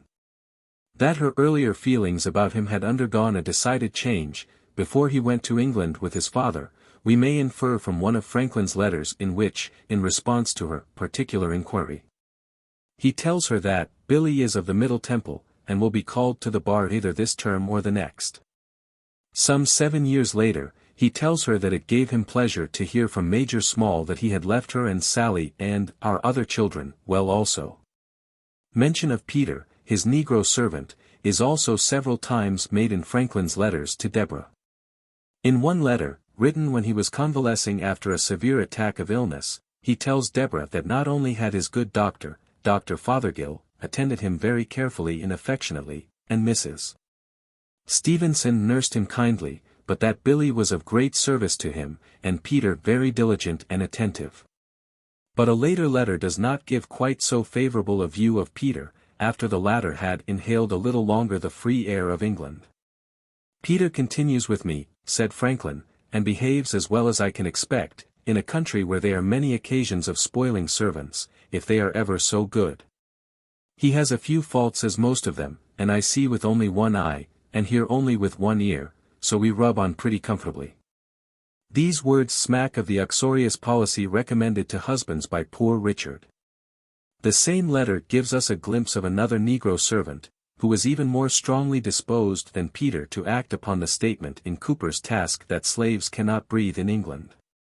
"King, that you inquire after," says Franklin, "is not with us. He ran away from our house, near 2 years ago, while we were absent in the country. But was soon found in Suffolk, where he had been taken in the service of a lady, that was very fond of the merit of making him a Christian, and contributing to his education and improvement. As he was of little use, and often in mischief, Billy consented to her keeping him while we stay in England. So the lady sent him to school, has taught him to read and write, to play on the violin and French horn, with some other accomplishments more useful in a servant. Whether she will finally be willing to part with him, or persuade Billy to sell him to her, I know not. In the meantime he is no expense to us." And that was certainly something worth noting about a servant who could play upon the French horn. But it is of Goody Smith, the servant in the Franklin household at Philadelphia, whose judgment was invoked upon the failure of Deborah to answer her husband's letter from Easton. That mention is most often made in the portions of Franklin's letters to his wife which relate to servants. In a letter to Deborah from Easton, he expresses his obligations to Goody Smith for remembering him and sends his love to her. In another letter to Deborah, when he was on his way to Williamsburg in Virginia, he says, "My duty to mother, and love to Sally, Debbie, Gracie, and, not forgetting the Goody." Subsequently, when in England, he tells Deborah, "I have ordered 2 large print Common Prayer books to be bound on purpose for you and Goody Smith.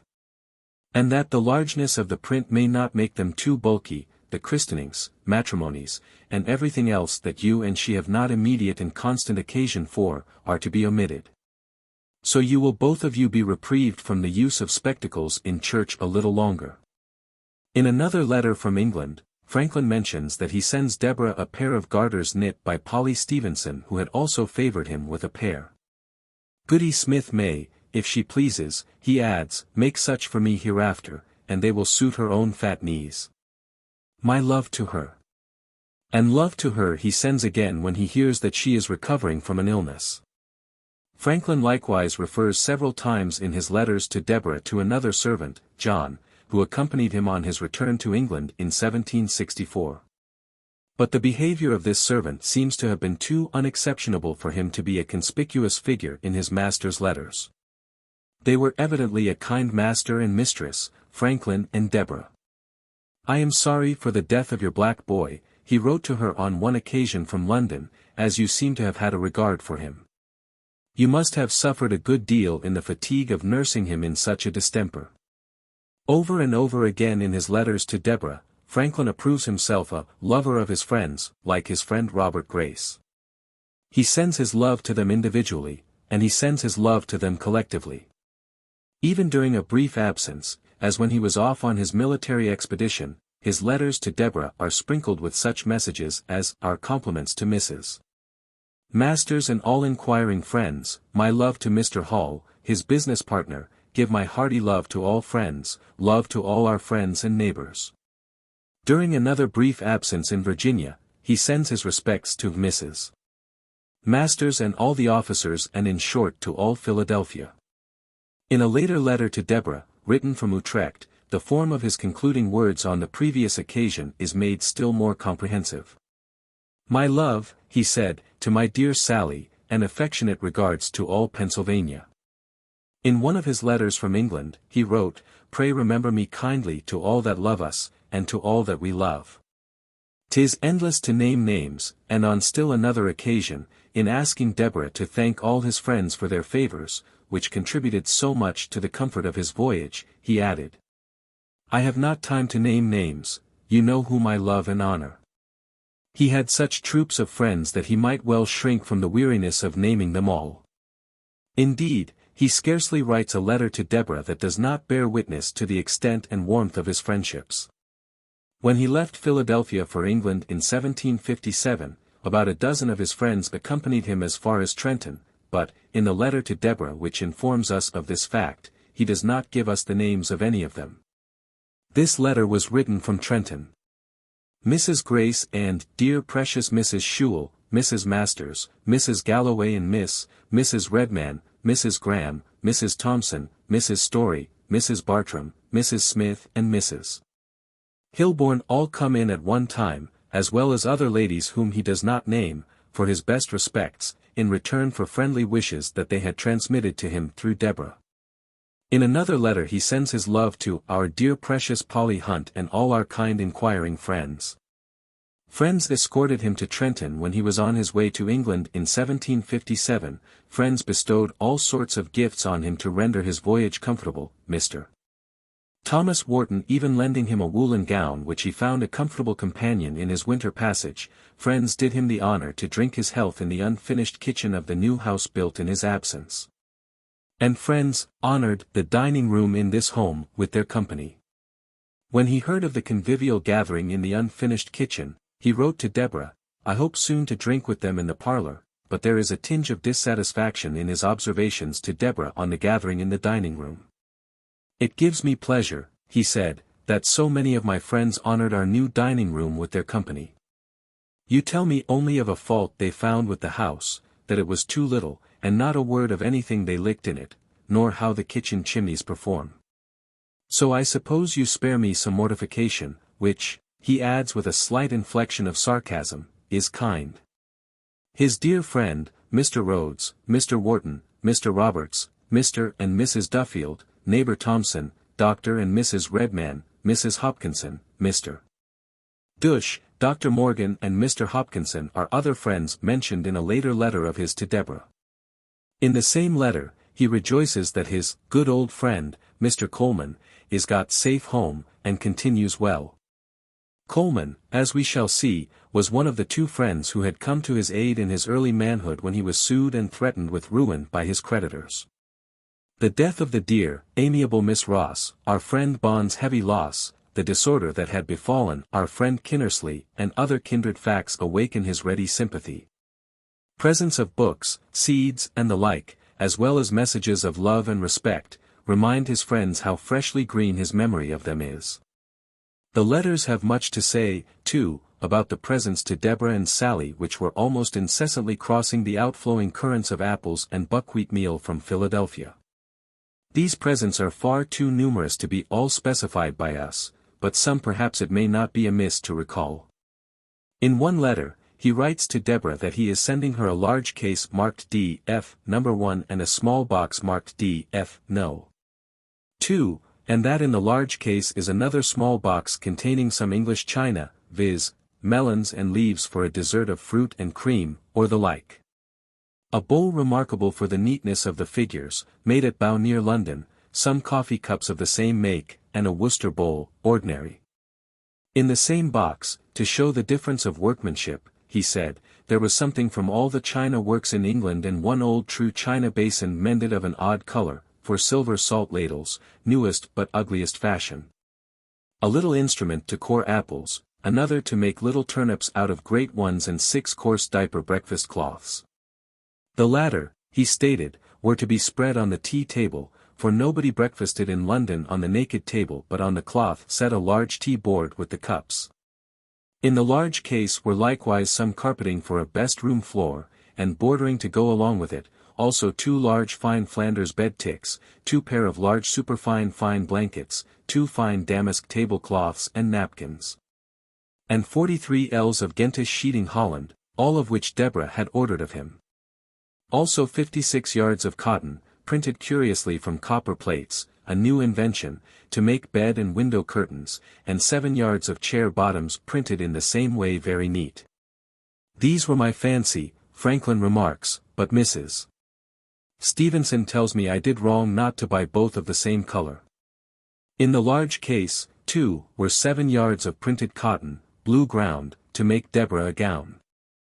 I bought it by candlelight and licked it then, the letter said, but not so well afterwards. If you do not fancy it, send it as a present from me to Sister Jenny. There is a better gown for you, of flowered tissue, 16 yards, of Mrs. Stevenson's fancy, cost 9 guineas, and I think it a great beauty. There was no more of the sort, or you should have had enough for a negligee or suit. There is also snuffers, snuff stand, an extinguisher of steel, which I send for the beauty of the work. The extinguisher is for spermaceti candles only, and is of a new contrivance, to preserve the snuff upon the candle. Small box No. 2 contained cut table glass of several sorts. After stating its contents, Franklin adds, I am about buying a complete set of table china, 2 cases of silver-handled knives and forks, and 2 pair silver candlesticks. But these shall keep to use here till my return, as I am obliged sometimes to entertain polite company. But there is nothing in this letter equal in interest to the paragraph that brings to our mental eye the handsome, buxom figure of Deborah herself. I forgot to mention another of my fancyings, viz., a pair of silk blankets, very fine.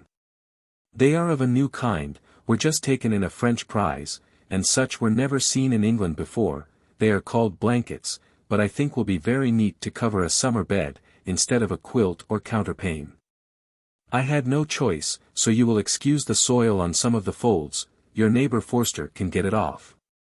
I also forgot, among the china, to mention a large fine jug for beer, to stand in the cooler. I fell in love with it at first sight.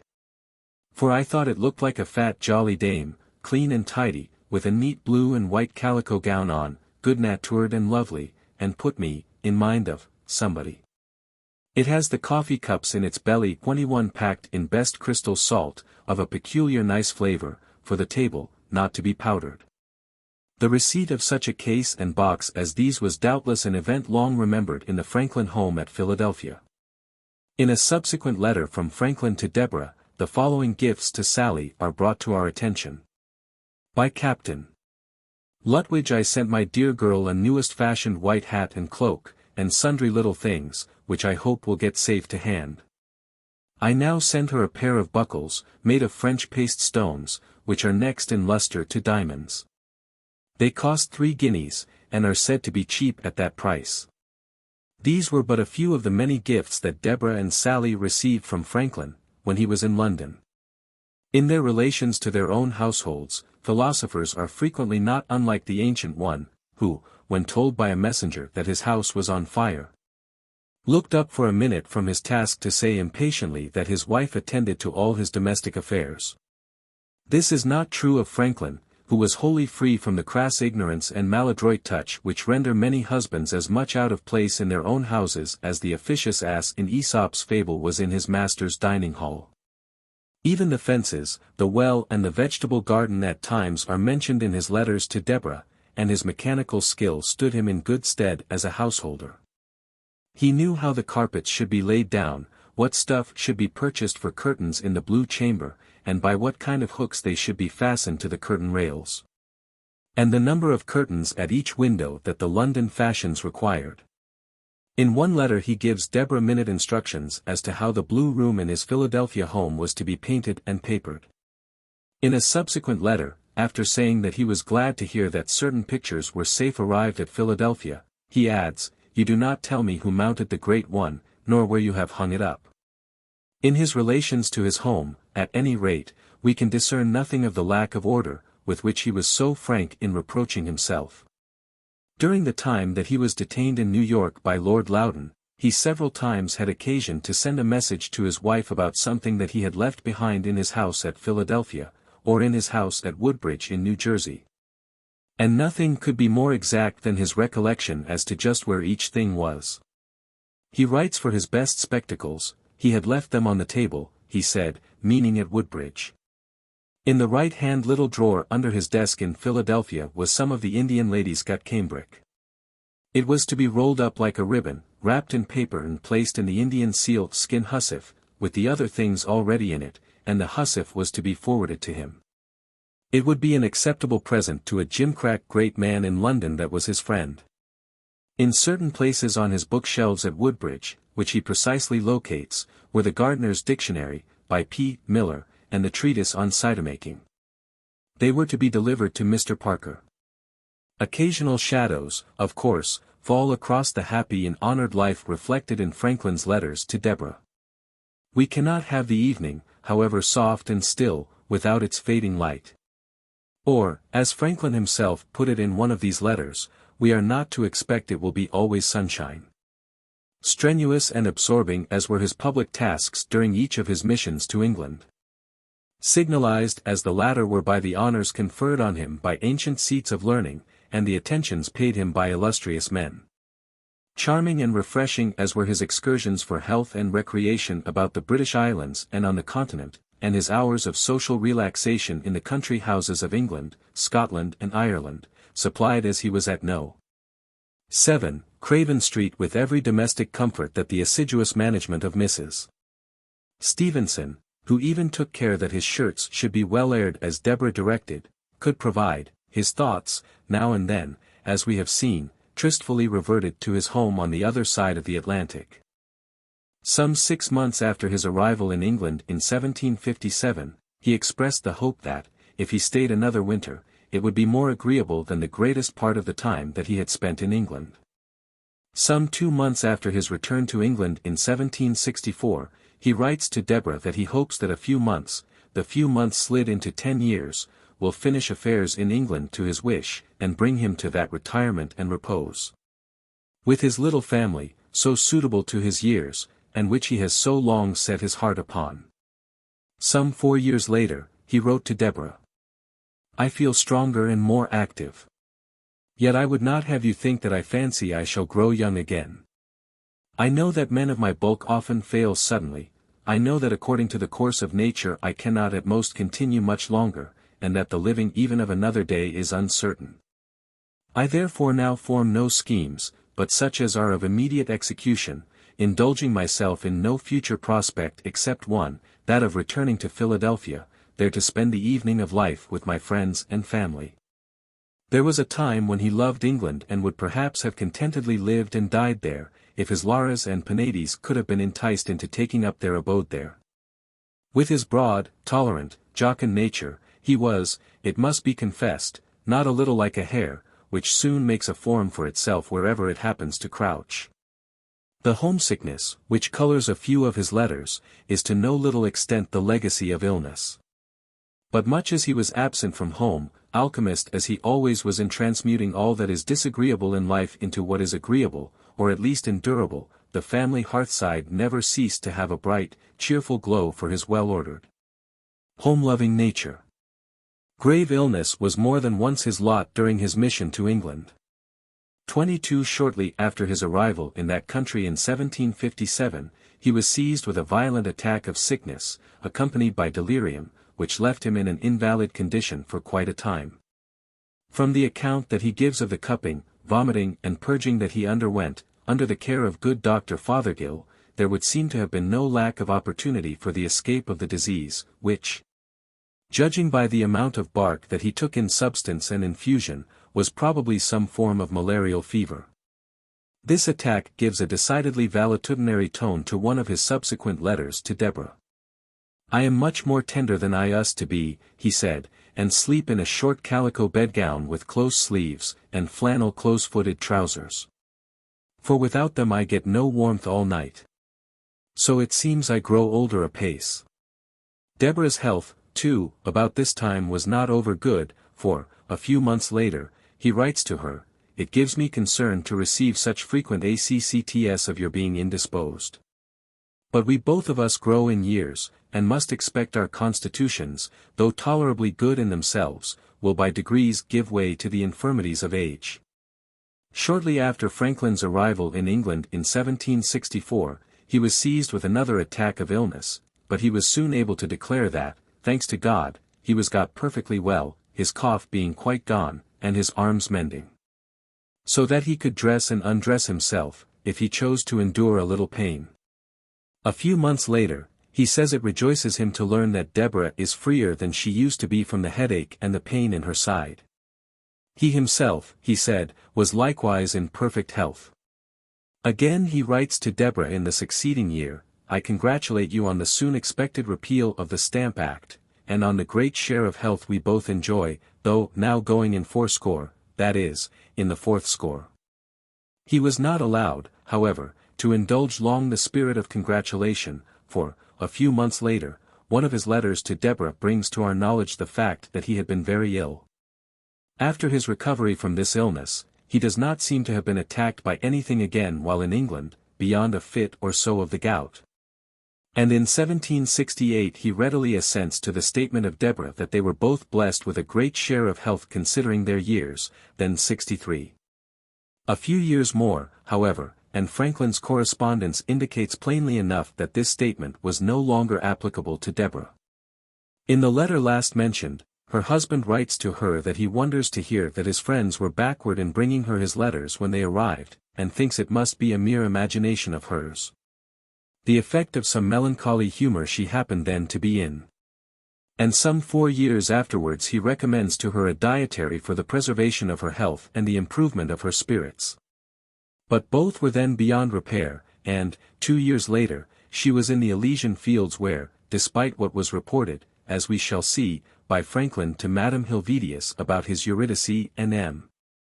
Helvetius, it is impossible to believe that she, faithful, loving creature that she was, did anything but inconsolably await his coming.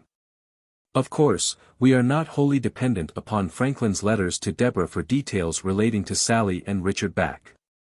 A very readable letter of his is the one written by him to Sally from Reedy Island on his way to England in 1764. Its opening sentences bring home to us anew the multitude of his friends and the fervid enthusiasm of their friendship. Our good friends, Mr. Galloway, Mr. Wharton, and Mr. James, came with me in the ship from Chester to Newcastle and went ashore there, he said. It was kind to favour me with their good company as far as they could. The affectionate leave taken of me by so many friends at Chester was very endearing. God bless them and all Pennsylvania.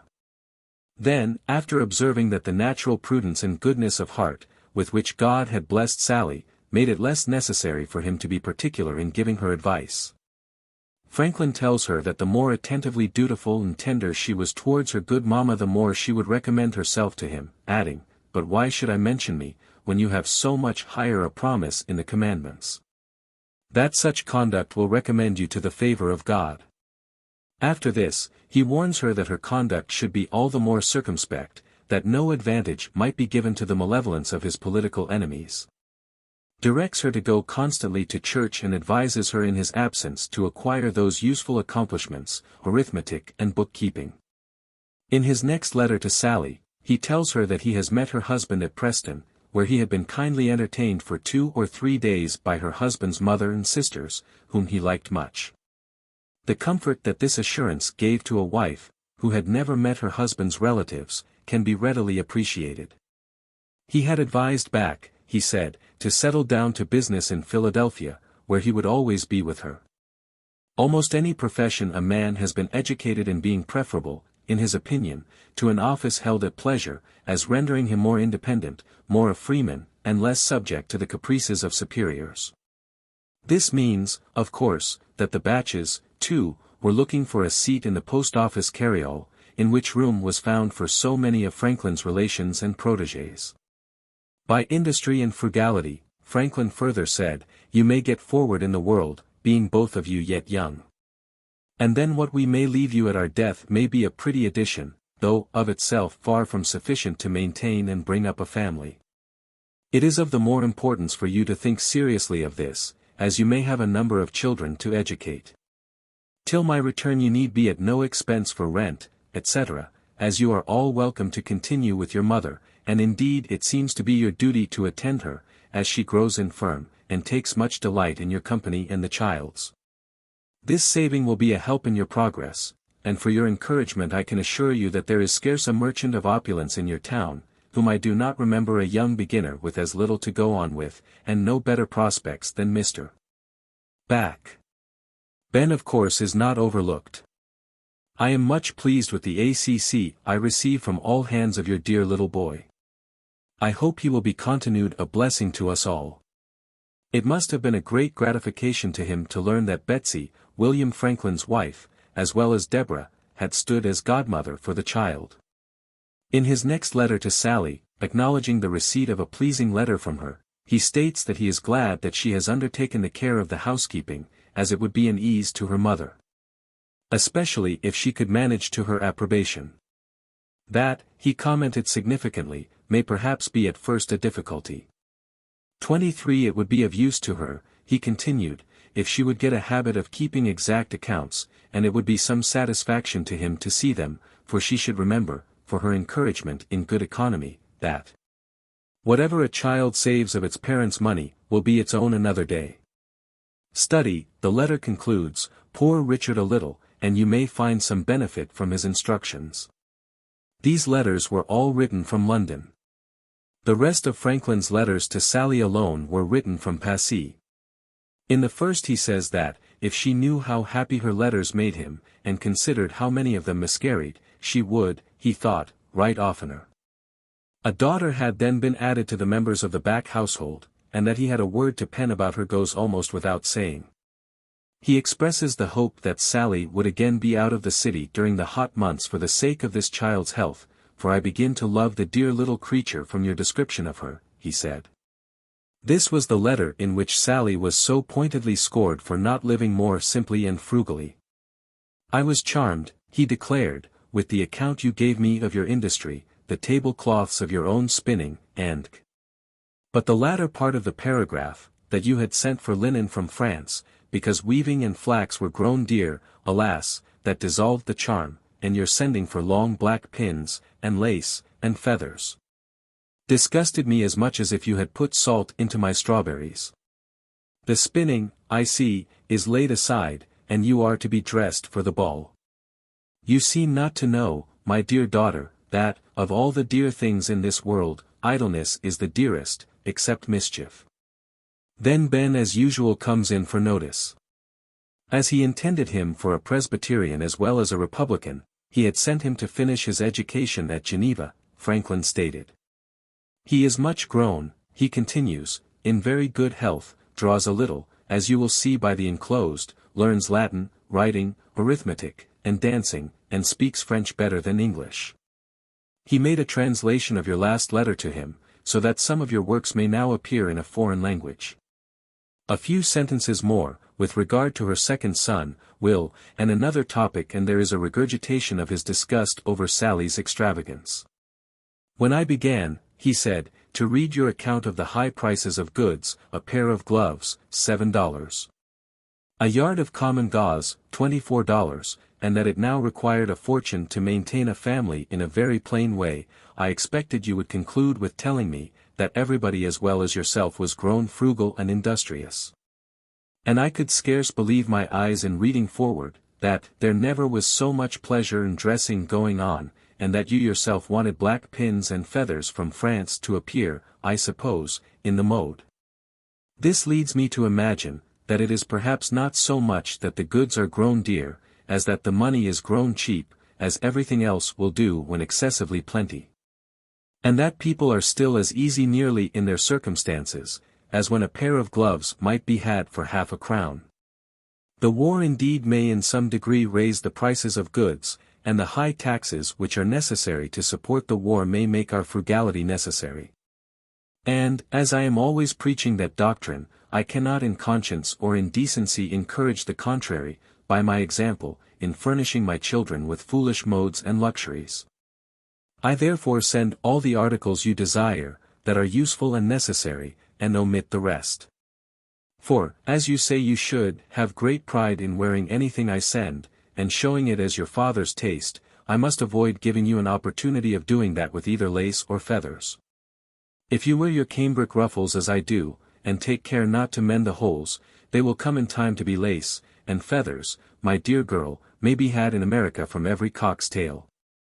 Franklin's last letter to Sally was written from Passy, and contains the inimitable strictures on the Order of the Cincinnati, to which we shall hereafter return, but nothing of any personal or domestic interest.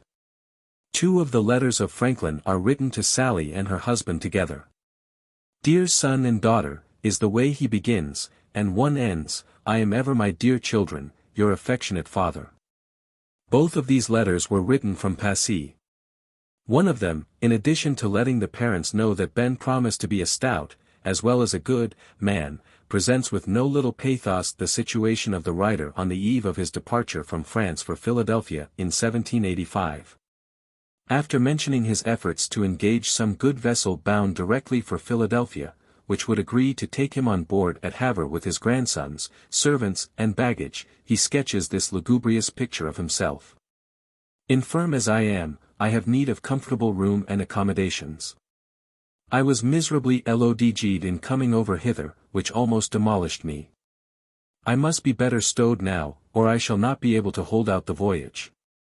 Indeed my friends here are so apprehensive for me, that they press me much to remain in France, and 3 of them have offered me an asylum in their habitations. They tell me I am here among a people who universally esteem and love me. That my friends at home are diminished by death in my absence, that I may there meet with envy and its consequent enmity which here I am perfectly free from, this supposing I live to complete the voyage, but of that they doubt. The desire however of spending the little remainder of life with my family, is so strong, as to determine me to try, at least, whether I can bear the motion of a ship. If not, I must get them to set me on shore somewhere in the Channel, and content myself to die in Europe. This is melancholy enough, but the wonderful old man weathered out the voyage, and contrived on the way to write 3 elaborate treatises on practical subjects which, good as they are of their kind, the general reader would gladly exchange for the addition of a few dozen pages to the Autobiography. In his last years, he was like the mimosa tree, dying, to all appearances, 1 year, and the next throwing out fresh verdurous branches from his decaying trunk. Among the writings of Franklin are also letters to Richard Back alone. The first is dated October 7, 1772, and begins, Loving Son. But loving son as Back was, Franklin was too indisposed to encourage pecuniary laxity in a son-in-law, who had to make his way in the world, not to remind him that there remained 5 guineas unpaid, which he had had of him just on going away. Send it in a venture for Ben to Jamaica, he said. The next letter to Back relates to the hospitable post office. Back, he says, will have heard, before it got to hand, that the writer had been displaced, and consequently would have it no longer in his power to assist him in his views relating to the post office. As things are, he remarked, I would not wish to see you concerned in it. For I conceive that the dismissing me merely for not being corrupted by the office to betray the interests of my country, will make it some disgrace among us to hold such an office. The remainder of Franklin's letters to Back, with the exception of a letter introducing to him Thomas Paine, the author of Common Sense, were written from Passy. One of them had something pungent but just enough to say about Lee and Izard and the cabal for removing Temple. Sally declared on one occasion that she hated all South Carolinians from B., a member of Congress from South Carolina, to Izard. This letter discloses the fact that Ben had been placed at school at Geneva in the old 13 United States of Switzerland, as the writer calls them. It is signed, I am your affectionate father. Another letter indicates that Franklin had sent a profile of the growing boy to his parents, so that they could see the changes which he had undergone in the preceding 4 years. This letter also expresses the willingness of the grandfather to give at his expense to William, Batch's second son, the best education that America could afford. In his next and last letter to Back, Franklin makes these comments upon Ben which not only show how much he loved him but how quietly his temperament could accept even such a disappointment as his failure to secure the merited office for Temple. Benny continues well, and grows amazingly. He is a very sensible and a very good lad, and I love him much. I had thoughts of bringing him up under his cousin, and fitting him for public business, thinking he might be of service hereafter to his country. But being now convinced that service is no inheritance, as the proverb says, I have determined to give him a trade that he may have something to depend on, and not be obliged to ask favors or offices of anybody. And I flatter myself he will make his way good in the world with God's blessing. He has already begun to learn the business from masters, a printer and a letter founder, who come to my house, and is very diligent in working and quick in learning. 2 letters to the boy himself are among Franklin's published writings. The first is couched in sweet, simple terms, suited to the age of his youthful correspondent, and the second is interesting only as evidencing how closely the grandfather scanned the drawings and handwriting of his grandson, and as emphasizing the importance that he always attached to arithmetic and accounts as elements of an useful education. Sally's reply to her father's rebuke, on account of the modish vanities that she asked of him, was quite spirited. "How could my dear papa," she said, "give me so severe a reprimand for wishing a little finery? He would not, I am sure, if he knew how much I have felt it. Last winter, in consequence of the surrender of General Burgoyne, was a season of triumph to the Whigs, and they spent it gaily. You would not have had me, I am sure, stay away from the ambassadors or Gerard's entertainments, nor when I was invited to spend a day with General Washington and his lady. And you would have been the last person, I am sure, to have wished to see me dressed with singularity, though I never loved dress so much as to wish to be particularly fine. Yet I never will go out when I cannot appear so as to do credit to my family and husband." Apparently, Sally was not always so unsuccessful as she was on this occasion in her efforts to secure something to wear, suitable to her situation as the daughter of a very distinguished citizen of Philadelphia in easy circumstances. Nothing, she once wrote to her father, was ever more admired than her new gown. It is obvious, however, that Franklin was resolved that his daughter at least should heed and profit by what Father Abraham had to say in his discourse about the effect of silks, satins, scarlet and velvets in putting out the kitchen fire. In his will, he bequeathed to her the picture of Louis XV.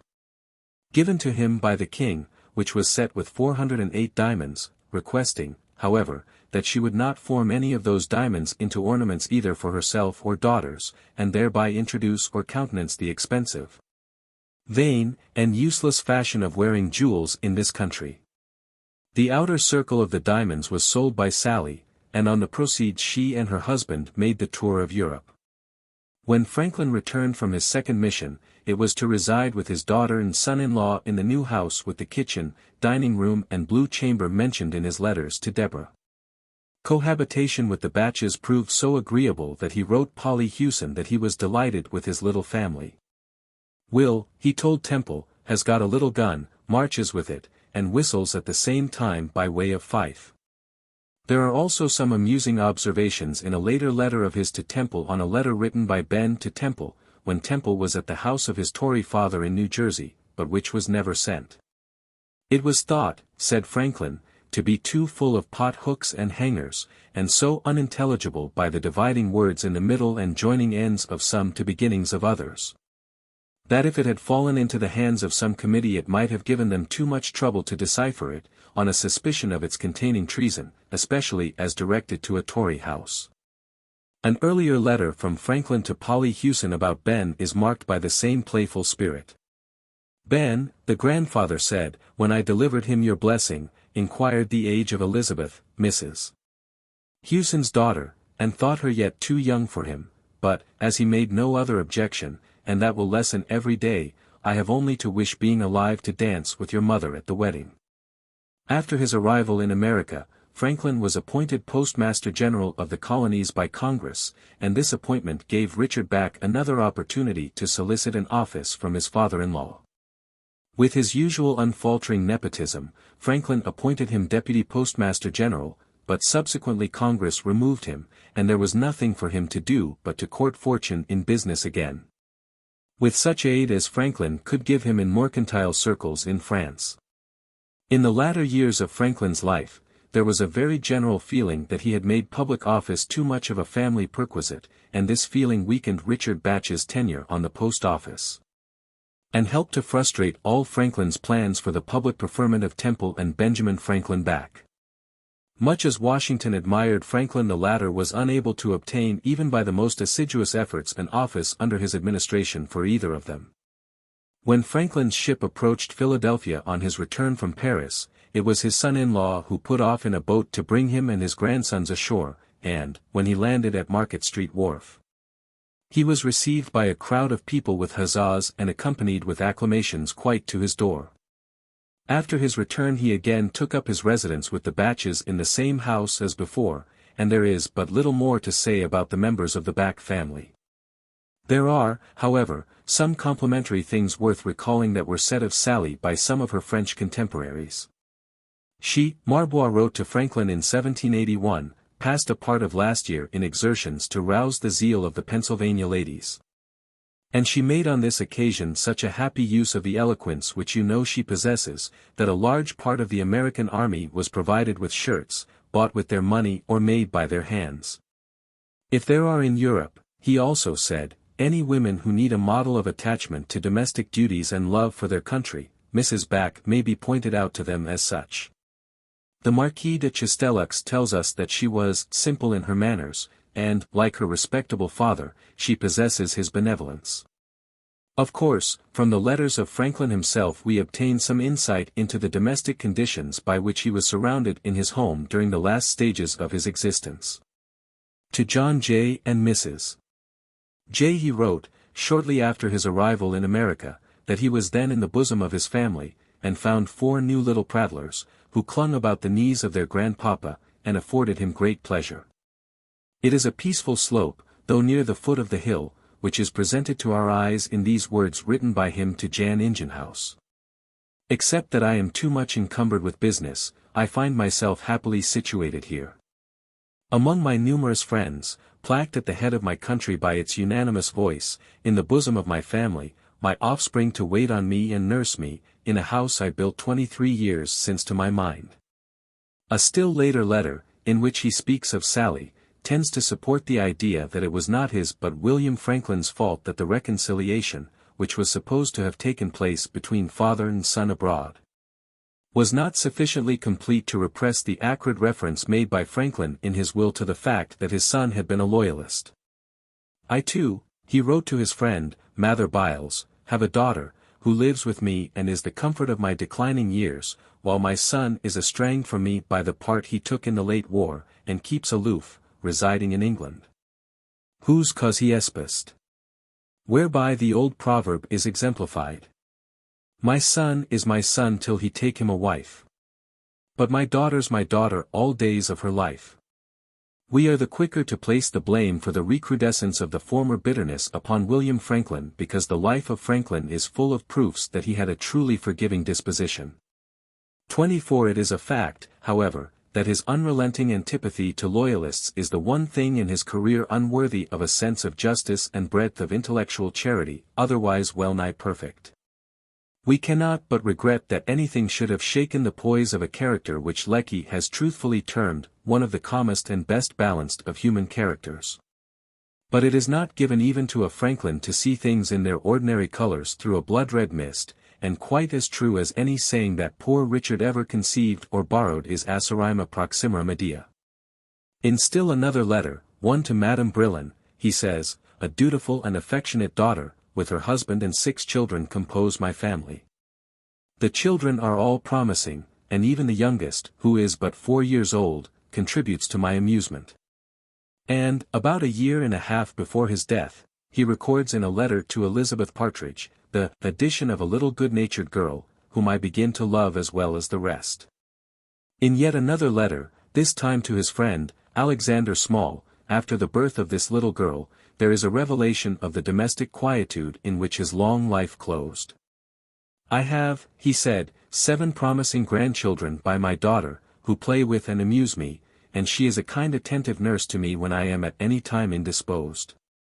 So that I pass my time as agreeably as at my age a man may well expect, and have little to wish for, except a more easy exit than my malady seems to threaten. By this time, Benjamin Franklin Back was old enough to be turning to the practical purposes of self-support the knowledge of printing which he had acquired in France. I am too old to follow printing again myself, wrote Franklin to Mrs. Catherine Green, but, loving the business, I have brought up my grandson Benjamin to it, and have built and furnished a printing house for him, which he now manages under my eye. The type used by Benjamin in his business were those which his grandfather had cast with the aid of his servants in Paris, and had employed in printing the brilliant little productions penned by his friends and himself, which created so much merriment in the salon of Madame Helvetius.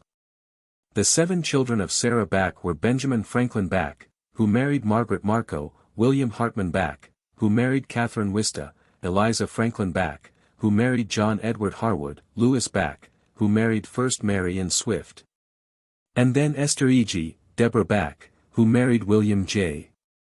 Duane, Richard Back, who married Sophia B. Dallas, a daughter of Alexander J. Dallas, and Sarah Back, who married Thomas Sargent. Besides being a good husband, father and grandfather, Franklin was also a good son. His father, Josiah, had 7 children by his first wife, Anne, and 10 by his second, Abia Folger, Franklin's mother.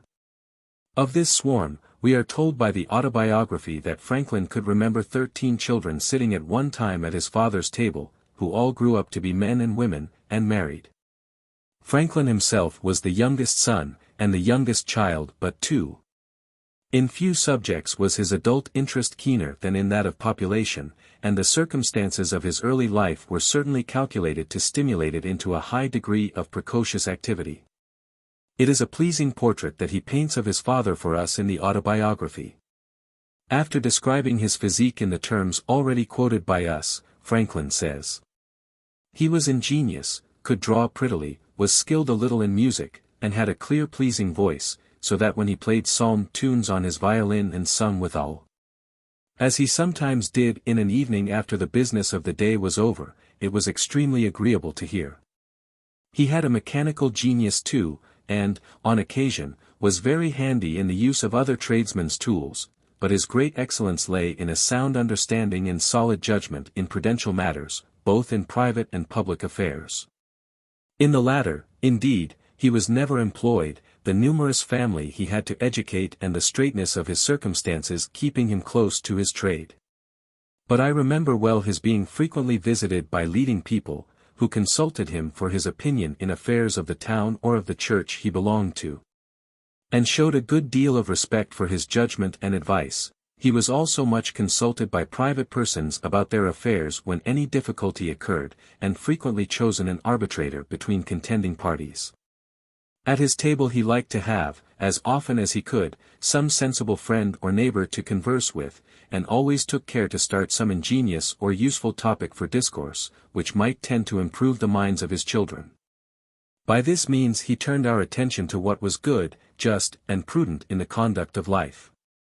And little or no notice was ever taken of what related to the victuals on the table, whether it was well or ill dressed, in or out of season, of good or bad flavor, preferable or inferior to this or that other thing of the kind. So that I was brought up in such a perfect inattention to those matters as to be quite indifferent what kind of food was set before me, and so unobservant of it, that to this day if I am asked I can scarce tell a few hours after dinner what I dined upon. This has been a convenience to me in travelling, where my companions have been sometimes very unhappy for want of a suitable gratification of their more delicate, because better instructed, tastes and appetites. A story is credited to Josiah by Franklin which is quite in the manner of the son. When Charles I ordered his proclamation authorizing sports on Sunday to be read in all churches, many clergymen complied, some refused and others hurried it through as indistinctly as possible. But a certain clergyman to the surprise of his congregation read it distinctly. He followed the reading, however, with the 4th commandment, "Remember to keep holy the Sabbath day," and then said, "Brethren, I have laid before you the command of your king, and the commandment of your God. I leave it to yourselves to judge which of the two ought rather to be observed." It is to be wished that Franklin could have given us in the Autobiography a companion portrait of his mother also, but this he has not done. He tells us little more than that she was the daughter of Peter Folger, a resident of Nantucket, had, like her husband, an excellent constitution, and suckled all her 10 children, a point of capital importance with her son. Franklin further tells us that he never knew either his father or his mother to have any sickness but that of which they died, he at 89 and she at 85. They were both buried in Boston, and rested for many years under a monument, erected over their graves by Franklin, with a happy inscription from his pen, until this monument, having fallen into a state of dilapidation, was replaced in 1827 by a more durable one, erected by a number of citizens of Boston, who were desirous, as their supplementary inscription states, of reminding succeeding generations that he was born in Boston. In his inscription, Franklin, true to his ideals, states with pride that Josiah and Abia lived lovingly together in wedlock 55 years, and, without an estate, or any gainful employment, by constant labor and industry, with God's blessing. maintained a large family comfortably, and brought up 13 children and 7 grandchildren reputably. In the light of the altered domestic standards of the present time, it requires some little effort, after reading these words, to accept the subsequent statement in the inscription that Josiah was not only a pious but a prudent man. Peter Folger was evidently regarded by Franklin with distinct favor because of his tolerant characteristics. The flower of tolerance did not often lift up its head in the frigid air of what someone has wittily styled the Ice Age of New England history. In the Autobiography, Franklin speaks of Folger as one of the first settlers of New England, of whom honorable mention is made by Cotton Mather, in his church history of that country, entitled Magnolia Christi Americana, as a godly, learned Englishman, if he remembers the words rightly. I have heard, the Autobiography goes on, that he wrote sundry small occasional pieces, but only one of them was printed, which I saw now many years since. It was written in 1675, in the homespun verse of that time and people, and addressed to those then concerned in the government there. It was in favor of liberty of conscience, and in behalf of the Baptists, Quakers, and other sectaries that had been under persecution, ascribing the Indian wars, and other distresses that had befallen the country, to that persecution. As so many judgments of God to punish so heinous an offense, and exhorting a repeal of those uncharitable laws. The whole appeared to me as written with a good deal of decent plainness and manly freedom. The 6 concluding lines I remember, though I have forgotten the 2 first of the stanza. But the purport of them was, that his censures proceeded from goodwill, and, therefore, he would be known to be the author. Because to be a libeller, says he, I hate it with my heart. From Sherburne town, where now I dwell, my name I do put here. Without offense your real friend. It is Peter Folgier. Verses like these, it is to be feared, called for somewhat the same spirit of toleration as that which Folger himself exhibited towards the Baptists and Quakers, but they were well worthy of remembrance, at any rate, for the brave and enlightened spirit by which they were informed. 25. Peter Folger's plainness of speech seems to have been a family characteristic. In a letter to his sister Jane, written in his last years, Franklin told her frankly that, if there had been a misunderstanding between her and one of her relations, he should have concluded that it was her fault, for I think our family, he said, were always subject to being a little miffy. Then, as was his habit, when he had discharged the disagreeable duty of saying something slightly censorious, he brings the stress of his good nature to bear upon his pen just a little harder than usual. By the way, he asked, is our relationship in Nantucket worn out? I have met with none from thence of late years, who were disposed to be acquainted with me, except Captain Timothy Folger. They are wonderfully shy. But I admire their honest plainness of speech. About a year ago I invited 2 of them to dine with me. Their answer was, that they would, if they could not do better. I suppose they did better. For I never saw them afterwards, and so had no opportunity of showing my miff, if I had one. The letters from Franklin to his father and mother are few in number but not lacking in interest. To the one to Josiah, in which he made the heinous confession that his mind was not very clear as to the difference between Arianism and Arminianism, we have already adverted. In this letter, besides the burden of defending his religious orthodoxy before a very stern tribunal, he had to assume the burden of satisfying his good mother that there was nothing odious in the principles and practices of the Freemasons. And this in the face of the fact that one of their rules was not to admit women into their lodges. Another letter, which begins, Honored Father and Mother, and ends, Your affectionate and dutiful son, discourses in quite a learned fashion upon various remedies that might take the place of the ebbing vis medicatrix naturae which had served the aged pair so well for such a long span of years. But the son is careful to say that he hopes that his parents will consider his advice upon such subjects only as marks of his goodwill and put no more of it in practice than should happen to agree with their doctor's directions. Another letter, beginning Honored Mother, deals with topics of a very different nature from either religious dogmas or the sapo philosopherum of his medicinal communication. Cousin Josiah Davenport and his spouse had arrived at Philadelphia hearty and well. He had met them the evening before at Trenton, 30 miles off, and had accompanied them to town. How gracious, we may remark, was the old Pennsylvania hospitality which sometimes greeted the coming guest 30 miles away, and, instead of speeding the parting guest, sometimes followed him for as great a distance when he was going.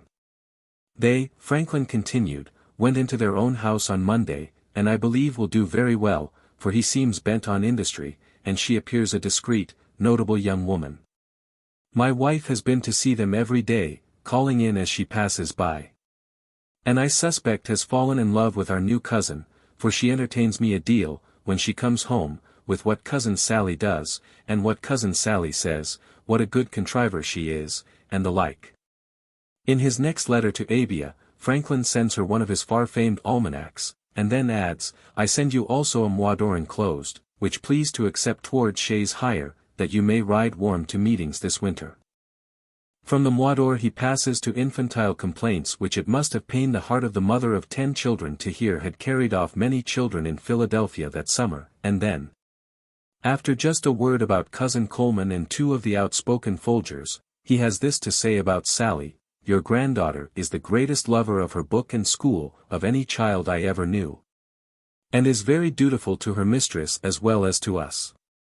In one of her letters to her son Abia tells him that she is very weak and short-breathed, so that she can't sit up to write much, although she sleeps well at night, and her cough is better, and she has a pretty good stomach to her victuals. In the same letter, she also says, Pray excuse my bad writing and inditing, for all tell me I am too old to write letters. No courtier could have framed a more graceful response to this appeal, let alone the sincerity of filial respect and love. We received your kind letter of the 2d instant, wrote Franklin, and we are glad to hear you still enjoy such a measure of health, notwithstanding your great age. We read your writing very easily. I never met with a word in your letters but what I could readily understand, for, though the hand is not always the best, the sense makes everything plain. The numerous family details in this letter render it the most interesting of Franklin's letters to his mother. They had concluded, he said, to sell at the first good opportunity a Negro slave and his wife, who appear to have been guilty of some thievery, for we do not like Negro servants, he declared. For the sake of human consistency, it is to be hoped that the pair were sold long before he became the president of the Pennsylvania Society for the Abolition of Slavery, and assailed the African slave trade with such telling raillery. But, to sell all one's own Negroes, and then to enter upon a perfervid course of agitation for the enfranchisement of one's neighbor's Negroes, without compensation, was a thing of not uncommon occurrence in American history. So long as the institution of slavery lasted. William Franklin, he tells Abia, had acquired a habit of idleness on the expedition against Canada, but had begun of late to apply himself to business, and he hoped would become an industrious man. He imagined his father, said Franklin, had got enough for him, but I have assured him that I intend to spend what little I have myself, if it please God that I live long enough. And, as he by no means wants sense, he can see by my going on, that I am like to be as good as my word. Sally, he says, grows a fine girl, and is extremely industrious with her needle, and delights in her book. She is of a most affectionate temper, and perfectly dutiful and obliging to her parents, and to all.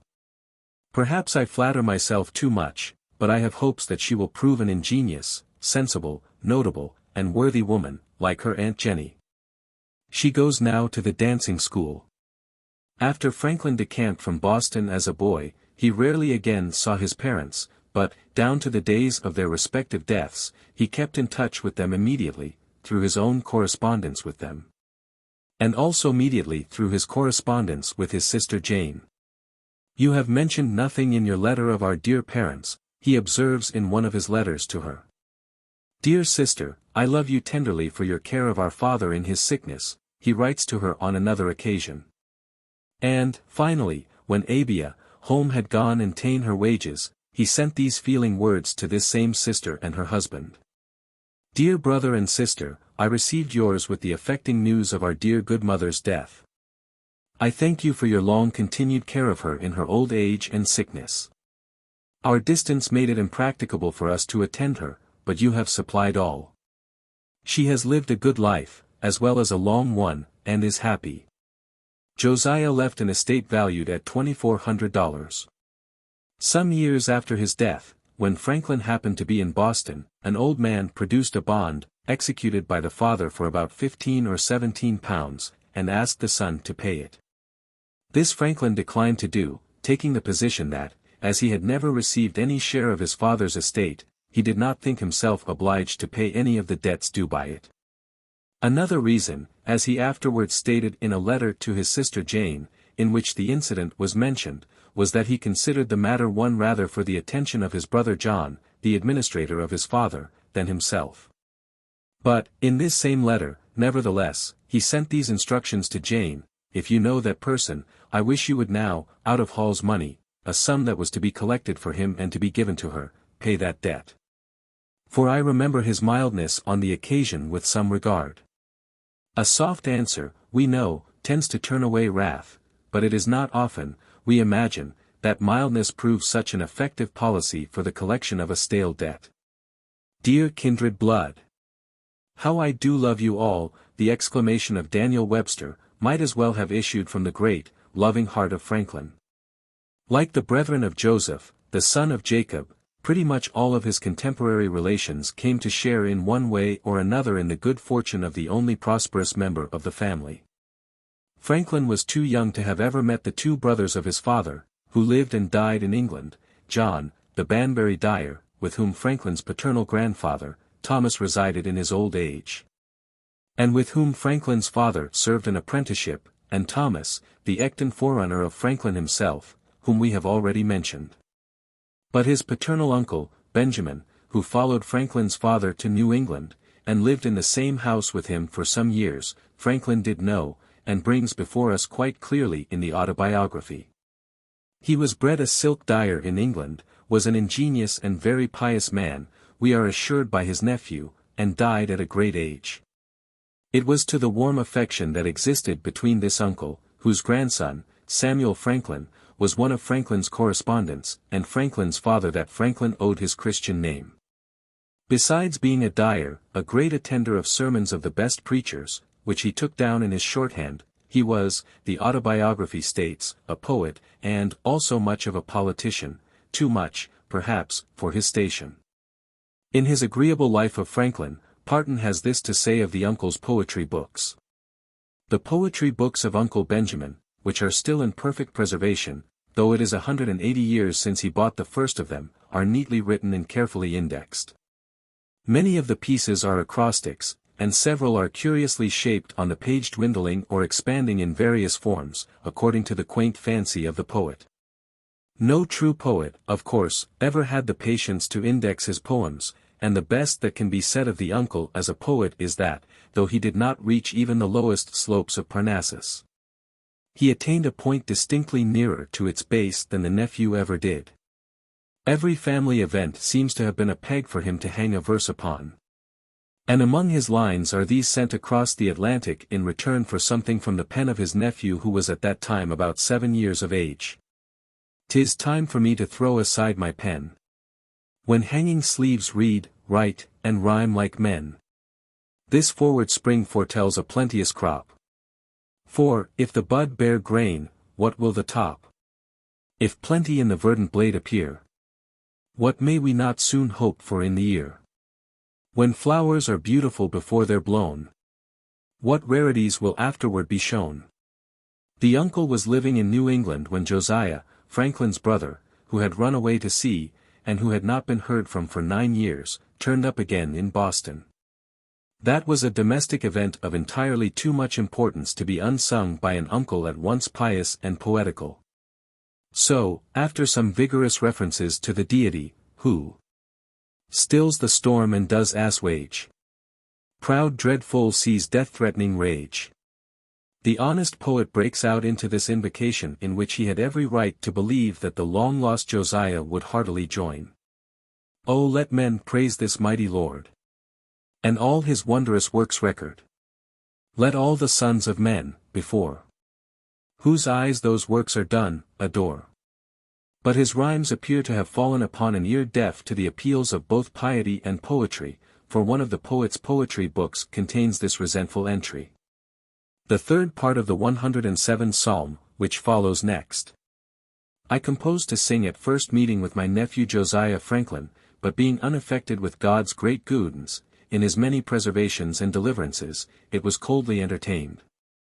The extent to which his uncle Benjamin had been a politician in England was brought home to Franklin by a curious incident when he was in London.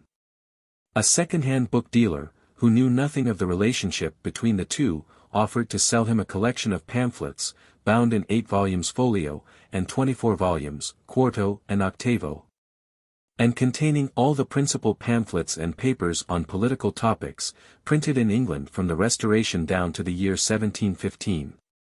On examining them, Franklin was satisfied from the handwriting of the tables of contents, memoranda of prices and marginal notes in them, as well as from other circumstances, that his uncle Benjamin was the collector, and he bought them.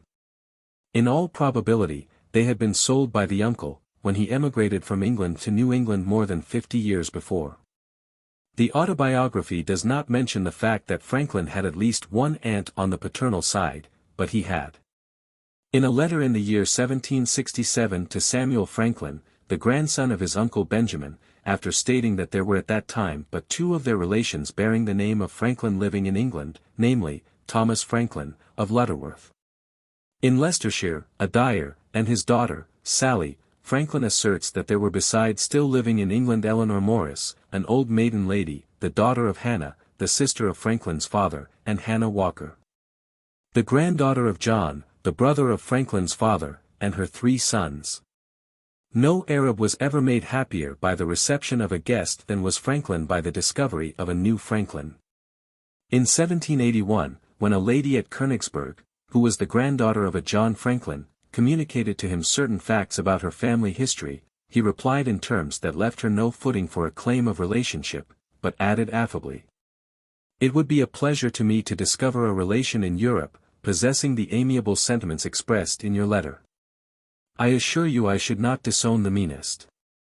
One of the statements of this letter was that he had exact accounts of every person of his family since the year 1555, when it was established in England. Such a thing as sensitiveness to his humble origin or the social obscurity of his kinsfolk could find no lodgment in a mind so capacious, a heart so kind, or a nature so full of manly self-respect as his. To say nothing more, he was too much of a philosopher not to realize how close even the high-born nobleman, when detached from privilege and social superstition, is to the forked radish, to which elemental man has been likened. It is true that he once wrote to his sister Jane that he would not have her son Peter put the Franklin arms on soap of his making, and this has been cited as evidence that even Franklin had his petty modicum of social pride. The imputation overlooks the reason that he gave, namely, that to use the Franklin coat of arms for such a purpose would look too much like an attempt to counterfeit the soap formerly made by Peter's Uncle John. It was Franklin's true pride of character that disarmed the social arrogance which might otherwise have rendered him less triumphantly successful than he was in winning his way into the favor of the most accomplished men, and the most beautiful and elegant women, in France. With regard to his generous conduct to his brother James we have already spoken. Of Jemmy, James' son, who became Franklin's apprentice at James' request, we have a view in a letter from Franklin to his sister Jane in which he uses Jemmy as an illustration of how unreasonably her son Benny, when Mr. Parker's apprentice, might have complained of the clothes furnished to him by his master. "I never knew an apprentice," he said, "contented with the clothes allowed him by his master, let them be what they would. Jemmy Franklin, when with me, was always dissatisfied and grumbling. When I was last in Boston, his aunt bid him go to a shop and please himself, which the gentleman did, and bought a suit of clothes on my account dearer by 1/2 than any I ever afforded myself, one suit excepted. Which I don't mention by way of complaint of Jemmy, for he and I are good friends, but only to show you the nature of boys. What a good friend he proved to Jemmy, when the latter became his own master, we have seen. The erratum of which Franklin was guilty in his relations to his brother James was fully corrected long before he left a will behind him conferring upon James' descendants the same measure of his remembrance as that conferred by him upon the descendants of his brother Samuel and his sisters. 4 of Franklin's brothers died young, and Josiah, his sea-faring brother, perished at sea not long after he excited the dudgeon of his uncle Benjamin by his indifference to his uncle's line of thanksgiving. As long as Franklin's brothers John and Peter were engaged, as their father had been, in the business of making soap and candles, Franklin assisted them by obtaining consignments of their wares from them, and advertising these wares in his newspaper, and selling them in his shop. Later, when he became Deputy Postmaster General of the Colonies, he made John Postmaster at Boston and Peter Postmaster at Philadelphia. Referring to a visit that he paid to John at Newport, Franklin says in the Autobiography, "He received me very affectionately, for he always loved me." When John died in 1756 at the age of 65, some years after his brother Benjamin had thoughtfully devised a special catheter for his use, the latter wrote to his sister Jane, "I condole with you on the loss of our dear brother. As our number grows less, let us love one another proportionably more." John's widow he made postmistress at Boston in her husband's place. Peter Franklin died in 1766 in the 74th year of his age. As soon as the news of Peter's death reached Franklin in London, he wrote a most feeling letter to Peter's widow, Mary. "It has pleased God at length," he said, "to take from us my only remaining brother, and your affectionate husband, with whom you have lived in uninterrupted harmony and love near half a century. Considering the many dangers and hardships his way of life led him into, and the weakness of his constitution, it is wonderful that he lasted so long. It was God's goodness that spared him to us. Let us, instead of repining at what we have lost, be thankful for what we have enjoyed." He then proceeds, in order to allay the widow's fears as to her future, to tell her that he proposes to set up a printing house for her adopted son to be carried on in partnership with her, and to further encourage this son if he managed well. 26. Of Franklin's brother Samuel, we know but little. Franklin's oldest sister, Elizabeth Dowse, the wife of Captain Dowse, lived to a very great age, and fell into a state of extreme poverty. When he was consulted by her relations in New England as to whether it was not best for her to give up the house in which she was living, and to sell her personal effects, he sent a reply full of wise kindness. "As having their own way is one of the greatest comforts of life to old people," he said, "I think their friends should endeavor to accommodate them in that, as well as in anything else. When they have long lived in a house, it becomes natural to them, they are almost as closely connected with it, as the tortoise with his shell, they die, if you tear them out of it. Old folks and old trees, if you remove them, it is 10 to 1 that you kill them, so let our good old sister be no more importuned on that head. We are growing old fast ourselves, and shall expect the same kind of indulgences. If we give them, we shall have a right to receive them in our turn. And as to her few fine things, I think she is in the right not to sell them, and for the reason she gives, that they will fetch but little.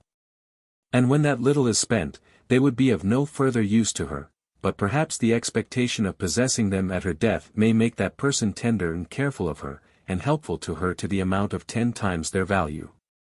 If so, they are put to the best use they possibly can be. I hope you visit sister as often as your affairs will permit, and afford her what assistance and comfort you can in her present situation.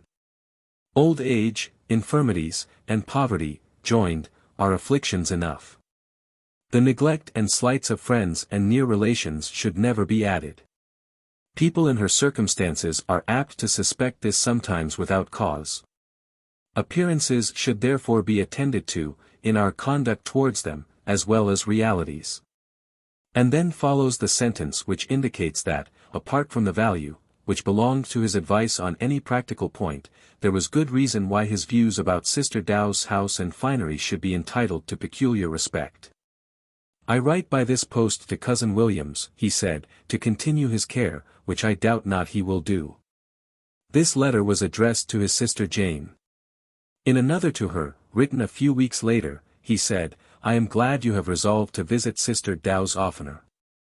It will be a great comfort to her to find she is not neglected by you, and your example may, perhaps, be followed by some others of her relations. In the succeeding year, when he was settled in England, he writes to his sister Jane, My wife will let you see my letter, containing an account of our travels, which I would have you read to Sister Dow's, and give my love to her. Another sister of Franklin, Mary, married Captain Robert Holmes. He was the master of a sloop that plied between Boston and the Delaware, and, when he heard at New Castle that his runaway brother-in-law was living in Philadelphia, he wrote to him begging him to return to Boston, and received from him a reply, composed with so much literary skill that Governor Keith of Pennsylvania, when the letter was shown to him by Holmes, declared that the writer appeared to be a young man of promising parts, and should be encouraged. Mrs. Holmes died of cancer of the breast, which is responsible for the only occasion perhaps on which Franklin was ever known to incline his ear to the virtues of a nostrum. "We have here in town," he wrote to his sister Jane, "a kind of shell made of some wood, cut at a proper time, by some man of great skill, as they say, which has done wonders in that disease among us, being worn for some time on the breast. I am not apt to be superstitiously fond of believing such things, but the instances are so well attested, as sufficiently to convince the most incredulous." Another sister of Franklin, Lydia, married Robert Scott, but our information about her is very meager. This is also true of Anne Harris, still another sister of his. We do know, however, that some of her family wandered away to London before Franklin left America on his mission to France, and that one of them took pains to apprise him of her urgent wants after he arrived there.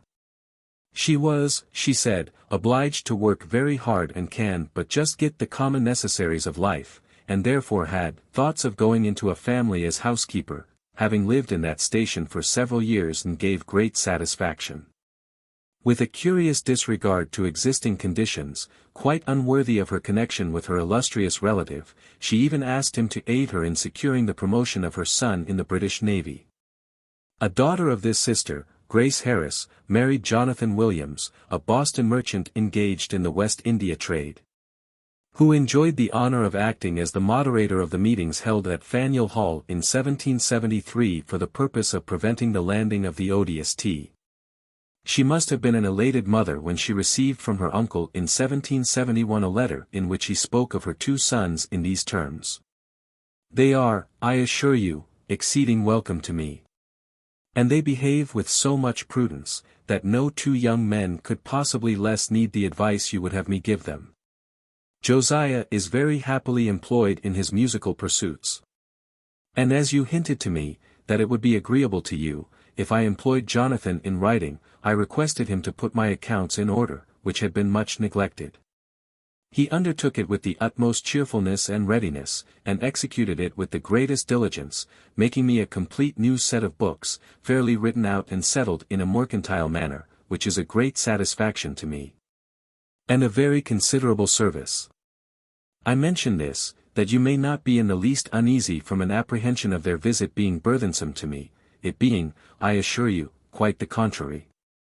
It has been wonderful to me to see a young man from America, in a place so full of various amusements as London is, as attentive to business, as diligent in it, and keeping as close at home till it was finished, as if it had been for his own profit, and as if he had been at the public diversions so often, as to be tired of them. I pray God to keep and preserve you and yours, and give you again, in due time, a happy sight of these valuable sons." The same favorable opinion of these two grandnephews found expression in a letter from Franklin to his sister Jane. Josiah, he said, had attained his heart's desire in being under the tuition of Mr. Stanley, the musical composer, who, though he had long left off teaching, kindly undertook, at Franklin's request, to instruct him, and was much pleased with his quickness of apprehension, and the progress he was making. And Jonathan appeared a very valuable young man, sober, regular and inclined to industry and frugality, which were promising signs of success in business. I am very happy in their company, the letter further stated. With the help of Franklin, Jonathan, one of these two young men, became the naval agent of the United States at Nantes, when Franklin was in France. Later, he was charged by Arthur Lee with improperly retaining in his hands in this capacity upwards of 100,000 livres due to the United States, and Franklin insisted that Arthur Lee should make good his charge. I have no desire to screen Mr. Williams on account of his being my nephew, he said, if he is guilty of what you charge him with. I care not how soon he is deservedly punished and the family purged of him. For I take it that a rogue living in a family is a greater disgrace to it than one hanged out of it. But, when steps were taken by Franklin to have the accounts passed upon by a body of disinterested referees, Lee haughtily refused to reduce his vague accusation to a form sufficiently specific to be laid before them. After John Adams succeeded Silas Deane, Franklin and himself united in executing an order for the payment to Williams of the balance claimed by him. But Adams had been brought over to the suspicions of Lee to such an extent that the order provided that it was not to be understood as an approval of the accounts, but that Williams was to be responsible to Congress for their correctness. With such impetuosity did Adams adopt these suspicions that, in a few days after his arrival at Paris, when he had really had no opportunity to investigate the matter, he concurred with Lee in ordering Williams to close his existing accounts and to make no new ones. This, of course, was equivalent to dismissal from the employment. Franklin, probably realizing not only the hopelessness of a contest of 1 against 2, but the unwisdom from a public point of view of feeding the flame of such a controversy, united with his colleagues in signing the order. 27. A bequest of books that he made to Williams is one among many other still more positive proofs that his confidence in his grandnephew was never impaired, and it is only fair to the memory of Adams to suppose that, if he ever had any substantial doubts about Williams' integrity, they were subsequently dispelled, for when president he appointed Williams a major of artillery in the Federal Army. An appointment which ultimately resulted in his being made the first superintendent of the military academy at West Point. The quarrel, however, did neither Franklin nor the American cause any good. It gave additional color to the accusation that he was too quick to billet his relatives upon the public, and had the effect also of intensifying the dissensions between our representatives in France which constitute such a painful chapter in the history of the American Revolution. To make things worse, Jonathan failed in business, before he left France, and had to obtain a surcease against his creditors through the application of his granduncle to the Count de Vergennes. Franklin's sister, Sarah, did not long survive her marriage to Joseph Davenport. Her death, Franklin wrote to his sister Jane, was a loss without doubt regretted by all that knew her, for she was a good woman. It was at his instance that Davenport removed to Philadelphia, and opened a bakery where he sold choice middling biscuit, and occasionally Boston loaf sugar, and choice pickled and spiced oysters in kegs. There is a letter from Franklin to Josiah Davenport, the son of Sarah Davenport, written just after the failure of the latter in business, which shows that, open as the door of the post office usually was to members of the Franklin family, it was sometimes slammed with a bang in the face of a mauvais sujet of that blood. Franklin advises Josiah not to think of any place in the post office. The money you receive, he said, will slip through your fingers, and you will run behindhand imperceptibly, when your securities must suffer, or your employers. I grow too old to run such risques, and therefore wish you to propose nothing more of the kind to me. I have been hurt too much by endeavoring to help cousin Ben Meckham. I have no opinion of the punctuality of cousins. They are apt to take liberties with relations they would not take with others, from a confidence that a relation will not sue them.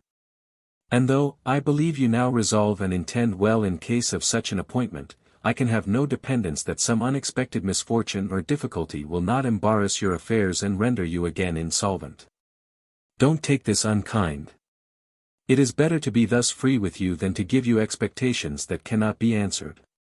So Josiah, who was keeping a little shop at the time, like the famous office-seeker, who is said to have begun by asking Lincoln for an office and to have ended by asking him for a pair of trousers, had to content himself with a gift of 4 dozen of Evans maps, which, said Franklin in his letter, if you can sell you are welcome to apply the money towards clothing your boys, or to any other purpose.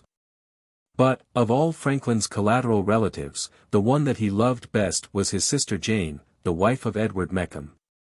She survived her brother 4 years, dying at the age of 82, and, from her childhood until his death, they cherished for each other the most devoted affection. Her letters show that she was a woman of uncommon force of character and mind, and the possessor of a heart so overflowing with tenderness that, when she heard of the birth of Mrs. Batch's 7th child, she even stated to her brother in her delight that she was so fond of children that she longed to kiss and play with every clean, healthy one that she saw on the street. Mrs. Back, she thought, might yet be the mother of 12 children like herself, though she did not begin so young. In a letter written to her by Franklin from Philadelphia just after he reached his majority, and when she was a fresh girl of 14, he reminds her that she was ever his peculiar favorite. He had heard, he said, that she was grown a celebrated beauty, and he had almost determined to give her a tea table. But when he considered that the character of a good housewife was far preferable to that of being only a pretty gentlewoman, he had concluded to send her a spinning wheel, as a small token of his sincere love and affection. Then followed this priggish advice. Sister, farewell, and remember that modesty, as it makes the most homely virgin amiable and charming, so the want of it infallibly renders the most perfect beauty disagreeable and odious.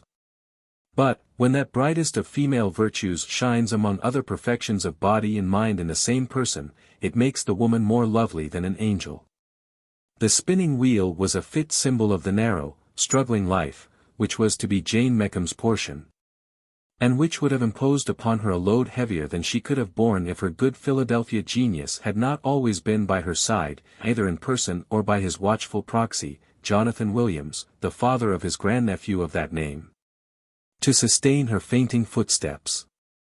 Children she had, and to spare, but they were all striking illustrations of the truth, uttered by the Virginia planter, who affirmed that it is easier for one parent to take care of 13 children than it is for 13 children to take care of one parent. Nothing could be more beautiful than the relations between brother and sister, on the one side a vigilant sympathy and generosity which never lost sight for a moment of the object of their affectionate and helpful offices. On the other a grateful idolatry, slightly tinged with the reserve of reverence.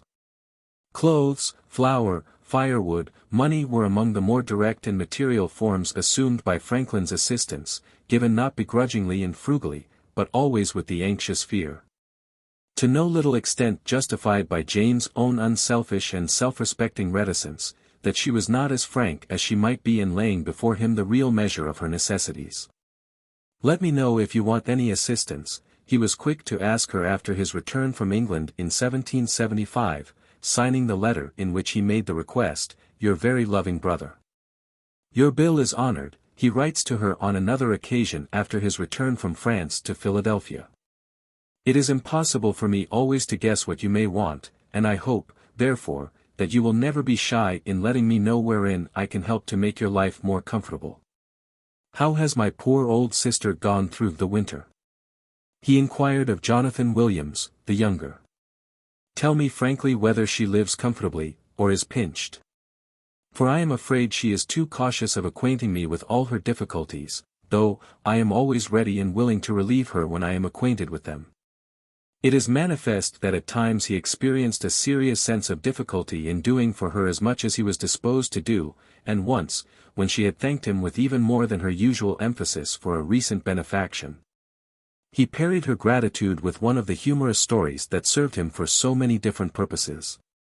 Her letter of extravagant thanks, he said, put him in mind of the story of the Member of Parliament who began one of his speeches with saying he thanked God that he was born and bred a Presbyterian.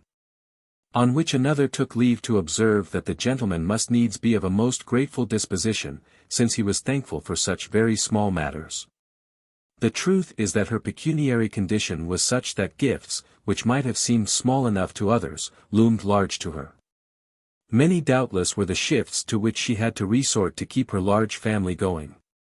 When her brother was in London on his second mission, he received a letter from her asking him for some fine old linen or cambric dyed with bright colors, such as with all her own art and the aid of good old Uncle Benjamin's memoranda she had been unable, she said, to mix herself. With this material, she hoped that she and her daughter Jenny, who, with a little of her assistance, had taken to making flowers for the ladies' heads and bosoms with pretty good acceptance, might get something by it worth their pains, if they lived till next spring. Her language was manifestly that of a person whose life had been too pinched to permit her to deal with the future except at very close range. Of course, her request was complied with. The contrast between her situation in life and that of her prosperous and distinguished brother is brought out as clearly as the colors that she vainly sought to emulate in a letter written by her to Deborah. When she hears the rumor that Franklin had been made a baronet and governor of Pennsylvania. Signing herself, "Your ladyship's affectionate sister, and obedient humble servant," she wrote. "Dear sister, for so I must call you, come what will, and if I do not express myself proper, you must excuse it. Seeing I have not been accustomed to pay my compliments to governor and baronet's ladies. I am in the midst of a great wash, and Sarah still sick, and would gladly be excused writing this post, but my husband says I must write, and give you joy, which we heartily join in." This was in 1758, when Franklin and other good Americans rarely alluded to England except as home. But 16 years later the feelings of Jane Meckham about baronetcies and colonial governorships had undergone such a change, for she was a staunch patriot, that when it was stated in a Boston newspaper that it was generally believed that Franklin had been promoted by the English government to an office of superior importance, he felt that it was necessary to write to her as follows. "But as I am anxious to preserve your good opinion, and as I know your sentiments, and that you must be much afflicted yourself, and even despise me, if you thought me capable of accepting any office from this government, while it is acting with so much hostility towards my native country, I cannot miss this first opportunity of assuring you that there is not the least foundation for such a report. You need not," he said on one occasion to Jane, "be concerned, in writing to me, about your bad spelling. For, in my opinion, as our alphabet now stands, the bad spelling, or what is called so, is generally the best, as conforming to the sound of the letters and of the words. To give you an instance, a gentleman receiving a letter, in which were these words, 'Not finding Brown at home, I delivered your message to his wife.' The gentleman finding it bad spelling, and therefore not very intelligible, called his lady to help him read it. Between them they picked out the meaning of all but the YF, which they could not understand. The lady proposed calling her chambermaid, for Betty, says she, has the best knack at reading bad spelling of anyone I know. Betty came, and was surprised, that neither sir nor madam could tell what YF was. 'Why,' says she, 'YF spells wife. What else can it spell?' And, indeed, it is a much better, as well as shorter method of spelling wife, than by W-I-E-F-E, which in reality spells W-I-F-E. The affectionate interest felt by Franklin in his sister extended to her husband and children. Some of his letters were written to Jane and Edward Meckham jointly, and he evidently entertained a truly fraternal regard for the latter. The fortunes of the children he endeavored to promote by every means in his power.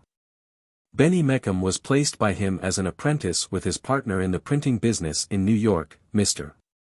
Parker, and one of his most admirable letters is a letter to his sister Jane, already mentioned by us, in which he comments upon a complaint of ill treatment at the hands of Mr. Parker which Benny had made to her. The wise, kindly and yet firm language in which he answers one by one the heads of Benny's complaint, which was obviously nothing more than the grumbling of a disaffected boy, lacks nothing but a subject of graver importance to be among the most notable of his letters. On the whole, it was too affectionate and indulgent in tone to have keenly offended even such parental fondness as that which led poor Richard to ask, in the words of Gay, "Where yet was ever found the mother who'd change her booby for another?" But occasionally there is a sentence or so in it which makes it quite plain that Franklin was entirely too wise not to know that the rod has a function to perform in the management of a boy. Referring to Benny's habit of staying out at night, sometimes all night, and refusing to give an account of where he had spent his time or in what company, he said, "This I had not heard of before, though I perceive you have. I do not wonder at his correcting him for that. If he was my own son I should think his master did not do his duty by him if he omitted it, for to be sure it is the high road to destruction. And I think the correction very light, and not likely to be very effectual, if the strokes left no marks." In the same letter, there is a sly passage which takes us back to the part of Jacques Homily which speaks of the whining schoolboy with his satchel and shining morning face creeping like snail unwillingly to school. I did not think it anything extraordinary, Franklin said, that he should be sometimes willing to evade going to meeting, for I believe it is the case with all boys, or almost all. I have brought up 4 or 5 myself, and have frequently observed that if their shoes were bad they would say nothing of a new pair till Sunday morning, just as the bell rung, when, if you asked them why they did not get ready, the answer was prepared, I have no shoes, and so of other things, hats and the like. Or, if they knew of anything that wanted mending, it was a secret till Sunday morning, and sometimes I believe they would rather tear a little than be without the excuse. Franklin had dipped deeply into the hearts of boys as well as men.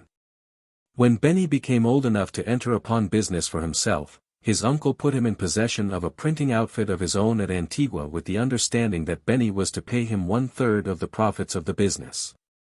The proportion which he usually received in such cases. Apparently there was every promise of success, an established newspaper, no competing printer, high prices and a printer who, whatever his faults, had come to be regarded by Mr. Parker as one of his best hands. But the curse of Reuben, instability, rested upon Benny. Taking offense at a proposal of his uncle respecting the distribution of the profits of the business, really intended to pave the way, when Benny had conquered his flighty unsteadiness of temper, to a gift of the whole printing outfit to him. The nephew insisted that his uncle should name some certain price for the outfit, and allow him to pay it off in installments. For, though he had, he said, a high esteem for his uncle, yet he loved freedom, and his spirit could not bear dependence on any man, though he were the best man living. Provoked by a delay in answering this letter, for which one of Franklin's long journeys was responsible, Benny again wrote to his uncle, stating that he had formed a fixed resolution to leave Antigua, and that nothing that could be said to him would move or shake it. Leave Antigua he did, and, when we next hear of him, it is through a letter from Franklin to Jane in which he tells her that Benjamin had settled his accounts with him, and paid the balance due him honorably, and had also made himself the owner of the printing outfit which had been shipped back from Antigua to Philadelphia. From this time on until Benny slid down into the gulf of insolvency, owing his uncle some £200, and leaving assets that the latter reckoned would scarce amount to 4 shillings in the pound. He seems to have had no success of any sort except that of winning the hand of a girl for whom Franklin and Deborah had a peculiar partiality. This was after Benny had returned to Boston and, as a bookseller as well as a printer, had begun life anew with a loan from his uncle, and with good credit. When he was near being married, his uncle wrote to Jane, I know nothing of that affair, but what you write me, except that I think Miss Betsy a very agreeable, sweet-tempered, good girl, who has had a housewifely education, and will make to a good husband, a very good wife. Your sister and I have a great esteem for her, and, if she will be kind enough to accept of our nephew, we think it will be his own fault, if he is not as happy as the married state can make him. The family is a respectable one, but whether there be any fortune I know not, and, as you do not inquire about this particular, I suppose you think with me, that where everything else desirable is to be met with, that is not very material. What Deborah thought of Miss Betsy may be inferred from a postscript that she hastily annexed to this letter, if Benny will promise to be one of the tenderest husbands in the world, I give my consent. He knows already what I think of Miss Betsy. I am his loving aunt. In a subsequent letter, Franklin wrote to Deborah from London that he was glad that Ben has got that good girl. Miss Betsy did not prove to be a fortune to her husband, though she did prove to be such a fruitful wife to him that, when the crash of bankruptcy came, there were a number of small children to be included in his schedule of liabilities. Nor is it easy to see how she or any other woman could prove a fortune to any man of whom such a picture could be sketched as that which Thomas, the author of the History of Printing, sketches of Benny as he was shortly after his return from Antigua. Benjamin Mecham, writes Thomas, was in Boston several months before the arrival of his press and types from Antigua, and had much leisure. During this interval he frequently came to the house where I was an apprentice. He was handsomely dressed, wore a powdered bob wig, ruffles, and gloves, gentlemanlike appendages, which the printers of that day did not assume, and thus apparelled, he would often assist for an hour at the press. I viewed him at the press with admiration. He indeed put on an apron to save his clothes from blacking, and guarded his ruffles. He got the nickname of "Queer Notions" among the printers. The result of it all was that the patience of the uncle was at last completely worn out. "I cannot comprehend," he wrote to Deborah from London, "how so very sluggish a creature as Ben Meckham is grown, can maintain in Philadelphia so large a family. I hope they do not hang upon you, for really as we grow old and must grow more helpless, we shall find we have nothing to spare." In a subsequent letter to Williams he spoke of his sister's children as if they were all thriftless. If such was the case, it was not because of any lack of interest on his part in them. In a letter, recommending his son William to Jane's motherly care and advice, he says, "My compliments to my new niece, Miss Abia, and pray her to accept the enclosed piece of gold, to cut her teeth, it may afterwards buy nuts for them to crack." In another letter to his sister, he expresses pleasure at hearing that her son Peter is at a place where he has full employ. If Peter should get a habit of industry at his new place, the Exchange, he said pointedly, would be a happy one.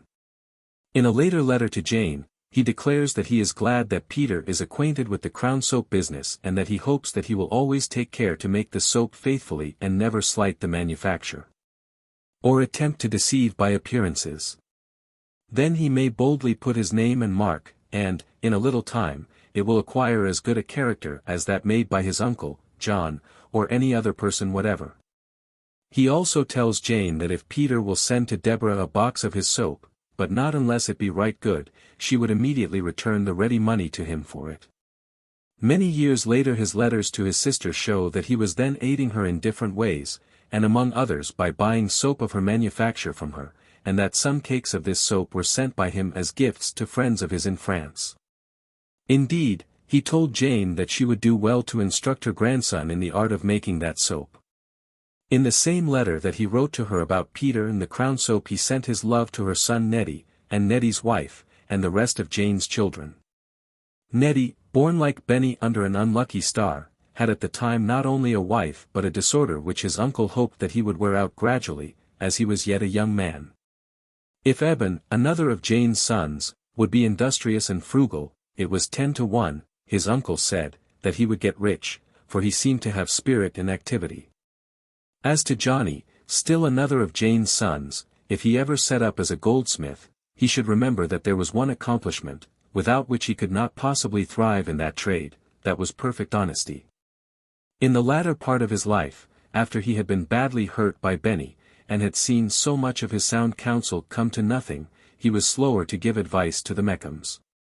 "Your grandson," he wrote to Jane, referring to one of her grandsons, who was for a time in his employment at Philadelphia, "behaves very well, and is constantly employed in writing for me, and will be so some time longer. As to my reproving and advising him, which you desire, he has not hitherto appeared to need it, which is lucky, as I am not fond of giving advice, having seldom seen it taken." An Italian poet in his account of a voyage to the moon, tells us that all things lost on earth are treasured there. On which somebody observed, there must then be in the moon a great deal of good advice. Among the letters from Franklin to Jonathan Williams, the elder, is one asking him to lay out for his account the sum of £50 in the purchase of a marriage present for one of Jane's daughters, who thanks him for it in terms that fall little short of ecstasy. But attached as Franklin was to his sister he did not hesitate to reprove her when reproof was in his judgment necessary. There is such a thing as not caring enough for a person to reprove him. "It was not kind in you," he wrote to her on one occasion, "when your sister commended good works, to suppose she intended it a reproach to you. It was very far from her thoughts." His language was still more outspoken on another occasion when Jane wished him to oust a member of the Franklin connection, with whom she was at odds, from the post office to make a place for Benny. "And now," he said, "as to what you propose for Benny, I believe he may be, as you say, well enough qualified for it, and, when he appears to be settled, if a vacancy should happen, it is very probable he may be thought of to supply it. But it is a rule with me not to remove any officer, that behaves well, keeps regular accounts, and pays duly, and I think the rule is founded on reason and justice. I have not shown any backwardness to assist Benny, where it could be done without injuring another. But if my friends require of me to gratify not only their inclinations, but their resentments, they expect too much of me. Above all things I dislike family quarrels, and, when they happen among my relations, nothing gives me more pain. If I were to set myself up as a judge of those subsisting between you and brothers, widow and children, how unqualified must I be, at this distance, to determine rightly, especially having heard but one side. They always treated me with friendly and affectionate regard, you have done the same. What can I say between you, but that I wish you were reconciled, and that I will love that side best, that is most ready to forgive and oblige the other. You will be angry with me here, for putting you and them too much upon a footing, but I shall nevertheless be, dear sister, your truly affectionate brother. Nor did he attempt to disguise his real feelings in a letter which he wrote to Jane near the end of his life, in which he told her that her son-in-law, Collis, who kept a store in Carolina, had wished to buy some goods on credit at Philadelphia, but could not do it without his recommendation, which he could not give without making himself pecuniarily liable. And that he was not inclined to do, having no opinion either of the honesty and punctuality of the people, with whom Collis proposed to traffic, or of his skill and acuteness in merchandising. This he wrote, he declared, merely to apologize for any seeming unkindness. The unkindness was but seeming indeed, for the letter also contained these solicitous words. You always tell me that you live comfortably. But I sometimes suspect that you may be too unwilling to acquaint me with any of your difficulties from an apprehension of giving me pain. I wish you would let me know precisely your situation, that I may better proportion my assistance to your wants. Have you any money at interest, and what does it produce? Or do you do some kind of business for a living? Jane seems to have maintained her good humor in the face of every timely reproof of her brother, and other than timely reproofs, we may be sure, there were none. Indeed, she worshipped him so devoutly, devotedly is too feeble an adverb, that there was no need for her at any time in her relations with him to fall back upon her good nature. A few extracts from her letters to Franklin will show how deeply the love and gratitude excited by her brother's ceaseless beneficence sank into her heart. I am amazed beyond measure, she wrote to Deborah, when she heard of the threatened attack on Franklin's house, that your house was threatened in the tumult. I thought there had been none among you would proceed to such a length to persecute a man merely for being the best of characters, and really deserving good from the hand and tongue of all his fellow creatures. What a wretched world would this be if the vile of mankind had no laws to restrain them. Additional edge to the indignation, expressed in this letter, was doubtless given by the fact that the writer had just received from her brother, who was then in London, a box containing, among other things, a printed cotton gown, a quilted coat, a bonnet, a cap, and some ribbons, for herself and each of her daughters. It is made manifest by other letters than this that her brother's benevolence towards her and her family were quite as active when he was abroad as when he was at home. In 1779, she tells him that, in a letter from him to her, he, like himself, does all for her that the most affectionate brother can be desired or expected to do. And though, she further said, I feel myself full of gratitude for your generosity, the conclusion of your letter affects me more, where you say you wish we may spend our last days together. Oh my dear brother, if this could be accomplished, it would give me more joy than anything on this side heaven could possibly do. I feel the want of a suitable conversation, I have but little here. I think I could assume more freedom with you now, and convince you of my affection for you. I have had time to reflect and see my error in that respect. I suffered my diffidence and the awe of your superiority to prevent the familiarity I might have taken with you, and ought, and, which, your kindness to me might have convinced me would be acceptable. A little later she wrote, your very affectionate and tender care of me all along in life excites my warmest gratitude, which I cannot even think on without tears. What manifold blessings I enjoy beyond many of my worthy acquaintance, who have been driven from their home, lost their interest, and some have the addition of lost health, and one the grievous torment of a cancer. And no kind brother to support her, while I am kindly treated by all about me, and ample provision made for me when I have occasion. As heartfelt was another letter written by her while he was still in France.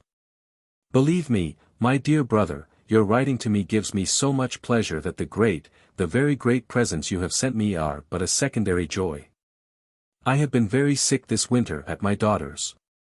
Kept my chamber 6 weeks, but had a sufficiency for my supply of everything that could be a comfort to me of my own, before I received any intimation of the great bounty from your hand, which your letter has conveyed to me.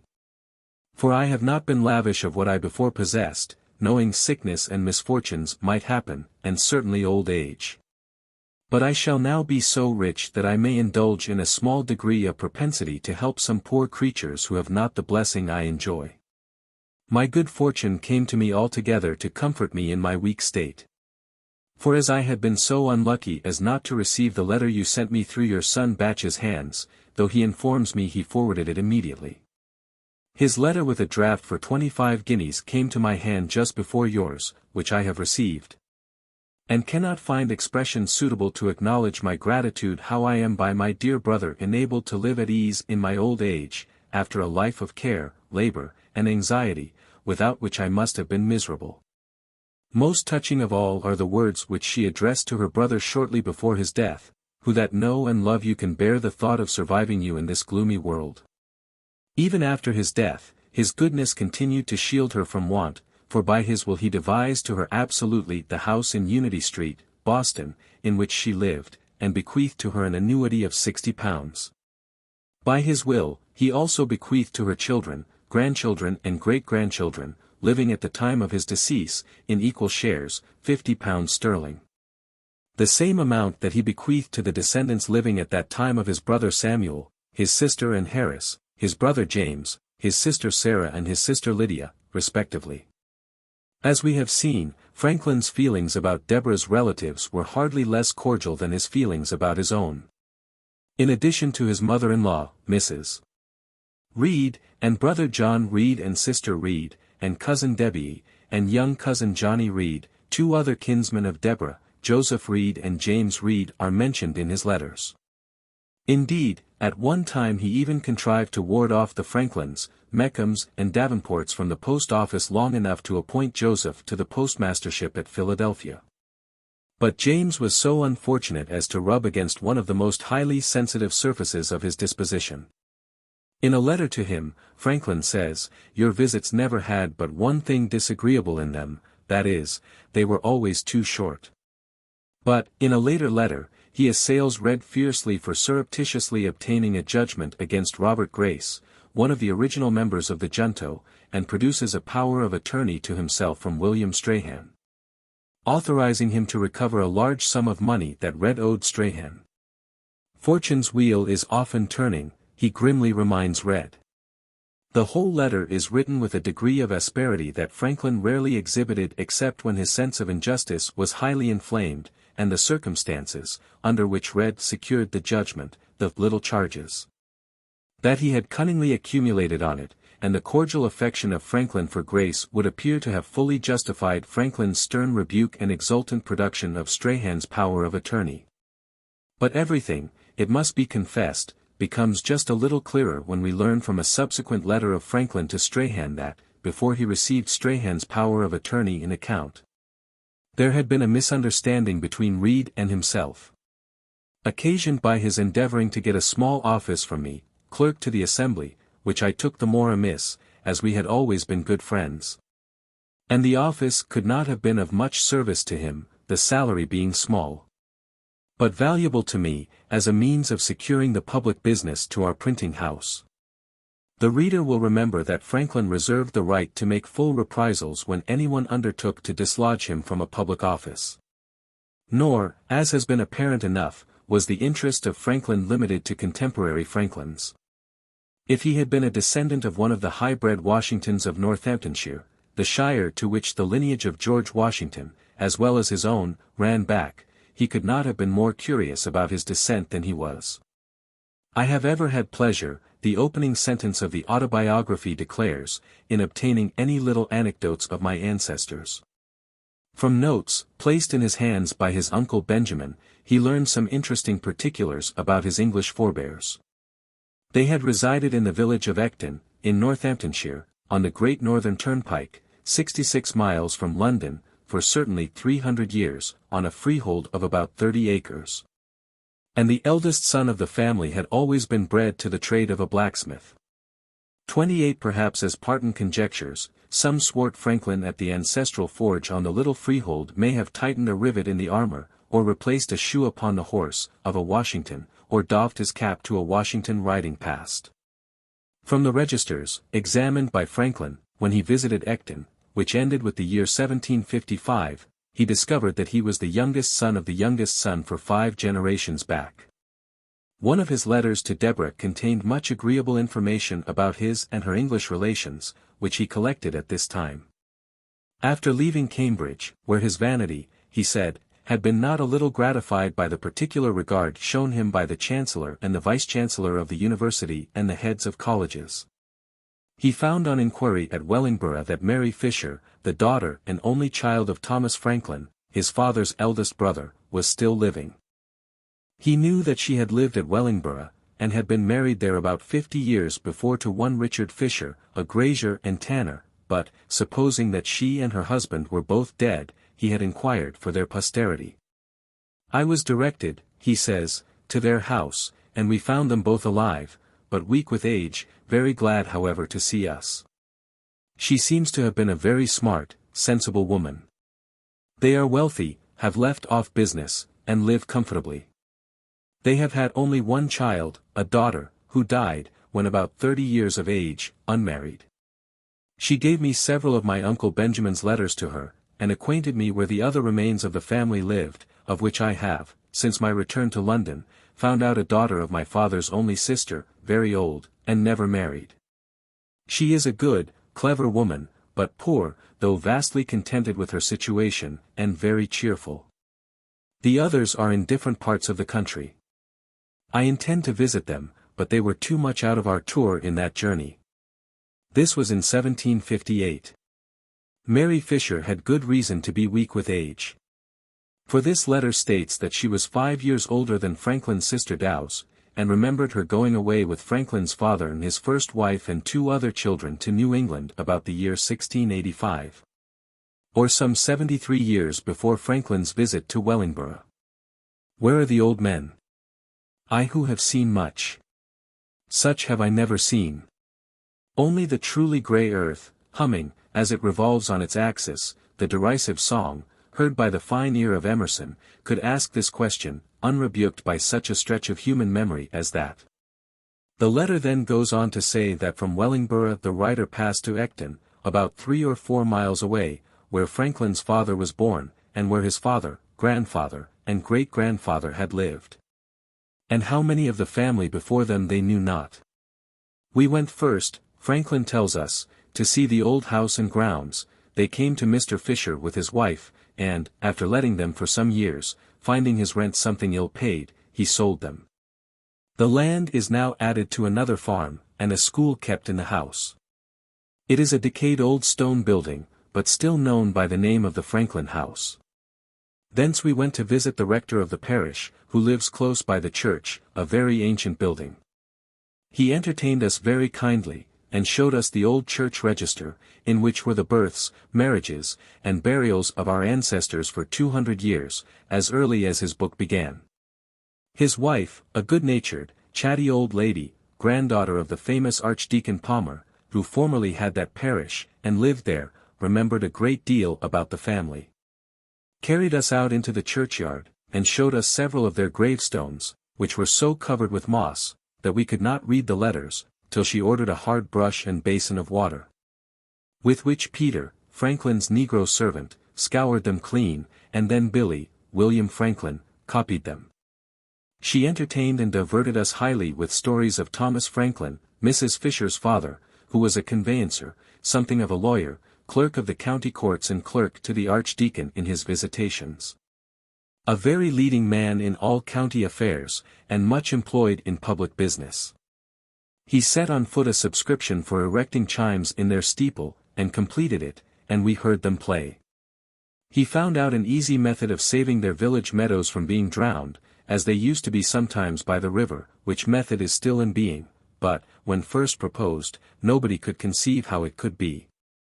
But however, they said, if Franklin says he knows how to do it, it will be done. His advice and opinion were sought for on all occasions, by all sorts of people, and he was looked upon, she said, by some, as something of a conjurer. He died just 4 years before I was born, on the same day of the same month.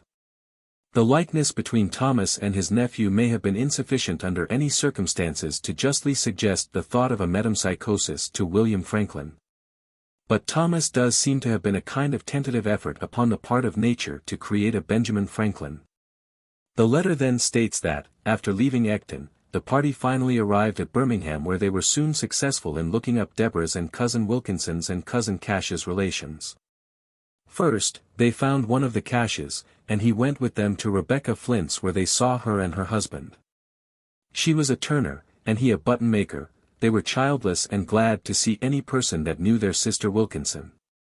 They told their visitors what letters they had received from America, and even assured them, such are the short and simple annals of the poor, that they had out of respect preserved a keg in which a gift of sturgeon from America had reached them. Then follow certain details about other members of this family connection, commonplace enough, however, to reconcile us to the fact that they have been cut short by the mordant tooth of time, which has not spared the remainder of the letter. On his second mission to England, Franklin paid another visit to these Birmingham relations of his wife, and was in that city for several days. The severest test of a good husband is to ask whether he loves his wife's relations as much as his own. To even this test Franklin appears to have been equal. Sally Franklin, the daughter of Thomas Franklin, of Lutterworth, a second cousin of Franklin, also flits through the correspondence between Deborah and her husband. When she was about 13 years of age, her father brought her to London to see Franklin, and Mrs. Stevenson persuaded him to leave the child under her care for a little schooling and improvement, while Franklin was off on one of his periodical tours. When I returned, the latter wrote to Deborah, I found her indeed much improved, and grown a fine girl. She is sensible, and of a sweet, obliging temper, but is now ill of a violent fever, and I doubt we shall lose her, which particularly afflicts Mrs.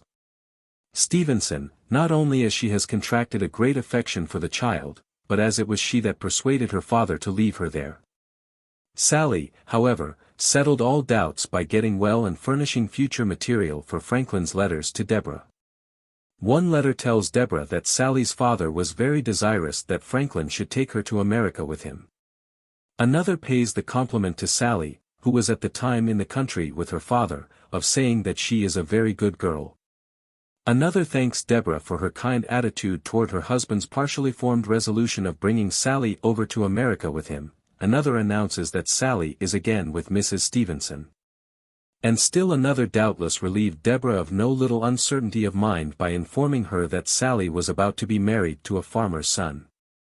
I shall miss her, comments Franklin, as she is nimble-footed and willing to run of errands and wait upon me, and has been very serviceable to me for some years, so that I have not kept a man. Among Franklin's papers, too, was found at his death a letter from his father to him, beginning, Loving Son, which also makes some valuable contributions to our knowledge of Franklin's forefathers. As to the original of our name, there is various opinions, says Josiah. Some say that it came from a sort of title, of which a book that you bought when here gives a lively account. Some think we are of a French extract, which was formerly called Franks. Some of a free line, a line free from that vassalage which was common to subjects in days of old, some from a bird of long red legs. Your uncle Benjamin made inquiry of one skilled in heraldry, who told him there is 2 coats of armor, one belonging to the Franklins of the North, and one to the Franklins of the West. However, our circumstances have been such as that it hath hardly been worth while to concern ourselves much about these things any farther than to tickle the fancy a little. Josiah then has a word to say about his great-grandfather, the Franklin who kept his Bible under a joint stool during the reign of Bloody Mary, and his grandfather. The former, he says, in his travels, went upon liking to a tailor. But he kept such a stingy house, that he left him and travelled farther, and came to a smith's house, and coming on a fasting day, being in popish times, he did not like there the first day. The next morning the servant was called up at 5 in the morning, but after a little time came a good toast and good beer, and he found good housekeeping there. He served and learned the trade of a smith. Josiah's grandfather, the letter tells us, was a smith also, and settled in Ecton, and was imprisoned a year and a day on suspicion of his being the author of some poetry that touched the character of some great man. An ancestry that could boast one sturdy Tubal Cain, ready, though the fires of Smithfield were brightly burning, to hazard his life for his religious convictions, and another, with letters and courage enough to lampoon a great man in England in the 16th or the 17th century, is an ancestry that was quite worthy of investigation. It at least tickles the fancy a little, to use Josiah's phrase, to imagine that the flame of the Ecton forge lit up, generation after generation, the face of some brawny, honest toiler, not unlike the village blacksmith, whose rugged figure and manly, simple-hearted, God-fearing nature are portrayed with so much dignity and beauty in the well-known verses of Longfellow. Be this as it may, the humble lot of neither ancestral nor contemporary Franklins was a source of mortification to poor Richard even after the popularity of his almanac had brought in a pair of shoes, 2 new shifts, and a new warm petticoat to his wife, and to him a second-hand coat, so good that he was no longer ashamed to go to town or be seen there.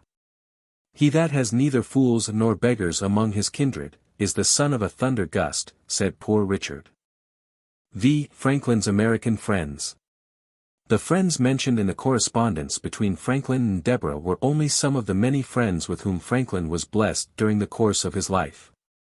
He had the same faculty for inspiring friendship that a fine woman has for inspiring love. In reading his general correspondence, few things arrest our attention more sharply than the number of affectionate and admiring intimates, whose lives were in one way or another interwoven with his own, and over again. In reading this correspondence, our attention is unexpectedly drawn for a moment to some cherished friend of his, of whom there is scarcely a hint elsewhere in his writings. It was from real considerations of practical convenience that he sometimes avoided the serious task of enumerating all the friends, to whom he wished to be remembered, by sending his love to all Philadelphia, or all Pennsylvania. A dozen of his friends, as we have stated, accompanied him as far as Trenton, when he was on his way to New York to embark upon his first mission abroad in 1757. A cavalcade of 300 of them accompanied him for 16 miles to his ship, when he was on his way down the Delaware on his second mission abroad in 1764. Remember me affectionately to all our good friends who contributed by their kindness to make my voyage comfortable, he wrote to Deborah a little later from London. To Mr. Roberts, Mrs. Thompson, Mrs. Smith, Mrs. Potts, Mrs. Shule, Messrs. Whartons, Captain Faulkner, brothers and sisters Reeds and Franklins, cousin Davenport, and everybody. When he returned from England in 1762, he was able to write to Strahan with a flush of pardonable exultation that he had had the happiness to find that Dr. Smith's reports of the diminutions of his friends were all false. My house, he said, has been full of a succession of them from morning to night, ever since my arrival, congratulating me on my return with the utmost cordiality and affection. And, several years later, when the news reached Philadelphia that he was again safely in England, the bells rang until near midnight, and libations were poured out for his health, success, and every other happiness. Even your old friend Hugh Roberts, said Cadwallader Evans, who gave this information to Franklin, stayed with us till 11 o'clock, which you know was a little out of his common road, and gave us many curious anecdotes within the compass of your 40 years' acquaintance. This rejoicing, of course, was, to a considerable degree, the result of political fermentation, and, if we say nothing of other demonstrations, like the flourish of naked swords, which angered the proprietary so deeply, and made Franklin himself feel just a little foolish, it is only because it is impossible to declare how far these demonstrations were the tributes of personal friendship rather than of public gratitude. In a letter to Dr. Samuel Johnson, of Connecticut, Franklin tells him that he will shortly print proposals for publishing the doctor's pieces by subscription, and disperse them among his friends, along the continent. This meant much to an author, coming as it did from a man, of whom it might perhaps be said that he could have traveled all the way from Boston to Virginia without ever being at a loss for the hospitable roof of a friend to shelter him at night. Nowhere outside of Pennsylvania did Franklin have warmer friends than in New England, the land of his birth. He fled from Boston in 1723, and returned to it on a brief visit in 1724.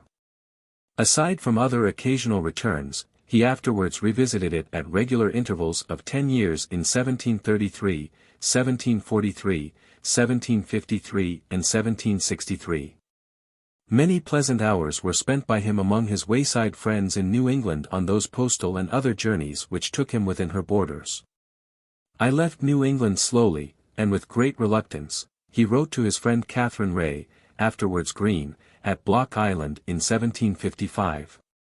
"Short days' journeys, and loitering visits on the road, for 3 or 4 weeks, manifested my unwillingness to quit a country, in which I drew my first breath, spent my earliest and most pleasant days, and had now received so many fresh marks of the people's goodness and benevolence, in the kind and affectionate treatment I had everywhere met with. I almost forgot I had a home, till I was more than half-way towards it, till I had, one by one, parted with all my New England friends, and was got into the western borders of Connecticut, among mere strangers.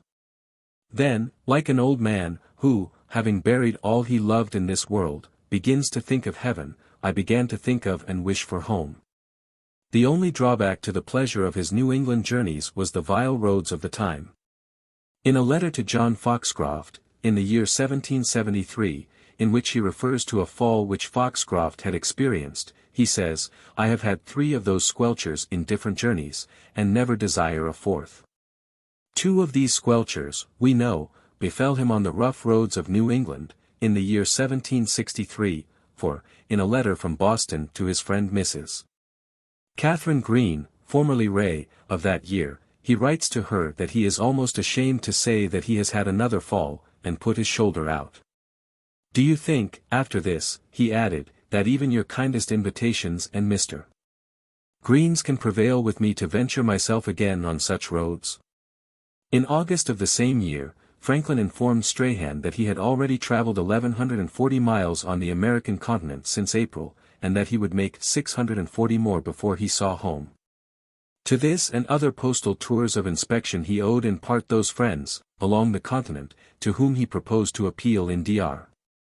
Johnson's behalf, as well as that unrivaled familiarity with American colonial conditions, which stands out in such clear relief in his works. On one occasion, the accidents by flood and field, to which he was exposed on his American journeys, during the colonial era, resulted in a tie, which, while not the tie of friendship, proved to his cost to be even more lasting than that tie sometimes is.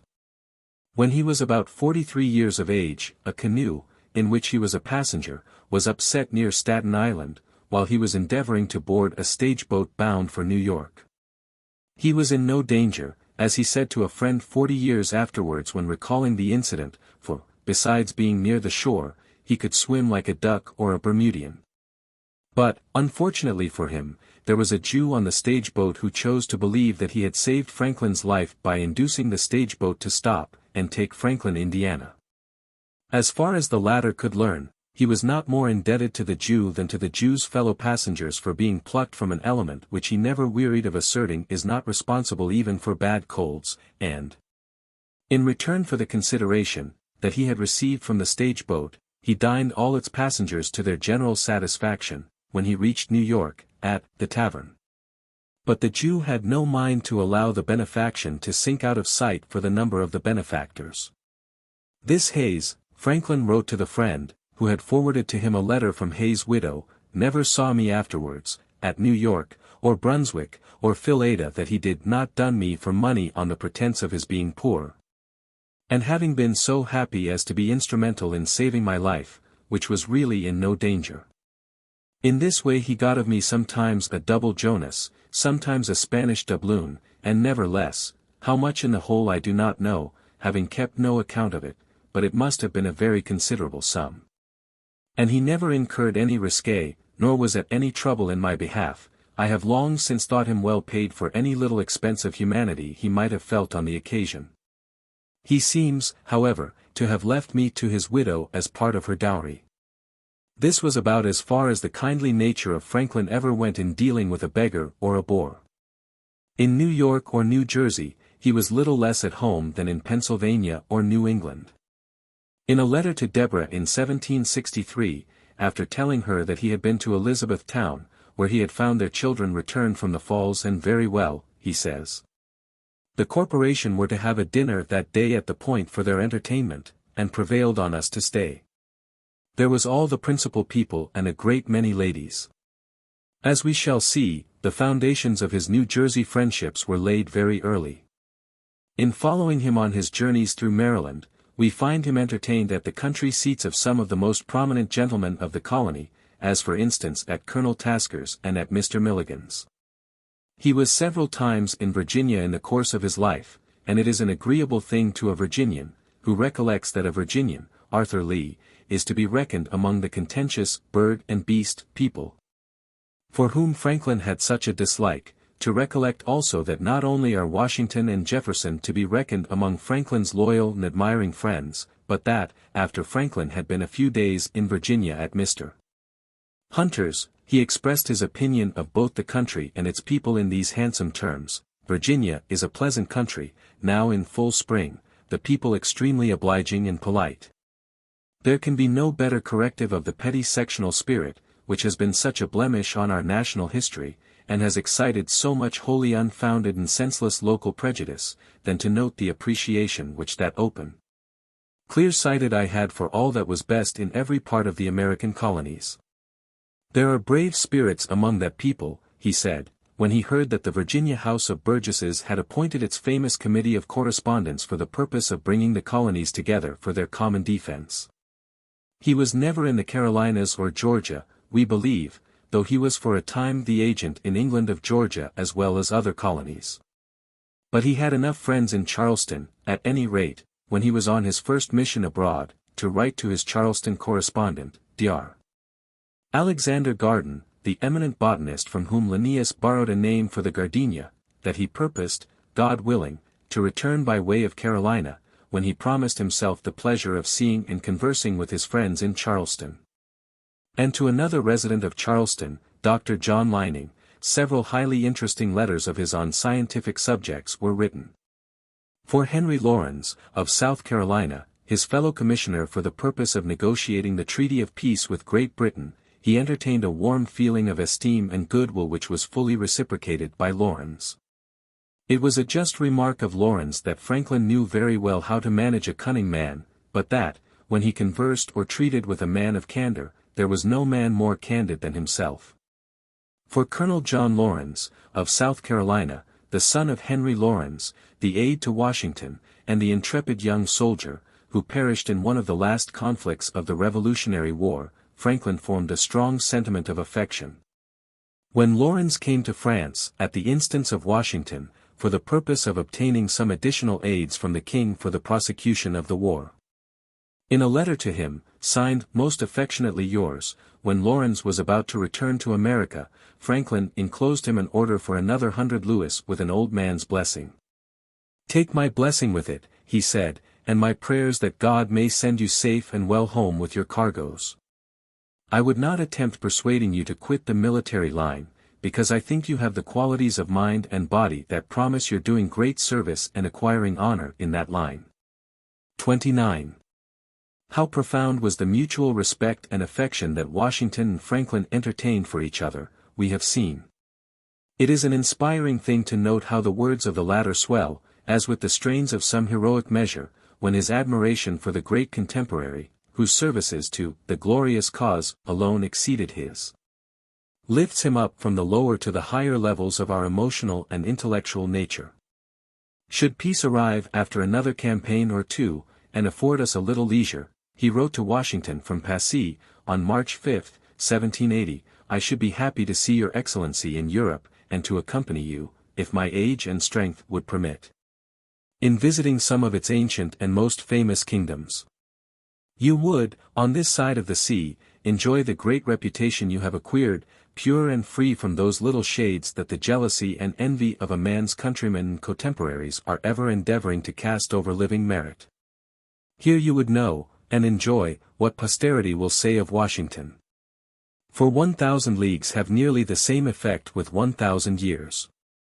The feeble voice of those groveling passions cannot extend so far either in time or distance. At present I enjoy that pleasure for you, as I frequently hear the old generals of this martial country, who study the maps of America, and mark upon them all your operations, speak with sincere approbation and great applause of your conduct, and join in giving you the character of one of the greatest captains of the age. The caprice of future events might well have deprived these words of some of their rich cadence, but it did not, and, even the voice of cisatlantic jealousy and envy seems to be as impotent in the very presence of Washington, as at the distance of 1,000 leagues away, when we place beside this letter the words written by Franklin to him a few years later after the surrender of Cornwallis. All the world agree that no expedition was ever better planned or better executed. It has made a great addition to the military reputation you had already acquired, and brightens the glory that surrounds your name, and that must accompany it to our latest posterity. No news could possibly make me more happy. The infant Hercules has now strangled the two serpents, the several armies of Burgoyne and Cornwallis, that attacked him in his cradle, and I trust his future history will be answerable. 30. Cordial relations of friendship also existed between Franklin and Jefferson. In their versatility, their love of science, their speculative freedom and their faith in the popular intelligence and conscience, the two men had much in common. As members of the committee that drafted the Declaration of Independence, as well as in other relations, they were brought into familiar contact with each other. And to Jefferson we owe valuable testimony touching matters with respect to which the reputation of Franklin has been assailed, and also a sheaf of capital stories. That helps us to a still clearer insight into the personal and social phases of Franklin's life and character. One of these stories is the famous story of Abbé Raynal and the speech of Polly Baker, when she was prosecuted the 5th time for having a bastard child. The doctor and Silas Deane, Jefferson tells us, were in conversation one day at Passy on the numerous errors in the Abbé's Histoire de deux Inns, when he happened to step in. After the usual salutations, Silas Deane said to him, "The doctor and myself, Abbé, were just speaking of the errors of fact into which you have been led in your history." "Oh no, sir," said the Abbé, "that is impossible. I took the greatest care not to insert a single fact, for which I had not the most unquestionable authority." "Why," says Deane, "there is the story of Polly Baker, and the eloquent apology you have put into her mouth, when brought before a court of Massachusetts to suffer punishment under a law which you cite, for having had a bastard. I know there never was such a law in Massachusetts." "Be assured," said the Abbé, "you are mistaken, and that is a true story. I do not immediately recollect indeed the particular information on which I quote it. But I am certain that I had for it unquestionable authority." Dr. Franklin, who had been for some time shaking with unrestrained laughter at the Abbé's confidence in his authority for that tale, said, "I will tell you, Abbé, the origin of that story. When I was a printer and editor of a newspaper, we were sometimes slack of news, and to amuse our customers I used to fill up our vacant columns with anecdotes and fables, and fancies of my own, and this of Polly Baker is a story of my making. On one of those occasions," the Abbé, without the least disconcert, exclaimed with a laugh, "Oh, very well, doctor, I had rather relate your stories than other men's truths." Another of Jefferson's stories, is the equally famous one of John Thompson, hatter. When the Declaration of Independence, he says, was under the consideration of Congress, there were 2 or 3 unlucky expressions in it which gave offense to some members. The words, Scotch and other foreign auxiliaries, excited the ire of a gentleman or 2 of that country. Severe strictures on the conduct of the British King, in negativing our repeated repeals of the law which permitted the importation of slaves, were disapproved by some Southern gentlemen, whose reflections were not yet matured to the full abhorrence of that traffic. Although the offensive expressions were immediately yielded, these gentlemen continued their depredations on other parts of the instrument. I was sitting by Dr. Franklin, who perceived that I was not insensible to these mutilations. "I have made it a rule," said he, "whenever in my power, to avoid becoming the draftsman of papers to be reviewed by a public body. I took my lesson from an incident which I will relate to you. When I was a journeyman printer, one of my companions, an apprentice hatter, having served out his time, was about to open shop for himself. His first concern was to have a handsome signboard, with a proper inscription. He composed it in these words: John Thompson, hatter, makes and sells hats for ready money, with a figure of a hat subjoined, but he thought he would submit it to his friends for their amendments. The first he showed it to thought the word hatter tautologous, because followed by the words makes hats, which showed he was a hatter. It was struck out. The next observed that the word makes might as well be omitted, because his customers would not care who made the hats. If good and to their mind, they would buy, by whomsoever made. He struck it out. A third said he thought the words for ready money were useless, as it was not the custom of the place to sell on credit, everyone who purchased expected to pay. They were parted with, and the inscription now stood: John Thompson sells hats. Sells hats, says his next friend. Why, nobody will expect you to give them away. What then is the use of that word? It was stricken out, and hats followed it, the rather as there was one painted on the board. So the inscription was reduced ultimately to John Thompson, with the figure of a hat subjoined. The next story has the same background, the Continental Congress. I was sitting by Dr. Franklin, says Jefferson, and observed to him that I thought we should accept books, from the obligations of the Non-Importation Association formed in America to bring England to terms. That we ought not to exclude science, even coming from an enemy. He thought so too, and I proposed the exception, which was agreed to. Soon after it occurred that medicine should be accepted, and I suggested that also to the doctor. As to that, said he, I will tell you a story. When I was in London, in such a year, there was a weekly club of physicians, of which Sir John Pringle was president, and I was invited by my friend Dr. Fothergill to attend when convenient. Their rule was to propose a thesis one week and discuss it the next. I happened there when the question to be considered was whether physicians had, on the whole, done most good or harm. The young members, particularly, having discussed it very learnedly and eloquently till the subject was exhausted, one of them observed to Sir John Pringle, that although it was not usual for the President to take part in a debate, yet they were desirous to know his opinion on the question. He said they must first tell him whether, under the appellation of physicians, they meant to include old women. If they did, he thought they had done more good than harm, otherwise more harm than good. This incident brings back to us, as it doubtless did to Franklin, the augurs jesting among themselves over religion. 31. It is to be regretted that many other easy pens besides that of Jefferson have not preserved for us some of those humorous stories and parables of which Franklin's memory was such a rich storehouse. Dr. Benjamin Rush, one of his intimate friends, is said to have entertained the purpose of publishing his recollections of Franklin's table talk. The purpose was never fulfilled, but the scraps of this talk which we find in Dr. Rush's diary are sufficient to show that, even in regard to medicine, Franklin had a stock of information and conclusions which were well worth the hearing. As a member of the Continental Congress, Franklin was brought into close working intercourse with Charles Carroll of Carrollton, and formed a sincere sentiment of friendship for him, which was strengthened by the expedition that they made together to Canada, as two of the three commissioners appointed by Congress to win the Canadians over to the American cause.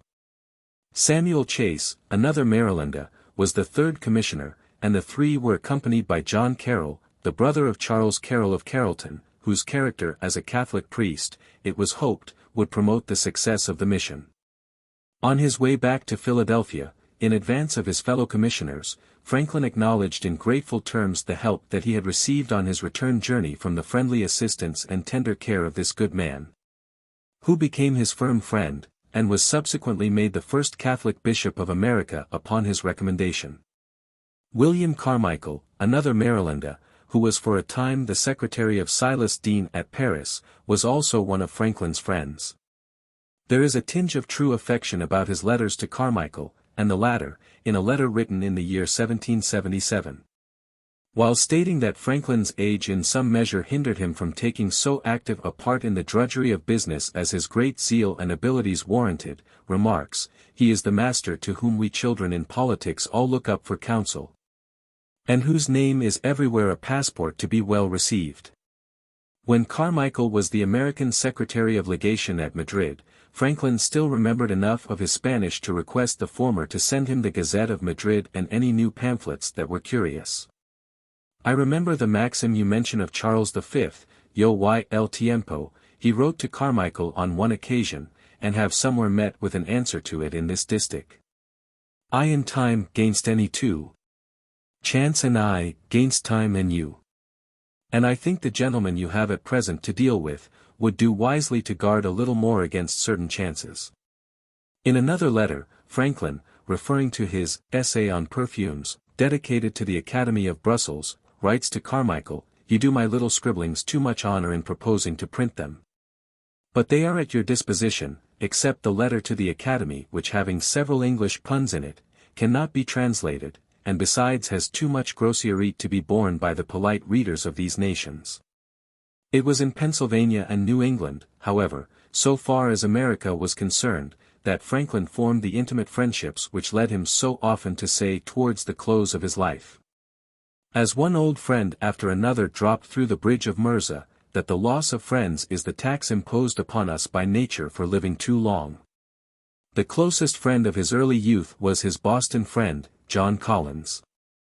The reader has already learnt how soon religious skepticism, drinking and gambling ate out the core of this friend's character. With his intensely social nature, Franklin had hardly found employment in Philadelphia before in his own language he began to have some acquaintance among the young people of the town, that were lovers of reading, with whom he spent his evenings very agreeably. His first group of friends in Philadelphia was formed before he left Pennsylvania for London in 1724. In his pictorial way, for the Autobiography is engraved with a burin rather than written with a pen, Franklin brings the figures of this group before us with admirable distinctness.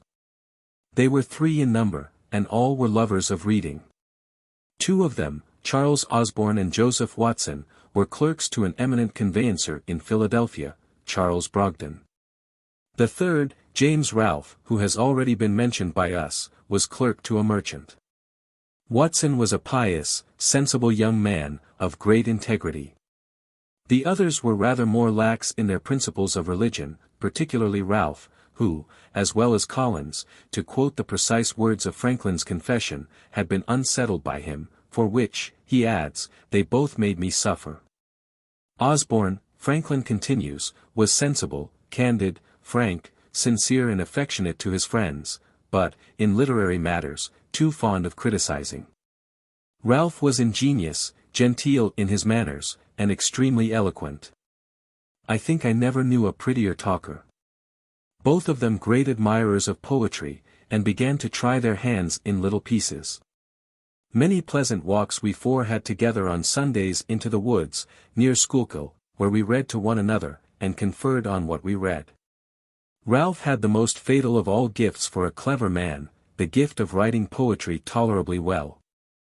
Osborne tried to convince him that he had no genius for it, and advised him to stick to mercantile pursuits. Franklin conservatively approved the amusing oneself with poetry now and then so far as to improve one's language, but no farther. Thus things stood when the friends proposed that each should produce at their next meeting a poetical version of the 18th Psalm. Ralph composed his version, showed it to Franklin, who admired it, and, being satisfied that Osborne's criticisms of his muse were the suggestions of mere envy, asked Franklin to produce it at the next symposium of the Friends as his own. Franklin, who had a relish for practical jokes throughout his life, fell in readily with Ralph's stratagem. But we shall let a writer, whose diction is as incompressible as water, narrate what followed in his own lively way. We met. Watson's performance was read, there were some beauties in it, but many defects. Osborne's was read, it was much better, Ralph did it justice, remarked some faults, but applauded the beauties. He himself had nothing to produce. I was backward. Seemed desirous of being excused, had not had sufficient time to correct, etc., but no excuse could be admitted, produce I must. It was read and repeated. Watson and Osborne gave up the contest, and joined in applauding it. Ralph only made some criticisms, and proposed some amendments, but I defended my text. Osborne was against Ralph and told him he was no better a critic than poet, so he dropped the argument. As they two went home together, Osborne expressed himself still more strongly in favor of what he thought my production, having restrained himself before, as he said, lest I should think it flattery. But who would have imagined, said he, that Franklin had been capable of such a performance, such painting, such force, such fire. He has even improved the original. In his common conversation he seems to have no choice of words. He hesitates and blunders, and yet, good God! How he writes! When we next met, Ralph discovered the trick we had played him, and Osborne was a little laughed at. This transaction fixed Ralph in his resolution of becoming a poet. I did all I could to dissuade him from it, but he continued scribbling verses till Pope cured him. 32. Watson, we are told by Franklin, died in his arms a few years after this incident, much lamented, being the best of their set. Osborne went to the West Indies, where he became an eminent lawyer, and made money, but died young. He and I, observes Franklin, had made a serious agreement, that the one who happened first to die should, if possible, make a friendly visit to the other, and acquaint him how he found things in that separate state. But he never fulfilled his promise. This group of friends was succeeded on Franklin's return from London by the persons who constituted with him the original members of the junto, Joseph Braintnell, a copier of deeds for the scriveners, thus. Godfrey, the mathematical precision, for whom Franklin had so little partiality, Nicholas Scull, a surveyor, afterward surveyor general, who loved books, and sometimes made a few verses, William Parsons, bred a shoemaker, but, loving reading, had acquired a considerable share of mathematics, which he first studied with a view to astrology, that he afterwards laughed at, William Moggridge, a joiner, a most exquisite mechanic, and a solid, sensible man, Hugh Meredith, Stephen Potts, and George Webb, journeyman printers, Robert Grace, a young gentleman of some fortune, generous, lively, and witty, a lover of punning and of his friends, and William Coleman, then a merchant's clerk about Franklin's age, who had the coolest, clearest head, the best heart, and the exactest morals, Franklin declares, of almost any man he ever met with. Coleman subsequently became a merchant of great note, and a provincial judge, and the friendship between Franklin and himself continued without interruption until Coleman's death, a period of more than 40 years. Like Scull, Parsons also became Surveyor General. The reader will remember how, partly inspired by his affection for Robert Grace, and partly by resentment over a small office, Franklin applied the sharp edge of the lex talionis to Jemmy Red. How both Coleman and Grace came to the aid of Franklin in an hour of dire distress, we shall see hereafter. Such letters from Franklin to Parsons, as have survived, bear the marks of intimate friendship. In one to him, when he was in command of a company at Easton, dated December 15, 1755, in which reference is made to arms and supplies, that had been forwarded for the defense of that town against the Indians, Franklin says, "Be of good courage. And God guide you. Your friends will never desert you." 4 of the original members of the junto were among the first members of the Philosophical Society, established by Franklin, Parsons, as geographer, Thomas Godfrey, as mathematician, Coleman as treasurer, and Franklin himself as secretary. Parsons died during the first mission of Franklin to England, and, in a letter to Deborah the latter comments on the event in these words, "I regret the loss of my friend Parsons. Death begins to make breaches in the little junto of old friends, that he had long forborne, and it must be expected he will now soon pick us all off one after another." In another letter, written some months later to Hugh Roberts, a member of the junto, but not one of the original members, he institutes a kind of Plutarchian contrast between Parsons and Stephen Potts, who is described in the Autobiography as a young countryman of full age, bred to country work, of uncommon natural parts, and great wit and humour, but a little idle. 2 of the former members of the junto, you tell me, he said, are departed this life, Potts and Parsons. Odd characters both of them. Parsons a wise man, that often acted foolishly, Potts a wit, that seldom acted wisely. If enough were the means to make a man happy, one had always the means of happiness, without ever enjoying the thing, the other had always the thing, without ever possessing the means. Parsons, even in his prosperity, always fretting. Potts, in the midst of his poverty, ever laughing.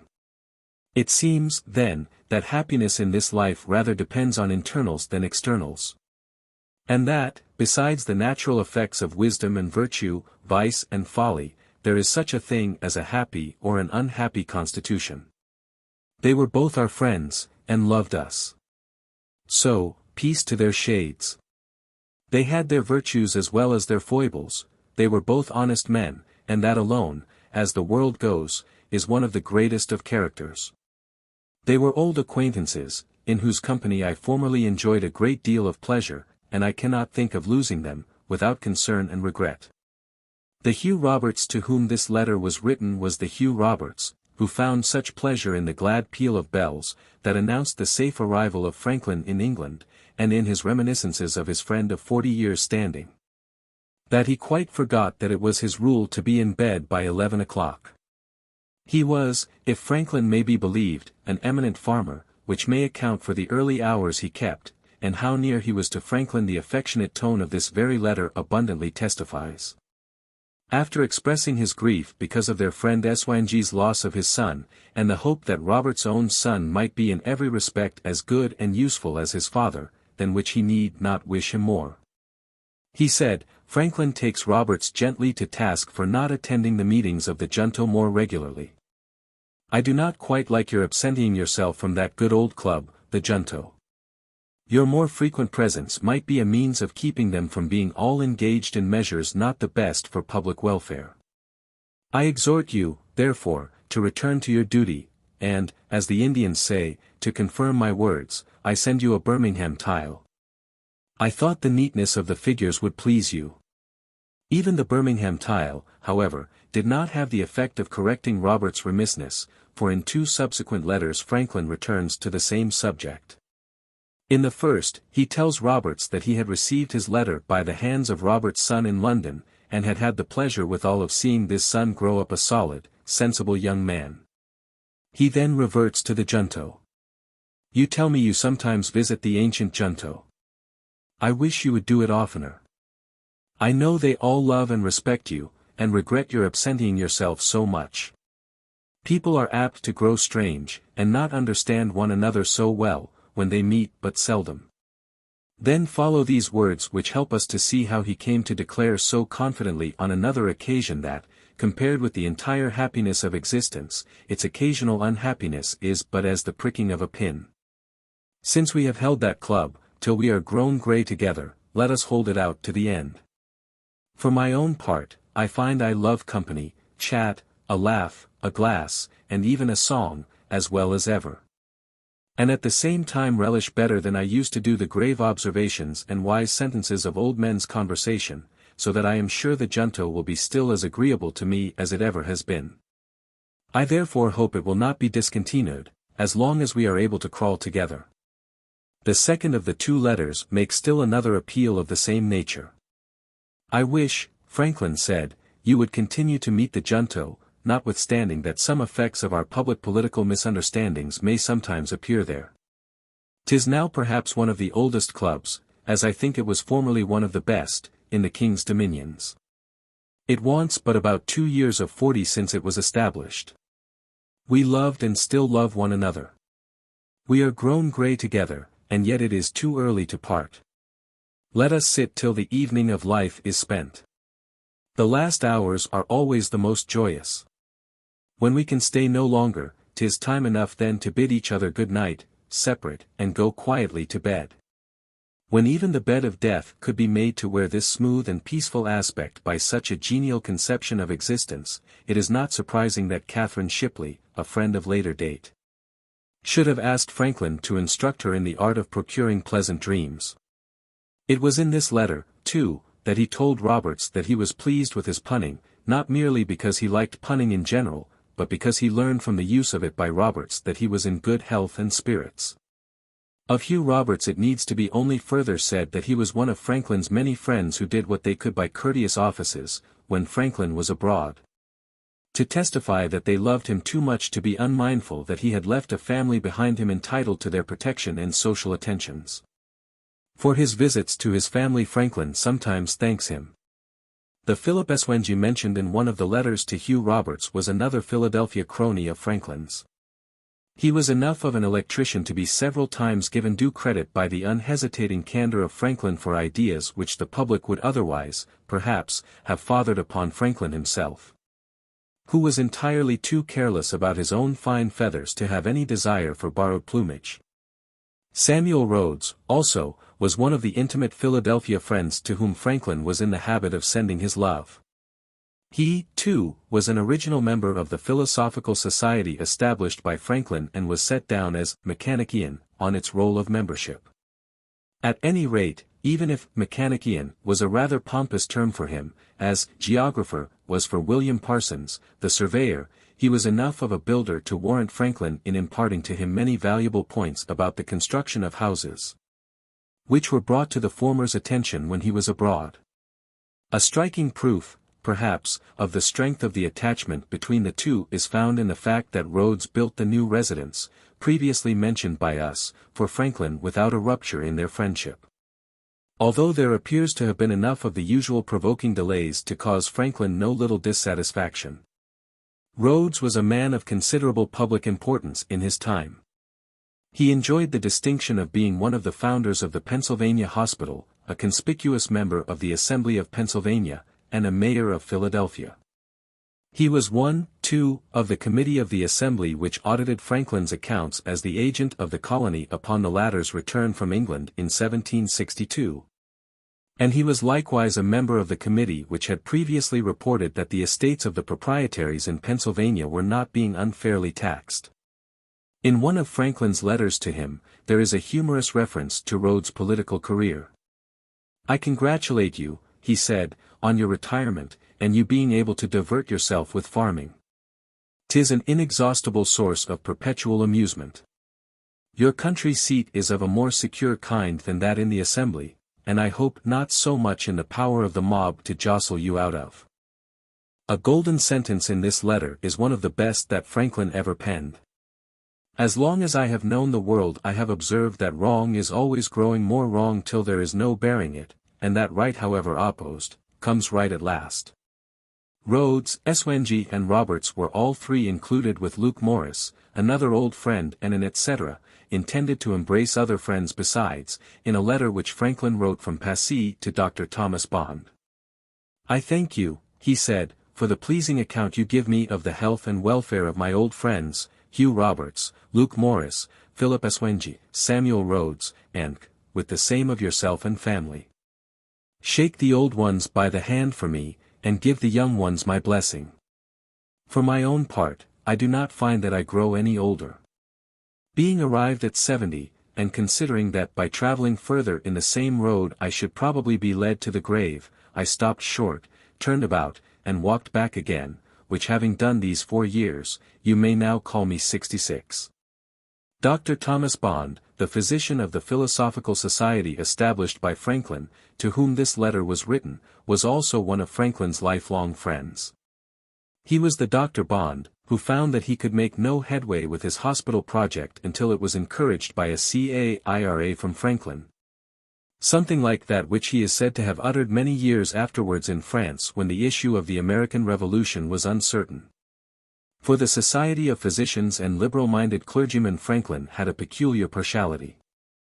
To the one class he was attracted by both the scientific and humanitarian nature of their profession, to say nothing of the incessant intercourse with their fellow creatures, which makes all physicians more or less men of the world. And to the questioning spirit of the 18th century he was too true not to have a natural affinity for clergymen of the latitudinarian type. The ties between Dr. Thomas Bond, Dr. John Bard and Dr. Benjamin Rush and himself were very close. He had such a high opinion of Dr. Bond's pills that on one occasion he even writes to his wife from Virginia to send him some by post. On another occasion, when he was in England, he tells Deborah to thank Dr. Bond for the care that he takes of her. In a letter to the doctor himself, he remarks that he did not know why their school of physic in Philadelphia should not soon be equal to that in Edinburgh. An observation which seemed natural enough to later Philadelphians when it was not only considered throughout the United States a high compliment to say of a man that he was as clever as a Philadelphia lawyer. But a medical education was in a large part of the United States deemed incomplete unless it had received the finishing touch from the clinics of that city. When Dr. John Bard removed to New York, where he became the first president of the New York Medical Society, Franklin stated in a letter to Cadwallader Colden that he esteemed Dr.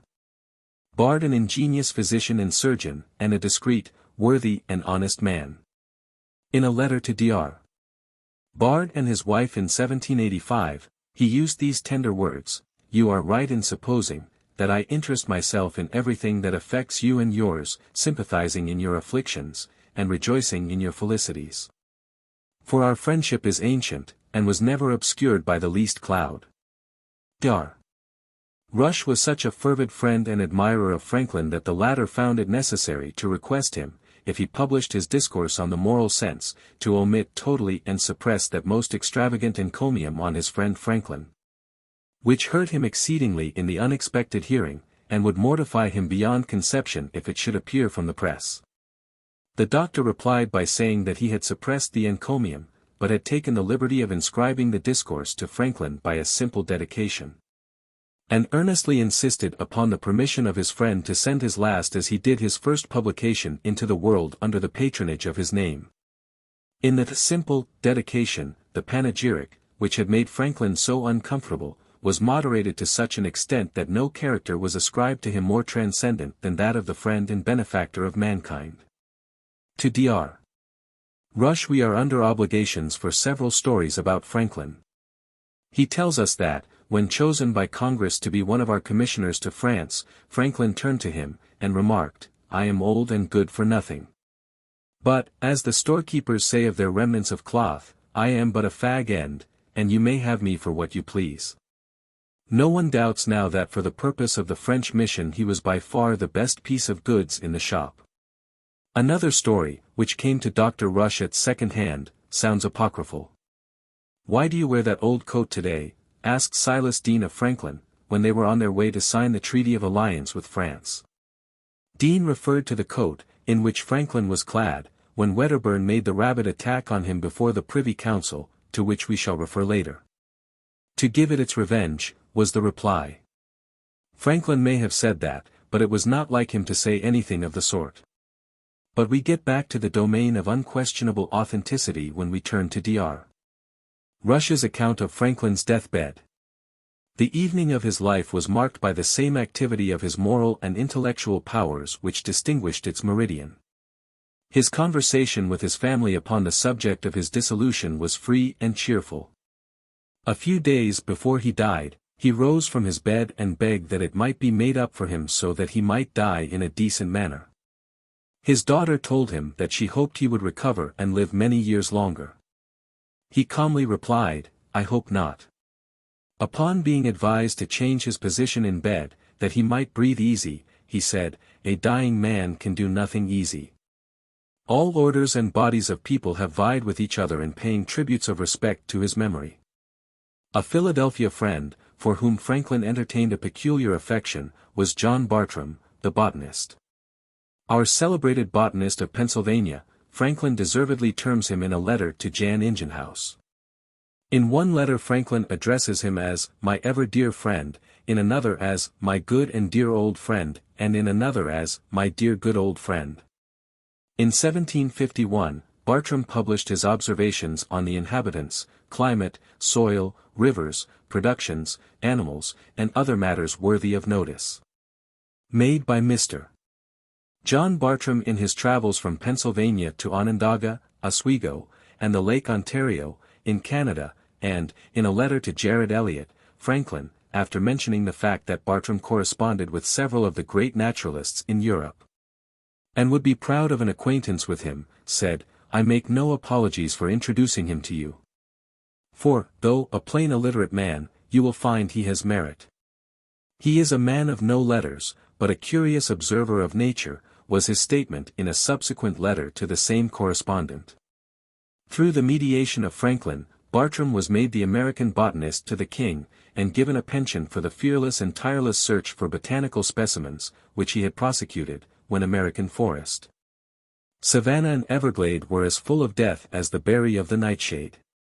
It was the thought of what he had hazarded that led Franklin to write to him in 1769, "I wish you would now decline your long and dangerous peregrinations in search of new plants, and remain safe and quiet at home, employing your leisure hours in a work that is much wanted, and which no one besides is so capable of performing.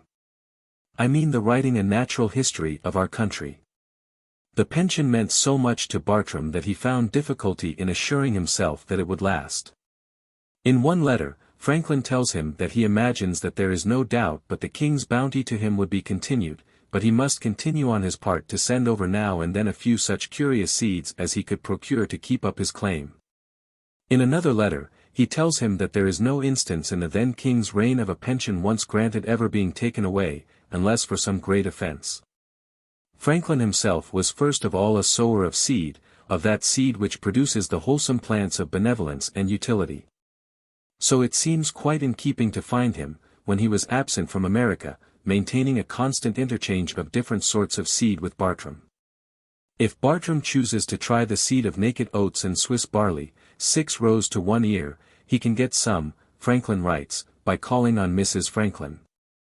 In another letter, he acknowledges the receipt of seeds from Bartram, and, in return for it, sends him some of the true rhubarb seed which he desires, also some green dry peas, highly esteemed in England as the best for making pea soup.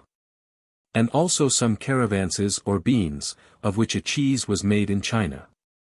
Strangely enough, he could learn nothing about the seed of the lucerne or alfalfa plant, one of the oldest of forage plants, for which Bartram wrote. Later, he sends Bartram a small box of upland rice, brought from Cochin China, and also a few seeds of the Chinese tallow tree.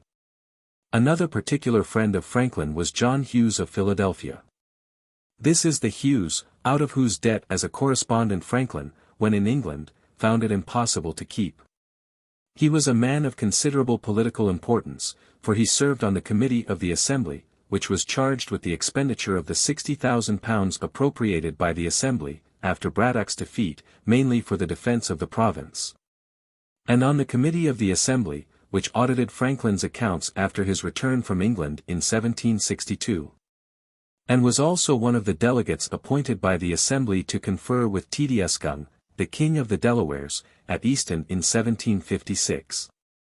Even when Franklin, his party associate, was defeated as a candidate for re-election to the Assembly in 1764, Hughes contrived to clamber back into his own seat. The departure for England of Franklin, shortly after this election, was the signal for the most venomous of all the attacks made upon him by the class of writers which he happily termed bug writers. That is, writers, to use his words, who resemble those little dirty stinking insects that attack us only in the dark, disturb our repose, molesting and wounding us, while our sweat and blood are contributing to their subsistence. But the friendship of Hughes was equal to the emergency. Incensed at the outrageous nature of the attack, he published a card over his signature, in which he promised that, if Chief Justice Allen, or any gentleman of character, would undertake to justify the charges against Franklin, he would pay £10 to the hospital for every one of these charges that was established, provided that the person, who made them, would pay £5 for every false accusation against Franklin that he disproved. The assailants endeavored to turn Hughes' challenge into ridicule by an anonymous reply, but Hughes rejoined with a counter-reply above his own signature, in which, according to William Franklin, he lashed them very severely for their baseness. This brought on a newspaper controversy, which did not end, until Chief Justice Allen, who was drawn into its vortex, was enraged to find that it had cost him £25. Later, the recommendation of Hughes by Franklin, as the stamp distributor for Pennsylvania and the counties of Newcastle, Kent and Sussex, gave the worst shock to the popularity of the latter that it ever received. The fierce heat that colonial resentment kindled under the hateful office proved too much for even such a resolute incumbent as Hughes. But he was not long in finding a compensation in the somewhat lower temperature of the office of Collector of Customs for the colonies, which he held until his death. Thomas Hopkinson, of Philadelphia, too, was one of Franklin's particular friends. He shared his enthusiasm for electrical experiments, and was the first president of the Philosophical Society established by him. With his usual generosity, Franklin took pains in a note to one of his scientific papers to publish the fact that the power of points to throw off the electrical fire was first communicated to him by this friend, then deceased. Nor did he stop there, but referred to him at the same time as a man whose virtue and integrity, in every station of life, public and private, will ever make his memory dear to those who knew him, and knew how to value him. There is an amusing reference to Hopkinson in the Autobiography in connection with the occasion on which Franklin himself was so transported by Whitefield's eloquence as to empty his pockets, gold and all, into the collector's dish. Disapproving of Whitefield's desire to establish an orphan asylum in Georgia, and suspecting that subscriptions would be solicited by him for that object, and yet distrusting his own capacity to resist a preacher, by whom, in the language of Isaiah, the hearts of the people were stirred, as the trees of the wood are stirred with the wind, he took the precaution of emptying his pockets before he left home. But Whitefield's pathos was too much for him also. Towards the conclusion of the discourse, he felt a strong desire to give, and applied to a Quaker neighbor, who stood near him, to borrow some money for the purpose. The application was unfortunately made, the Autobiography says, to perhaps the only man in the company who had the firmness not to be affected by the preacher. His answer was, "At any other time, friend Hopkinson, would lend to thee freely. But not now, for thee seems to be out of thy right senses." Anyone who enjoyed Franklin's friendship experienced very little difficulty in passing it on to his son at his death.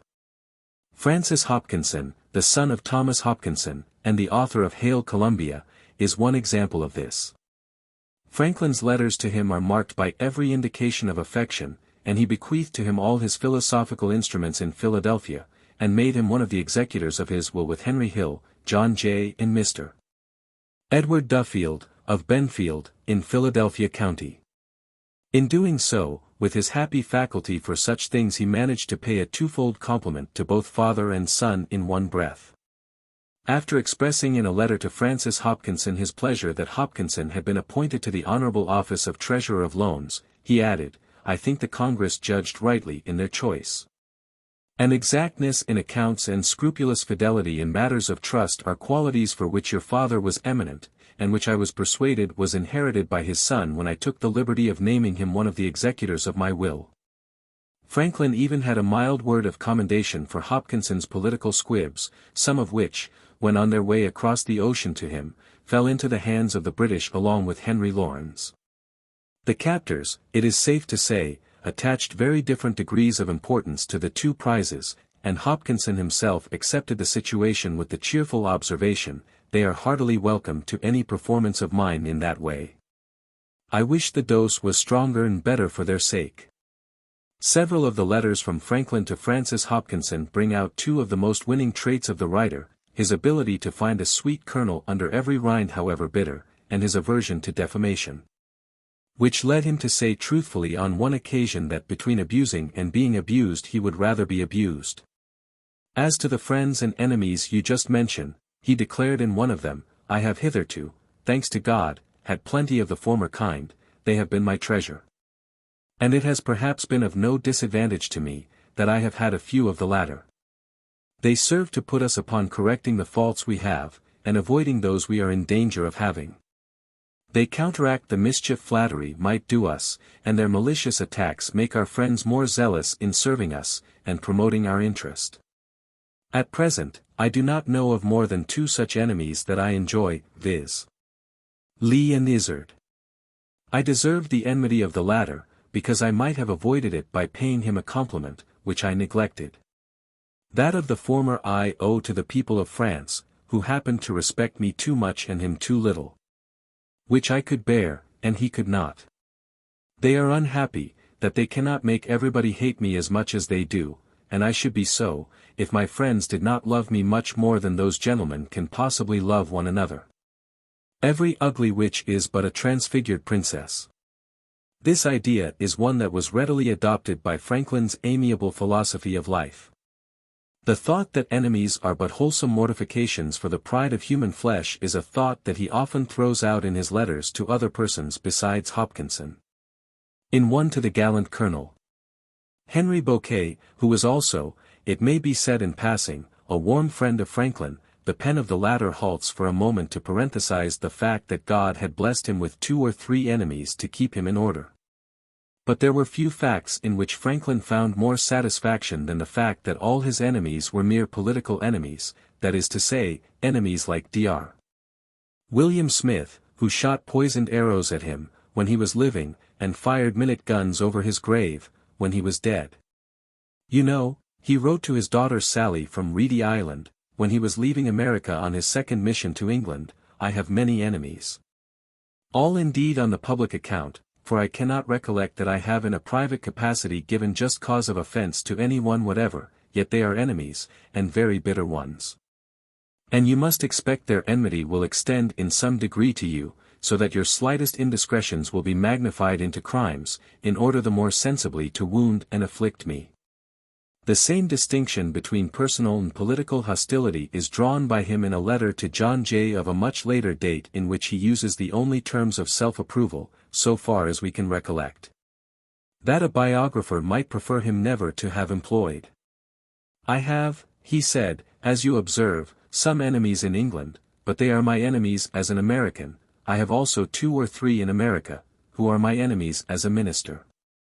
But I thank God there are not in the whole world any who are my enemies as a man, for by his grace, through a long life, I have been enabled so to conduct myself, that there does not exist a human being who can justly say, Ben Franklin has wronged me. This, my friend, is in old age a comfortable reflection. In one of the letters to Hopkinson, mentioned by us, he tells Hopkinson that he does well to refrain from newspaper abuse. He was afraid, he declared, to lend any American newspapers in France until he had examined and laid aside such as would disgrace his countrymen, and subject them among strangers to a reflection like that used by a gentleman in a coffee-house to 2 quarrellers, who, after a mutually free use of the words, rogue, villain, rascal, scoundrel, etc., seemed as if they would refer their dispute to him. I know nothing of you, or your affair, said he, I only perceive that you know one another. The conductor of a newspaper, he thought, should consider himself as in some degree the guardian of his country's reputation, and refuse to insert such writings as might hurt it.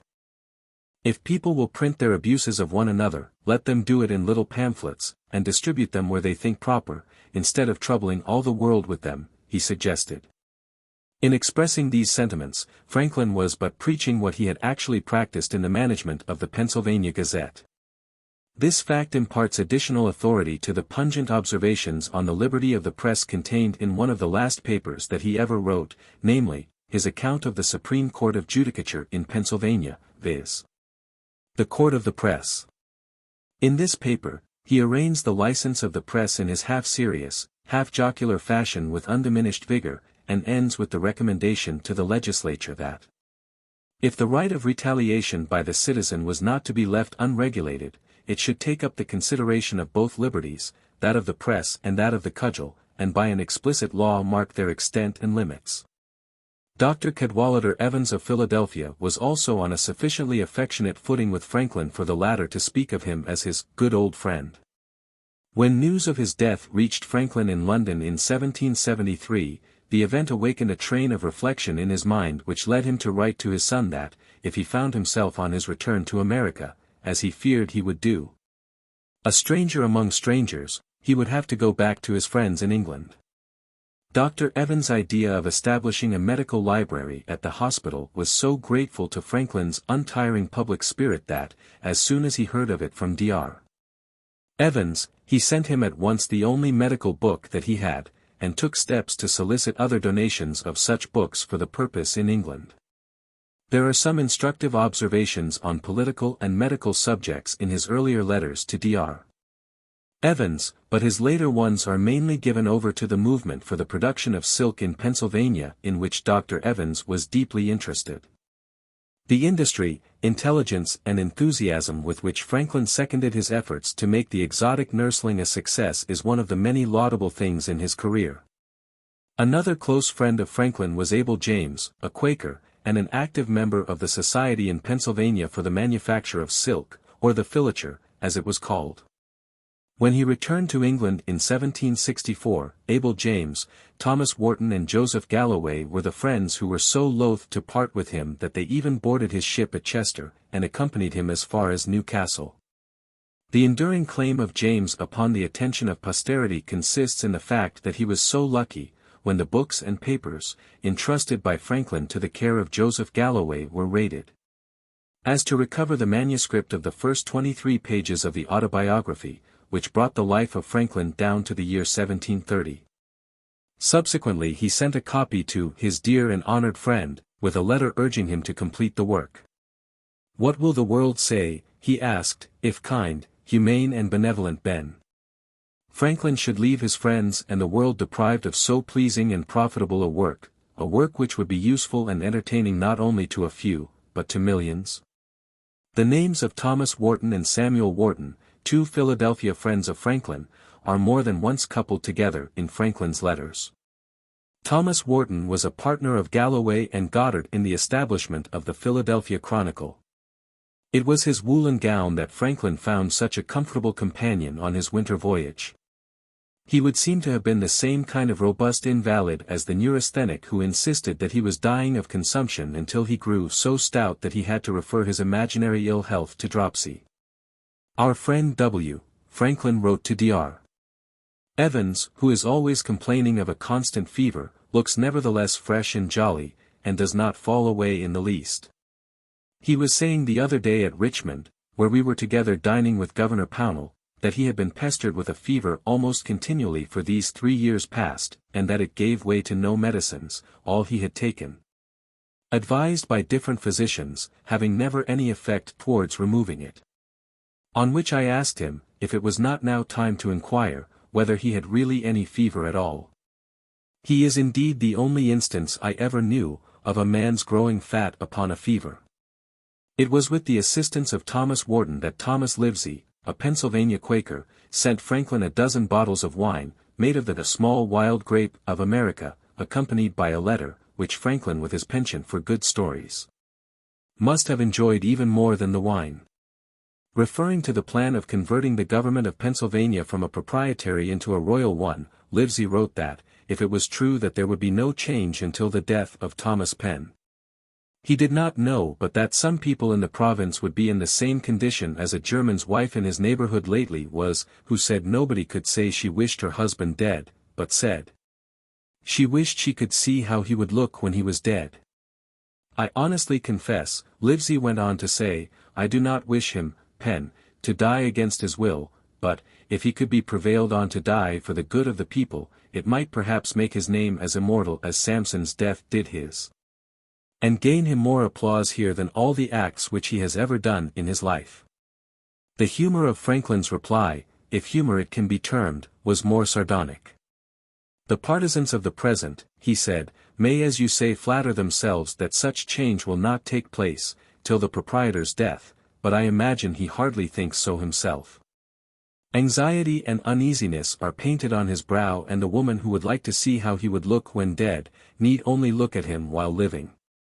With Samuel Wharton, Franklin was intimate enough to soothe his gout-ridden feet with a pair of gouty shoes given or lent to him by Wharton. This Wharton was with him one of the chief promoters of the Ohio settlement, of which the reader will learn more later. And the project was brought near enough to success by Franklin for his overzealous friends to sow the seeds of what might have been a misunderstanding between him and Wharton, if Franklin had not been so healthy-minded, by claiming that the credit for the prospective success of the project would belong to Wharton rather than to Franklin. But, as Franklin said, many things happen between the cup and the lip, and enough happened in this case to make the issue a wholly vain one. Subsequently we know that Franklin in one letter asked John Paul Jones to remember him affectionately to Wharton, and in another referred to Wharton as a particular friend of his. His feelings, it is needless to say, underwent a decided change when later the fact was brought to his attention that Wharton had converted to his own use a sum of money placed in his hands by Jan Ingenhouse, one of the most highly prized of all Franklin's friends. There is a thrust at Parliament in a letter from Franklin to Samuel Wharton, written at Passy, which is too keen not to be recalled. He is describing the Lord George Gordon riots, during which Lord Mansfield's house was destroyed. "If they had done no other mischief," said Franklin, "I would have more easily excused them, as he has been an eminent promoter of the American war. And it is not amiss that those who have approved the burning our poor people's houses and towns should taste a little of the effects of fire themselves. But they turned all the thieves and robbers out of Newgate to the number of 300, and instead of replacing them with an equal number of other plunderers of the public, which they might easily have found among the members of Parliament, they burnt the building." The relations between Franklin and Ebenezer Kinnersley, who shared his enthusiasm for electrical experiments, John Foxcroft, who became his colleague, as Deputy Postmaster General for America after the death of Colonel Hunter, and the Rev. Thomas Combe, the Assistant Minister of Christ Church and St. Peter's in Philadelphia, were of an affectionate nature, but there is little of salient interest to be said about these relations. Mallis has asserted that Franklin did not give Kinnersley due credit for ideas that he borrowed from him in his electrical experiments. If so, Kinnersley must have had a relish for harsh treatment, for in a letter to Franklin, when speaking of the lightning rod, he exclaimed, "May it extend to the latest posterity of mankind, and make the name of Franklin like that of Newton immortal." James Wright, and his sister, Susanna Wright, who resided at Hempfield, near Wright's Ferry, Pennsylvania, were likewise good friends of Franklin. Part at any rate of the flour, on which Braddock's army subsisted, was supplied by a mill erected by James Wright near the mouth of the Shawanese Run. Susanna Wright was a woman of parts, interested in silk culture, and fond of reading. On one occasion, Franklin sends her from Philadelphia a couple of pamphlets refuting the charges of plagiarism preferred by William Lauder against the memory of Milton and a book or tract entitled Christianity Not Founded on Argument. On another occasion, in a letter from London to Deborah, he mentions, as part of the contents of a box that he was transmitting to America, some pamphlets for the Speaker and Susie Wright. Another gift to her was a specimen of a new kind of candles, very convenient to read by. She would find, he said, that they afforded a clear white light, might be held in the hand even in hot weather without softening, did not make grease spots with their drops like those made by common candles, and lasted much longer, and needed little or no snuffing. A sentiment of cordial friendship also existed between Franklin and Anthony Benezet, a Philadelphia Quaker, born in France, who labored throughout his life with untiring zeal for the abolition of the slave trade. This trade, in the opinion of Franklin, not only disgraced the colonies, but, without producing any equivalent benefit, was dangerous to their very existence. When actually engaged in business, as a printer, no less than 2 books, aimed at the abolition of slavery, one by Ralph Sandiford, and the other by Benjamin Lay, both Quakers, were published by him.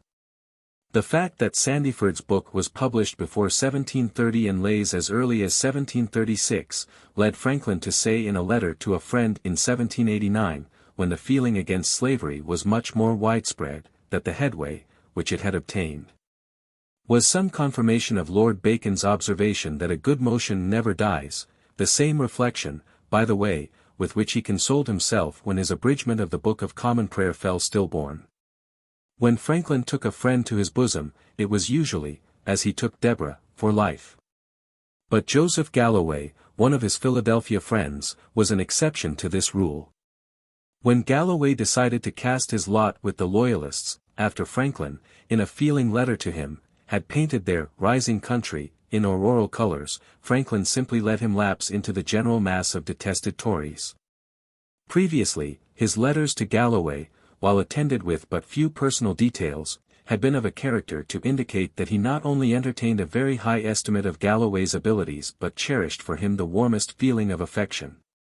Indeed, in assuring Galloway of this affection, he sometimes used a term as strong as unalterable.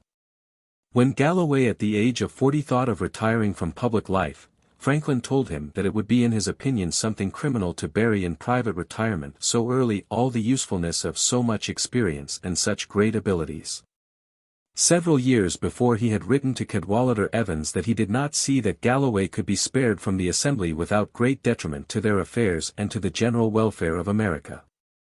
Among the most valuable of his letters, are his letters to Galloway on political conditions in England when the latter was the Speaker of the Pennsylvania Assembly.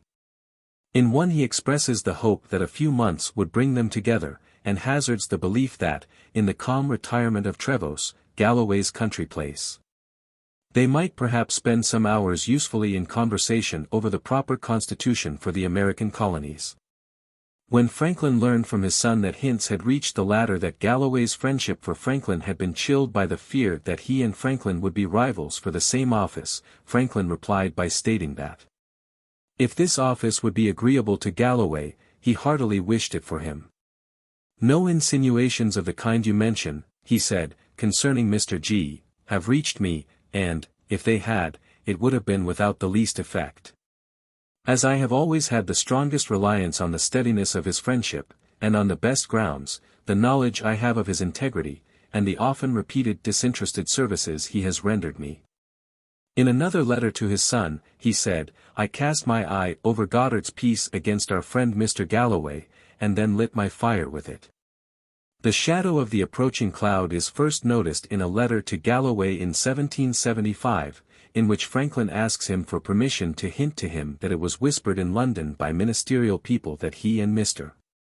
J. of New York were friends to their measures, and gave them private intelligence of the views of the popular party. While at Passy, Franklin informed the Congressional Committee on Foreign Affairs that General and Lord Howe, Generals Cornwallis and Grey and other British officers had formally given it as their opinion in Parliament that the conquest of America was impracticable, and that Galloway and other American loyalists were to be examined that week to prove the contrary. One would think the first set were likely to be the best judges, he adds with acidulous brevity. Later on, he did not dispose of Galloway so concisely. In a letter to Richard Back, after suggesting that some of his missing letter books might be recovered by inquiry in the vicinity of Galloway's country seat, he says, smarting partly under the loss of his letter books, and partly under the deception that Galloway had practiced upon him, I should not have left them in his hands, if he had not deceived me, by saying, that, though he was before otherwise inclined, yet that, since the king had declared us out of his protection, and the Parliament by an act had made our properties plunder, he would go as far in the defence of his country as any man.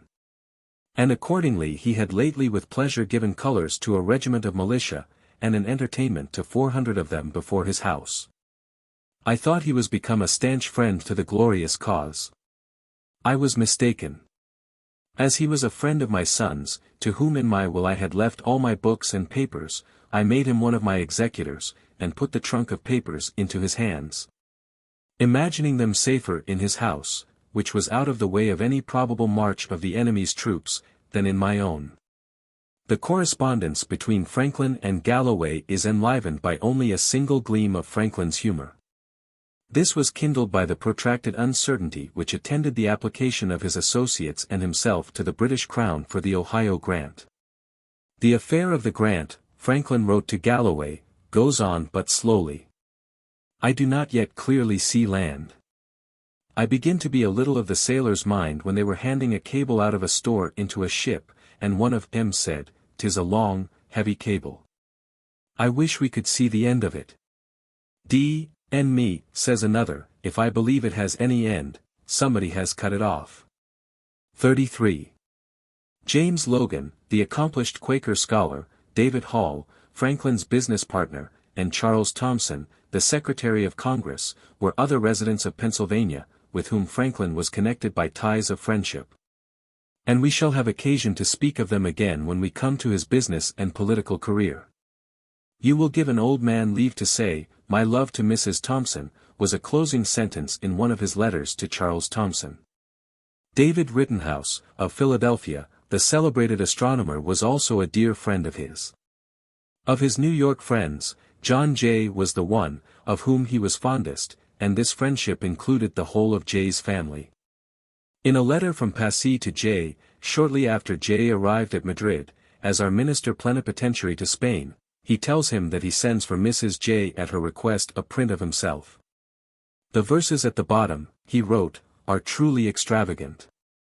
But you must know, that the desire of pleasing, by a perpetual rise of compliments in this polite nation, has so used up all the common expressions of approbation, that they are become flat and insipid, and to use them almost implies censure.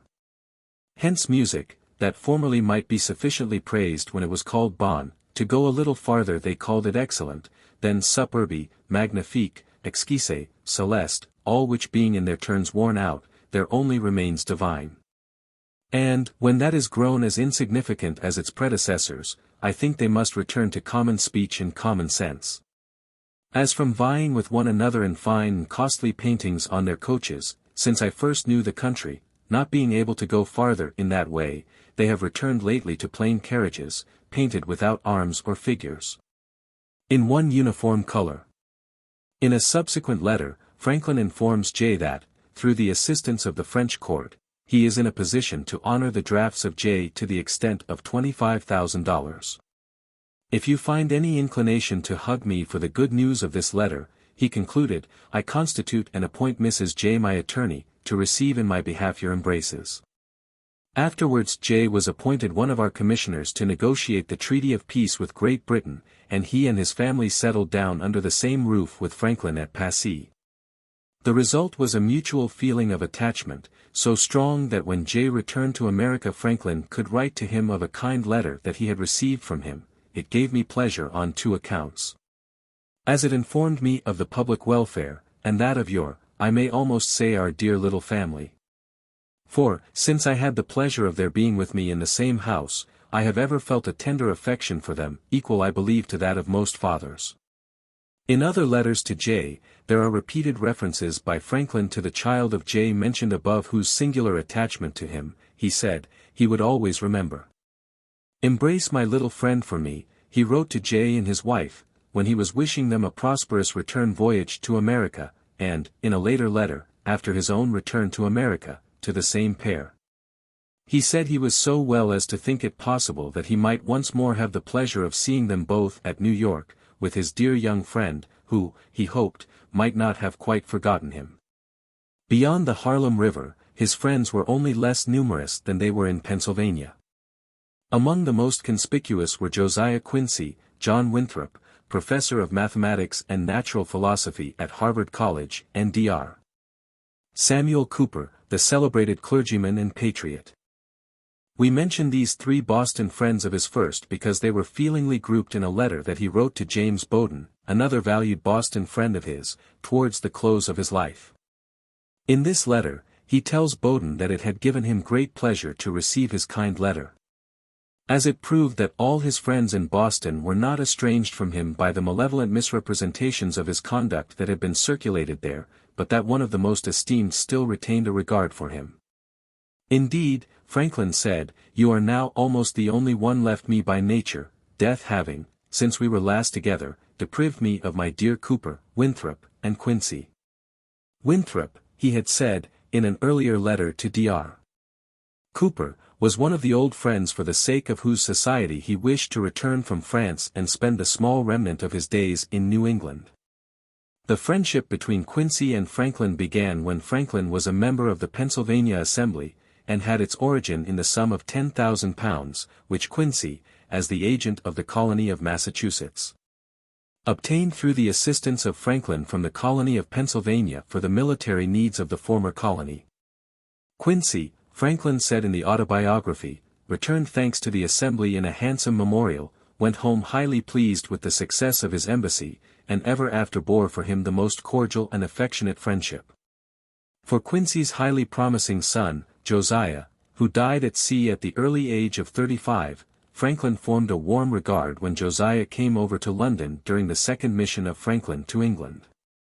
To the father he wrote of the son in terms that were doubtless deeply gratifying to him, and, in a letter to James Bowdoin, he said, I am much pleased with Mr. Quincy. It is 1,000 pities his strength of body is not equal to his strength of mind. His zeal for the public, like that of David for God's house, will, I fear, eat him up. Later, when the younger Quincy's zeal had actually consumed him, Franklin wrote to the elder Quincy, the epitaph on my dear and much esteemed young friend, is too well written to be capable of improvement by any corrections of mine. Your moderation appears in it, since the natural affection of a parent has not induced you to exaggerate his virtues. I shall always mourn his loss with you, a loss not easily made up to his country. And then, referring to some of the falsehoods in circulation about his own conduct as commissioner, he exclaimed, how differently constituted was his noble and generous mind from that of the miserable calumniators you mention. Having plenty of merit in himself, he was not jealous of the appearance of merit in others, but did justice to their characters with as much pleasure as these people do injury. When he sat down at Saratoga to write to a few friends by way of farewell, fearing that the mission to Canada at his time of life would prove too much for him, Quincy was the first of his New England friends to whom he sent an adieu. To Dr. Samuel Cooper, Franklin wrote some of the most valuable of all his political letters, but the correspondence between them is marked by few details of a personal or social nature. It was upon the recommendation of Franklin that the degree of Doctor of Divinity was conferred upon Cooper by the University of Edinburgh. The part one took in the application for your degree, he wrote to Dr. Cooper, was merely doing justice to merit, which is the duty of an honest man whenever he has the opportunity. That Dr. Cooper was duly grateful, we may infer, among other things, from a letter in which Franklin tells his sister Jane that he is obliged to good Dr. Cooper for his prayers. That he was able to hold his own even with such a skillful dispenser of compliments as Franklin himself we may readily believe after reading the letter to Franklin in which he used these words, "You once told me in a letter. As you were going to France, the public had had the eating your flesh and seemed resolved to pick your bones, we all agree the nearer the bone the sweeter the meat." It was to Dr. Cooper that Franklin expressed the hope that America would never deserve the reproof administered to an enthusiastical knave in Pennsylvania, who, when asked by his creditor to give him a bond and pay him interest, replied, "No, I cannot do that. I cannot in conscience either receive or pay interest, it is against my principle." "You have then the conscience of a rogue," says the creditor, "you tell me it is against your principle to pay interest. And it being against your interest to pay the principal, I perceive you do not intend to pay me either one or t'other." The letters of Franklin to James Bowdoin are full of interest, but the interest is scientific. Another Boston friend of Franklin was Mather Byles. In a letter to him, Franklin expresses his pleasure at learning that the lives of Byles and his daughters had been protected by his points, and his regret that electricity had not really proved what it was at first supposed to be, a cure for the palsy. "It is however happy for you," Franklin said, "that, when old age and that malady have concurred to enfeeble you, and to disable you for writing, you have a daughter at hand to nurse you with filial attention, and to be your secretary. Of which I see she is very capable, by the elegance and correctness of her writing in the letter I am now answering." Other letters from Franklin to Byles have unhappily perished. This fact is brought to our knowledge by a letter from him to Elizabeth Partridge, which shows that even the famous letter to her, in which he spoke of the end of his brother as if he had gone off quietly from a party of pleasure in a sedan chair, led for a time a precarious existence. If this was the letter, he said, of which she desired a copy, he fancied that she might possibly find it in Boston, as Dr. Byles once wrote to him that many copies had been taken of it. Then follows this playful and characteristic touch. "I too, should have been glad to have seen that again, among others I had written to him and you. But you inform me they were eaten by the mice. Poor little innocent creatures, I am sorry they had no better food. But since they like my letters, here is another treat for them." Another Massachusetts friend of Franklin was Samuel Danforth, the president of its colonial council. "It gave me great pleasure," Franklin wrote to this friend on one occasion, "to receive so cheerful an epistle from a friend of half a century's standing, and to see him commencing life anew in so valuable a son." When this letter was written, Franklin was in his 68th year, but how far he was from being sated with the joy of living other passages in it clearly manifest. "I hope," he said, "for the great pleasure of once more seeing and conversing with you, and though living on in one's children, as we both may do, is a good thing, I cannot but fancy it might be better to continue living ourselves at the same time. I rejoice, therefore, in your kind intentions of including me in the benefits of that inestimable stone, which, curing all diseases, even old age itself, will enable us to see the future glorious state of our America. Enjoying in full security her own liberties, and offering in her bosom a participation of them to all the oppressed of other nations. I anticipate the jolly conversation we and 20 more of our friends may have 100 years hence on this subject, over that well-replenished bowl at Cambridge commencement. In Connecticut, too, Franklin had some highly prized friends. Among them were Jared Eliot, the grandson of Apostle Eliot, and the author of an essay upon field husbandry in New England, Ezra Stiles, president of Yale College, Dr. Samuel Johnson and Jared Ingersoll. The letters from Franklin to Eliot are a charming mélange of what is now known as popular science and agriculture. To Franklin there was philosophy even in the roasting of an egg, and for agriculture he had the partiality which no one, so close to all the pulsations of nature as he was, can fail to entertain. When he heard from his friend Mrs. Catherine Green that her son Ray was smart in a farming way, he wrote to her, "I think agriculture the most honorable of all employments, being the most independent. The farmer has no need of popular favor, nor the favor of the great. The success of his crops depending only on the blessing of God upon his honest industry." Franklin, of course, was writing before the day of the trust, the high protective tariff, the San Jose scale and the boll weevil. In one letter to Eliot he gossips delightfully upon such diverse topics as the price of linseed oil, the kind of land on which Pennsylvania hemp was raised, the recent weather, northeast storms, the origin of springs, seashell strata and import duties. Something is also said in the letter about grass seed, and it is curious to note that apparently Franklin was not aware that in parts of New England timothy has always been known as herdsgrass. And this reminds us that he repeatedly in his later life protested against the use in New England of the word improve, in the sense of employ, as a barbarous innovation. When in point of fact the word had been used in that sense in a lampoon in the Courant, when that lively sheet was being published under his youthful management. In another letter, written probably in the year 1749, Franklin tells Eliot that he had purchased some 18 months before about 300 acres of land near Burlington, and was resolved to improve it in the best and speediest manner. "My fortune, thank God," he said, "is such that I can enjoy all the necessaries and many of the indulgences of life. But I think that in duty to my children I ought so to manage, that the profits of my farm may balance the loss my income will suffer by my retreat to it." He then proceeds to narrate to Eliot what he had done to secure this result. How he had scoured up the ditches and drains in one meadow, reduced it to an arable condition, and reaped a good crop of oat fodder from it, and how he had then immediately ploughed the meadow again and harrowed it, and sowed it with different kinds of grass seed. "Take the whole together," he said with decided satisfaction, "it is well matted, and looks like a green corn field."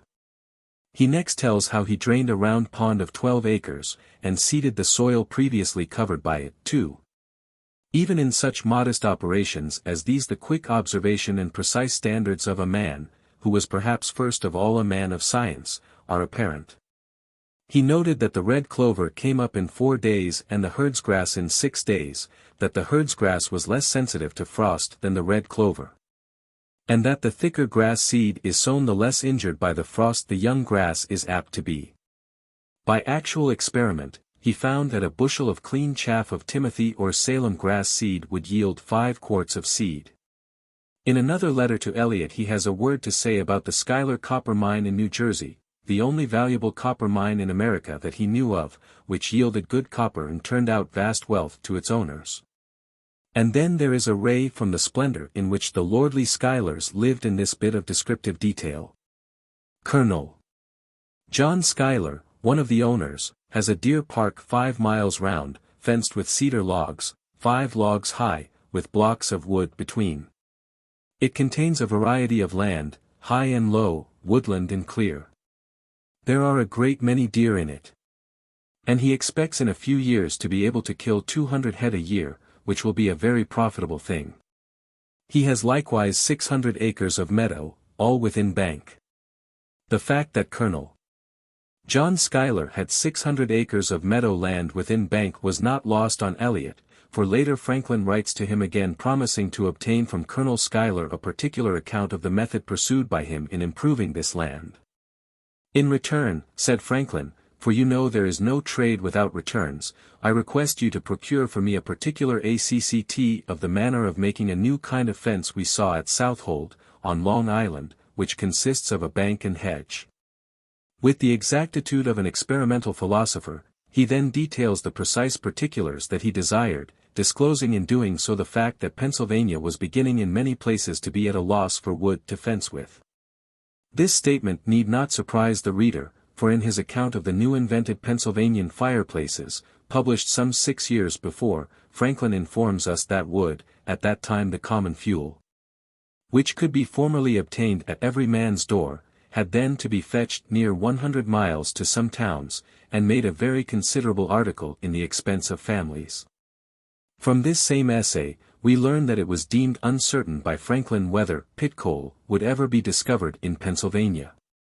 In another letter from Franklin to Eliot, along with some items about Peter Collinson, a most benevolent, worthy man, very curious in botany and other branches of natural history, and fond of improvements in agriculture, and Hugh Roberts' high opinion of Eliot's pieces, ditching, the Academy, barometers, thermometers and hygrometers, Franklin has some sprightly observations to make upon the love of praise. Rarely, we venture to say, have more winning arguments ever been urged for the reversal of the world's judgment upon any point. What you mention concerning the love of praise is indeed very true, it reigns more or less in every heart. Though we are generally hypocrites, in that respect, and pretend to disregard praise, and our nice, modest ears are offended, forsooth, with what one of the ancients calls the sweetest kind of music. This hypocrisy is only a sacrifice to the pride of others, or to their envy, both which, I think, ought rather to be mortified. The same sacrifice we make, when we forbear to praise ourselves, which naturally we are all inclined to.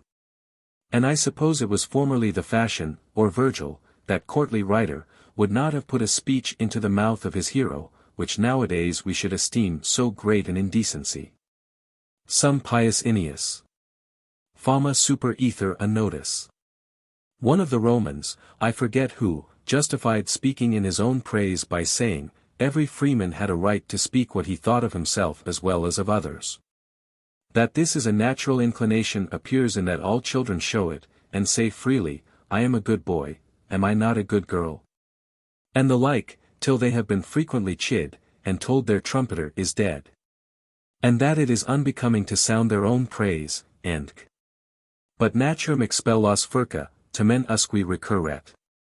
Being forbid to praise themselves, they learn instead of it to censure others, which is only a roundabout way of praising themselves. For condemning the conduct of another, in any particular, amounts to as much as saying, I am so honest, or wise, or good, or prudent, that I could not do or approve of such an action.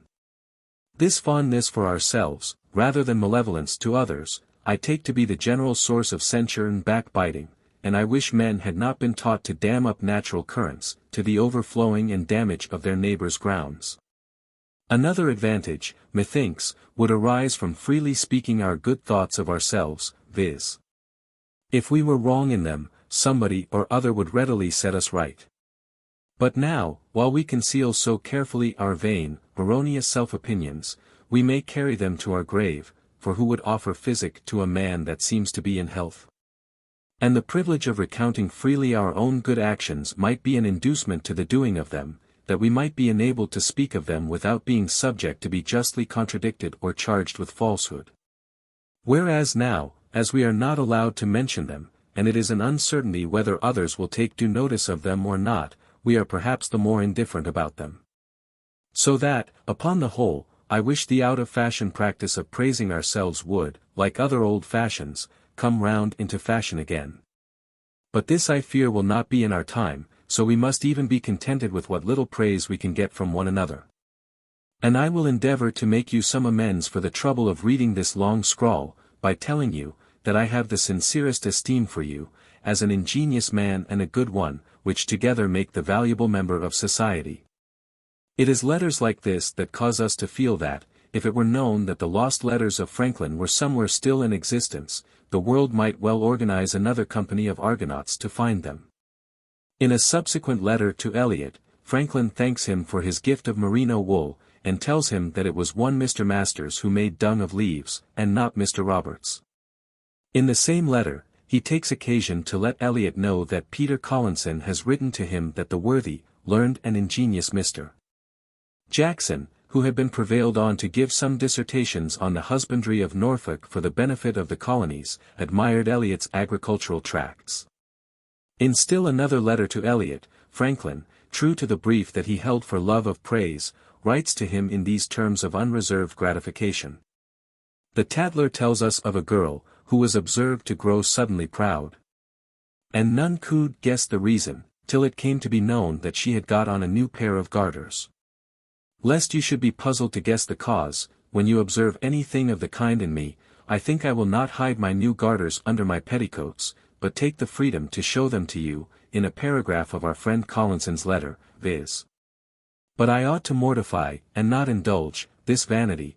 I will not transcribe the paragraph, yet I cannot forbear. He then transcribes the paragraph in which Collinson had informed him that the Grand Monarch of France had commanded the Abbé Mazias to write a letter in the politest terms to the Royal Society, to return the King's thanks and compliments in an express manner to Mr. Franklin of Pennsylvania for his useful discoveries in electricity, and the application of pointed rods to prevent the terrible effect of thunderstorms. I think, now I have stuck a feather in thy cap, ended Collinson, I may be allowed to conclude in wishing thee long to wear it. On reconsidering this paragraph, continued Franklin, I fear I have not so much reason to be proud as the girl had. For a feather in the cap is not so useful a thing, or so serviceable to the wearer, as a pair of good silk garters. The pride of man is very differently gratified. And, had his Majesty sent me a marshal's staff, I think I should scarce have been so proud of it, as I am of your esteem. There were many principles of congeniality at work to cause Franklin to open his heart so familiarly to Eliot, but one of the most active doubtless was their common love of good stories. I remember with pleasure the cheerful hours I enjoyed last winter in your company, he wrote to Eliot, after his visit to New England in 1754, and would with all my heart give any 10 of the thick old folios that stand on the shelves before me, for a little book of the stories you then told with so much propriety and humor. We have already referred to the famous letter, in which, Franklin, a few weeks before his death, stated his religious creed with such unfaltering clearness and directness to Dr. Ezra Stiles, who had written to him, saying that he wished to know the opinion of his venerable friend concerning Jesus of Nazareth, and expressing the hope that he would not impute this to impertinence or improper curiosity in one, who, for so many years, had continued to love, estimate and reverence his abilities and literary character with an ardor and affection bordering on adoration. In his reply, Franklin declared that he had never before been questioned upon religion, and he asked Dr. Stiles not to publish what he had written. I have ever, he said, let others enjoy their religious sentiments, without reflecting on them for those that appeared to me unsupportable and even absurd. All sects here, and we have a great variety, have experienced my goodwill in assisting them with subscriptions for building their new places of worship. And, as I have never opposed any of their doctrines, I hope to go out of the world in peace with them all. This letter is so full of interest for the reader that it is to be regretted that Dr. Stiles did not oftener indulge the national weakness for asking questions before his aged correspondent went out of the world in peace with the sects, which most assuredly would have followed him with a shower of stones as thick as that which overwhelmed St. Stephen, if they had known that the discreet old philosopher, who contrived to keep on such comfortable working terms with every one of them, doubted all the while the divinity of our Lord. This letter also has a readable word to say in response to the honor that Dr. Stiles proposed to do Franklin by placing his portrait in the same room at Yale with that of Governor Yale, whom Franklin pronounced a great and good man. Yale College, Franklin gratefully recalled, was the first learned society that took notice of him, and adorned him with its honors, though it was from the University of St. Andrews that he received the title which made him known to the world as Dr. Franklin. Dr. Samuel Johnson has been termed the Venerable Father of the Episcopal Church of Connecticut and the Apostle of sound learning and elegant literature in New England. And it is not surprising that Franklin should have strained his dialectical skill almost to the point of casuistry in an effort to meet the various reasons which the doctor gave him for his hesitation about accepting the headship of the Academy. Such as his years, his fear of the smallpox, the politeness of Philadelphia and his imagined rusticity, his diffidence of his powers and his reluctance about drawing off parishioners from Dr. Jenny, the rector of Christ Church and St. Peter's. As we have seen, even the multiplying effect of setting up more than one pigeon box against a house was ineffective to lure the apprehensive churchman to Philadelphia. In one of his letters to Dr. Johnson, the enthusiasm of Franklin over the Academy project endows his words with real nobility of utterance. "I think with you," he said, "that nothing is of more importance for the public weal, than to form and train up youth in wisdom and virtue. Wise and good men are, in my opinion, the strength of a state far more so than riches or arms, which, under the management of ignorance and wickedness, often draw on destruction, instead of providing for the safety of a people. And though the culture bestowed on many should be successful only with a few, yet the influence of those few and the service in their power may be very great. Even a single woman, that was wise, by her wisdom saved a city.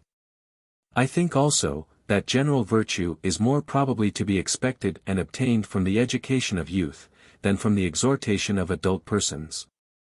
Bad habits and vices of the mind being, like diseases of the body, more easily prevented than cured. I think, moreover, that talents for the education of youth are the gift of God. And that he on whom they are bestowed, whenever a way is opened for the use of them, is as strongly called as if he heard a voice from heaven."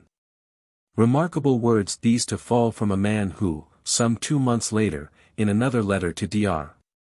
Johnson, modestly declared himself to be unfit to sketch out the idea of the English school for the Academy, having neither been educated himself, except as a tradesman, nor ever been concerned in educating others, he said. "Nobody would imagine," said Dr. Johnson, after reading the sketch, "that the draft you have made for an English education was done by a tradesman. But so it sometimes is. A true genius will not content itself without entering more or less into almost everything, and of mastering many things more in spite of fate itself." The friendship between Franklin and Jared and Jersey is preserved in a single letter only, the one from which we have already quoted, in which Franklin had his good-natured jest at the expense of the doleful New England Sunday. All of these friends were men, but in Catherine Ray, afterwards the wife of Governor William Greene of Rhode Island, and the mother of Ray Greene, one of the early United States senators from that state, Franklin had a friend whose sex gave a different turn of sentiment and expression to his pen. His first letter to this young woman, "Dear Katie," is the way he addresses her, was written after his return to Philadelphia from a journey to New England in 1754. She then lived on Block Island, and, when he last saw her, she was fading out of sight on the ocean on her way to that island from the mainland. "I thought too much was hazarded," he wrote, "when I saw you put off to sea in that very little skiff, tossed by every wave. But the call was strong and just, a sick parent. I stood on the shore, and looked after you, till I could no longer distinguish you, even with my glass, then returned to your sisters, praying for your safe passage." These words are followed by the paragraph already quoted, in which Franklin acknowledged the affectionate hospitality of New England, and the paragraph, already quoted, too, in which he spoke of his being restored to the arms of his good old wife and children. "Persons subject to the hip," he continued, "complain of the northeast wind, as increasing their malady. But since you promised to send me kisses in that wind, and I find you as good as your word, it is to me the gayest wind that blows, and gives me the best spirits. I write this during a northeast storm of snow, the greatest we have had this winter. Your favors come mixed with the snowy fleeces, which are as pure as your virgin innocence, white as your lovely bosom, and, as cold. But let it warm toward some worthy young man, and may heaven bless you both with every kind of happiness." The letter concludes with these words: "I desired Miss Anna Ward to send you over a little book I left with her, for your amusement in that lonely island. My respects to your good father, and mother, and sister. Let me often hear of your welfare, since it is not likely I shall ever again have the pleasure of seeing you. Accept mine, and my wife's sincere thanks for the many civilities I received from you and your relations. And do me the justice to believe me, dear girl, your affectionate, faithful, friend, and humble servant. This letter was dated March 4, 1755, and was in reply to one from Miss Ray which, though dated as far back as January of the same year, had just reached him. His next letter was dated September 11, 1755, not long after he rendered his unavailing services to Braddock, and was a reply to 3 other letters of hers of March 3, March 30, and May 1 of that year. It begins, "Begone, business, for an hour, at least, and let me chat a little with my Katie," and apologizes for his belated reply. Equal returns, he declares, I can never make, though I should write to you by every post. For the pleasure I receive from one of yours is more than you can have from 2 of mine. The small news, the domestic occurrences among our friends, the natural pictures you draw of persons, the sensible observations and reflections you make, and the easy, chatty manner in which you express everything, all contribute to heighten the pleasure. And the more as they remind me of those hours and miles, that we talked away so agreeably, even in a winter journey, a wrong road, and a soaking shower. In answer to Miss Ray's inquiry about his health, he tells her that he still relishes all the pleasures of life that a temperate man can in reason desire, and, through favor, has them all in his power. In answer to her question as to whether everybody loved him yet, and why he made them do so, he replied, I must confess, but don't you be jealous, that many more people love me now, than ever did before. For since I saw you I have been enabled to do some general services to the country, and to the army, for which both have thanked and praised me, and say they love me. They say so, as you used to do. And if I were to ask any favors of them, they would, perhaps, as readily refuse me, so that I find little real advantage in being beloved, but it pleases my humor. I long to hear, he says in another part of the same letter, whether you have continued ever since in that monastery, Block Island, or have broke into the world again, doing pretty mischief. How the lady wards do, and how many of them are married, or about it, what is become of Mr. B, and Mr. L, and what the state of your heart is at this instant. But that, perhaps, I ought not to know. And, therefore, I will not conjure, as you sometimes say I do. If I could conjure, it should be to know what was that oddest question about me that ever was thought of, which you tell me a lady had just sent to ask you. I commend your prudent resolutions, in the article of granting favors to lovers. But, if I were courting you, I could not hardly approve such conduct.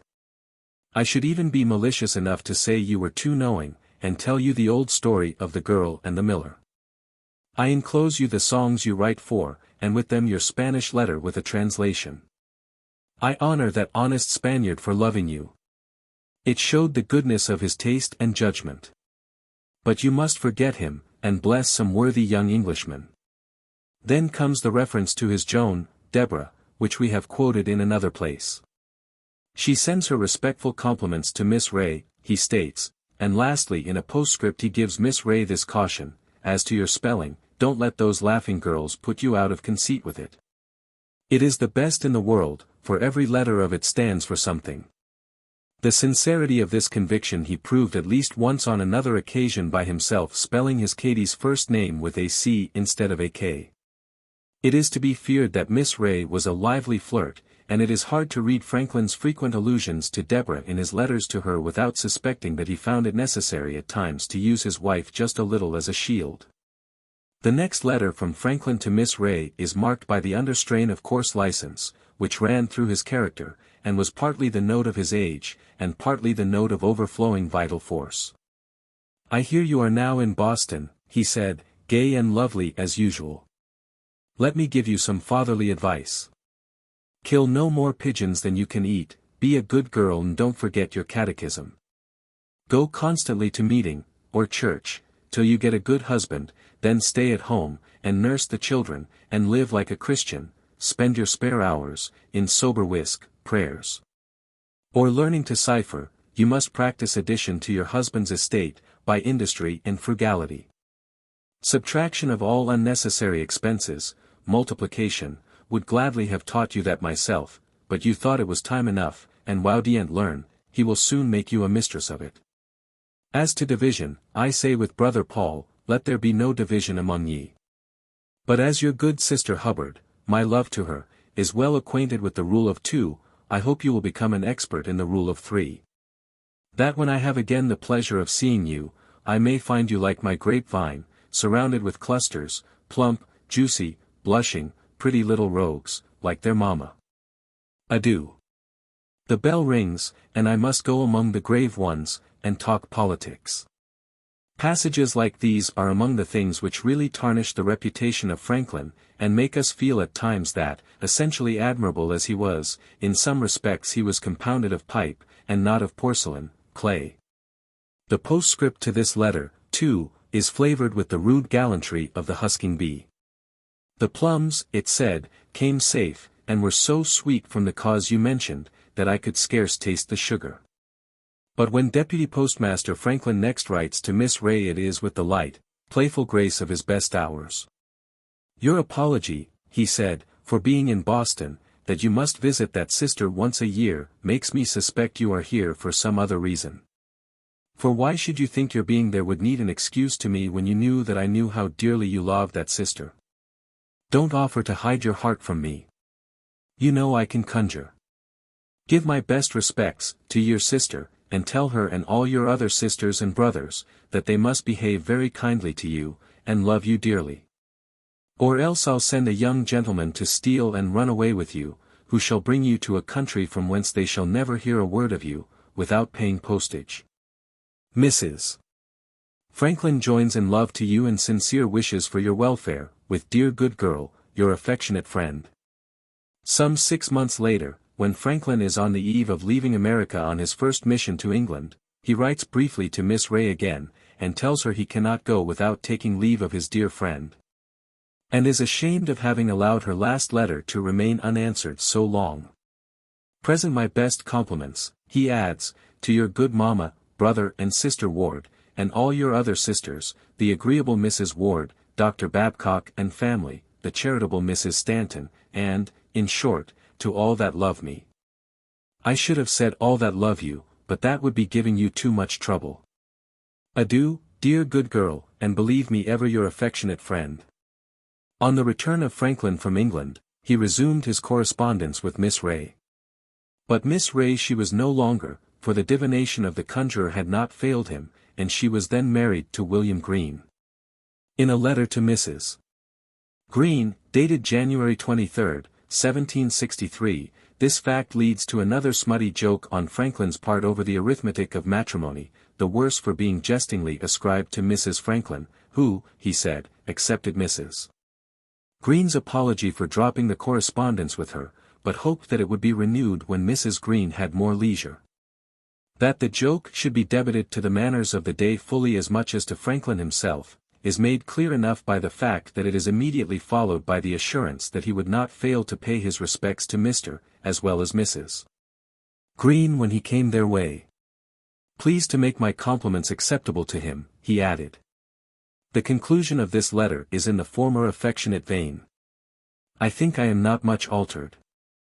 At least my esteem and regard for my Katy, if I may still be permitted to call her so, is the same, and I believe will be unalterable whilst I am B. Franklin. That they did prove unalterable it is hardly necessary to say. Some 26 years after the date of this letter, Franklin writes to Mrs. Green, among the felicities of my life I reckon your friendship, which I shall remember with pleasure as long as that life lasts. And, in the meantime, he had given Mrs. Green the proof of affectionate interest which, of all others, perhaps, is most endearing in a friend, that is he had taken her children as well as herself to his heart. After a brief visit with Sally to the Greens in 1763, he wrote to Mrs. Green, my compliments too to Mr. Merchant and Miss Ward if they are still with you, and kiss the babies for me. Sally says, and for me too. This letter ends, with perfect esteem and regard, I am, dear Katy, I can't yet alter my style to Madam, your affectionate friend. In another letter to Mrs. Green, about a month later, he says, "My best respects to good Mr. Green, Mrs. Ray, and love to your little ones. I am glad to hear they are well, and that your Celia goes alone." The last two letters mentioned by us were written from Boston. Franklin's next letter to Mrs. Green was written from Philadelphia, condoles with her on the death of her mother, tells her that his dame sends her love to her with her thanks for the care that she had taken of her old man, and conveys his love to the little dear creatures. "We are all glad to hear of Ray, for we all love him," he wrote to Mrs. Green from Paris. In the same letter, he said, "I live here in great respect, and dine every day with great folks, but I still long for home and for repose. And should be happy to eat Indian pudding in your company and under your hospitable roof." Hardly had he arrived in America on his return from France before he sent this affectionate message to Mrs. Green and her husband: "I seize this first opportunity of acquainting my dear friends, that I have once more the great happiness of being at home in my own country, and with my family, because I know it will give you pleasure." As for Mrs. Green, Jane Meckham informed him that, when she heard of his arrival, she was so overjoyed that her children thought she was afflicted with hysteria. The friendship which existed between Franklin and the Greens also existed between them and his sister Jane, who was a welcome guest under their roof. "I pity my poor old sister, to be so harassed and driven about by the enemy," he wrote to Mrs. Green from Paris in 1778, "for I feel a little myself the inconvenience of being driven about by my friends.